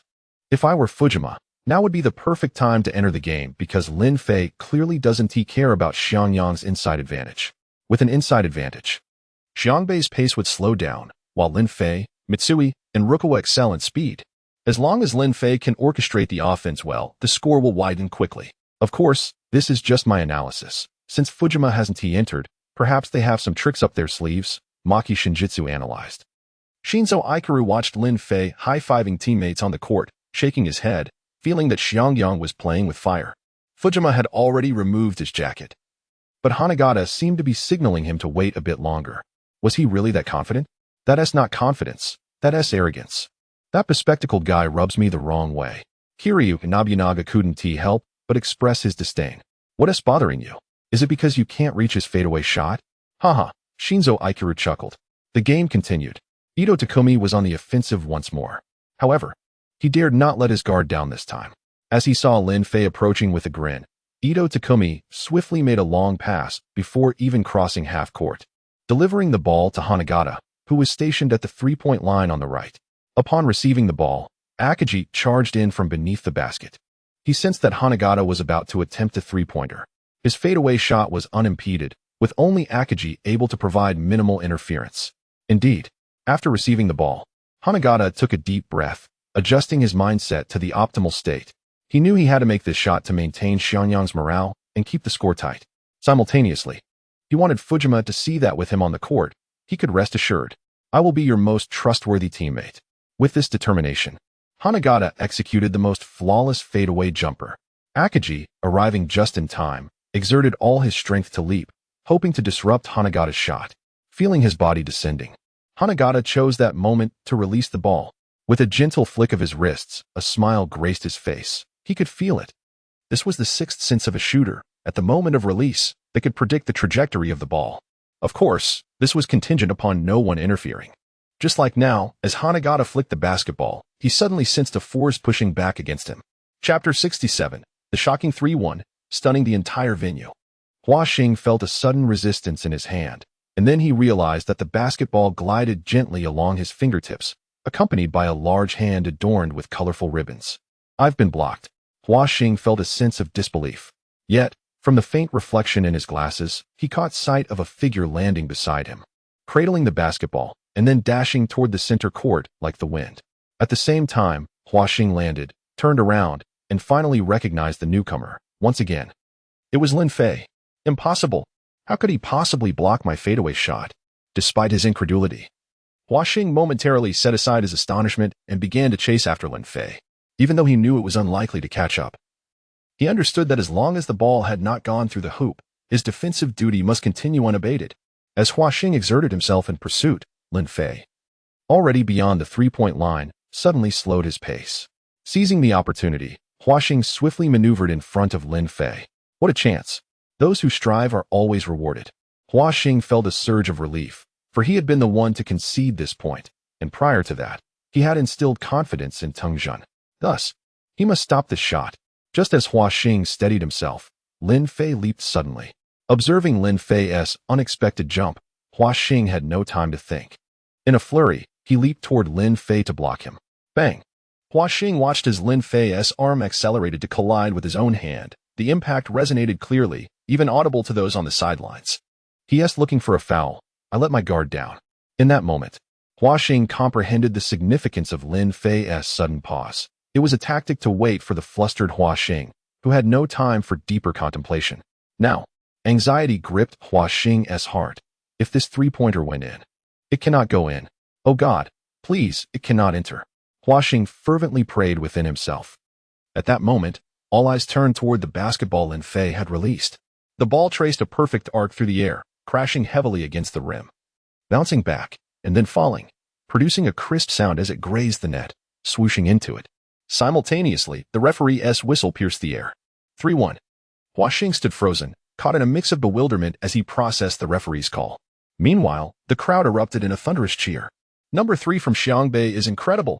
Since his entry, the disadvantage faced by Xiangbei had been completely reversed. His name is Lin Fei, an exchange student from Dahua. Go, Lin Fei. I love you, Lin Fei. Lin Fei is amazing. Especially the Screen Army, who had managed to find a few empty bottles to create a cacophony of applause. Lin Fei, give Sakuragi a lesson. Haha. Lin Fei, show Sakuragi that aside from fouling, one can also cause others to foul. Xingzi remained seated in the stands, her beautiful eyes shimmering with excitement as she watched Lin Fei release the basketball, his right hand still raised high, adorned with the lucky ribbon she had gifted him. Lin Fei, he wore the lucky ribbon I gave him. He is so impressive. With Lin Fei around, I believe my brother can achieve his dream this year. Go, Lin Fei. Brother, keep going. Xingzi whispered to herself, her mind flooded with images of Lin Fei, unable to contain her pride. On the Xiangbei bench, Lin Fei is amazing. Keep it up. Keiko stood up from her seat, enthusiastically applauding Lin Fei. eliciting envy from Miyagi, who was set to enter next. Meanwhile, Kogyo's eyes finally sparkled with admiration. Is Lin Fei throwing this for me to see? Heh, that three-pointer. Lin Fei's luck is quite remarkable. Coach Anze sat calmly, his expression more composed than before. This guy's sudden pause was intentional. He was waiting for the panicked Huaxing to catch up, then drew the foul. This is the essence of drawing fouls. Lin Fei has given me a valuable lesson. I'll remember this. Sendō took a deep breath, etching the recent scene of Lin Fei drawing the foul into his memory, meticulously analyzing and pondering it. This guy is truly formidable. As long as he's south on the court, he creates lethal opportunities at every moment, rendering defenses futile. Ushiro furrowed his brow. Huaxing's fadeaway shot seemed certain to score, yet Lin Fei effortlessly neutralized it. Incredible. Takaoka nodded in agreement. Continuing his observations, one cannot deny that Lin Fei's judgment on the court has reached an extraordinary level. I believe he must have been diligently studying each opponent from the bench, formulating strategies to counter them. Only then can he unleash such immediate threats upon entering the game. He has thoroughly analyzed the psychological states of key players on the court. This young man is too formidable. At this point, Takaoka couldn't help but sigh. If only Lin Fei could join our lineup, I'd be confident in winning the national championship this year. So, coach, how much do you disdain us? Sendō remarked, a hint of dissatisfaction in his tone. Even Ushiro felt a pang of irritation, softly huffing. Takaoka quickly clarified. What I meant was to suggest Lin Fei join our Reinen team. You all are indispensable. Sendō scowled. Coach, I think your unrealistic thoughts should be set aside. You ought to contemplate how we'll deal with Lin Fei when we face Xiangbei again. In the stands of Hainan. Impressive. That 3-1 has undeniably elevated Xiangbei's morale to new heights. One must admit that with Lin Fei on their side, Xiangbei's strength has increased by several tiers. Maki Shinichi leaned over the railing, marveling at Lin Fei's series of moves. Shinzo Ikuru concurred, that three-pointer. Despite his body not fully extending, I thought it wouldn't go in, yet it did. It must be said, Lin Fei's ball sense seems superior to mine. I feel that if Tung Jun doesn't enter soon, this match might be over. Listening to the high praises from the two, Akataka Nobunaga felt an urge to retort, but ultimately refrained, inwardly grumbling. What is so great about him? He is just taller, a bit more handsome, and his skills. Well, I haven't faced him yet. What if they lose to Xiangyang? After all, Tungjin has played yet. So they don't even have the qualifications to compete with us. I'll reserve judgment on that. Lin Fei, great shot. That three-pointer was exceptionally steady. Indeed. Is this the result of your training? Well done. On the court, the Xiangbei players gathered around Lin Fei, showering him with praise. Pure luck. I merely aimed to draw a foul, and who would have thought the ball would actually go in? Lin Fei wore a face of disbelief. However, he didn't dwell on it too much. A point is a point. He then glanced toward Tingjin, silently questioning, aren't you coming on? If you do not respond soon, I shall have no choice but to address you as Master Dan. Chapter 68. The daring maneuver of Hanagata. Fujima enters the game. This time, Fujima truly stood up, his gaze fixed upon the court. Having regained his composure, Hanagata was filled with excitement as he approached the sidelines, fervently declaring, Trust me once more. Our strategy was for you to enter in the second half, and I will execute this tactic flawlessly. Just a few minutes have passed. I shall not disappoint you. If you step onto the court now, it will show Shohoku that we are not intimidated. I cannot allow them to regard your entry with contempt. Hanagata's sense of responsibility surged, his steadfast gaze upon Fujima radiating an infinite faith. All right. Gazing into Hanagata's powerful eyes, Fujima hesitated yet again, ultimately taking a seat once more. He could not bear to extinguish Hanagata's resolve, nor did he wish to make Hanagata feel that he lacked trust in him. Well done, Hanagata. What an extraordinary assist. Lin Fei observed this scene, his heart blooming with joy. Witnessing Fujima rise only to sit down again, Takaoka Shigichi was rendered speechless, reflecting on the fact that he was merely a high school student, unqualified to be a coach. Hanagata, despite having lost the ability to hinder Lin Fei, still refused to let the only savior, Fujima, enter the game. It was perplexing to comprehend his thought process. Perhaps it was a matter of male pride, he mused. Well, it seems that Shohoku is truly in for a challenge this time. Xian Dao wore a similarly incredulous expression. Yuju spoke solemnly, indeed. If Fujima does not enter the game this quarter, and the score gap exceeds 10 points, the second half will likely hold no hope for a comeback. Even if we try to engage in a shootout, Under such circumstances, Shohoku's offensive players will undoubtedly relax and teach Xiangyang a lesson. Akiyama Hikaru glanced at his notes, recording Lin Fei's performance. 1 block, 1 steal, and 5 points in just a minute and a half. What incredible statistics, Akiyama thought. Instead of recording, it would be better to observe Lin Fei's south maneuvers on the court, especially since he is currently playing Miyagi's position, and he is far more comprehensive. You could learn a lot, Yuju advised Akiyama. Understood, Captain Yuju. This is indeed a rare opportunity for learning. Akiyama promptly closed his notebook, his gaze fixated on Lin Fei. Fujima, sigh. If you don't enter now, the next phase will be challenging. Maki Shinichi lamented from the stands. Kamizono Ichiro analyzed. Fujima might be concerned about hurting Hanagata's pride. After all, entering the game at this juncture could potentially reverse the situation. However, Hanagata is truly the backbone of Xiangyang's inner line. If his mental state falters, controlling the inside will become increasingly difficult. What nonsense about pride? Can such a person not even adjust their own mentality? It's clearly a sign of weakness, yet they still consider others' feelings. Ridiculous. Do they think they're some precious maiden? Akataka Nobunaga could not help but scoff. Surprisingly, Maki Shinichi found himself agreeing with Akataka Nobunaga's remarks. At this moment, considerations of so-called pride should be set aside. Winning is paramount. Perhaps Fujima, juggling his role as coach, has become overly concerned with the players' mental states, rendering him somewhat timid.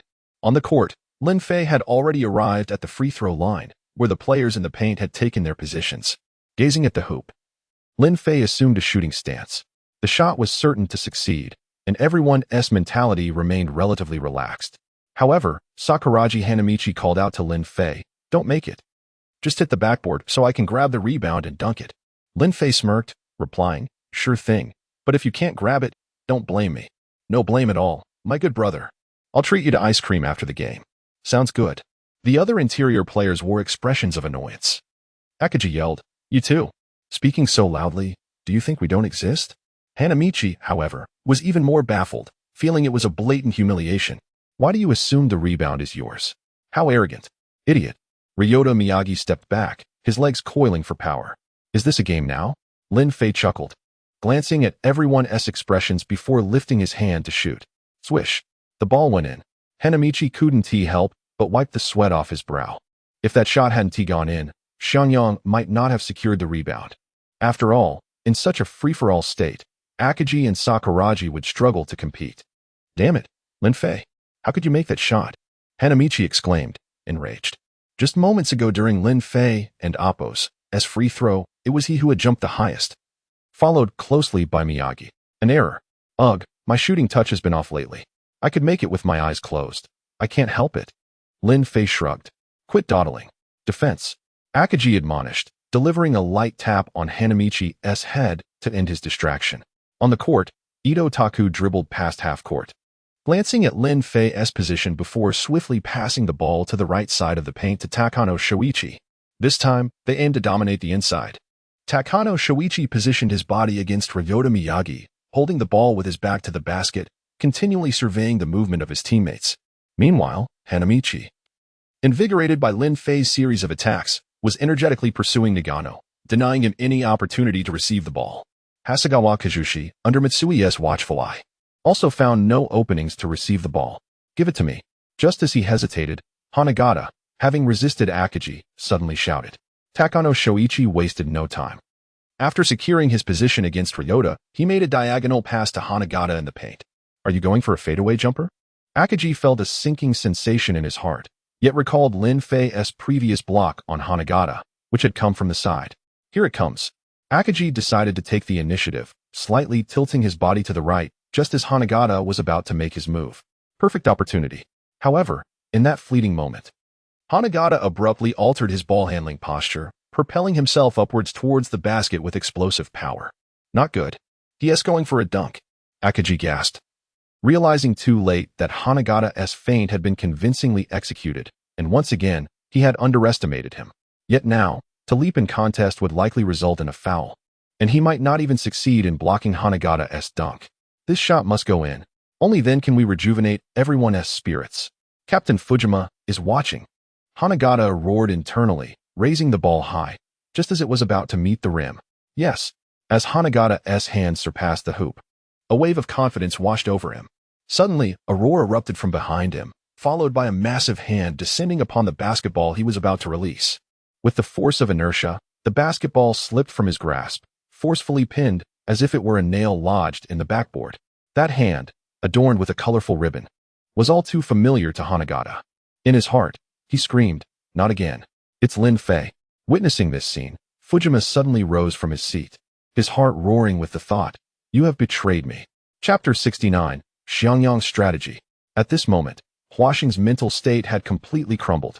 After Lin Fei seized the rebound in such a humiliating manner, he realized that he had become Lin Fei's target from the very beginning.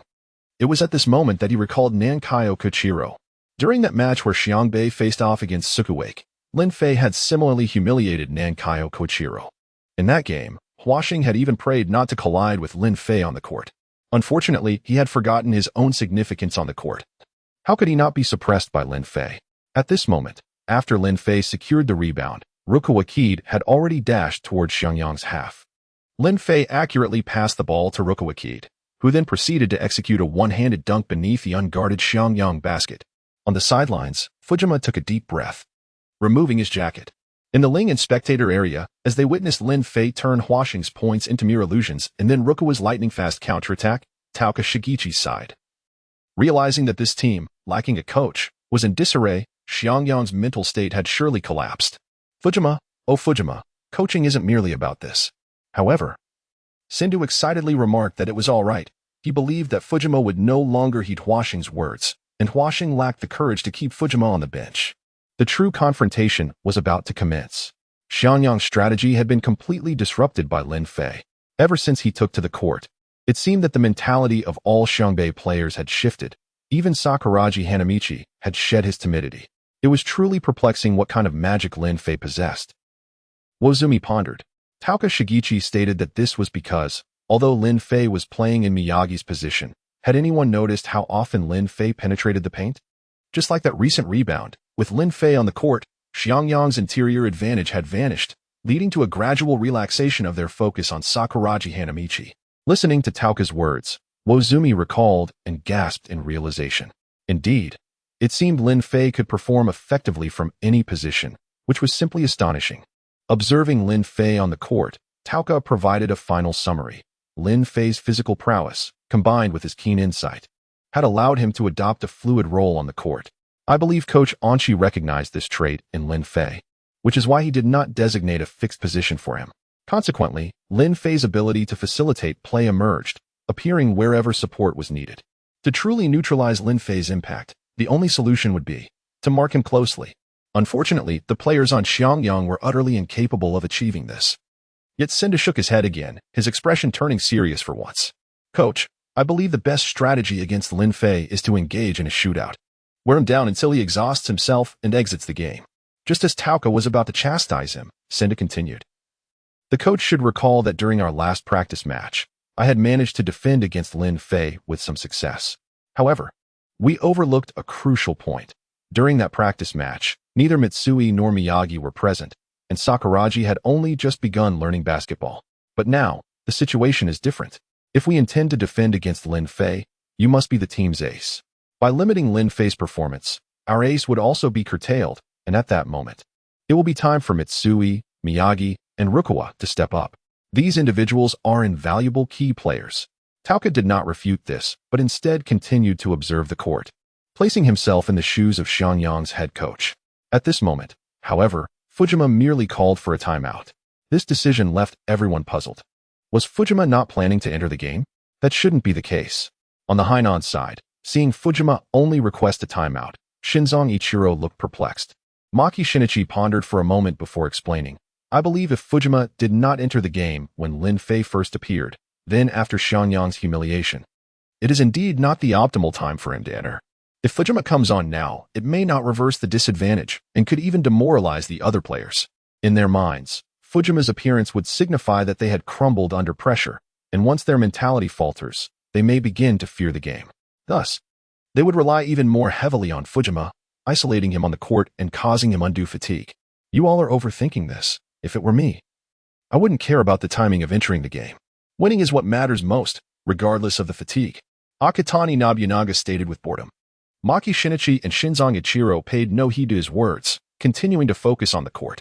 On Xiangyang's bench, Fujima encouraged, "Everyone is playing excellently. Washing. There are only a few minutes left in the second quarter. I will rely on you moving forward. Although we are currently at a disadvantage. I have faith in you all. Captain, I." Upon hearing Fujima's words, Huashing felt a pang of guilt. "Huashing, I believe in you. You will not be defeated by recent setbacks. We have previously analyzed Lin Fei, correct? Since he has set his sights on you. We must accept this challenge with open arms and face our opponent with our utmost effort. Even if we lose, so what?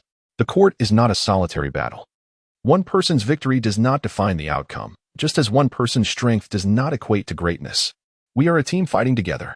Listening to Fujima's words, Huashing's heart trembled. "Captain." Fujima patted Huashing's shoulder and earnestly declared, "Therefore, moving forward, I implore you to hold on for these last few minutes. Because in the second half, I will take charge. That will be the true showdown, and I hope that before the great battle truly begins, my teammates remain filled with confidence. I understand. In our confrontation, rest assured, I know what we should do next." Huashing nodded vigorously, his gaze once again resolute. "Let us strive to increase Sakuragi Hanamichi's foul count in these few minutes. For this fellow is no longer retreating. This is the perfect opportunity."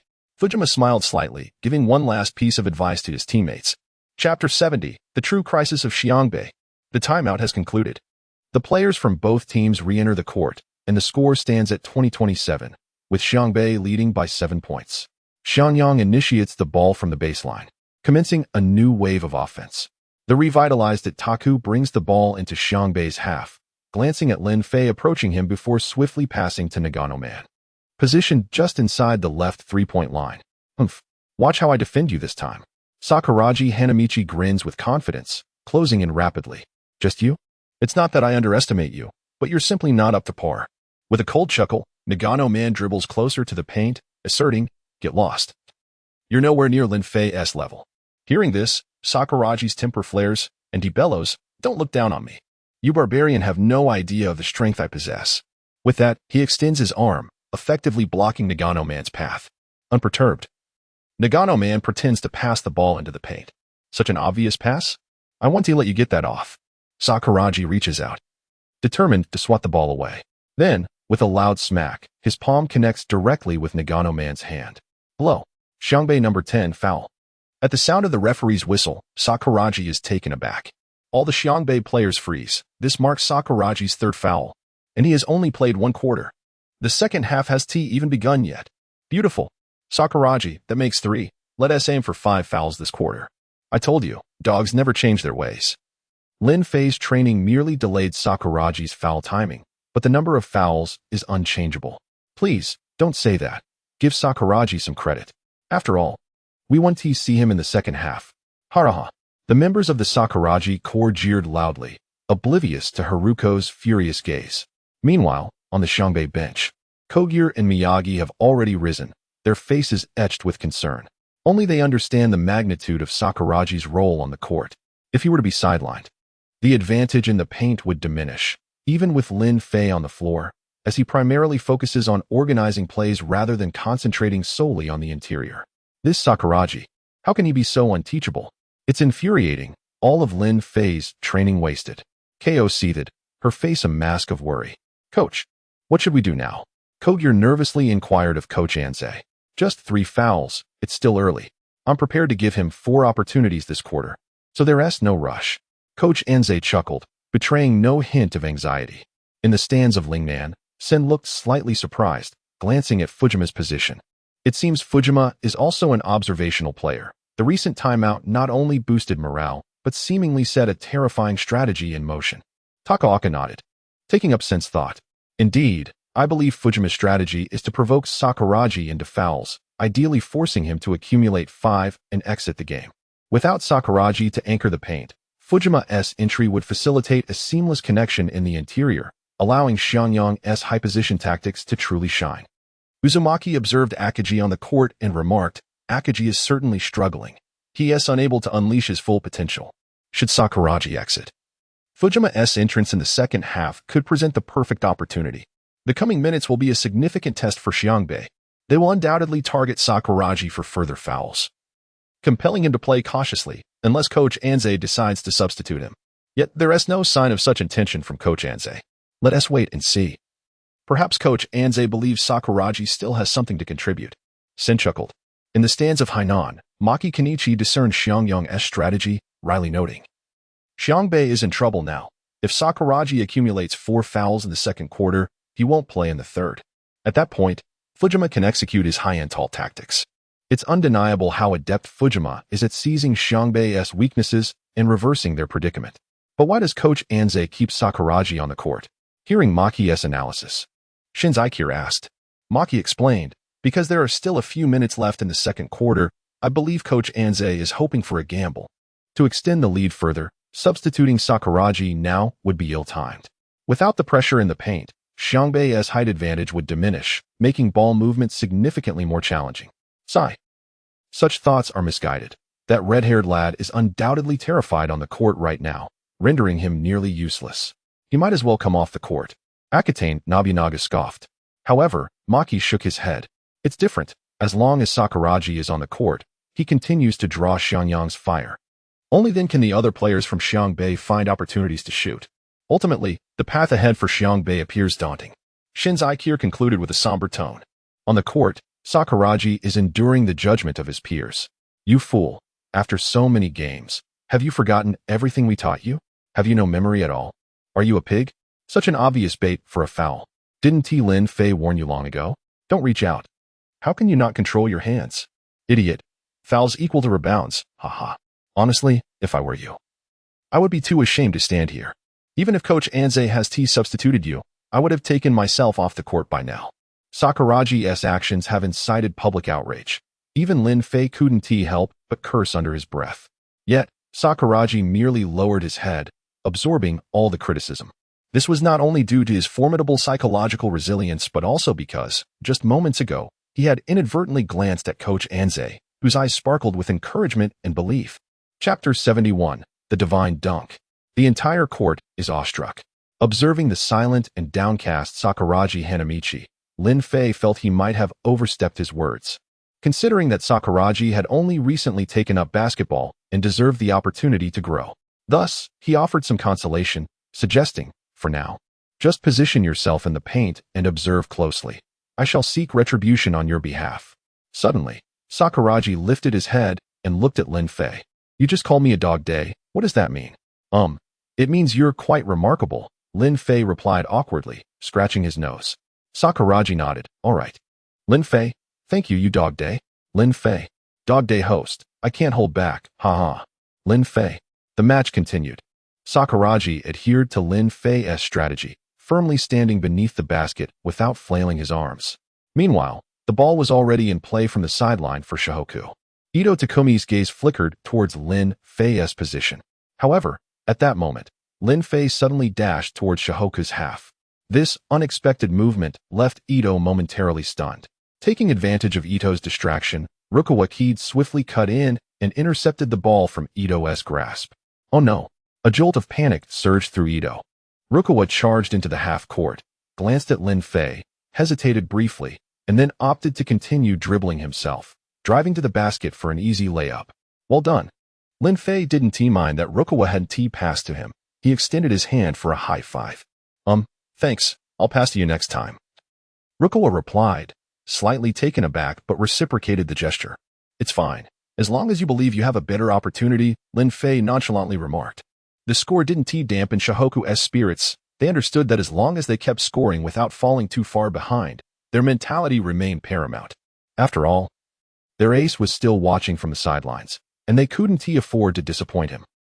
Shohoku resumed play from the baseline.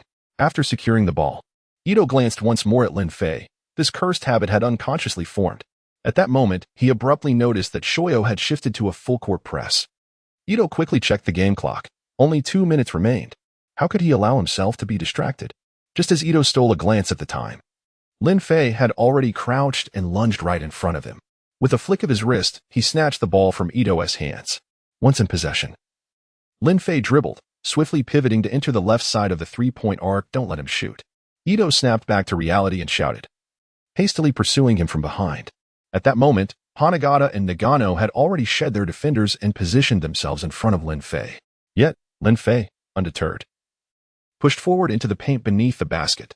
However, his bold move led him to be sandwiched between defenders. Given the opposing player's height and reach advantages, there was no space for a pass. Lin Fei had acted impulsively.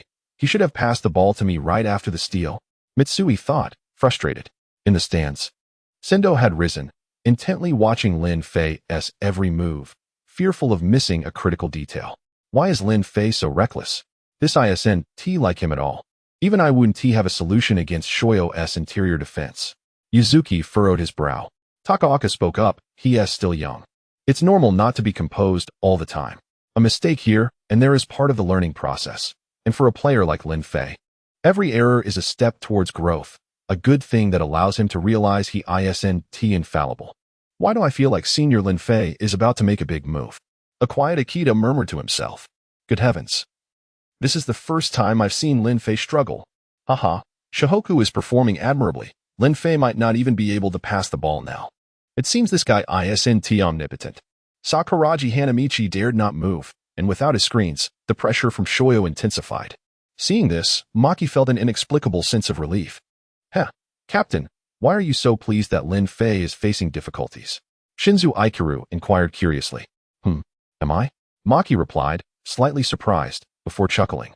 I just don't like having a godlike player on the court. It's not good news for any of us. What? So the captain once regarded Lin Fei as a god? Akatani Nobunaga laughed heartily, silently adding that a godlike figure could only be himself. Just as everyone braced to witness Lin Fei falter, he suddenly sprang into action. With a powerful thrust of his legs, he leaped high into the air, his body twisting mid-flight. What is he planning to do? Hanagata and Nagano, positioned directly in front of him, observed Lin Fei's dazzling maneuver with utmost seriousness, quickly following suit to jump. Yet, Lin Fei, utilizing the momentum of his rapid spin, evaded their reach entirely. As his body hovered in the air, poised to descend, Lin Fei transitioned from a one-handed shot to a two-handed grip, raising the ball high above his head, with the rim within arm's reach. He let out a fierce roar and slammed the ball down with tremendous force. As the ball thundered through the hoop, Lin Fei clung tightly to the rim, using the inertia of his leap to send both Hanagata and Nagano crashing to the ground. A resounding crash reverberated throughout the arena. At that moment, all eyes were fixated on Lin Fei. In that instant, silence enveloped the crowd. In that moment, Lin Fei once again resembled a deity on the court, surveying all beneath him. Even the referees appeared deeply affected, and after a lengthy pause, the whistle for the basket finally blew. Foul on Shoyo for an illegal block. Basket counts, and one free throw. As the referee's voice echoed, astonishment rippled through the crowd. My heavens, what did I just witness? Tell me this isn't real. I unconsciously gasped out loud. Lin Fei's dunk had sent both of Shoyo's towering players flying. Goodness, is this truly a high school league? This dunk has struck a chord within me. I am overwhelmed with excitement. How brutal. My scalp is tingling. On the Shoyo bench, Fujima could no longer remain seated, visibly distracted, questioning. How did he accomplish that? Is he even human? Chapter 72. The weakness of Xiangbei fully exposed. Lin Fei gazed down from above, observing Huaxing and Yongya lying on the ground. Only then did he release his grip and descend beneath the basket. A cold smile danced upon his lips as he turned to stand at the free throw line. Lin Fei, you truly have a flair for the dramatic. But what was that move just now? I wish to learn it, exclaimed Sakuragi Hanamichi, excitedly pulling Lin Fei into a hug. That was a 360-degree powerful dunk. I'll teach you another day, so you too can bask in glory, Lin Fei replied with a chuckle. Sakuragi flashed a mysterious smile. No need for that. I have my own technique. Once I master it, I'll showcase it for you, guaranteed to astonish everyone. Well done, Lin Fei. You're incredible. At that moment, Akagi and the others approached to celebrate, diverting Lin Fei's curiosity about Sakuragi's recent statement. You are truly remarkable, Lin Fei. In the audience, Haruko had already risen, her gaze filled with the image of Lin Fei. Just moments ago, Lin Fei's astonishing dunk had firmly etched itself in her heart. As she thought of him, a smile involuntarily graced Haruko's face. This guy Lin Fei is remarkably skilled. I recall he learned basketball alongside Sakuragi, right? How could there be such a disparity in talent? It could only be said that Sakuragi's talents were entirely channeled into his iron-headed technique. Haraha. The Sakuragi troupe remained as irreverently humorous as ever. This is Lin Fei. Oh no, oh no. That dunk has captivated my heart once more. On the Xiangbei bench, Aiko clasped her heart, her face radiant with excitement, her eyes sparkling. Lin Fei is indeed as formidable as ever. That shot was utterly unanswerable. Huaxing must be utterly dazed now, haha. Height means little when we have Lin Fei to dominate the tall players. The bench players, including Kogir, exchanged high fives, expressing their exhilaration. Coach Anze adjusted his glasses, glancing at Fujima, who had just resumed his seat, and muttered, Not bad, not bad. It seems our strategy has failed. Let us aim for a few more points in the second half while taking a bit of a breather. Here it comes. I knew it. How many times has it been now? Once against NATO, once against Nanku, and now he has dunked over 2 players. By comparison, I've emerged with the least damage. Lin Fei truly considers me a friend. In the Lingyan audience, Sendō murmured. But soon his expression turned to a bitter smile. It's simply incredible. Lin Fei seems to have no limits. It's hard to fathom that a high school student could execute such a complex dunk. No wonder he dares to drive into the paint alone. It stems from his confidence in his own abilities. Wizumi couldn't help but exclaim in admiration, then, after a moment's reflection, continued, given the current state of play. Lin Fei has completely shattered Xiangyang's morale. I can hardly imagine why they would keep Fujima on the bench any longer. Lin Fei has indeed performed excellently. However, there is one flaw that has been exposed in the Xiangbei team. I wonder if Fujima has noticed it. If exploited well, this flaw may fully manifest in the second half. Takaoka also found himself shaken by Lin Fei's recent play. Yet, as the coach, his gaze was not solely fixed on Lin Fei. At this moment, he was observing Mitsui. On the court, Mitsui was panting heavily, constantly checking the game clock, even neglecting to celebrate with Lin Fei. After all, Mitsui had not participated in a formal match for quite some time, and in previous games, no team had specifically targeted him. Now faced with Xiangyang, it was evident that they had devised a strategy to contain Mitsui. The tall Hasegawa was completely restricting him. Such intense one-on-one confrontations had already exhausted Mitsui. If during the third quarter, Sakuragi were to sit out, Mitsui would likely struggle to keep up. And Lin Fei would also be drained after another quarter. It seemed that the second half would not bode well for Xiangbei. Upon hearing Takaoka's analysis, even Sendō fell silent. Unable to help but feel concerned for Xiangbei, Takaoka then smiled. You should pay close attention. Both teams' weaknesses have been largely exposed. Remember this well. If Xiangbei manages to win by some stroke of luck, this game could offer us many valuable insights. On the Hainan side, Maki Shinya awkwardly cleared his throat, having just asserted that Lin Fei would surely be contained, only to have his words come back to haunt him. Captain, what now? Is Lin Fei still considered a deity? Kamizumi Ichiro chuckled. Maki Shinya coughed lightly to mask his embarrassment, then turned his gaze back to Fujima, continuing, currently, Lin Fei can only be regarded as a demigod. For his greatest weakness has already been revealed. After that dunk, he seemed to lose a bit of strength upon landing. Although he managed to regain control, Fujima noticed it. Thus, after Lin Fei's dunk, Fujima, though stunned, sat back down, his expression no longer one of panic. This indicates that he has already formulated a counter-strategy. While everyone on Xiangyang may be in disarray, as long as Fujima remains composed, that is sufficient. Kamizumi nodded thoughtfully, ultimately concluding, this means that the second half still holds considerable suspense.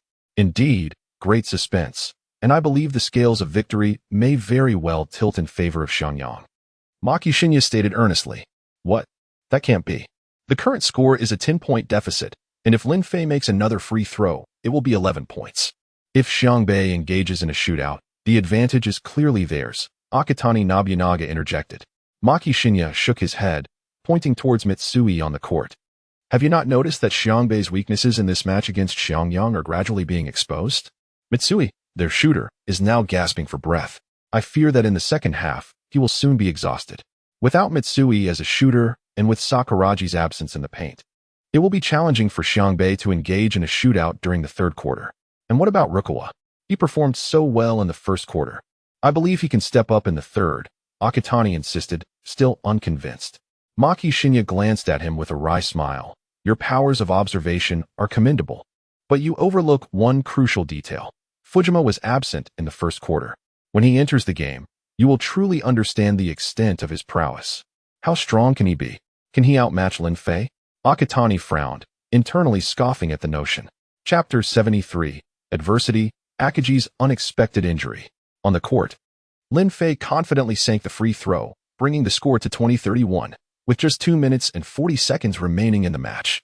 He cast a glance at Fujima, who still showed no intention of entering the game, and realized that all his earlier strategies to urge Fujima onto the court had utterly failed. Lin Fei had hoped to draw Fujima into the game during the second quarter, aiming to shatter his confidence just as he had with Send. Only by defeating Fujima could SH Hoku secure a decisive victory. It appeared that their vulnerability had been discerned by Fujima, so moving forward, they would have to strive for additional points, at the very least to buy themselves some time. Taking a deep breath, Lin Fei murmured to himself and noticed Mitsui still panting heavily. He exchanged a brief greeting with Akagi before relinquishing full-court defense. Itaku also sighed with relief as he dribbled the ball to the opposing half, promptly passing it to Hasegawa Kazushi, who stood beyond the three-point line on the right. Hasegawa glanced at the utterly exhausted Mitsui, smirking disdainfully before leaping and launching the ball towards the hoop. Despite Mitsui's best efforts to jump, he was unable to block the shot. However, the ball did not find its mark and instead ricocheted off the rim. In the paint, Hanagata and Nagano seemed still dazed from Lin Fei's earlier powerful dunk, their performance faltering. As a result, Akagi easily seized the rebound. Unfortunately, as he landed, he inadvertently stepped on Hanagata's foot, causing him to lose his balance and twist his right ankle. Akagi let out a pained cry and collapsed onto the court. The sudden turn of events startled everyone from SH Hoku. Captain, Gorilla, Akagi. They immediately rushed to his side. Lin Fei also hurried over. Observing the agony etched on Akagi's face, realizing that the injury was likely severe, he needed to exit for treatment without delay. This shouldn't have happened, Lin Fei thought, recalling that Akagi had only been injured during the match against Hainan. Host, the narrative has already shifted due to your presence. Please refrain from drawing conclusions based on previous judgments, alright? Lin Fei had no time for further contemplation, as Siko had already brought the substitutes to assist Akagi off to the locker room. This was a dire situation for SH Hoku, given that their main center was injured. They had already lacked an inside advantage, and now they had lost it entirely. It seemed that SH Hoku's luck had run dry at the most critical moment, with injuries plaguing them. As Akagi's silhouette disappeared, the spectators expressed their dismay.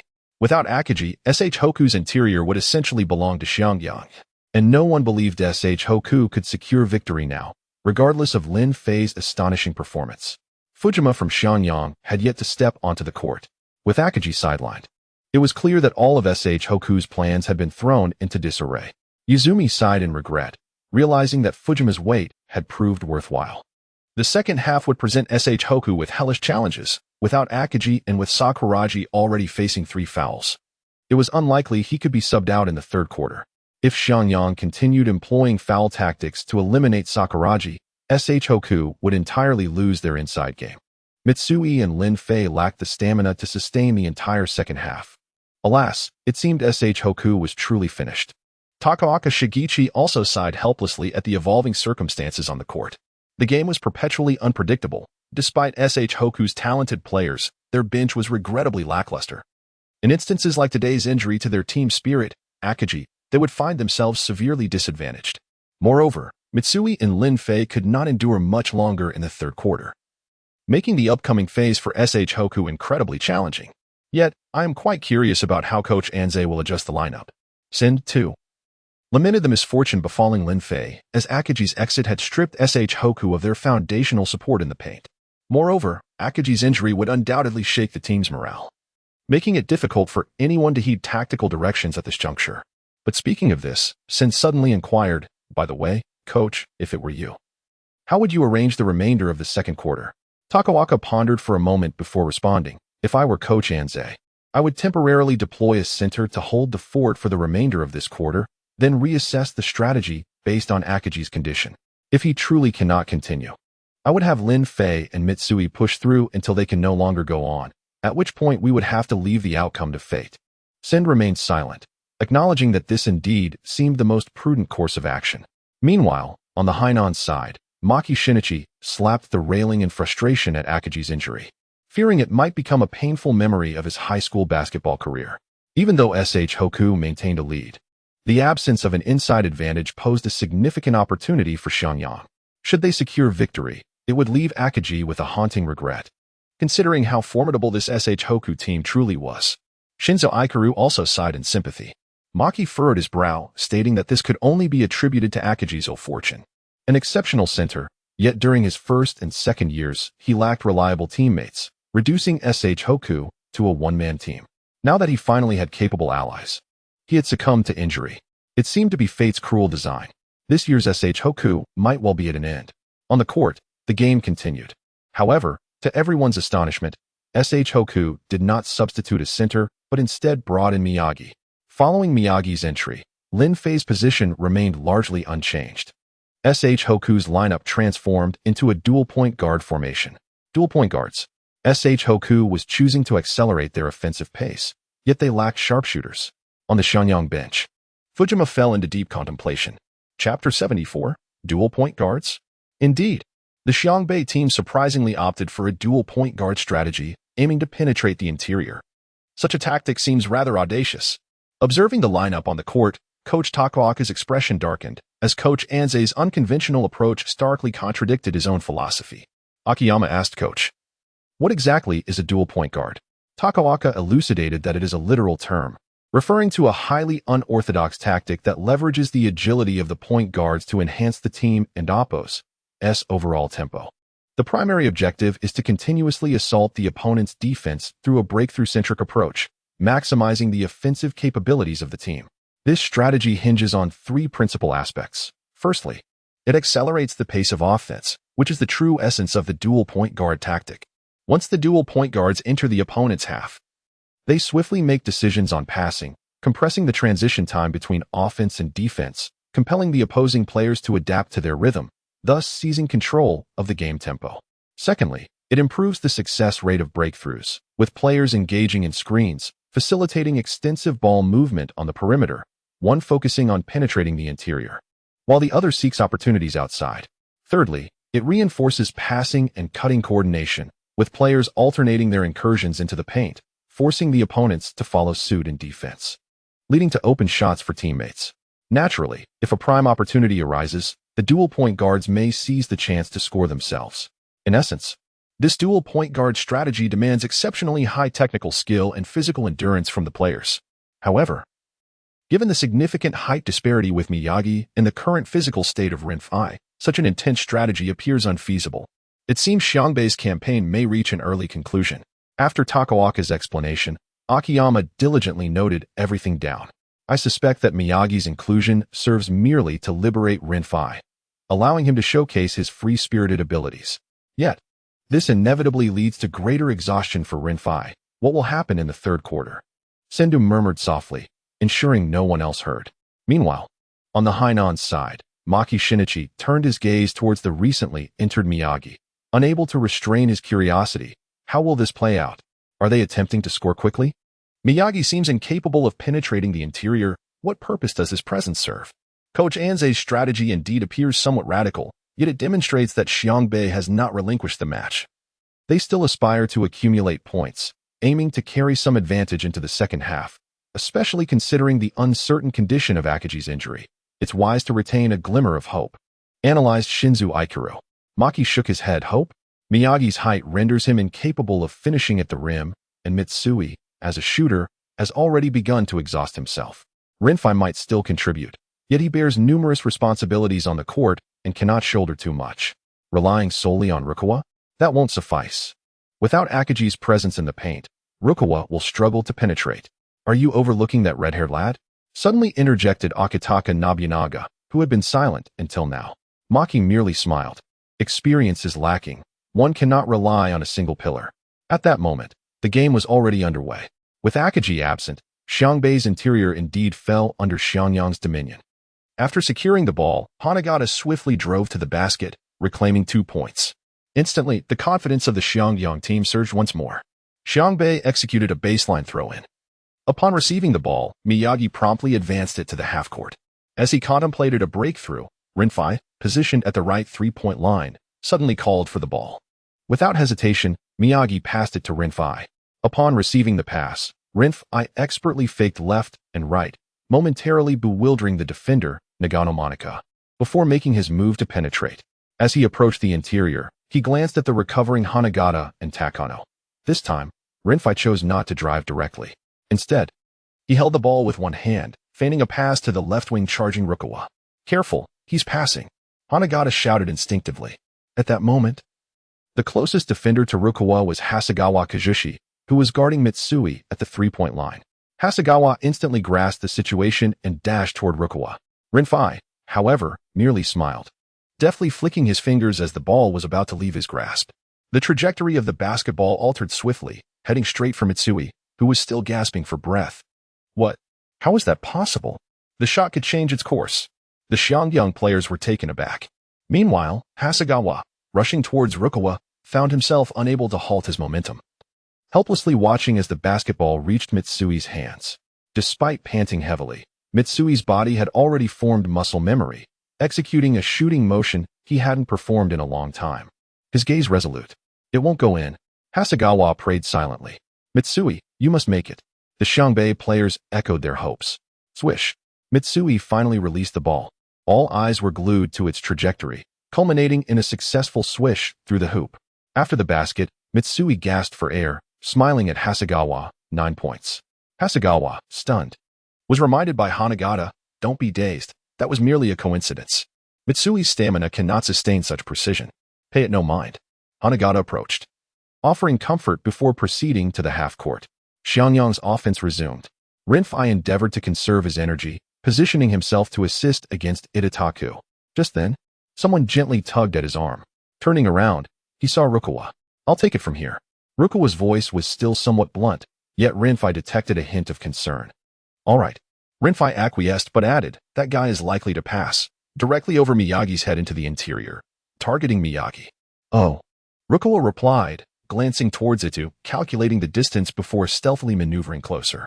Meanwhile, upon noticing Lin Fei's lack of support, Ita felt emboldened, preparing to humiliate Miyagi, seeking revenge for his earlier embarrassment and aiming to dampen Xiangbei's morale.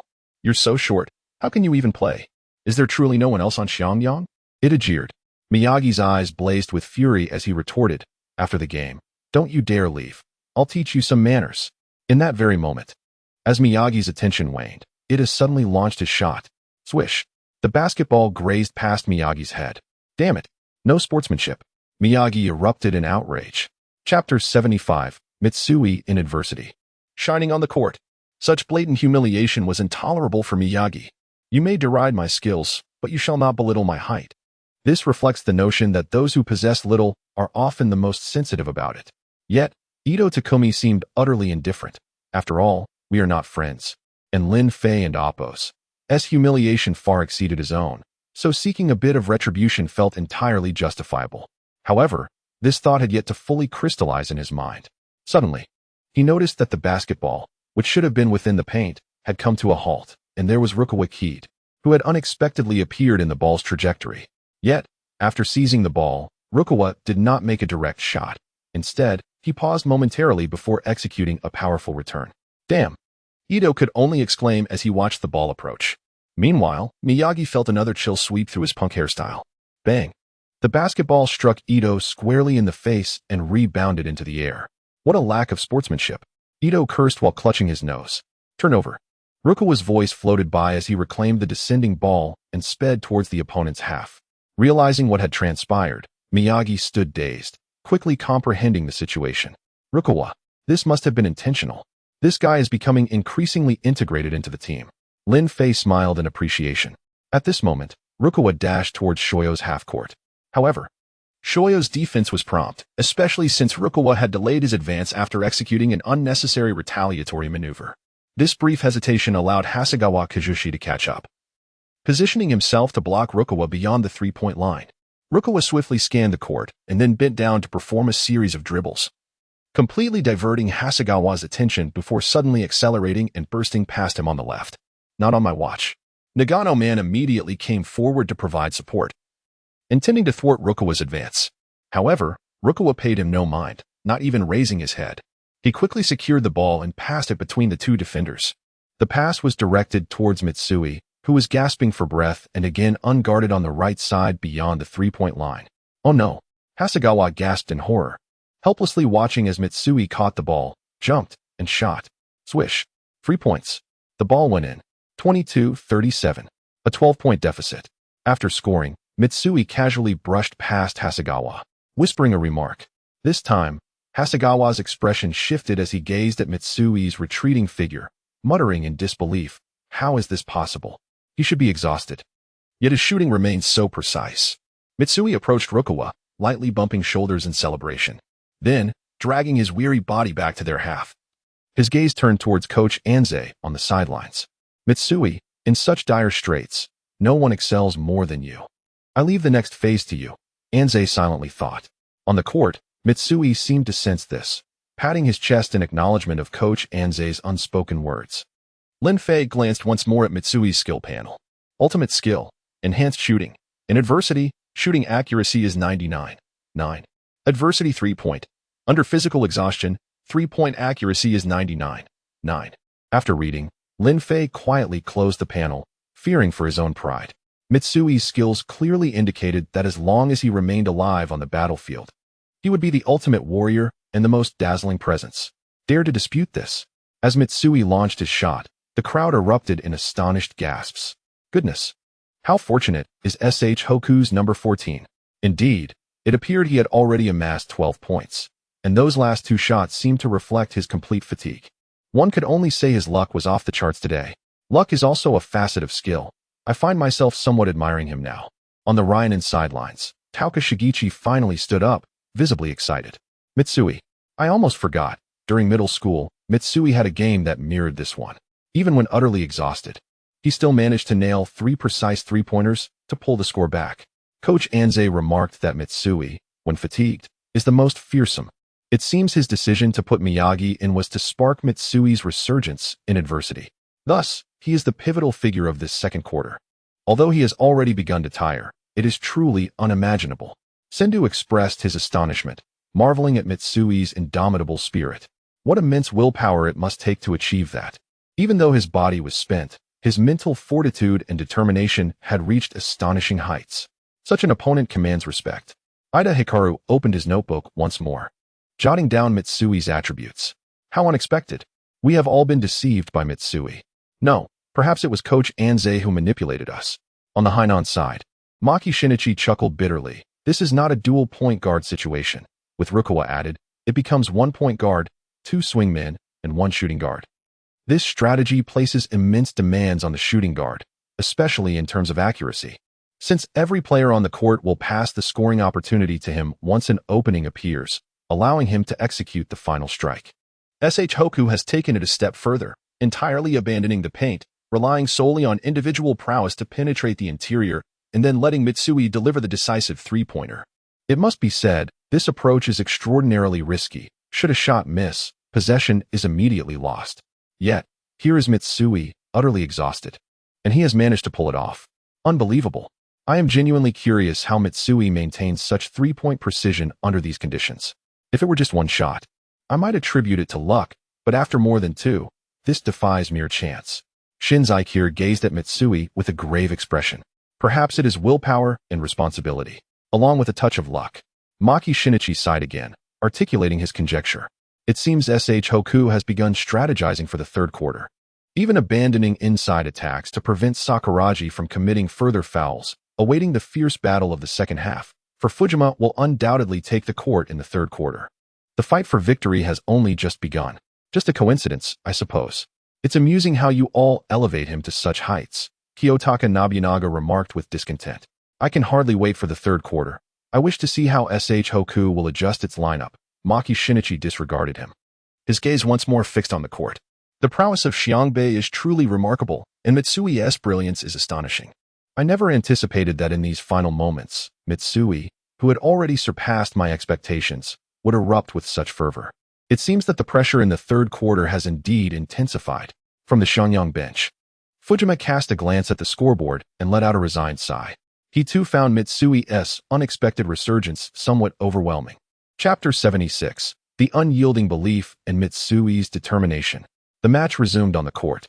After advancing the ball to midfield, Ito Takumi became more cautious. Noticing that Rukawa Kaede was approaching for a double team once more, he quickly passed the ball into the paint, seizing the opportunity as Rukawa had just shifted.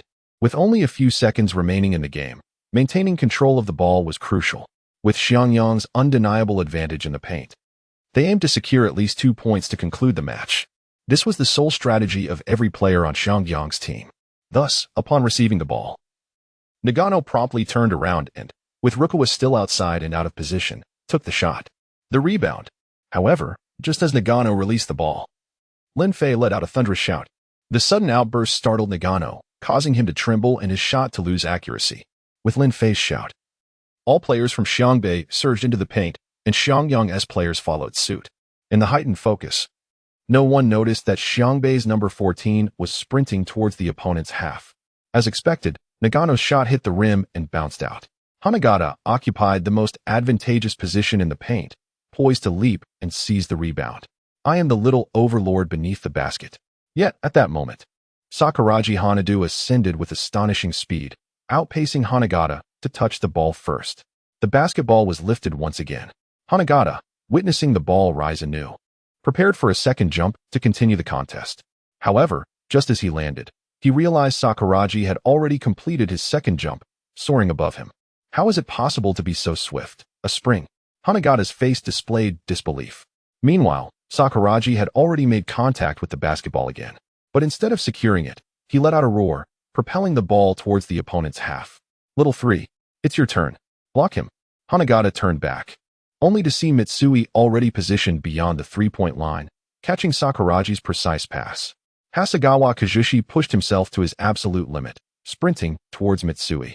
Mitsui, undeterred, leaped high, his eyes solely fixed on the hoop. This shot must go in. With Fujima still on the bench and Akagi's foot injury uncertain, I must secure more points for the team. Points. Points. Driven by an unwavering belief in victory, Mitsui finally released his shot. Not so fast. Just then, Hasegawa Kazushi caught up, rushing towards Mitsui, desperately reaching out. Slap. Ultimately, Hasegawa chose to commit a foul at the very moment Mitsui took the shot. He could not allow Mitsui to score. Otherwise, it would be a devastating blow to Xiangyang. This was a buzzer-beater three-pointer. It must go in. Mitsui's heart screamed in despair, while Hasegawa began to pray internally. The ball's arc, under everyone's gaze, crashed heavily into the basket. Beep. Xiangyang's number 6 committed a foul. The three-pointer counts, with an additional free throw. With the referee's whistle, the shot was successful. A buzzer-beater 3+1. 15 points now. Soon it will be 16. Huh. Mitsui wearily floated past Hasegawa. In that instant, Hasegawa finally cracked. As he glanced back at Mitsui's silhouette, he was transported back to middle school, recalling the times he faced Mitsui in defense, utterly defeated. Soon, two figures began to merge in his mind. Oh my. Number 14 of Xiangbei is destined for greatness today. I can no longer believe this is merely luck. This is sheer talent. Such terrifying skill. Xiangbei has widened the gap to nearly 20 points. Remarkable. It appears that even without a center, Xiangbei's prowess is unyielding against Xiangyang. I eagerly anticipate the second half. Go Xiangbei. As Mitsui's buzzer-beater 3 ignited the crowd, the audience erupted into cheers. Oh, Mitsui, a player of such caliber. If only I had exerted a bit more effort back then, perhaps he would now be a member of our Ryanen team. If we had Mitsui, I am confident we could claim the national championship. Observing Mitsui on the court, Takamwachi felt both a sigh of regret and frustration. Coach, is this really appropriate? Previously, you claimed that with Lin Fei we would secure the national championship, and now you say that with Mitsui, we could achieve the same. Coach, do you truly think it fitting to say this in front of us? The typically honest Ujiyasu could no longer contain himself, his face filled with resentment. However, Sendō chuckled dismissively. Coach, I believe this issue is quite easily resolved. Would you like to hear my suggestion? Tauka twitched his lips, sensing that Sendō had not conjured anything helpful, yet his curiosity was piqued, so he replied. Sendō grinned. Coach, why not switch places with Coach Anzei at Xiangbei? That way, you'd have both Lin Fei and Mitsui, plus Akagi Goken. Don't even mention the national tournament. You'd be invincible at the world tournament. Get lost. Tauka Moichi's fury erupted. Akiyama Hikaru glanced back, whispering, Coach is impressive. Steam is coming out of his head. Tauka Moichi. On the Hainan side, Maki Shinichi spoke solemnly. Did you see that? When Mitsui took the shot, he seemed to nudge his hand towards Hasegawa's, as if afraid this guy might not touch him.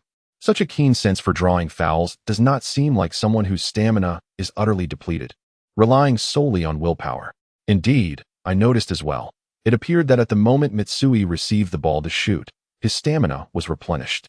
If it weren't for his trembling calves upon landing, I might have thought he was faking it. Shinzo Ichiro had evidently been observing Mitsui and found his recent actions on the court perplexing. No need to ponder.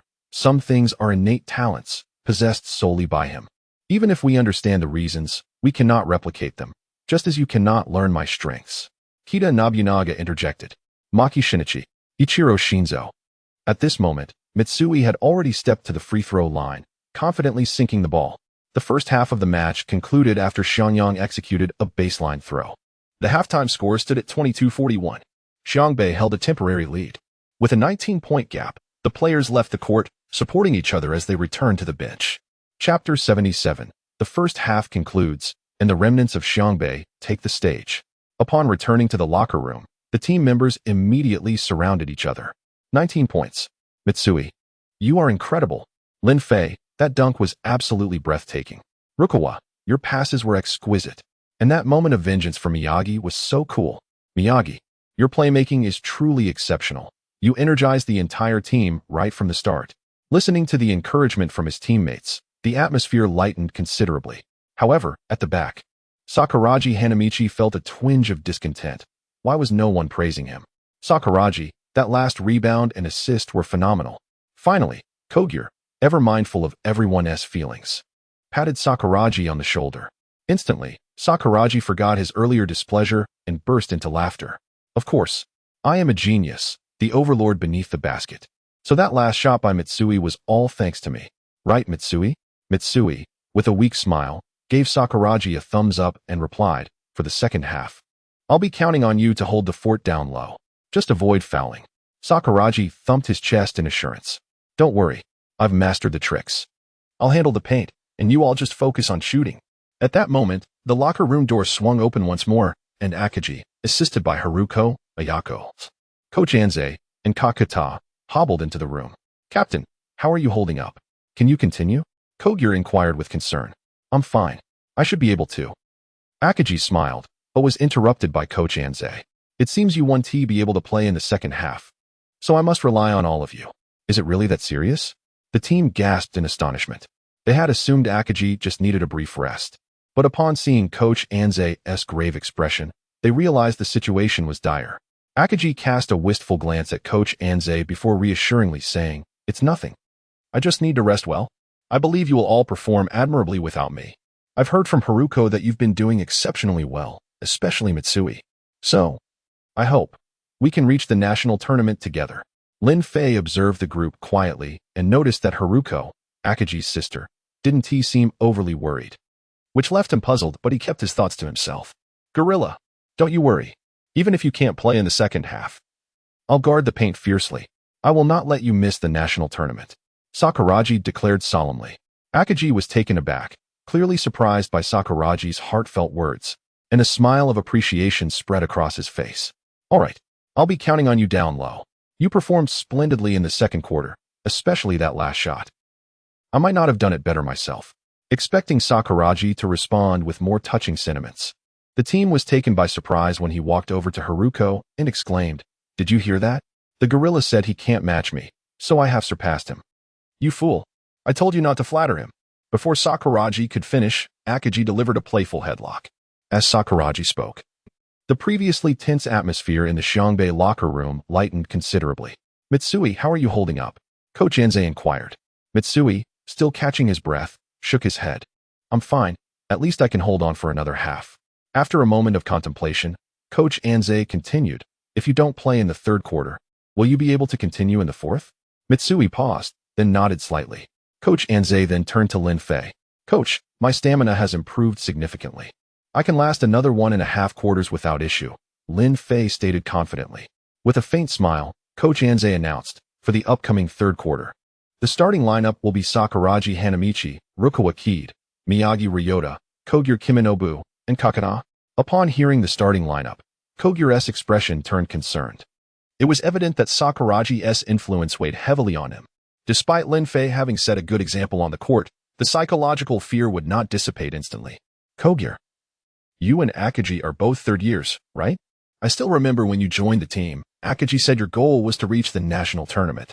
Back then, your eyes sparkled with ambition. Unfortunately, due to a lack of good teammates, you never made it to the national tournament or even the county finals in 2 years. Everyone said Xiangbei was Akagi's team alone. Without him, they wouldn't even qualify for matches. This year is your last chance, and perhaps the closest you'll ever be to realizing that goal.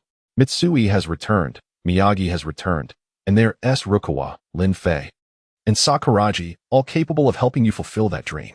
So, for that dream, Rukawa fought hard in the first quarter, and both Lin Fei and Mitsui gave their all in the second. Now, Kogyo, I'm counting on you. Hearing Coach Anze's words, Kogyo trembled, his gaze instinctively drawn to Akagi. Please, Kogyo, my vice-captain, Akagi said earnestly. Kogyo took a deep breath, feeling renewed determination.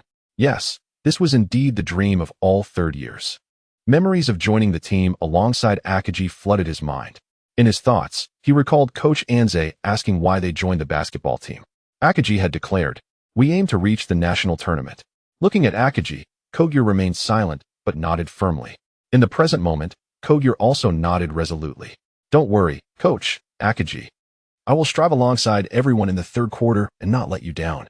The halftime break swiftly passed. With unwavering conviction, Kogyo was the first to step out of the locker room, striding confidently toward the thunderous cheers from the crowd. Chapter 78. Haruko's Influence on Sakuragi. Upon witnessing the starting lineup for the second half that Shihoko had dispatched, a commotion erupted in the arena. My goodness, Shihoko has made such a drastic change in personnel. Are there several substitutes? Could it be that Shihoko is not aiming for victory? Surely not, as they had a substantial lead of 19 points in the first half. Shouldn't they be fortifying their offensive strategy instead? With this lineup, how could they possibly contend against Fujima Shoyo after his entry onto the court? The audience began to doubt Shihoku's prospects. Meanwhile, on the Ryan bench, Coach Tauka looked at the weakened Shihoku team with growing frustration. What on earth is Coach Anze thinking? Substituting Rukawa and Mitsui at this crucial juncture is simply inadvisable. Although both players were fatigued during the second quarter, after a halftime break, they could have still contributed for at least half of the third quarter. With Fujima surely entering the game, it is vital to maintain their lead until the fourth quarter. If they can preserve their advantage, Shoyo will likely become anxious, leading to potential mistakes. Only then does Shihoku stand a glimmer of hope. Wizumi, glancing at the limping Akagi, expressed his concern. Perhaps Shihoku's strategy is merely to allow everyone ample rest, preparing for a decisive showdown in the fourth quarter. Yet, I worry about Akagi's injury and whether he can still take to the court in the final quarter. I have yet to truly challenge him, and if they lose, it would be a tremendous loss. This is an entirely misguided approach. Fujima, as the soul of Shoyo, will undoubtedly invigorate his team to the best of his abilities while on the court. Once Shoyo gains momentum, the third quarter could devolve into a showcase for them, with Shihoku's players likely to crumble under pressure, especially Sakuragi, who may again become a target for fouls. If that occurs, neither Sakuragi nor Akagi will be able to play in the fourth quarter, and even if Shihoku brings Rukawa and Mitsui back, what difference will it make? The other players will have already lost their confidence. Thus, Shihoku's chances appear bleak. Tauka reiterated. This time, Sendō remained silent, observing Akagi's and Coach Anze's expressions, an enigmatic smile playing on his lips. It seems the third quarter holds hidden complexities. Meanwhile, on the stands occupied by Hainan supporters, it appeared that Shihoku was conserving energy for the fourth quarter. However, this lineup may not withstand Fujima's leadership of Shoyo. Should they falter in the third quarter, the fourth would become meaningless. Maki, scrutinizing Shihoku's starting players, remained skeptical. Yet, Shinzo smiled, countering, that may not necessarily be the case. After all, Rukawa, Miyagi, and Sakuragi are still on the court. Maki shook his head, stating that perhaps only Rukawa might prove effective. Miyagi's height is a liability in defense, particularly against Fujima. As for Sakuragi, he has already committed 3 fouls, and I believe Shoyo will primarily target him in the third quarter. Should Sakuragi be sidelined again, Shihoku's journey this year will come to an end. Is Fujima really that formidable? It seems as if you're mythologizing him, Captain. And what about Rukawa? Captain, do you enjoy extolling others so much? Perhaps you should sing my praises as well. I am a genius too. Kiyotaka could not help but interject. Indeed, you are quite good, Maki replied flatly. Kiyotaka felt dismissed. At that moment, Fujima had led his team onto the court. The atmosphere reached a fever pitch as he made his entrance. Fujima, forever the best. I love you. Shoyo will triumph. Fujima will prevail. Listening to the thunderous cheers, Fujima merely smiled faintly, his gaze fixed on the weakened Shohoku team. A smirk crept across his lips as he realized that Shohoku was indeed conserving energy for the third quarter. This is precisely the opportune moment for me to seize points. Everyone, ensure that you remain alert during this quarter, striving to reverse the score completely. And let us endeavor to keep Sakuragi off the court. Understood? Understood. The Shoyo players replied in unison. In their hearts, Fujima was their deity. With him on the court, everything seemed feasible, even when facing a significant deficit. They felt no trepidation, for Fujima would surely guide them to victory. As the second half commenced, both teams took to the court. Lin Fei, unable to contain himself, pulled Sakuragi aside. I must inform you, you are the key point in this third quarter. Akagi will undoubtedly be sidelined, and the opposition will likely employ foul tactics against you. You must remain composed.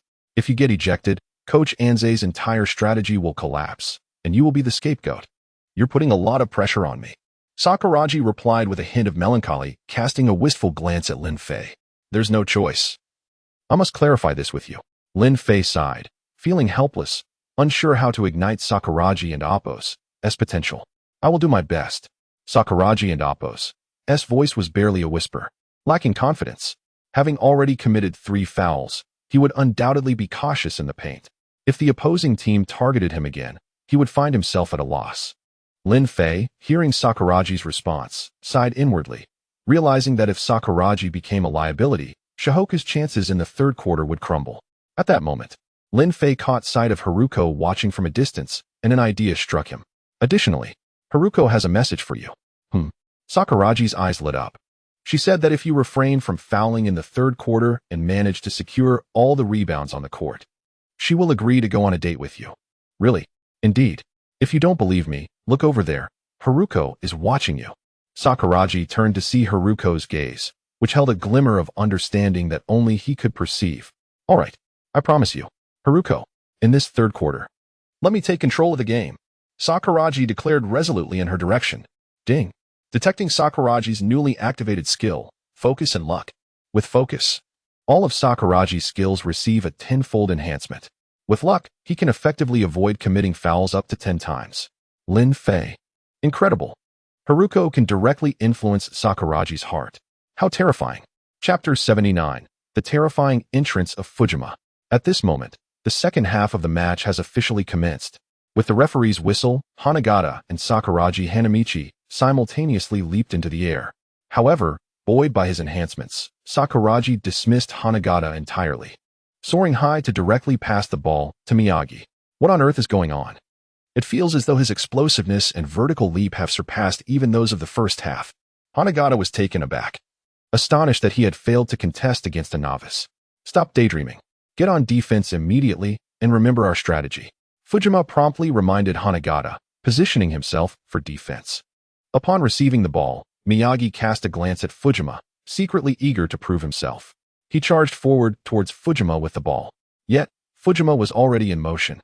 Remarkably, his speed exceeded that of Miyagi. Just as Miyagi was still dribbling forward, Fujima had already reached his side, swiftly slapping the ball away from Miyagi's grasp. So fast. How careless.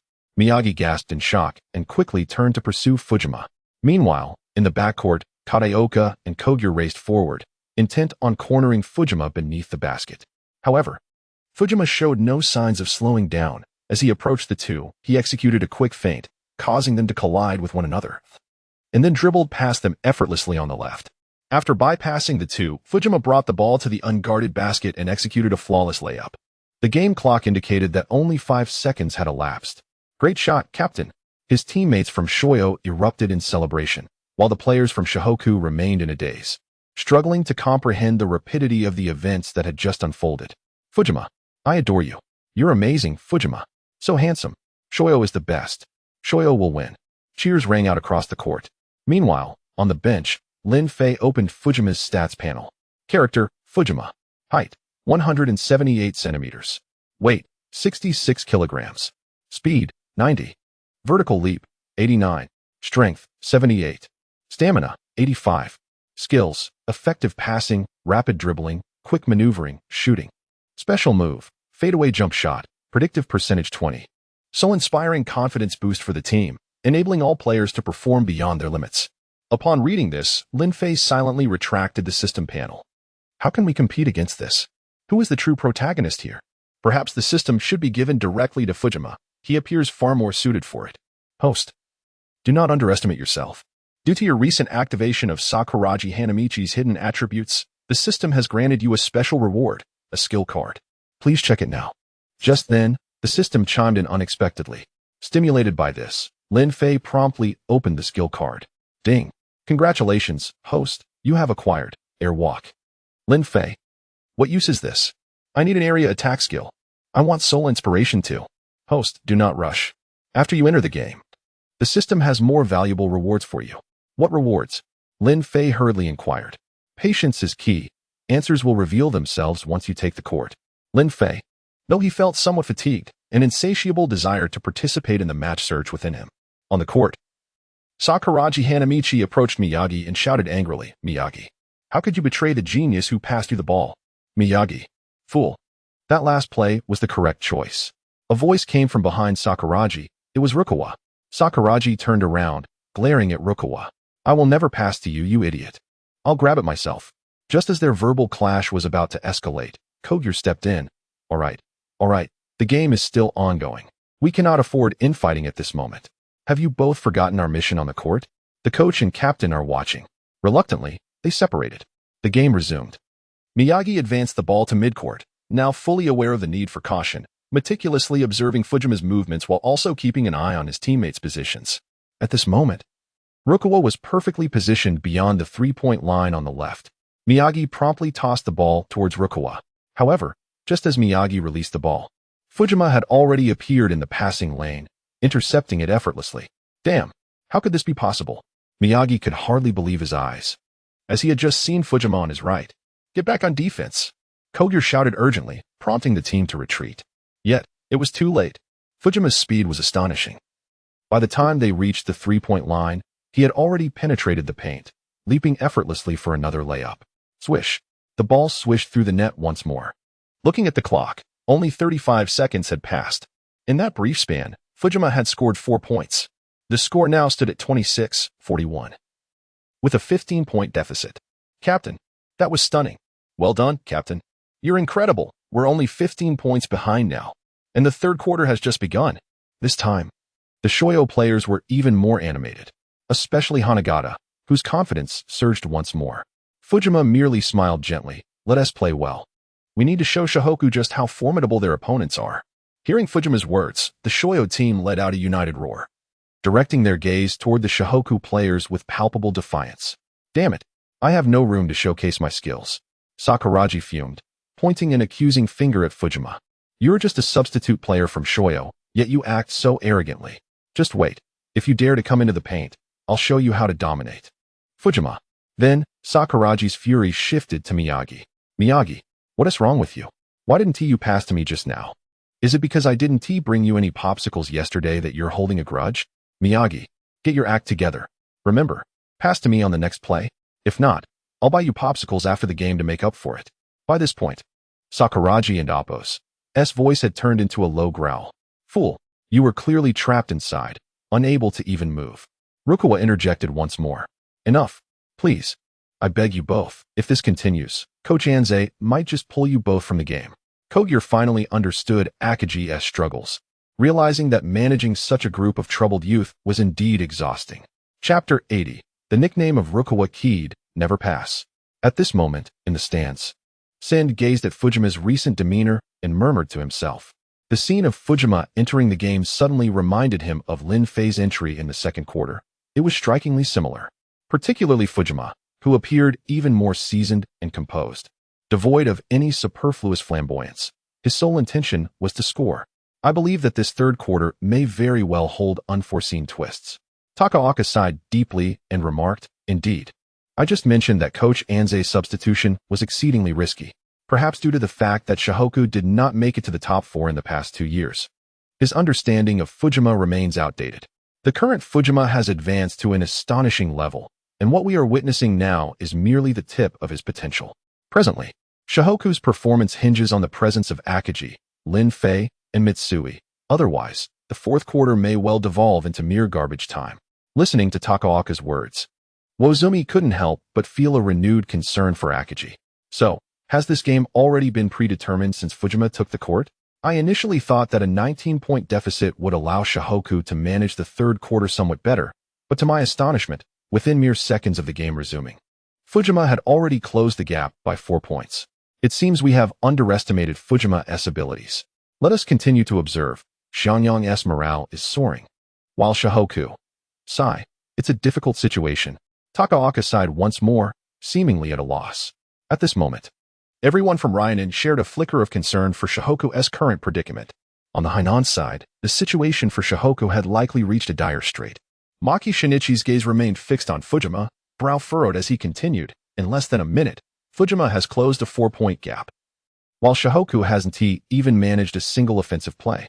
At this rate, it's likely that by halftime, Shohoku's score will be equalized, leading to an arduous battle for them. Sendō Akira nodded in agreement.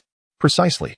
Moreover, Fujima's 2 offensive maneuvers have primarily been against Miyagi, seemingly intent on dismantling his confidence. If Miyagi's spirit falters, Shohoku will lose their playmaker, devolving into isolated struggles, an advantageous scenario for the towering Xiangyang with Fujima in play. The rhythm of this third quarter has been thoroughly disrupted. It now rests on how Shohoku will recalibrate, as they desperately need a stabilizing presence, someone who can effectively counter Fujima. Aside from Lin Fei, I truly cannot think of anyone else. Regrettably, Coach Anze seems disinclined to field him in this third quarter for the sake of his stamina. Then again, circumstances may shift unexpectedly. Should Xiangyang indeed equalize before the end of the quarter, I suspect Shohoku will not remain passive. All their cards will have to be played ahead of schedule. Otherwise, it will be exceedingly challenging for Shohoku to contain Xiangyang with Fujima's prowess. Sendō Akira analyzed. I find this Fujima rather impressive. He ignites within me a competitive spirit. At that moment, Kiyotaka Nobunaga suddenly interjected.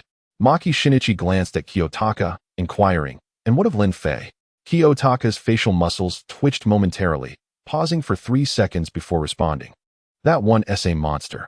After practicing for another couple of years, I will surely defeat him and teach him a lesson.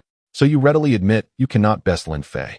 Maki Shinichi nodded, then murmured to himself, Perhaps Shohoku may not necessarily lose. Kiyotaka Nobunaga. At this moment, Lin Fei, seated on the bench, once again positioned himself beside Coach Anze. "Coach, why not let me play? At this rate, it's possible that Xiangyang will catch up within half the quarter." Coach Anze, however, retained his composure, chuckling, "No rush. Just a few more minutes of rest. I wish to observe the performances of everyone. Look at Sakuragi Hanamichi and Rukawa Kaede. There seems to be a glimmer in their eyes, accompanied by something distinctly different." Lin Fei would have composed Coach Anze, who still believes in that glimmer. At this moment, the game resumed. Miyagi once again took possession of the ball, but before he could cross half court, Rukawa Kaede suddenly called out, "Give it to me." Miyagi, momentarily taken aback, glanced at Fujima, and without a word, promptly passed the ball to Rukawa. Upon receiving the ball, Rukawa swiftly advanced to midcourt. Fujima merely cast a glance and refrained from obstructing. After all, the height disparity between him and Rukawa was notable, and engaging in a one-on-one defense would be an exercise in futility. Thus, he quickly circumnavigated Rukawa's back. Nonetheless, Rukawa was undeterred, accelerating directly into the paint. Nagano Man swiftly positioned himself for defense. However, just as Rukawa entered the key, he abruptly halted and leaped, releasing the ball before Fujima could catch up. At that moment, it was too late for Nagano Man to jump as well. Swish. 2 points, the ball goes in. "Good shot, Rukawa." Miyagi and Kogyo rushed over to celebrate. This score was immensely significant for them. Yet Rukawa merely replied monotonously, "From now on, give me all the balls." Is Miyagi preparing to sideline himself? Well, that might not be the case. Perhaps it's a veiled form of protection for you. "Let us switch to a dual guard strategy," Kogyo consoled. "Nonsense. Don't you know his nickname?" Miyagi retorted. "What nickname?" "Never pass." Kogyo. At this moment, the game resumed once more. After taking possession, Fujima advanced to midcourt and, upon seeing Rukawa approaching to defend, he refrained from driving in. Instead, he accurately passed the ball to Hasegawa Kazushi, who had moved to the right three-point line. Hasegawa received the ball and, without hesitation, took the shot. Unfortunately, the ball did not swish through the net but struck the rim instead. "Damn it. Why can't I make it? Frustrated at his missed three-pointer, Hasegawa clenched his fist, memories of Mitsui's imposing shooting form flashing in his mind. Get the rebound, Kogyo shouted from outside. But upon seeing the three towering Xianyang players already crowded in the paint, he felt a tinge of embarrassment for his outburst. Looking at the basket below, the ball began to descend. Hanagata and Sendō Akira leaped simultaneously, poised to secure possession. Suddenly, a thunderous roar erupted between them. The paint is my domain. Chapter 81. Sakuragi Hanamichi. You just shoot, I'll rebound. It was indeed Sakuragi Hanamichi. Suddenly, he leaped from the baseline with great vigor, utilizing his explosive leg strength to snatch the ball right from above the heads of two opponents. He cradled it tightly in his arms. Upon landing, without a moment's hesitation, he hurled the ball towards the seemingly forgotten Kogyo at the baseline. Kogyo was momentarily taken aback, astonished that Sakuragi had managed to secure the rebound and even pass the ball to him. Shoot, Glass's brother. I've got your back under the basket. Don't be afraid, Sakuragi shouted, instantly rousing Kogyo from his daze. However, instead of shooting, he dashed towards the opponent's half-court with wild abandon. This scene left everyone momentarily stunned. What is happening? You fools. Have you all been led astray by Sakuragi? This is Shihoku's half-court, Hanagata yelled as he quickly pursued Kogyo. Fujima covered his face in disbelief. On the court, the spectators. Sakuragi. Then, everyone swiftly rushed towards Xianyang's basket.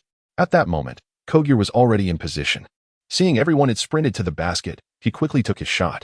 However, in his haste, he lacked proper adjustment, causing him to miss the mark. The ball ricocheted off the backboard, then off the rim, ultimately failing to go in. Rebounding. Back at his own basket, Hanagata let out another loud shout, leaping simultaneously with Sendō Akira. Yet, the same scenario unfolded again. Just as they were about to make contact with the basketball, a red-haired figure outpaced them and snatched the ball into his embrace. How is this possible? He clearly jumped after us. Both Hanagata and Sendō were filled with shock. I told you, the area under the basket is my domain. Sakuragi's gaze was resolute. Once more, he passed the ball to Kogyo, who was still unguarded. This time, Kogyo finally found his rhythm, calmly taking his shot after receiving the ball. Bang! The basketball hit the rim again, still not going in. Hanagata, Sendō, continued to fight for the rebound. The area under the basket is my domain. The same scene repeated 3 times before everyone and Oppo's eyes. This time, it was impossible to pass to Kogyo. It had to go to Rukawa. Fujima quickly deduced, charging towards Rukawa's direction. You just shoot, I'll rebound. Sakuragi bellowed beneath the basket, amidst the astonished gazes of everyone. The basketball was once again passed into Kogyo's hands, who was still unguarded. Sakuragi. Kogyo felt a warm surge within him, his gaze resolute as he released the ball once more. This time, after shooting, Kogyo smiled softly, knowing it was in. Swish. A three-pointer. The ball went in. At last, he did not let down Sakuragi's rebounding efforts. Fujima halted, glancing at Sakuragi with a hint of surprise, softly whispering, how is this possible? Why did he pass to Kogyo when Rukawa had a clearer shot? At that moment, Sakuragi caught a glimpse of Rukawa, a cold smirk forming in his heart. Don't you like the spotlight? I won't pass to you even if it kills me. He then ran over to celebrate with Kogyo. With Kogyo's successful three-pointer, the audience erupted in cheers. Heavens! How can Shihoku's number 10 jump so high? Incredible! I thought Shihoku had no inside presence left. But this red-haired player has managed to grab 3 rebounds. It seems that Shihoku may still have hope. With just this red-haired player, they could be formidable. Truly impressive. One individual has turned Xianyang's interior game upside down. It's simply astonishing. In light of Sakuragi's formidable comeback, the audience could not help but express their admiration. What the heck? This guy Sakuragi actually has his shining moments. Haha, don't get too ahead of yourself. Hubris is his true nature. Just wait and see. For some reason, I feel like Sakuragi has awakened some kind of special lineage. Could it be the lineage of a gorilla? The Silver Screen team showed no concern for Sakuragi's performance, continuing their mockery. I think Sakuragi seems to have matured. Perhaps it's due to his brother's injury that he has learned about responsibility and accountability. I sincerely hope he can maintain this growth, Haruko smiled, waving at Sakuragi on the court. It appears we have indeed underestimated Shihoku. Who would have thought that in adversity, the 2 freshman players, Rukawa and Sakuragi, would rise? Coach Tauka mused with a bitter smile from Lingnan's stance. However, he continued, Rukawa's recent breakthrough is a testament to his individual prowess, but he struggles with playmaking, often playing solo, thus not truly breaking the deadlock. Meanwhile, Sakuragi's intimidation under the basket has finally manifested, but he still has 3 fouls. If the opposing team finds an opportunity to force him into another foul, Shihoku's interior game will remain vulnerable. So, observing the third quarter, Shihoku's situation still seems unclear. Indeed, Shihoku's advantage is merely fleeting, but they desperately need it. If they can hold their ground in the third quarter, there's a glimmer of hope for the fourth. However, given Shihoku's current performance, I believe Fujima will be even more cautious. The next phase will likely be even more challenging for them, Sendō reflected. Yuzuki, however, was not concerned with the ongoing developments on the court. Instead, he was intensely intrigued by Sakuragi's abilities. I never expected Sakuragi could generate such explosive power while jumping. I recall he couldn't do this during our practice match. Captain, I believe this must be Sakuragi's innate talent, one that cannot be replicated. Ida Hikaru closed his notebook, stating, Yuzuki. In the left section of the Kainen audience, Maki Shinichi looked on with astonishment at Sakuragi's display, exclaiming in admiration. I never imagined that Sakuragi's explosive power could be so remarkable, disregarding the positioning of Hanagata and Takano. This kind of unreasonable rebounding can probably only be achieved by him. Shinzo Ichiro nodded in agreement. Indeed, it's surprising how Sakuragi seems like a different person in the second half, and his stamina appears unaffected. It's precisely this quality that allows him to showcase his abilities as the game progresses. If Shihoku manages to go far, we must remain vigilant. Relax. That red-haired kid won't last until the end. Committing fouls is his primary role on the court. Rest assured, he'll likely be sidelined soon. Kitata Nobunaga remarked nonchalantly with his hands clasped behind his head. Coach, allow me to take the court. Next, Fujima will surely make alterations. Firstly, he will likely provoke Sakuragi into committing a foul, and secondly, I believe he will personally mark Rukawa, even attempting to unsettle him. We absolutely must not allow Shoyo to build their momentum, for our spirits are currently soaring, making this the most opportune moment to solidify our lead in the match. On the sidelines of Shihoku, Lin Fei once again seeks the opportunity to play. Chapter 82. Lin Fei takes the field, a clash of talents. Observing Lin Fei's request, Coach Anchi replied gently, Lin Fei, you should be aware of my strategy. If you take the court, can you ensure your stamina in the fourth quarter? Coach, I only care about winning. If I can overwhelm Fujin. Do you think Xiangyang can still win? Lin Fei stated earnestly. At that moment, not only was Coach Anchi speechless, but even Akagi beside him was taken aback. How could someone have such audacity to claim they would overpower Fujin with such confidence? What brazen words! I believe in you. Just as the others were at a loss for words, Ayako offered Lin Fei her encouragement. Lin Fei, your affirmation means nothing. I need Coach Anchi's assurance. Meanwhile, the match resumed. After taking possession, Fujin did not immediately attempt to break through but carefully assessed the positions of everyone on the court. He then dribbled towards Sakuragi, who stood beyond the three-point line. Spotting Fujin approaching, Sakuragi felt a surge of interest. Come on. Let me see what this strongest rookie from middle school is truly capable of. Fujin smiled slightly and immediately bent down, executing several between-the-legs dribbles. This provocation stirred Sakuragi's pride, causing his expression to sharpen. However, just as Sakuragi prepared to make a move, Fujin leapt into the air, executing a clean, backward three-point shot. In a rush, Sakuragi jumped to contest the shot, but it was too late. He could only attempt a desperate block. As Fujin released the ball, his left hand brushed against Sakuragi's outstretched hand due to the momentum. Sakuragi's mind raced with the thought, that's unfair. The ball swished through the net. Swish. 3 points. The shot is good, and number 11 from Xiangbei commits a foul, an additional free throw. Did you not want a one-on-one? Sakuragi said coldly. When did I ever say that? Fujin replied innocently, walking toward the free throw line. You sly fox. Useless. Not only did you foul, but you also let that substitute score. How embarrassing. I'm ashamed to be on the same team as you. Sakuragi's mocking voice rang out, never missing an opportunity to ridicule Sakuragi. You've committed 3 fouls. Sakuragi said coldly. Did you not see how many rebounds I grabbed? You haven't scored a single point. Ugh. All right, Lin Fei.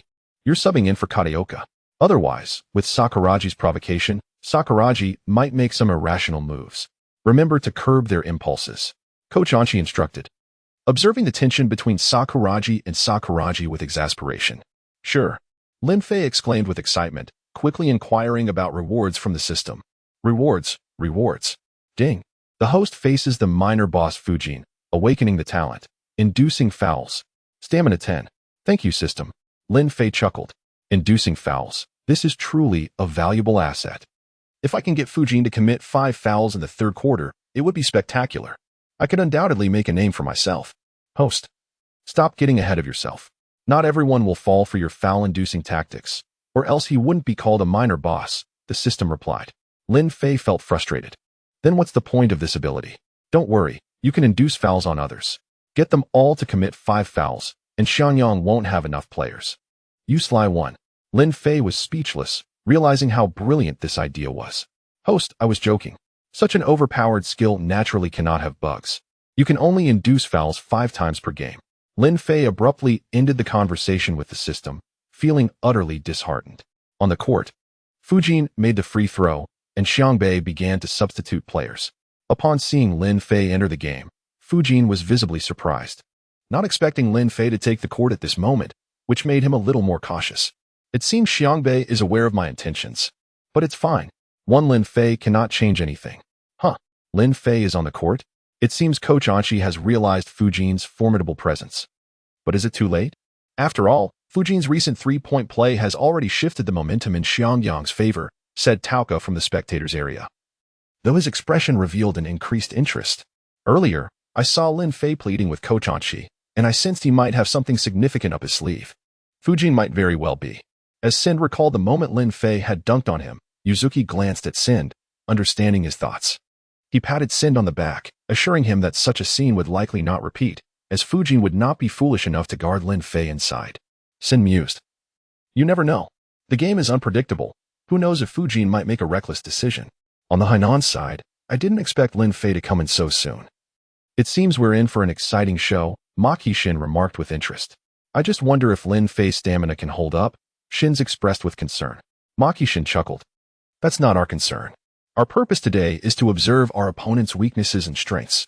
We've gathered enough information, we just need to enjoy the match. Who wins or loses is not our priority. Exactly. Listening to all your analysis is tiring, as if you were playing on the court yourselves. I feel no sense of participation. Kiyotaka grumbled. As Lin Fei took the court, the match continued. Xiangbei was set to inbound from the baseline, and Sakuragi immediately called out, "Pass me the ball." Miyagi glanced at Lin Fei unconsciously. Lin Fei shrugged indifferently, knowing Sakuragi was holding back a surge of energy that needed to be released. Miyagi passed the ball back to Sakuragi. Upon receiving the ball, Sakuragi pointed at Fujin with one hand, beckoning him over while coldly stating, "You, come here." Fujin. Lin Fei awkwardly scratched his nose, silently wondering how Sakuragi knew about this little tactic. Chapter 83. He deceived me. He actually deceived me. Rukawa Kaede provocatively challenged Fujima, which seemed somewhat out of place, considering the height disparity between them. Thus, when faced with Rukawa's taunt, Fujima chose to ignore it outright, leaving Rukawa feeling quite embarrassed.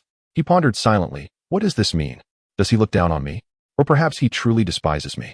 Lin Fei sighed and approached Rukawa's side, remarking that it wasn't a matter of disdain, but rather a misalignment. After all, Fujima was indeed shorter than Rukawa. It was rather underhanded. Therefore, when he had previously provoked you, you ought not to have engaged, and it would have been better for Miyagi to bear that burden, given his thick skin. Miyagi, standing nearby, wore a face full of exasperation, incredulous at Lin Fei's words. What are you saying? What do we do now? Rukawa inquired. Just keep your eyes on him. It's not like we care about such shamelessness. Fujima already demonstrated that, Lin Fei encouraged. Rukawa nodded and dribbled the ball directly towards Fujima. Fujima, a blockhead? I'm ignoring you. Fujima thought, though he still approached. He decided to treat Rukawa in the same manner he had been treated. Just as the two were about to meet near the three-point line, Lin Fei quietly whispered a word into Rukawa's ear from behind. At that moment, Fujima was preparing to position himself. Suddenly, Rukawa leapt, executing a clean jump shot, raising his hand to shoot. Fujima instinctively tried to block it, but reconsidered. Given the height difference, it would appear somewhat ridiculous. What a lack of sportsmanship, he thought as he heard the beautiful sound of the ball swishing through the net. With a sigh, he cast a resentful glance at Lin Fei, knowing that Rukawa's character would not typically resort to such tactics. Rukawa's nature was one of direct confrontation. If you were a man, come at me with everything you've got. Yet Lin Fei was different, based on his observations. He knew that the most cunning player on the team was Lin Fei himself, and only someone like him could devise the most humiliating plays while minimizing errors. As Fujima glanced at Lin Fei responded with his most sincere smile. That feels good, Rukawa murmured, flashing a smile at Lin Fei. This was vengeance. At this moment, the score on the court had shifted to 29-47, still an 18-point gap. Everyone, let's rally. We must initiate a strong offensive down low and ensure that Sakuragi Hanamichi is the first to exit the game. After reiterating this plan to his teammates, Fujima brought the ball back up the court. A player of efficiency, Fujima prioritized three principles: speed, accuracy, and stability. Upon reaching midcourt, Fujima refrained from further provoking Rukawa, as he realized that his plan to enrage Rukawa had been foiled the moment Lin Fei entered the game. After bypassing Miyagi's defense, Fujima promptly passed the ball to the interior player, Takano Akihiko. Takano understood the cue and moved in closer to Sakuragi Hanamichi. Be careful not to foul. As this unfolded, the players on the court remained unfazed, but Akagi on the bench suddenly jumped up, filled with anxiety. Wait, did Akagi really get injured? His leap seemed excessive. Yuzuki, who was most concerned about Akagi, felt a twinge of shock at Akagi's display. Meanwhile, Sakuragi Hanamichi, in a heightened state of concentration, failed to hear Akagi's warning. Upon noticing Takano approaching him, his mind raced with thoughts. They're trying to draw a foul on me, but what can I do? Lin Fei said the best way to avoid fouls is to not give the opponent a chance. Whether the shot goes in or not is irrelevant. They might not score. There's a 50% chance, and I could still grab the rebound. With these thoughts swirling, Sakuragi instinctively shrank back. He didn't fall for it. Takano, surprised by Sakuragi's sudden retreat, hesitated for a moment but ultimately chose to attempt the layup. With no one defending him, he successfully made the shot. After scoring, Takano provocatively glared at Sakuragi, hoping to ignite his fury. However, just then, the players from SH Hoku rushed over, embracing Sakuragi in enthusiastic congratulations. Well done, Sakuragi. You finally learned how to avoid fouls. Sakuragi, you've truly improved your game. As a father, I am deeply proud. Witnessing the sudden surge of SH Hoku players celebrating with Sakuragi, Takano momentarily felt dazed. Did I actually score? Or was it blocked? Fujima watched this dramatic scene unfold, furrowing his brows. Upon realizing that Sakuragi had not impulsively defended, Fujima understood that the plan to force Sakuragi into foul trouble had just become more complicated. Time was running short. It seemed he would have to execute the plan himself. Remarkable, Sakuragi Hanamichi has learned to evade fouls. It seems SH Hoku might not be destined to lose after all, observed Maki Shinichi from the stands of Hainan. Kamizaki praised, it must be Lin Fei's influence. I recall before the third quarter began, Lin Fei specifically spoke with Sakuragi, after which Sakuragi began to shine, and he didn't commit a single foul.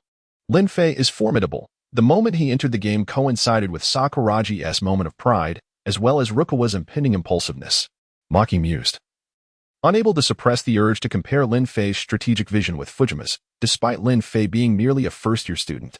Maki's gaze remained fixed on the court, filled with admiration for Lin Fei. Captain, is SH Hoku our ultimate rival in this tournament? Kamizaki inquired. Maki solemnly replied, who knows? Yet, it is undeniable that SH Hoku has earned our respect.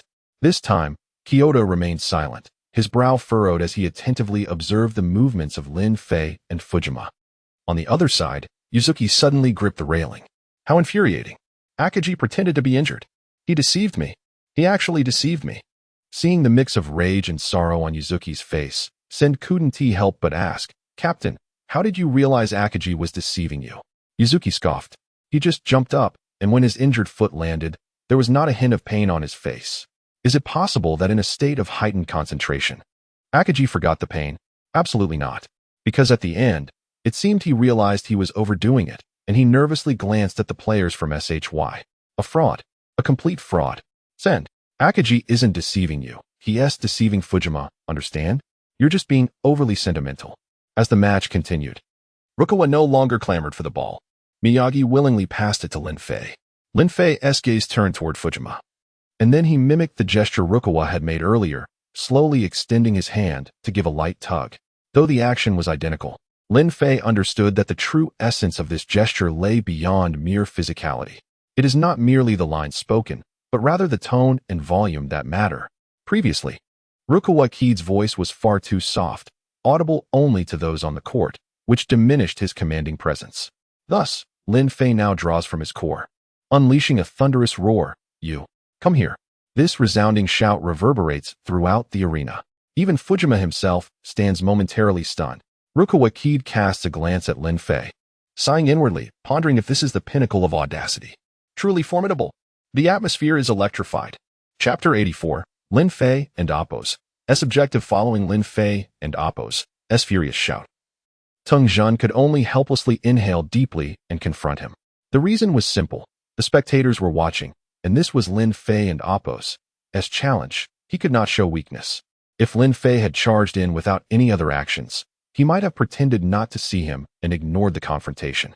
With this thought, Teng Zhen couldn't help but curse inwardly. What a despicable person. However, Teng Zhen was well aware that his strength did not lie in defense.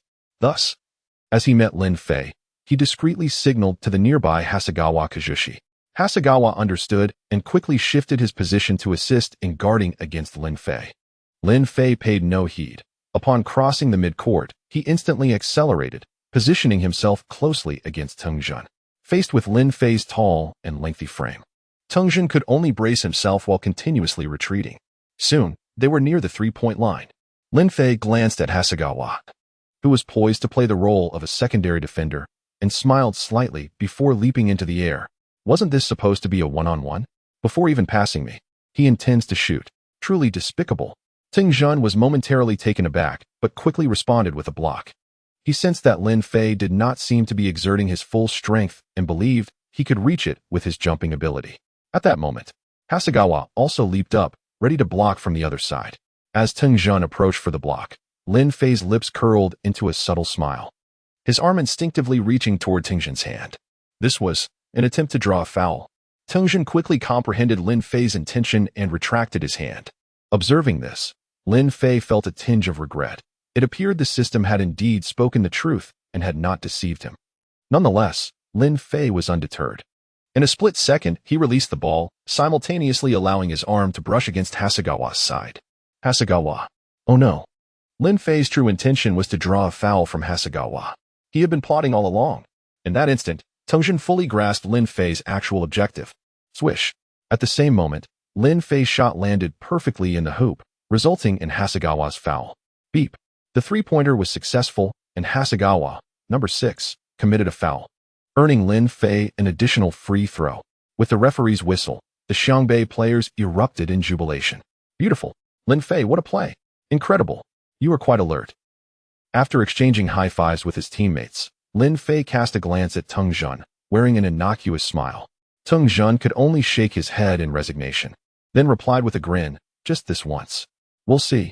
In the Lingnan spectator area, Xian Dao leaned over the railing, laughing heartily. This guy Lin Fei just jumped so low. It was clearly an attempt to bait Teng Zhen into a foul. He really thinks Teng Zhen is a fool. Teng Zhen isn't a fool, but foolishness does appear from time to time, Yuju added. However, Tanaka Shigechi remarked, perhaps Lin Fei is warning Xiangyang? They intend to foul Sakuragi Hanamichi, so Lin Fei aims to provoke a foul from them in return. Yet, Hasegawa is not irreplaceable. I believe Lin Fei's true targets, aside from Teng Zhen, should also include Hanagata. That is quite possible. But Hanagata is unlikely to give Lin Fei such an opportunity, right? Yuju commented. Xian Dao chuckled again. Let us not forget that Lin Fei already drew a foul from Hanagata in the second quarter. The real excitement begins in this third quarter. Lin Fei is truly remarkable. That last shot completely disregarded Teng Zhen. However, while Teng Zhen's defense is commendable, it pales in comparison to his other abilities, making it a clear shortcoming. Lin Fei is showcasing his skills for Miyagi, remarked Maki Shinichi with keen interest as he observed the recent events on the court. However, Teng Zhen must have realized Lin Fei's intentions, and I believe he will adopt different tactics moving forward, Shinzong Ichiro said with a smile. It seems the time has come for both sides to compete in strategy, as players capable of taking charge have emerged on both teams. Now we shall see whose teammates can perform better. Who cares about teammates? If I were Lin Fei, I would charge in and wreak havoc, bewildering Teng Zhen first. Kiyotaka Nobunaga casually remarked. Indeed, That strategy is quite sound, but you overlook the fact that Tengjin's offense is equally sharp. You should focus on watching the game. I hope you can provide constructive suggestions moving forward, Maki Shinichi replied with a smile. Kiyotaka Nobunaga mumbled under his breath, but said nothing further, redirecting his gaze to the court, curious about how Tengjin would retaliate next. Back on the court, Lin Fei had successfully converted the free throw. The score now stood at 30-53, a 23-point deficit. At this moment, Xianyang found themselves in a true do-or-die situation. Everyone, listen closely. From now on, all plans will focus on 2 points. The first is to score, and the second is Sakuragi Hanamichi. As for Lin Fei, remember, do not concern yourselves with him. Let him shoot as he pleases.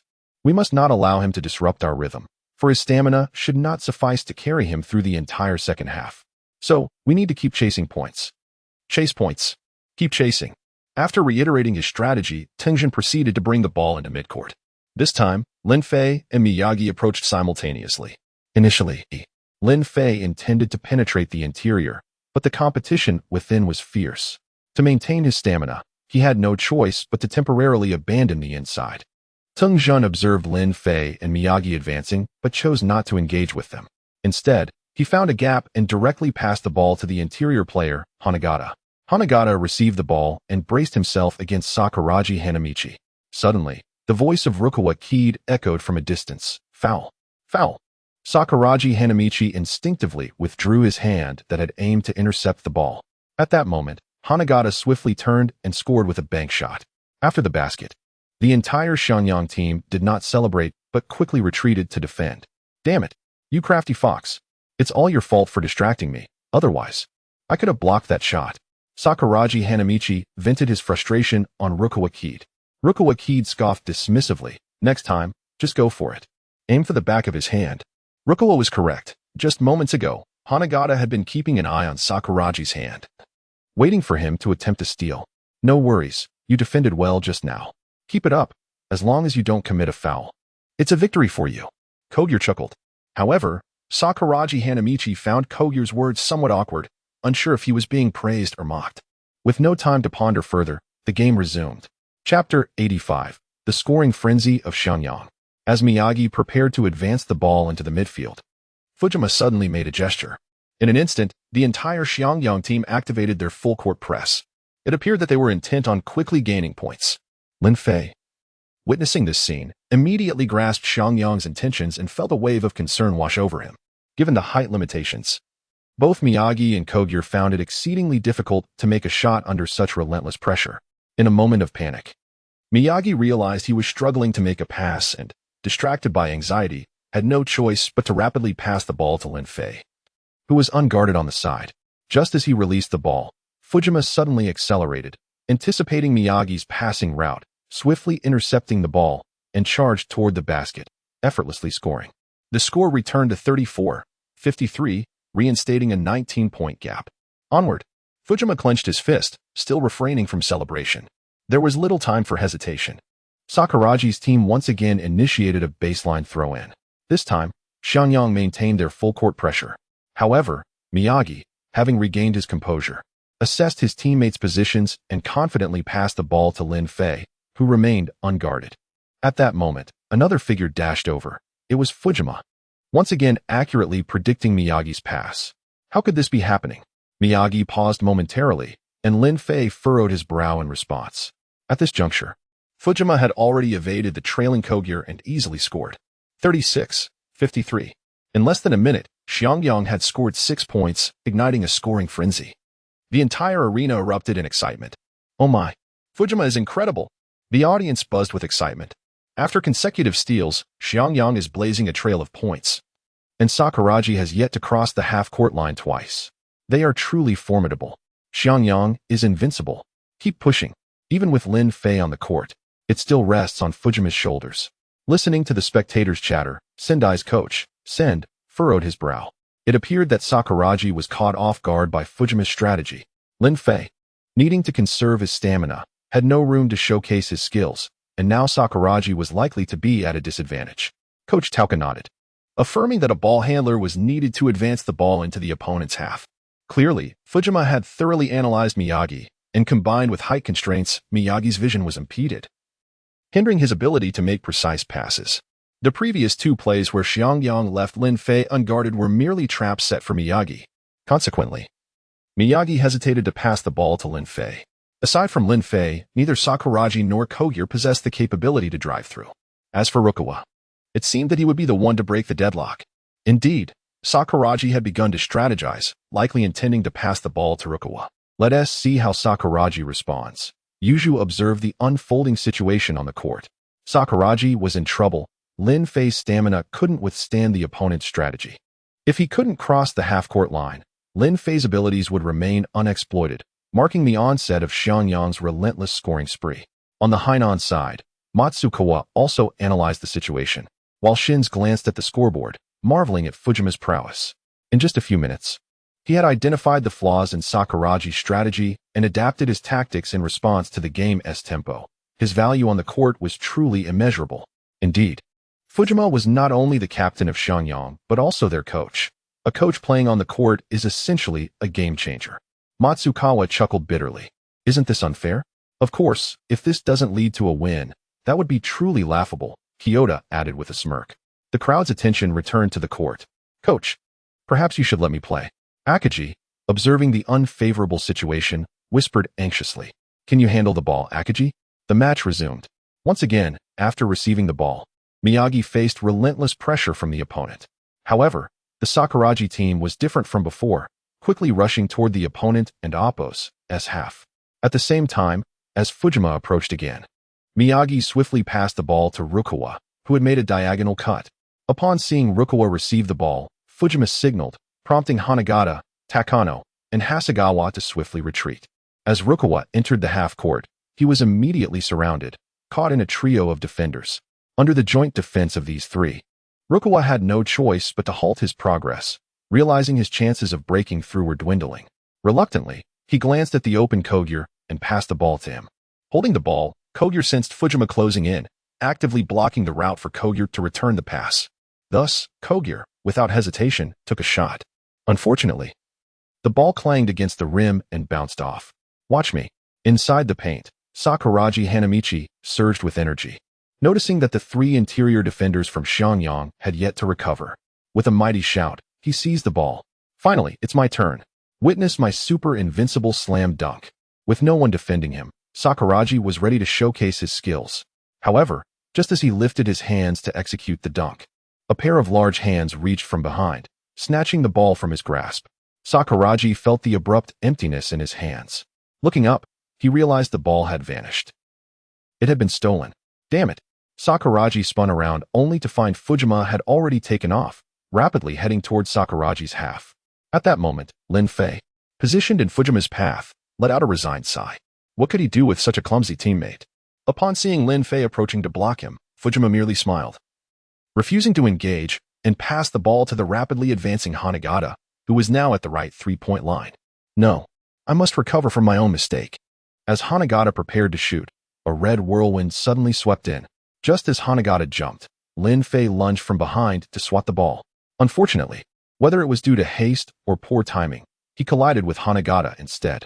However, Hanagata's shot had already been released, and as the ball swished through the net, Sakuragi landed heavily on Hanagata, causing Hanagata's glasses to fly off. Absolutely stunning. Lin Fei couldn't help but exclaim. Sakuragi had finally committed a foul, meaning he had exhausted his hidden attributes 10 fouls activated by Haruko, and this was just a few minutes in. Idiot. Rukawa added dryly from the sidelines. Beep. Three-pointer valid. Sakuragi number 10 with an offensive foul, 1 free throw. With the referee's whistle, the Sakuragi team fell into a stunned silence. Chapter 86. The overrated Lin Fei. If my memory serves me correctly, Sakuragi Hanamichi has already committed 4 fouls. It shouldn't be long before he is benched. On the stands of Lingnan, Sendō suddenly remarked. Yuzu nodded. This indeed poses a disadvantage for Shohoku. However, I cannot fathom why Sakuragi would suddenly act so foolishly. Takaoka Shigechi chuckled. I suspect Fujima might have said something when he stole the ball. I didn't expect Fujima to adopt Lin Fei's tactics in his quest for victory. What did he say? Ida Hikaru inquired curiously. Takaoka was momentarily taken aback. How would I know? I told you. That red-haired kid is bound to foul out. Haha. Who would have thought he'd actively seek out fouls? It solidifies his reputation as a foul specialist. On the Hainan stands, Kiyotaka Nobunaga laughed heartily, clutching his stomach. I don't think it's that simple. It feels as though Sakuragi's foul came rather abruptly, Maki Shinichi pondered, stroking his chin. This could pose greater difficulties for Shihoku. If Hanagata sinks the free throw, the score will be 40-53, a 13-point deficit. Truly impressive, Fujima. He has managed to reduce the gap to 13 points in mere minutes after stepping onto the court, which is a substantial blow to Shihoku. Kanzaki Ikiru frowned, his expression grave. In this scenario, the best course of action is for a key player to emerge. I suddenly comprehend Fujima and Oppo's strategy. On one hand, he aims to quickly close the gap, while forcing Lin Fei to expend energy in a battle of attrition, and on the other, he seeks to draw fouls from Sakuragi. It's hard to believe how rapidly Fujima can adjust tactics on the court. It is truly terrifying. With that thought, Maki felt a hint of trepidation. Now, it remains to be seen how Shihoku will respond. The game continued unabated. Perhaps due to the collision with Sakuragi, Hanagata's free throw missed its mark. Unfortunately, due to Sakuragi's 4 fouls, he timidly shrank back, granting Xianyang another opportunity. Kuya Akira, upon securing the rebound, promptly passed the ball to Fujima at the 3-point line. Without hesitation, Fujima raised his hand and shot. Swish. Another precise 3-pointer. The score on the court now reads 42-53. You fool. Why did you rush in just now? Lin Fei glared at Sakuragi, visibly irked. Sakuragi felt a twinge of grievance, but soon directed his angry gaze at Fujima. When he stole the ball from me, he said I was merely huddling under the basket. You, Sai? Lin Fei sighed once more, casting a look at Sakuragi as if he were a simpleton. You were playing the center position. If you were not under the basket, where else would you go? Have you ever seen a guerrilla venture beyond the 3-point line during an offense? That is not your forte. But what about that 4-eyed guy? Aren't you two of the same type? He can shoot threes in mid-range. Can you? I told you before, the area beneath the basket is your domain. Do not entertain thoughts of the improbable, Lin Fei earnestly advised. Then, he shifted his gaze to Fujima. This time, he detected a hint of provocation in Fujima's eyes. Lin Fei glanced at the game clock. 5 minutes remained. Let you all revel a little longer. With the 10 stamina points rewarded by the system, I shall expend the last 3 minutes in a bout of madness with you. With that thought, Lin Fei's eyes refocused, and he addressed his teammates. Play well. We still have a chance. Sakuragi, remember not to act impulsively from here on. Sakuragi nodded, albeit with a hint of anxiety. In the ensuing moments, Lin Fei conserved his stamina, refraining from directly participating in the offense. Meanwhile, Xianyang seized this opportunity, utilizing their height advantage to launch relentless attacks against the now timid Sakuragi. On Shihoku's side, Sakuragi had effectively become a mere shadow of himself. With no interior advantage, they were left relying on Rukawa Kaede and Kogure for outside shooting. As the seconds ticked away, Shihoku's lead began to dwindle. Finally, with 3 minutes remaining, Hanagata executed a powerful one-handed dunk from the key, narrowing the score to just 2 points. The scoreboard now reads 56-58, just 2 points behind. Remarkable. We have completely restricted Shihoku's offensive options. With 3 minutes left in the third quarter, we shall strive to expand our lead. I believe that in the fourth quarter, we can extend our advantage to over 20 points. In the wake of Hanagata's score, all Xianyang players erupted in jubilant celebration, their spirits soaring. The once quiet Xianyang supporters in the audience also ignited in enthusiasm once more. Xianyang, invincible. Fujima, the best. Defeat Shihoku. Lin Fei, give it your all. I believe you can turn the tide. On the opposite side of the stands, Haruko clasped her hands, whispering with unwavering faith in Lin Fei. They are far too loud. Should we not show them what we are made of? All right. I just picked up several empty bottles. Let us cheer together. Bang. Shihoku, let us go. Bang bang. Lin Fei, let us go. Bang bang bang. Sakuragi, cheer on. The Sakuragi brigade could no longer contain themselves, rising to rally for Shihoku. Their shouts resonated amidst the tumult of Xianyang's cheers. Initially, I thought this third quarter would merely end in a tie, but it appears I underestimated Fujima and overestimated Lin Fei. In this match, Lin Fei has been thoroughly outmatched. On the Hainan stands, Maki sighed. After all, he's just a first-year student. Facing an opponent of Fujima's caliber, even in defeat, it is a form of growth. I believe in Lin Fei's future. It holds great promise. Kiyotaka Nobunaga scoffed. What a joke. I thought Lin Fei might offer something extraordinary. but it seems he is just a fleeting phenomenon. How dull. It appears that true genius remains solely mine. Coach, what now? Xiangyang's morale is soaring, and with 3 minutes left, it seems a comeback is inevitable. Shouldn't we just bench Lin Fei for now and focus on catching up in the fourth quarter? Akagi expressed his concern from the Shihoka bench. Patience. Look. Lin Fei's expression has changed, Coach Anze replied, his smile betraying no hint of anxiety. Changed? What do you mean? Akagi was puzzled. There is a light in Lin Fei's eyes. Akagi scoffed internally. What good is that? Ultraman has light too, yet he still gets beaten by little monsters. On the court, Lin Fei raised his head once more, glancing at the remaining 3 minutes on the clock. Suddenly, he reached out to Kogure, who was preparing to inbound the ball, and softly said, "Give me the ball." Chapter 87. Lin Fei's counterattack, aerial waltz. Lin Fei eagerly requested the ball. Witnessing this scene, Fujima finally broke into a satisfied smile. Although it was slightly late, it was still sufficient. Every additional minute of energy expended by Lin Fei would greatly benefit Xiangyang in the fourth quarter. His intention was to wear down your stamina. At that moment, Ryota was unexpectedly approaching, casually stating, devoid of any emotion. Yet, Lin Fei felt a warmth in his heart and smiled faintly. As for stamina, he still had some left, though he wondered if Xiangyang would be enough for him to squander. Having said that, Lin Fei charged towards Xiangyang's half of the court with the ball. Ultimately, Lin Fei stepped up, albeit somewhat impulsively. The most prudent choice now should have been to stretch out the remaining 3 minutes. Observing Lin Fei's solitary advance, Yuzhu felt a tinge of regret. Listening to Yuzhu's words, Sendō expressed a differing opinion. I believe Lin Fei should indeed step up. Although only 3 minutes remain in this third quarter, for Xiangbei, these are the most arduous minutes. If Xiangyang manages to overtake the score in the final 3 minutes, it would be a tremendous blow and disgrace for Xiangbei. After all, the first half had a 19-point gap.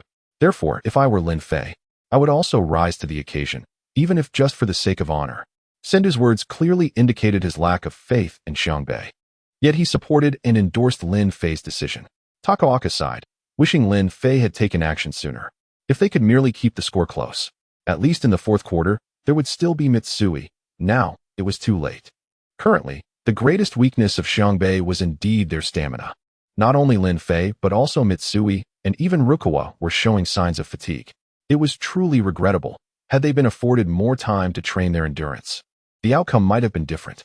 The coach was right. Lin Fei should have either acted sooner or conserved energy during the third quarter. Alas, he remained youthful in spirit, unable to withstand Fujima's repeated provocations. Yuzhu concurred with Takaoka's sentiment. On the other side of the court, Maki was still leaning against the railing, sighing.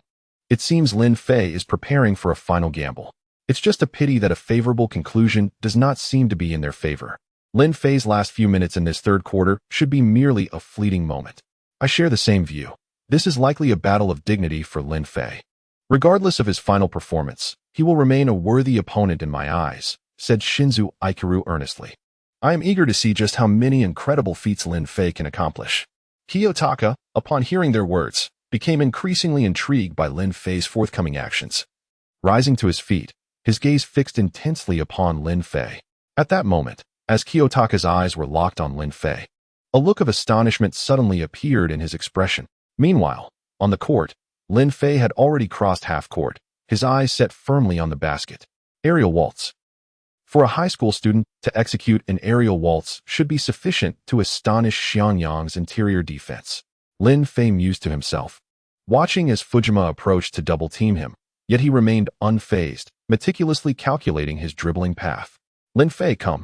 Let me see if you have what it takes to penetrate the paint, though I doubt it, Fujima taunted, a slight smile playing on his lips. Lin Fei cast a wordless glance at him, snorting, Fujima, as you wish, I'm coming. Do you dare to face me one-on-one? If you're too timid, then kindly keep your mouth shut. Such childish taunts are tiresome.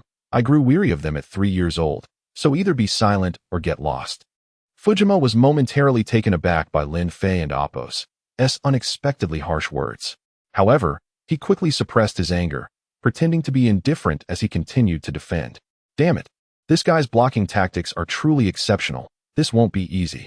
Fujima positioned himself strategically, roughly 2 meters behind Hasegawa, able to predict Lin Fei and Appo's direction and make corresponding adjustments.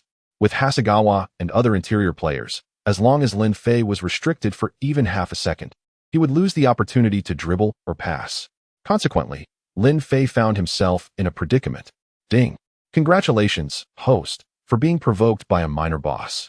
The system randomly rewards the skill, Rapid Burst. This skill temporarily enhances the host's dribbling speed, consuming 2 stamina points each use. As Lin Fei pondered, the system unexpectedly provided a timely assist. Wonderful.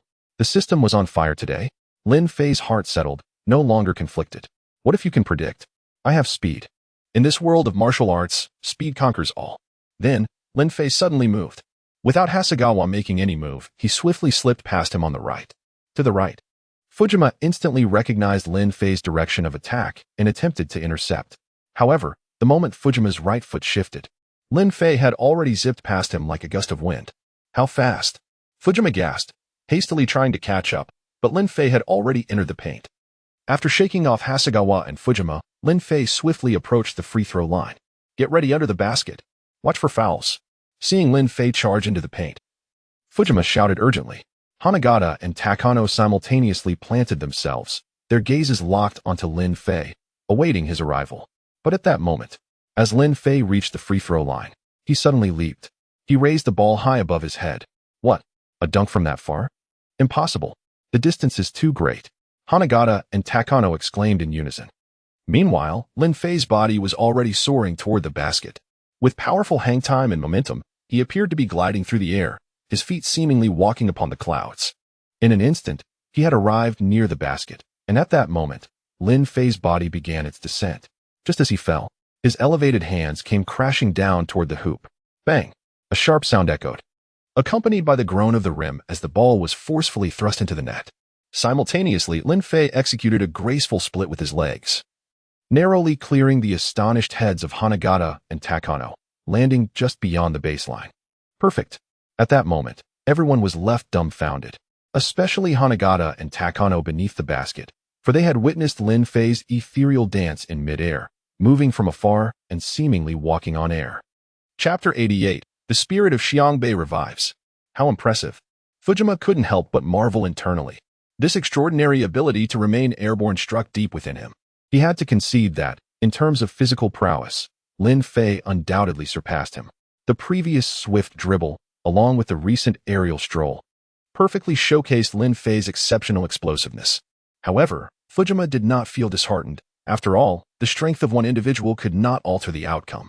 One single goal could not change much. Of course, if Lin Fei could maintain his stamina throughout the match, that would be another matter entirely.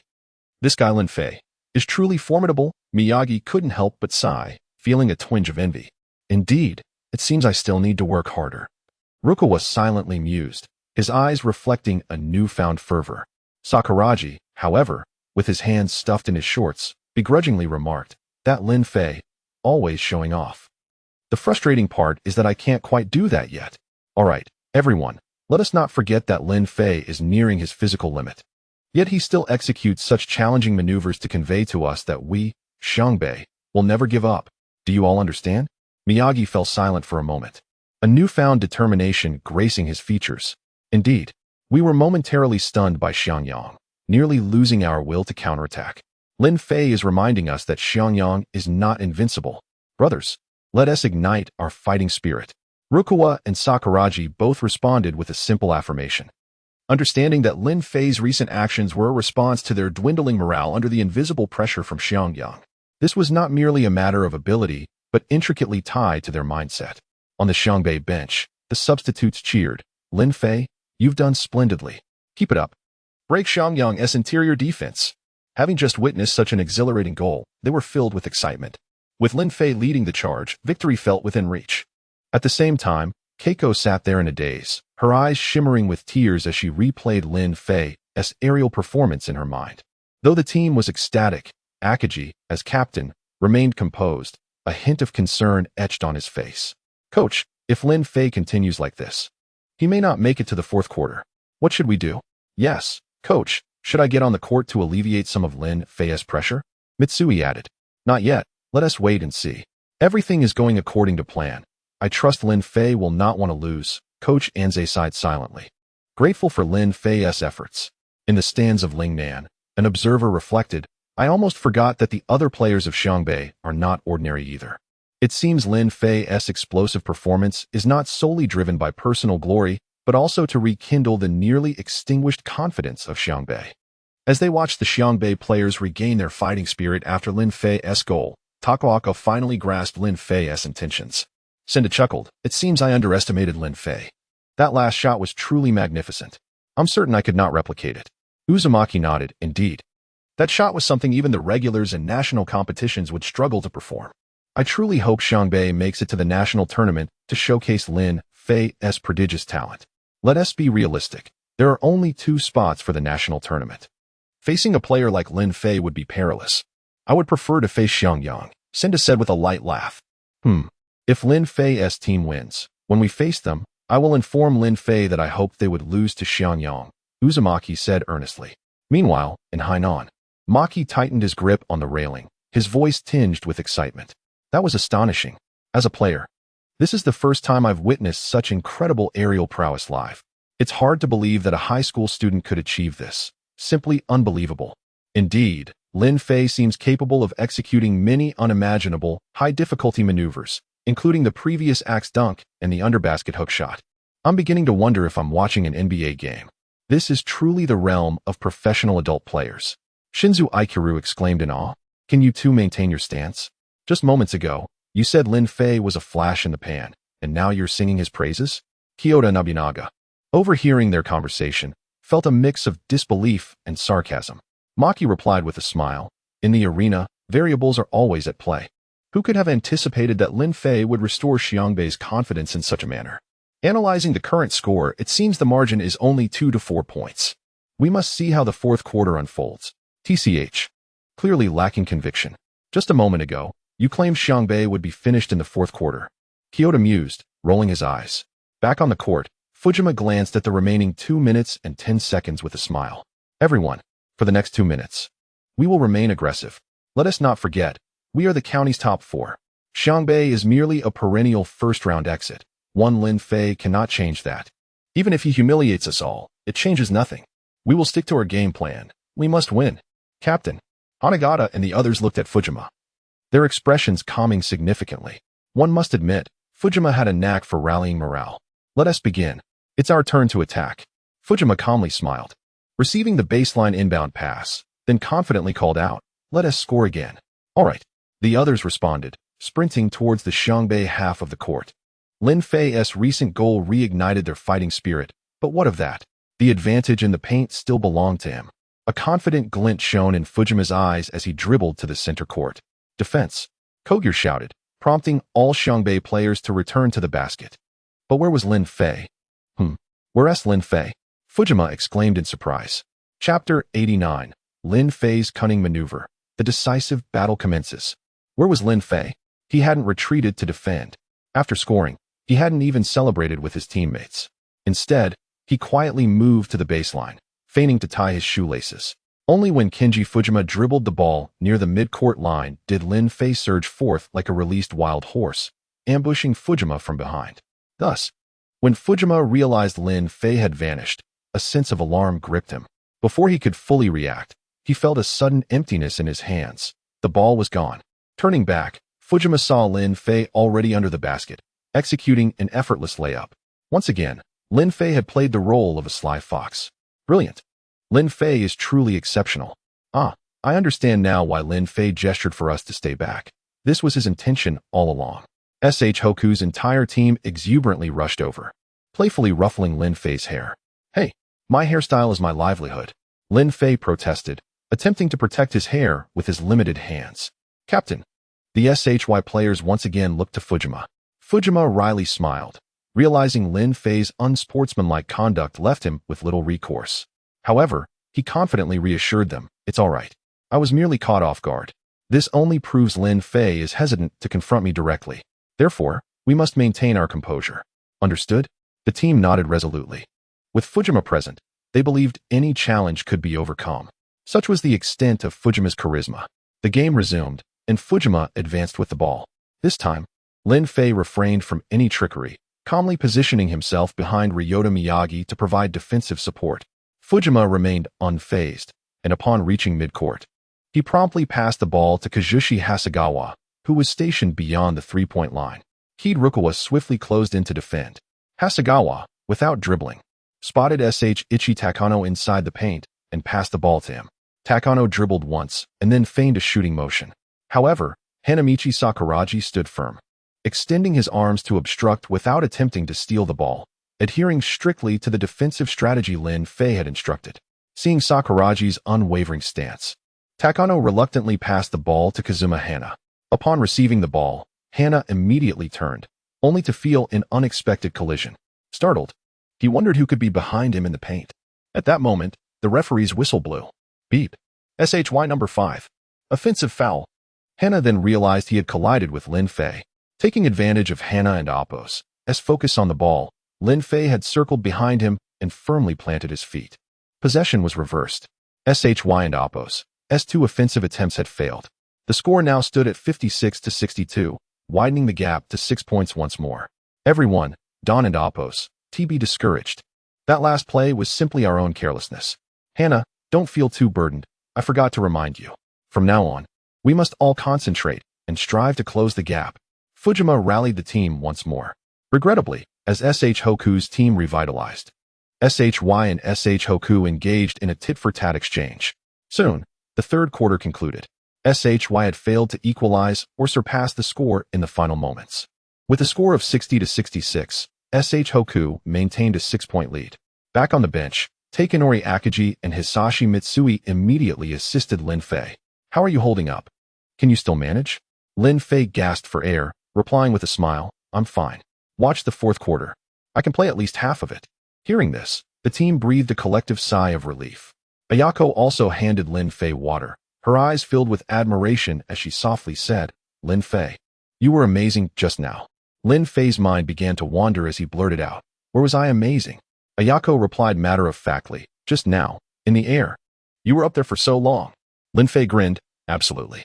Coach Anze approached, gently saying, Lin Fei, you should rest now. We'll revise the starting lineup for the fourth quarter. Sakuragi, Rukawa, Miyagi, Mitsui, you'll continue. As for the fifth player, Akagi. Yes. Akagi stood up straight. What? Captain Akagi? Isn't your foot badly injured? Yes. Captain, don't push yourself. Coach Anze, we'll do our best in this final quarter. Please, don't be rash. The team exclaimed, attempting to dissuade him. It wasn't until Akagi unwrapped the bandage, revealing a perfectly intact ankle with only minor abrasions, that the truth was revealed. So, Captain Akagi was faking it? We were all deceived. Captain, how could you do this to us? I even shed tears for you. Pay me back. The team glared at Akagi with resentment. It's not my fault. The coach arranged it. Akagi deflected blame. Coach Anze.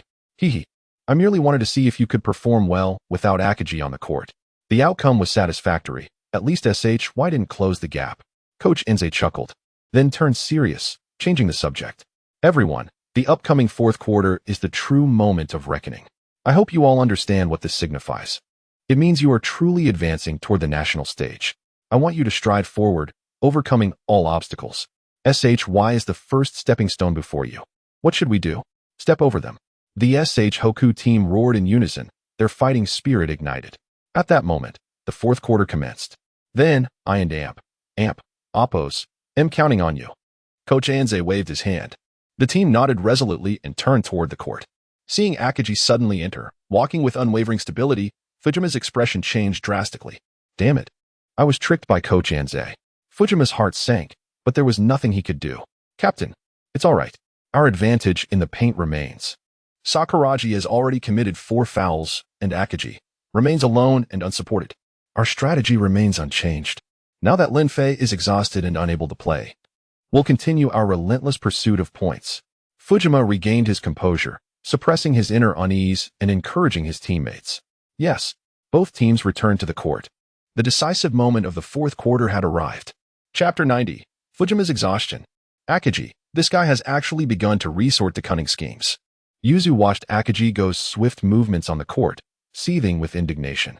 Sendō, however, remarked nonchalantly that this must be the proverbial wisdom from the grand tales of Dawa. He who stays close to vermilion becomes red. He who stays near ink becomes black. With Lin Fei present, SH Hoku would inevitably transform into a band of treacherous individuals, and even their coach Anze would be no exception.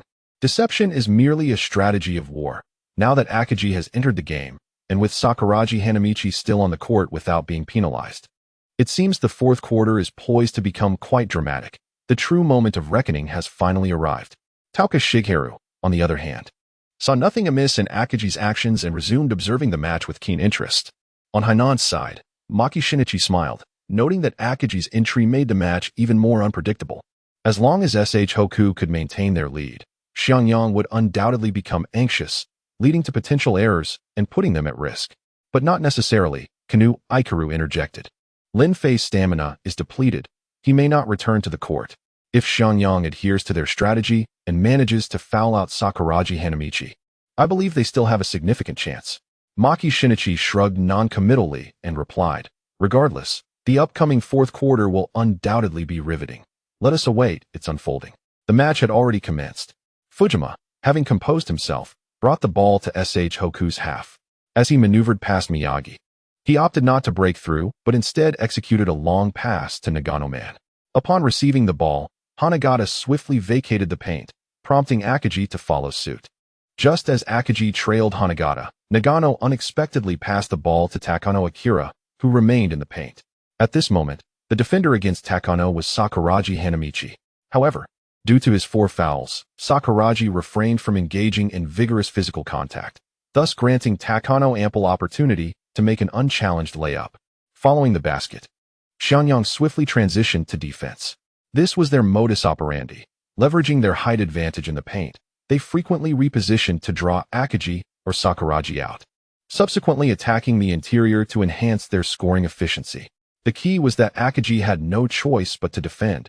After all, the opponent's mid-range shots were remarkably accurate.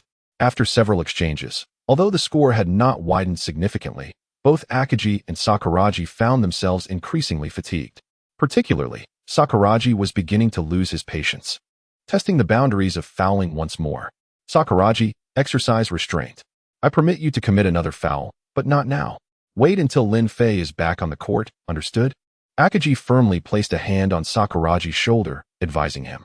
He recognized the opponent's intent to continuously assault the paint, aiming not only to score, but also to draw fouls on Sakuragi. If Sakuragi were to be sidelined, the opposition would find their efforts considerably easier. I understand, Sakuragi muttered, though he appeared far from compliant, his gaze brimming with impatience. Meanwhile, on the sidelines, Lin Fei rose and quietly instructed Miyagi, who was poised to receive the ball at the baseline. Don't pass just yet, let Fujima feel the pressure. Miyagi responded with a wry smile, don't toy with me. If I could get past him, I would have done so already. Do I really need your reminder? No. Listen, Lin Fei urged. I have observed Fujima for quite some time and noticed a tendency of his. While defending, he often glances at your shoulder movements. Have you not realized that every time you prepare to break through, you unconsciously twitch the shoulder corresponding to your intended direction? Miyagi was momentarily taken aback. Is it that obvious? Not overtly, but to someone of Fujima's caliber, it is hardly a secret. I see. Miyagi nodded in comprehension. Once he had the ball, Miyagi charged past the half-court line. Fujima quickly pursued.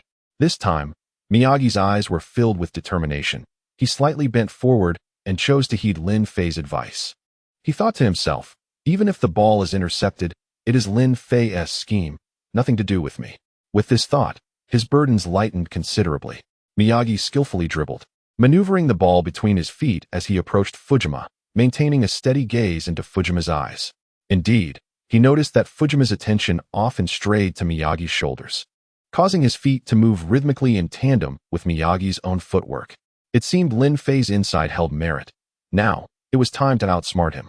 With a cold smile, Miyagi suddenly shrugged his left shoulder. To the left. Fujima quickly made a judgment and instinctively shifted to Miyagi's left. Fool, Miyagi chuckled, swiftly adjusting his position to pass by Fujima on the right. Not good. He saw through it. Fujima gasped in shock, but by then, his weight had already shifted left, leaving him unable to recover in time. He could only watch helplessly as Miyagi slipped past him. Fujima and Oppo's defense was typically spread out, allowing Miyagi, once past him, to find himself in a wide-open space. Without hesitation, he drove towards the three-point line, raising his hand to shoot. Swish. 2 points scored. As the ball went through the hoop, Miyagi turned back to Fujima, a taunting smile on his face. Well done, Miyagi. I told you, you are the premier point guard. Fujima has been outplayed by you. Excellent job, Miyagi. That shot was magnificent, with Miyagi's astonishing maneuver past Fujima resulting in a basket. The players of SH Hoku erupted in jubilant celebration. I never expected this. I wondered why Lin Fei suddenly approached Miyagi. Turns out he has seen through me. What a formidable opponent. Fujima's gaze shifted from Miyagi to Lin Fei, who was observing him with an innocent smile. Captain, it's nothing, just a misjudgment. The advantage remains with us. Fujima continued to adjust his mindset, internally sighing. I'm so weary. Playing alongside you all, it truly exhausts me. Do you all really consider me a deity? You can't even execute basic rotations. With a confident smile, he rallied his teammates. All right, everyone. The plan remains unchanged. Do not let this misstep weigh on your minds. It was merely an accident. And there shall not be a second. The Xianyang team nodded emphatically. It's wonderful to have a captain like you. Okay, I will refine the text you provided, eliminating extraneous elements and enhancing the language for a more polished presentation. Chapter 91. The advantage is ours. Shoyo will prevail. The game continued. As Miyagi retreated to his half of the court, Lin Fei once more rose from the bench. What instructions? Miyagi eagerly inquired, approaching him. Buoyed by Lin Fei's earlier assistance, he held him in high regard. Lin Fei grinned. Next, Fujima will undoubtedly try to take you on in a one-on-one to boost morale.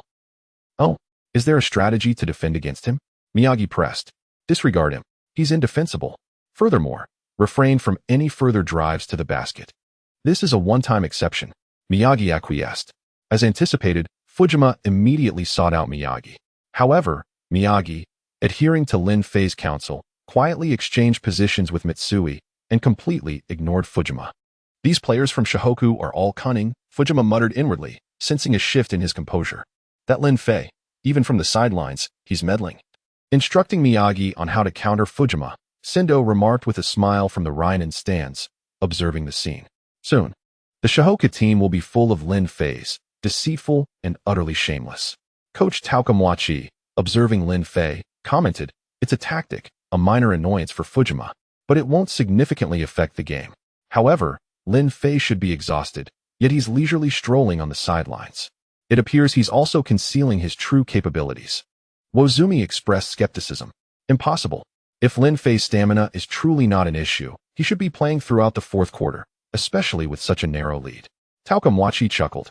It's not that Lin Fei's stamina is without issue, but rather that it's not as critical as we assume. Lin Fei likely cannot endure the entire fourth quarter. So he's biding his time. Waiting? Waiting for what? Wozumi questioned once more. Waiting for an opportune moment, either Shoyo to equalize the score or Sakuragi Hanamichi to foul out.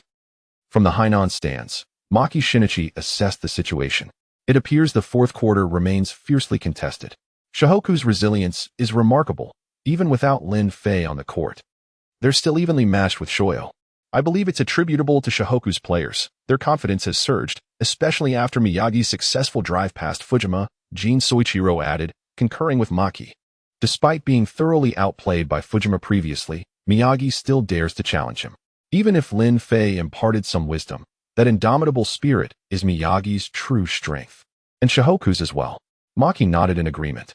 Indeed, I believe that regardless of the outcome, Shohoku will undergo a transformation and emerge as a formidable team. Suddenly, I'm disinclined to see Shohoku emerge victorious, Jin Soichiro lamented. A transformed Shohoku. It's unnerving to contemplate how challenging it would be to face them. Maki countered resolutely. You're mistaken, Jin. I earnestly desire Shohoku's triumph, for only by facing such formidable adversaries can we ignite our fiercest resolve, elevate our fighting spirit to its zenith, and unlock our latent potential. Only then can we advance further in the national tournament. I require no instigation. I'm perpetually at my peak, Kyoto Nobunaga declared with unwavering self-assurance. Excellent. Should we face Shohoku, Lin Fei will be your responsibility, Maki affirmed, patting him firmly on the back. I have a penchant for red-haired rookies, Kyoto Nobunaga responded. Splendid. Should we face Shohoku, you shall play in the paint. And you may deal with Akagi as well. The game devolved into a back-and-forth exchange of attacks. However, due to Fujima's tactics and Sakuragi Hanamichi's 4 fouls, which forced him to play cautiously, the initial 6-point deficit was swiftly erased. With 4 minutes remaining in the game, Sakuragi Hanamichi finally fell victim to Hanagata's ploy and fouled out. The score now stood at 68-70. Alas, he's finally out, but his exit was delayed, someone commented. Regardless, the precedent of Sakuragi fouling out must remain unbroken. Congratulations to Sakuragi for accomplishing his mission, another voice chimed in. The Sakuragi Corps launched another barrage of taunts. Haruko, furrowing her brow, interjected, "Must you speak of Sakuragi in such a manner?" Sakuragi exerted his utmost effort. Had he not been on the court, we might have crumbled in the fourth quarter. Are you truly his friends? The Sakuragi Corps fell silent. On the Shihoka bench, Lin Fei rose once more. Gently patting Sakuragi's shoulder, Lin Fei smiled. Well done. Leave the rest to me. Watch how I avenge you. That Four Eyes is detestable. Can you assist me in taking him out of the game as well? Sakuragi implored, fixated on his 5 fouls. Lin Fei smiled faintly. I shall endeavor to do so. With a furtive grin, Lin Fei stepped onto the court. Everyone, our objective this year is not merely the Final Four. We aim to surpass Hainan. Therefore, we cannot falter against Shihoku. Fujima declared, his gaze shifting from Lin Fei to the scoreboard and the remaining time. He inhaled deeply, rallying his teammates. In the ensuing minutes, I implore you to seize any opportunity to shoot. Our advantage lies in the paint. Even if our shots miss, we possess the rebounding advantage. Therefore, let us give it our all. Shoyo will prevail. Hearing Fujima's rousing words, Hanagata and the others nodded in unison, their gazes hardening. They had Fujima. As long as Fujima did not surrender, hope remained. Fujima dribbled the ball, advancing towards the Shihoku end. Without engaging anyone, even as Lin Fei approached, he passed the ball into the paint. Fujima recognized that every second was crucial. Prolonged engagements would be detrimental. Inside, Nagano Mitsuru received the ball, facing Rukawa Kaede. Rukawa Kaede pressed tightly against Nagano Mitsuru, denying him any room to turn. Reluctantly, Nagano Mitsuru passed the ball to Hasegawa Kajushi on the perimeter. Hasegawa Kajushi received the pass. Facing Mitsui, I shall not permit you to score on me, Mitsui declared coldly. Despite his exhaustion, Mitsui remained steadfast in guarding Hasegawa Kajushi. As time dwindled and unable to penetrate, Hasegawa Kajushi grew desperate. He executed a feint, creating an opening, and leaped to shoot. Simultaneously, Mitsui leaped, endeavoring to block the shot. Reaffirming his resolve, I shall not allow this unknown player to score. Damn! With a subtle sound of the ball being brushed, the basketball finally slipped from Hasegawa Kajushi and Appo's hands, soaring towards the hoop. Rebound! Shouted Mitsui as he landed, disregarding his unsteady posture. For he was aware that he had just touched the ball, altering its trajectory. Chapter 92, S.H. Hoku's Full Awakening. Fujima's Despair. On the court, with a resounding shout from Mitsui, Akagi firmly planted his feet beneath the basket, legs bent, poised to leap. On the SHY side, Hanagata jostled for position, while Nagano and Takano charged towards the key from further out. The ball struck the rim with force, rebounding high into the air before descending once more. A multitude of players ascended simultaneously, each face contorted with exertion as they pursued the ball and Appo's trajectory. Mine, Hanagata exclaimed, confident in his advantageous position. Suddenly, a pair of hands materialized above him, adorned with a colorful lucky wristband. Lin Fei, Hanagata cried, his heart seized by alarm. Lin Fei swiftly secured the ball. In that instant, Rukawa had already initiated his sprint towards the SHY half. Lin Fei, still airborne, located Rukawa and launched the ball towards him. Rukawa dribbled rapidly towards the opposing court, only to find Fujima barring his path. The vigilant Fujima had anticipated Rukawa's advance and swiftly retreated to defend. Rukawa didn't hesitate, realizing he wasn't the only one surging forward. Rukawa, pass. Miyagi called out, having reached the SHY half. Rukawa promptly passed the ball. Damn. Fujima found himself in a predicament, unable to be in two places at once. He reluctantly pursued the ball, hoping for a mistake. Seeing Fujima approach, Miyagi paused momentarily, then, just as Fujima drew near, he flicked the ball towards the interior. Rukawa arrived just in time. Desperate, Fujima continued his frantic sprint. He couldn't allow this score. Alas, even the most valiant individual cannot outpace a moving ball. Rukawa seized the ball and executed a flawless three-step dunk, slamming it through the hoop. Thwack! 2 points. The trio, exhausted from their full-court sprint, gasped for air. Only Fujima's breath betrayed his disarray. Amazing. Lin Fei, that was a beautiful rebound. SHY couldn't react. Rukawa, That dunk was incredible. So cool. I admire you. Miyagi, that pass was brilliant. You completely outmaneuvered Fujima. The SH Hoku bench erupted in praise, their voices filled with excitement. Captain. Hearing his teammates' calls, Fujima mentally retorted, "Stop calling me captain. You should be the captains. Missing the three-pointer is one thing. But to let Lin Fei, who's shorter than all of you, grab the rebound despite your superior size. Where's your pride? I'd be ashamed to call myself captain." Fujima channeled his frustration internally. Regaining his composure, he inhaled deeply and confidently declared, "It and Appos. S all right, that was just an anomaly. Let and Appos. S focus on the interior defense. Remember, it's only a 4-point difference.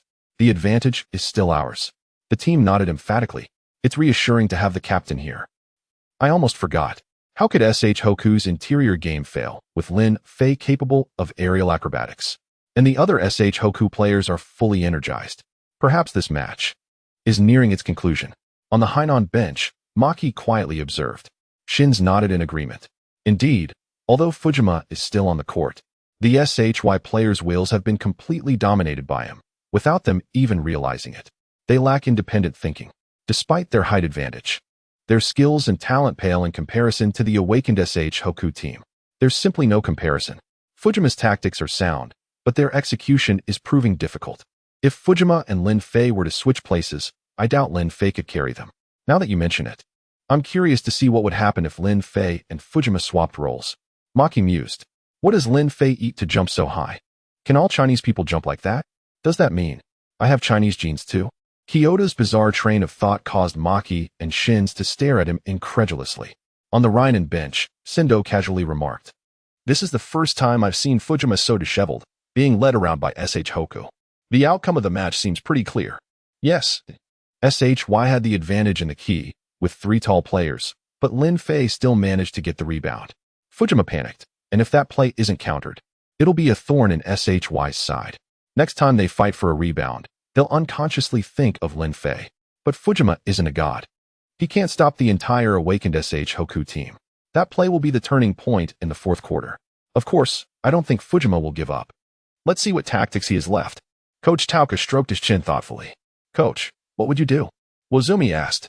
Tauka pondered for a moment, then replied, "Substitute. Replace Hasegawa, who has been completely outmatched by Mitsui and has lost all fighting spirit. Bring in it and switch to a dual point guard setup. This will increase SHY's offensive tempo and allow them to focus on strong interior plays.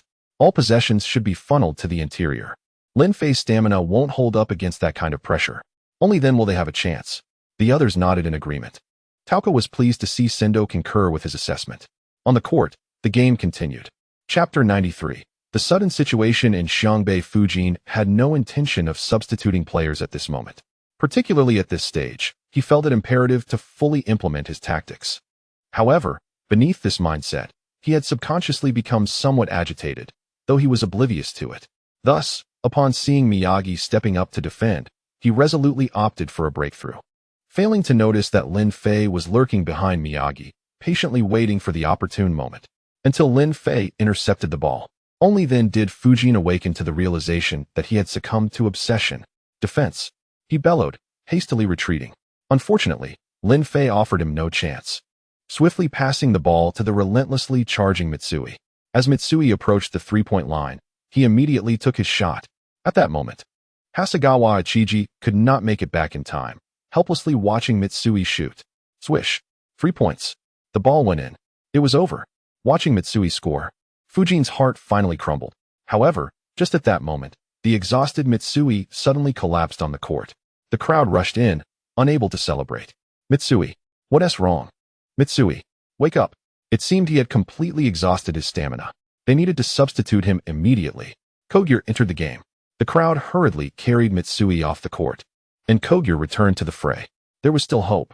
With Mitsui off the court, they lost their 3-point shooter, and their shooting percentage would inevitably decline. I was too anxious, having forgotten that the players of Xiangbei were already fatigued. Lin Fei had ceased his aggressive plays, and so had Rukawa. Their stamina was waning. Fujin quickly assessed the situation, hoping to reignite their chances. Captain Hanagata and the others approached again. "Everyone, it's all right. That last shot was intentional. I wanted Mitsui to expend his last ounce of energy." I just didn't expect him to remain so accurate even in exhaustion. But it's fine. The upcoming plays are still under our control, Fujin declared confidently. So the captain did it on purpose. That's wonderful. Everything is as the captain anticipated. Captain, how shall we proceed next? Fujin smiled slightly, adhering to the original strategy. Now, besides Mitsui's departure, both Lin Fei and Rukawa were also rapidly depleting their stamina. Therefore, the advantage still lay with them. Let us rely on our interior defense. As long as we maintain control inside, victory will surely be ours. All right. The crowd nodded heavily in agreement. With Mitsui's exit, Lin Fei wore a furrowed brow, glancing at Rukawa. After multiple aggressive drives, Rukawa's stamina appeared significantly diminished, and he was panting heavily, nearing the brink of exhaustion. Should Rukawa also tire, Lin Fei would be the only one capable of penetrating the interior. This would greatly tax his own stamina. Lin Fei understood well that if he charged the interior, he would likely follow in Mitsui's footsteps within 3 plays. This was troublesome. Initially believing that Xiangbei had secured victory, he almost overlooked their critical flaw, their stamina. In the stands of Lingnan, Sendō sighed helplessly. Takaoka frowned, stating, indeed, Xiangbei's advantage was so pronounced that everyone overlooked this point. The first 3 quarters were largely reliant on 3 individuals playing solo games, particularly Mitsui, followed by Rukawa, while Lin Fei played a versatile role, orchestrating the team. Now, in the final moments of the game, they can no longer hold on. If all 3 were to leave the court, Xiangbei would be doomed. It seems Xiangbei is indeed beset by calamities. They've come this far. What a pity. Ushiro shook his head with a bitter smile. Coach, if it were you, what would be the appropriate course of action now? Sendō inquired of Takaoka. Takaoka surveyed the court, hesitating before responding. There are a few minutes left, and Xiangbei has only one viable strategy. Allow Rukawa and Lin Fei to fully unleash their final value, exhausting every last ounce of their stamina, relentlessly attacking to widen the score. Given their fatigue, effective defense is simply unfeasible.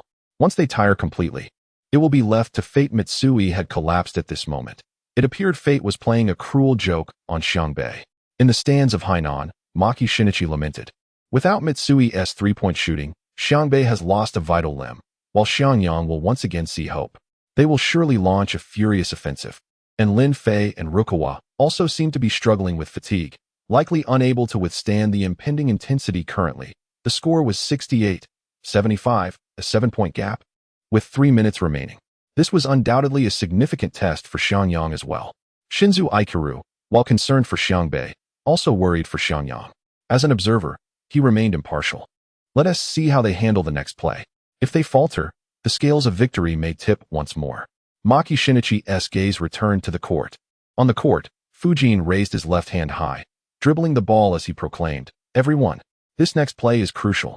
We must give our all. After securing this play, we shall sound the horn of our offense." All right. The Xiangyang team nodded vigorously, once again fueled by an unwavering belief in victory, charging towards Xiangbei's half-court. Observing the reinvigorated spirit of the Xiangyang players, the cheerleaders in the stands immediately resumed their fervent support. In an instant, Xiangyang's momentum surged to its peak. Fujin, with the ball, infiltrated the opposing half-court, sweeping his gaze across all players.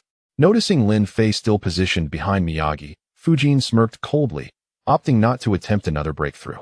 Instead, he passed the ball to Hasegawa Ichiji, stationed beyond the right 3-point line. Facing the defending Kogure, Hasegawa Ichiji finally felt a flicker of confidence. He braced against Kogure, executed a turn, and evaded his defense, penetrating the interior. Having shed Kogure, Hasegawa found an open lane and leapt, attempting a mid-range jumper. However, at the instant he released the ball, a figure surged into the paint, leaping from an angle to swat at the already airborne basketball. Chapter 94. The Resurgence of Hope for Fujima Rukawa, the Fiery Force. This was Rukawa's block. However, the players of Shohoku had no time to celebrate. For Rukawa's block merely redirected the basketball's trajectory rather than knocking it away entirely. At this moment, the ball descended toward the hoop. Nagano and Hanagata firmly held their ground against Akagi, retaining the most advantageous position. As the ball neared its descent, Hanagata leapt high, capturing the ball in his embrace. Upon landing, he swiftly turned and executed a fadeaway jumper. Not so fast. Just as Hanagata was about to complete his shot, A voice emanated from behind him. A pair of hands appeared from the rear, and Hanagata once again beheld the familiar colorful lucky wristband. Lin Fei. Hanagata was momentarily at a loss for words as he felt the ball slip from his grasp. The ball was stolen. Rukawa. Upon seizing the ball, Lin Fei let out a thunderous shout. In that instant, Rukawa surged forward like a flash of lightning toward the Shohoku half-court. Lin Fei abruptly tossed the ball high into the air, sending it hurtling toward Rukawa. Oh no! Fujima gasped in horror, sprinting after Rukawa with all his might. Alas! It was too late. After receiving the pass, Rukawa dribbled into the paint, leaping into the air before forcefully slamming the ball into the hoop. It's over. Fujima halted his pursuit, standing there in a daze, his heart once again engulfed in despair. Boom. Following the successful shot, Rukawa suddenly collapsed onto the ground, gasping for breath as if he had been stripped of the strength to rise once more. Rukawa! Rukawa! Are you alright? Quickly! Substitution. There was no celebration, as the Shohoku players rushed over to assess Rukawa's condition. Indeed, he was utterly spent. Lin Fei observed Rukawa's labored breathing and let out a silent sigh. He had initially not intended to pass to Rukawa for that play, but after receiving a subtle indication from him, he had recklessly surged forward. With no other choice, Lin Fei had passed him the ball, fully understanding Rukawa's determination to expend every last ounce of energy on the offensive front. I'm sorry. I've done my best from here on out. I entrust the rest to all of you. Rukawa weakly uttered, his heart heavy with regret. It's all right. Rest assured, we will achieve ultimate victory, Akagi solemnly declared. The Shohoku players nodded gravely as they watched Rukawa being carried off the court. Fujima's heart sank once more into despair. Everyone, do not dwell on that last play. Now is our prime opportunity to attack. Without Rukawa and Mitsui, Shohoku has effectively lost two vital arms of offense. The advantage lies with us. Fujima rallied his teammates. Captain, this time, we will win the match. Hanagata firmly nodded in agreement, making a promise. Fujima smiled in response, though inwardly he cursed that last play, wondering why the ball hadn't been passed. I had a clear shot from beyond the arc. I was just a request away from asking for the ball. How could a center not observe the entire court? Oh, poor Shohoku. At this final juncture, their flaws have been laid bare. Next to be carried off will likely be Lin Fei. Sigh.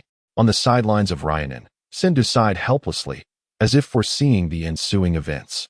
With a 9-point deficit and just over 2 minutes remaining, if Shohoku can defend well, their chances may increase. Shohoku will surely launch a frenzied attack.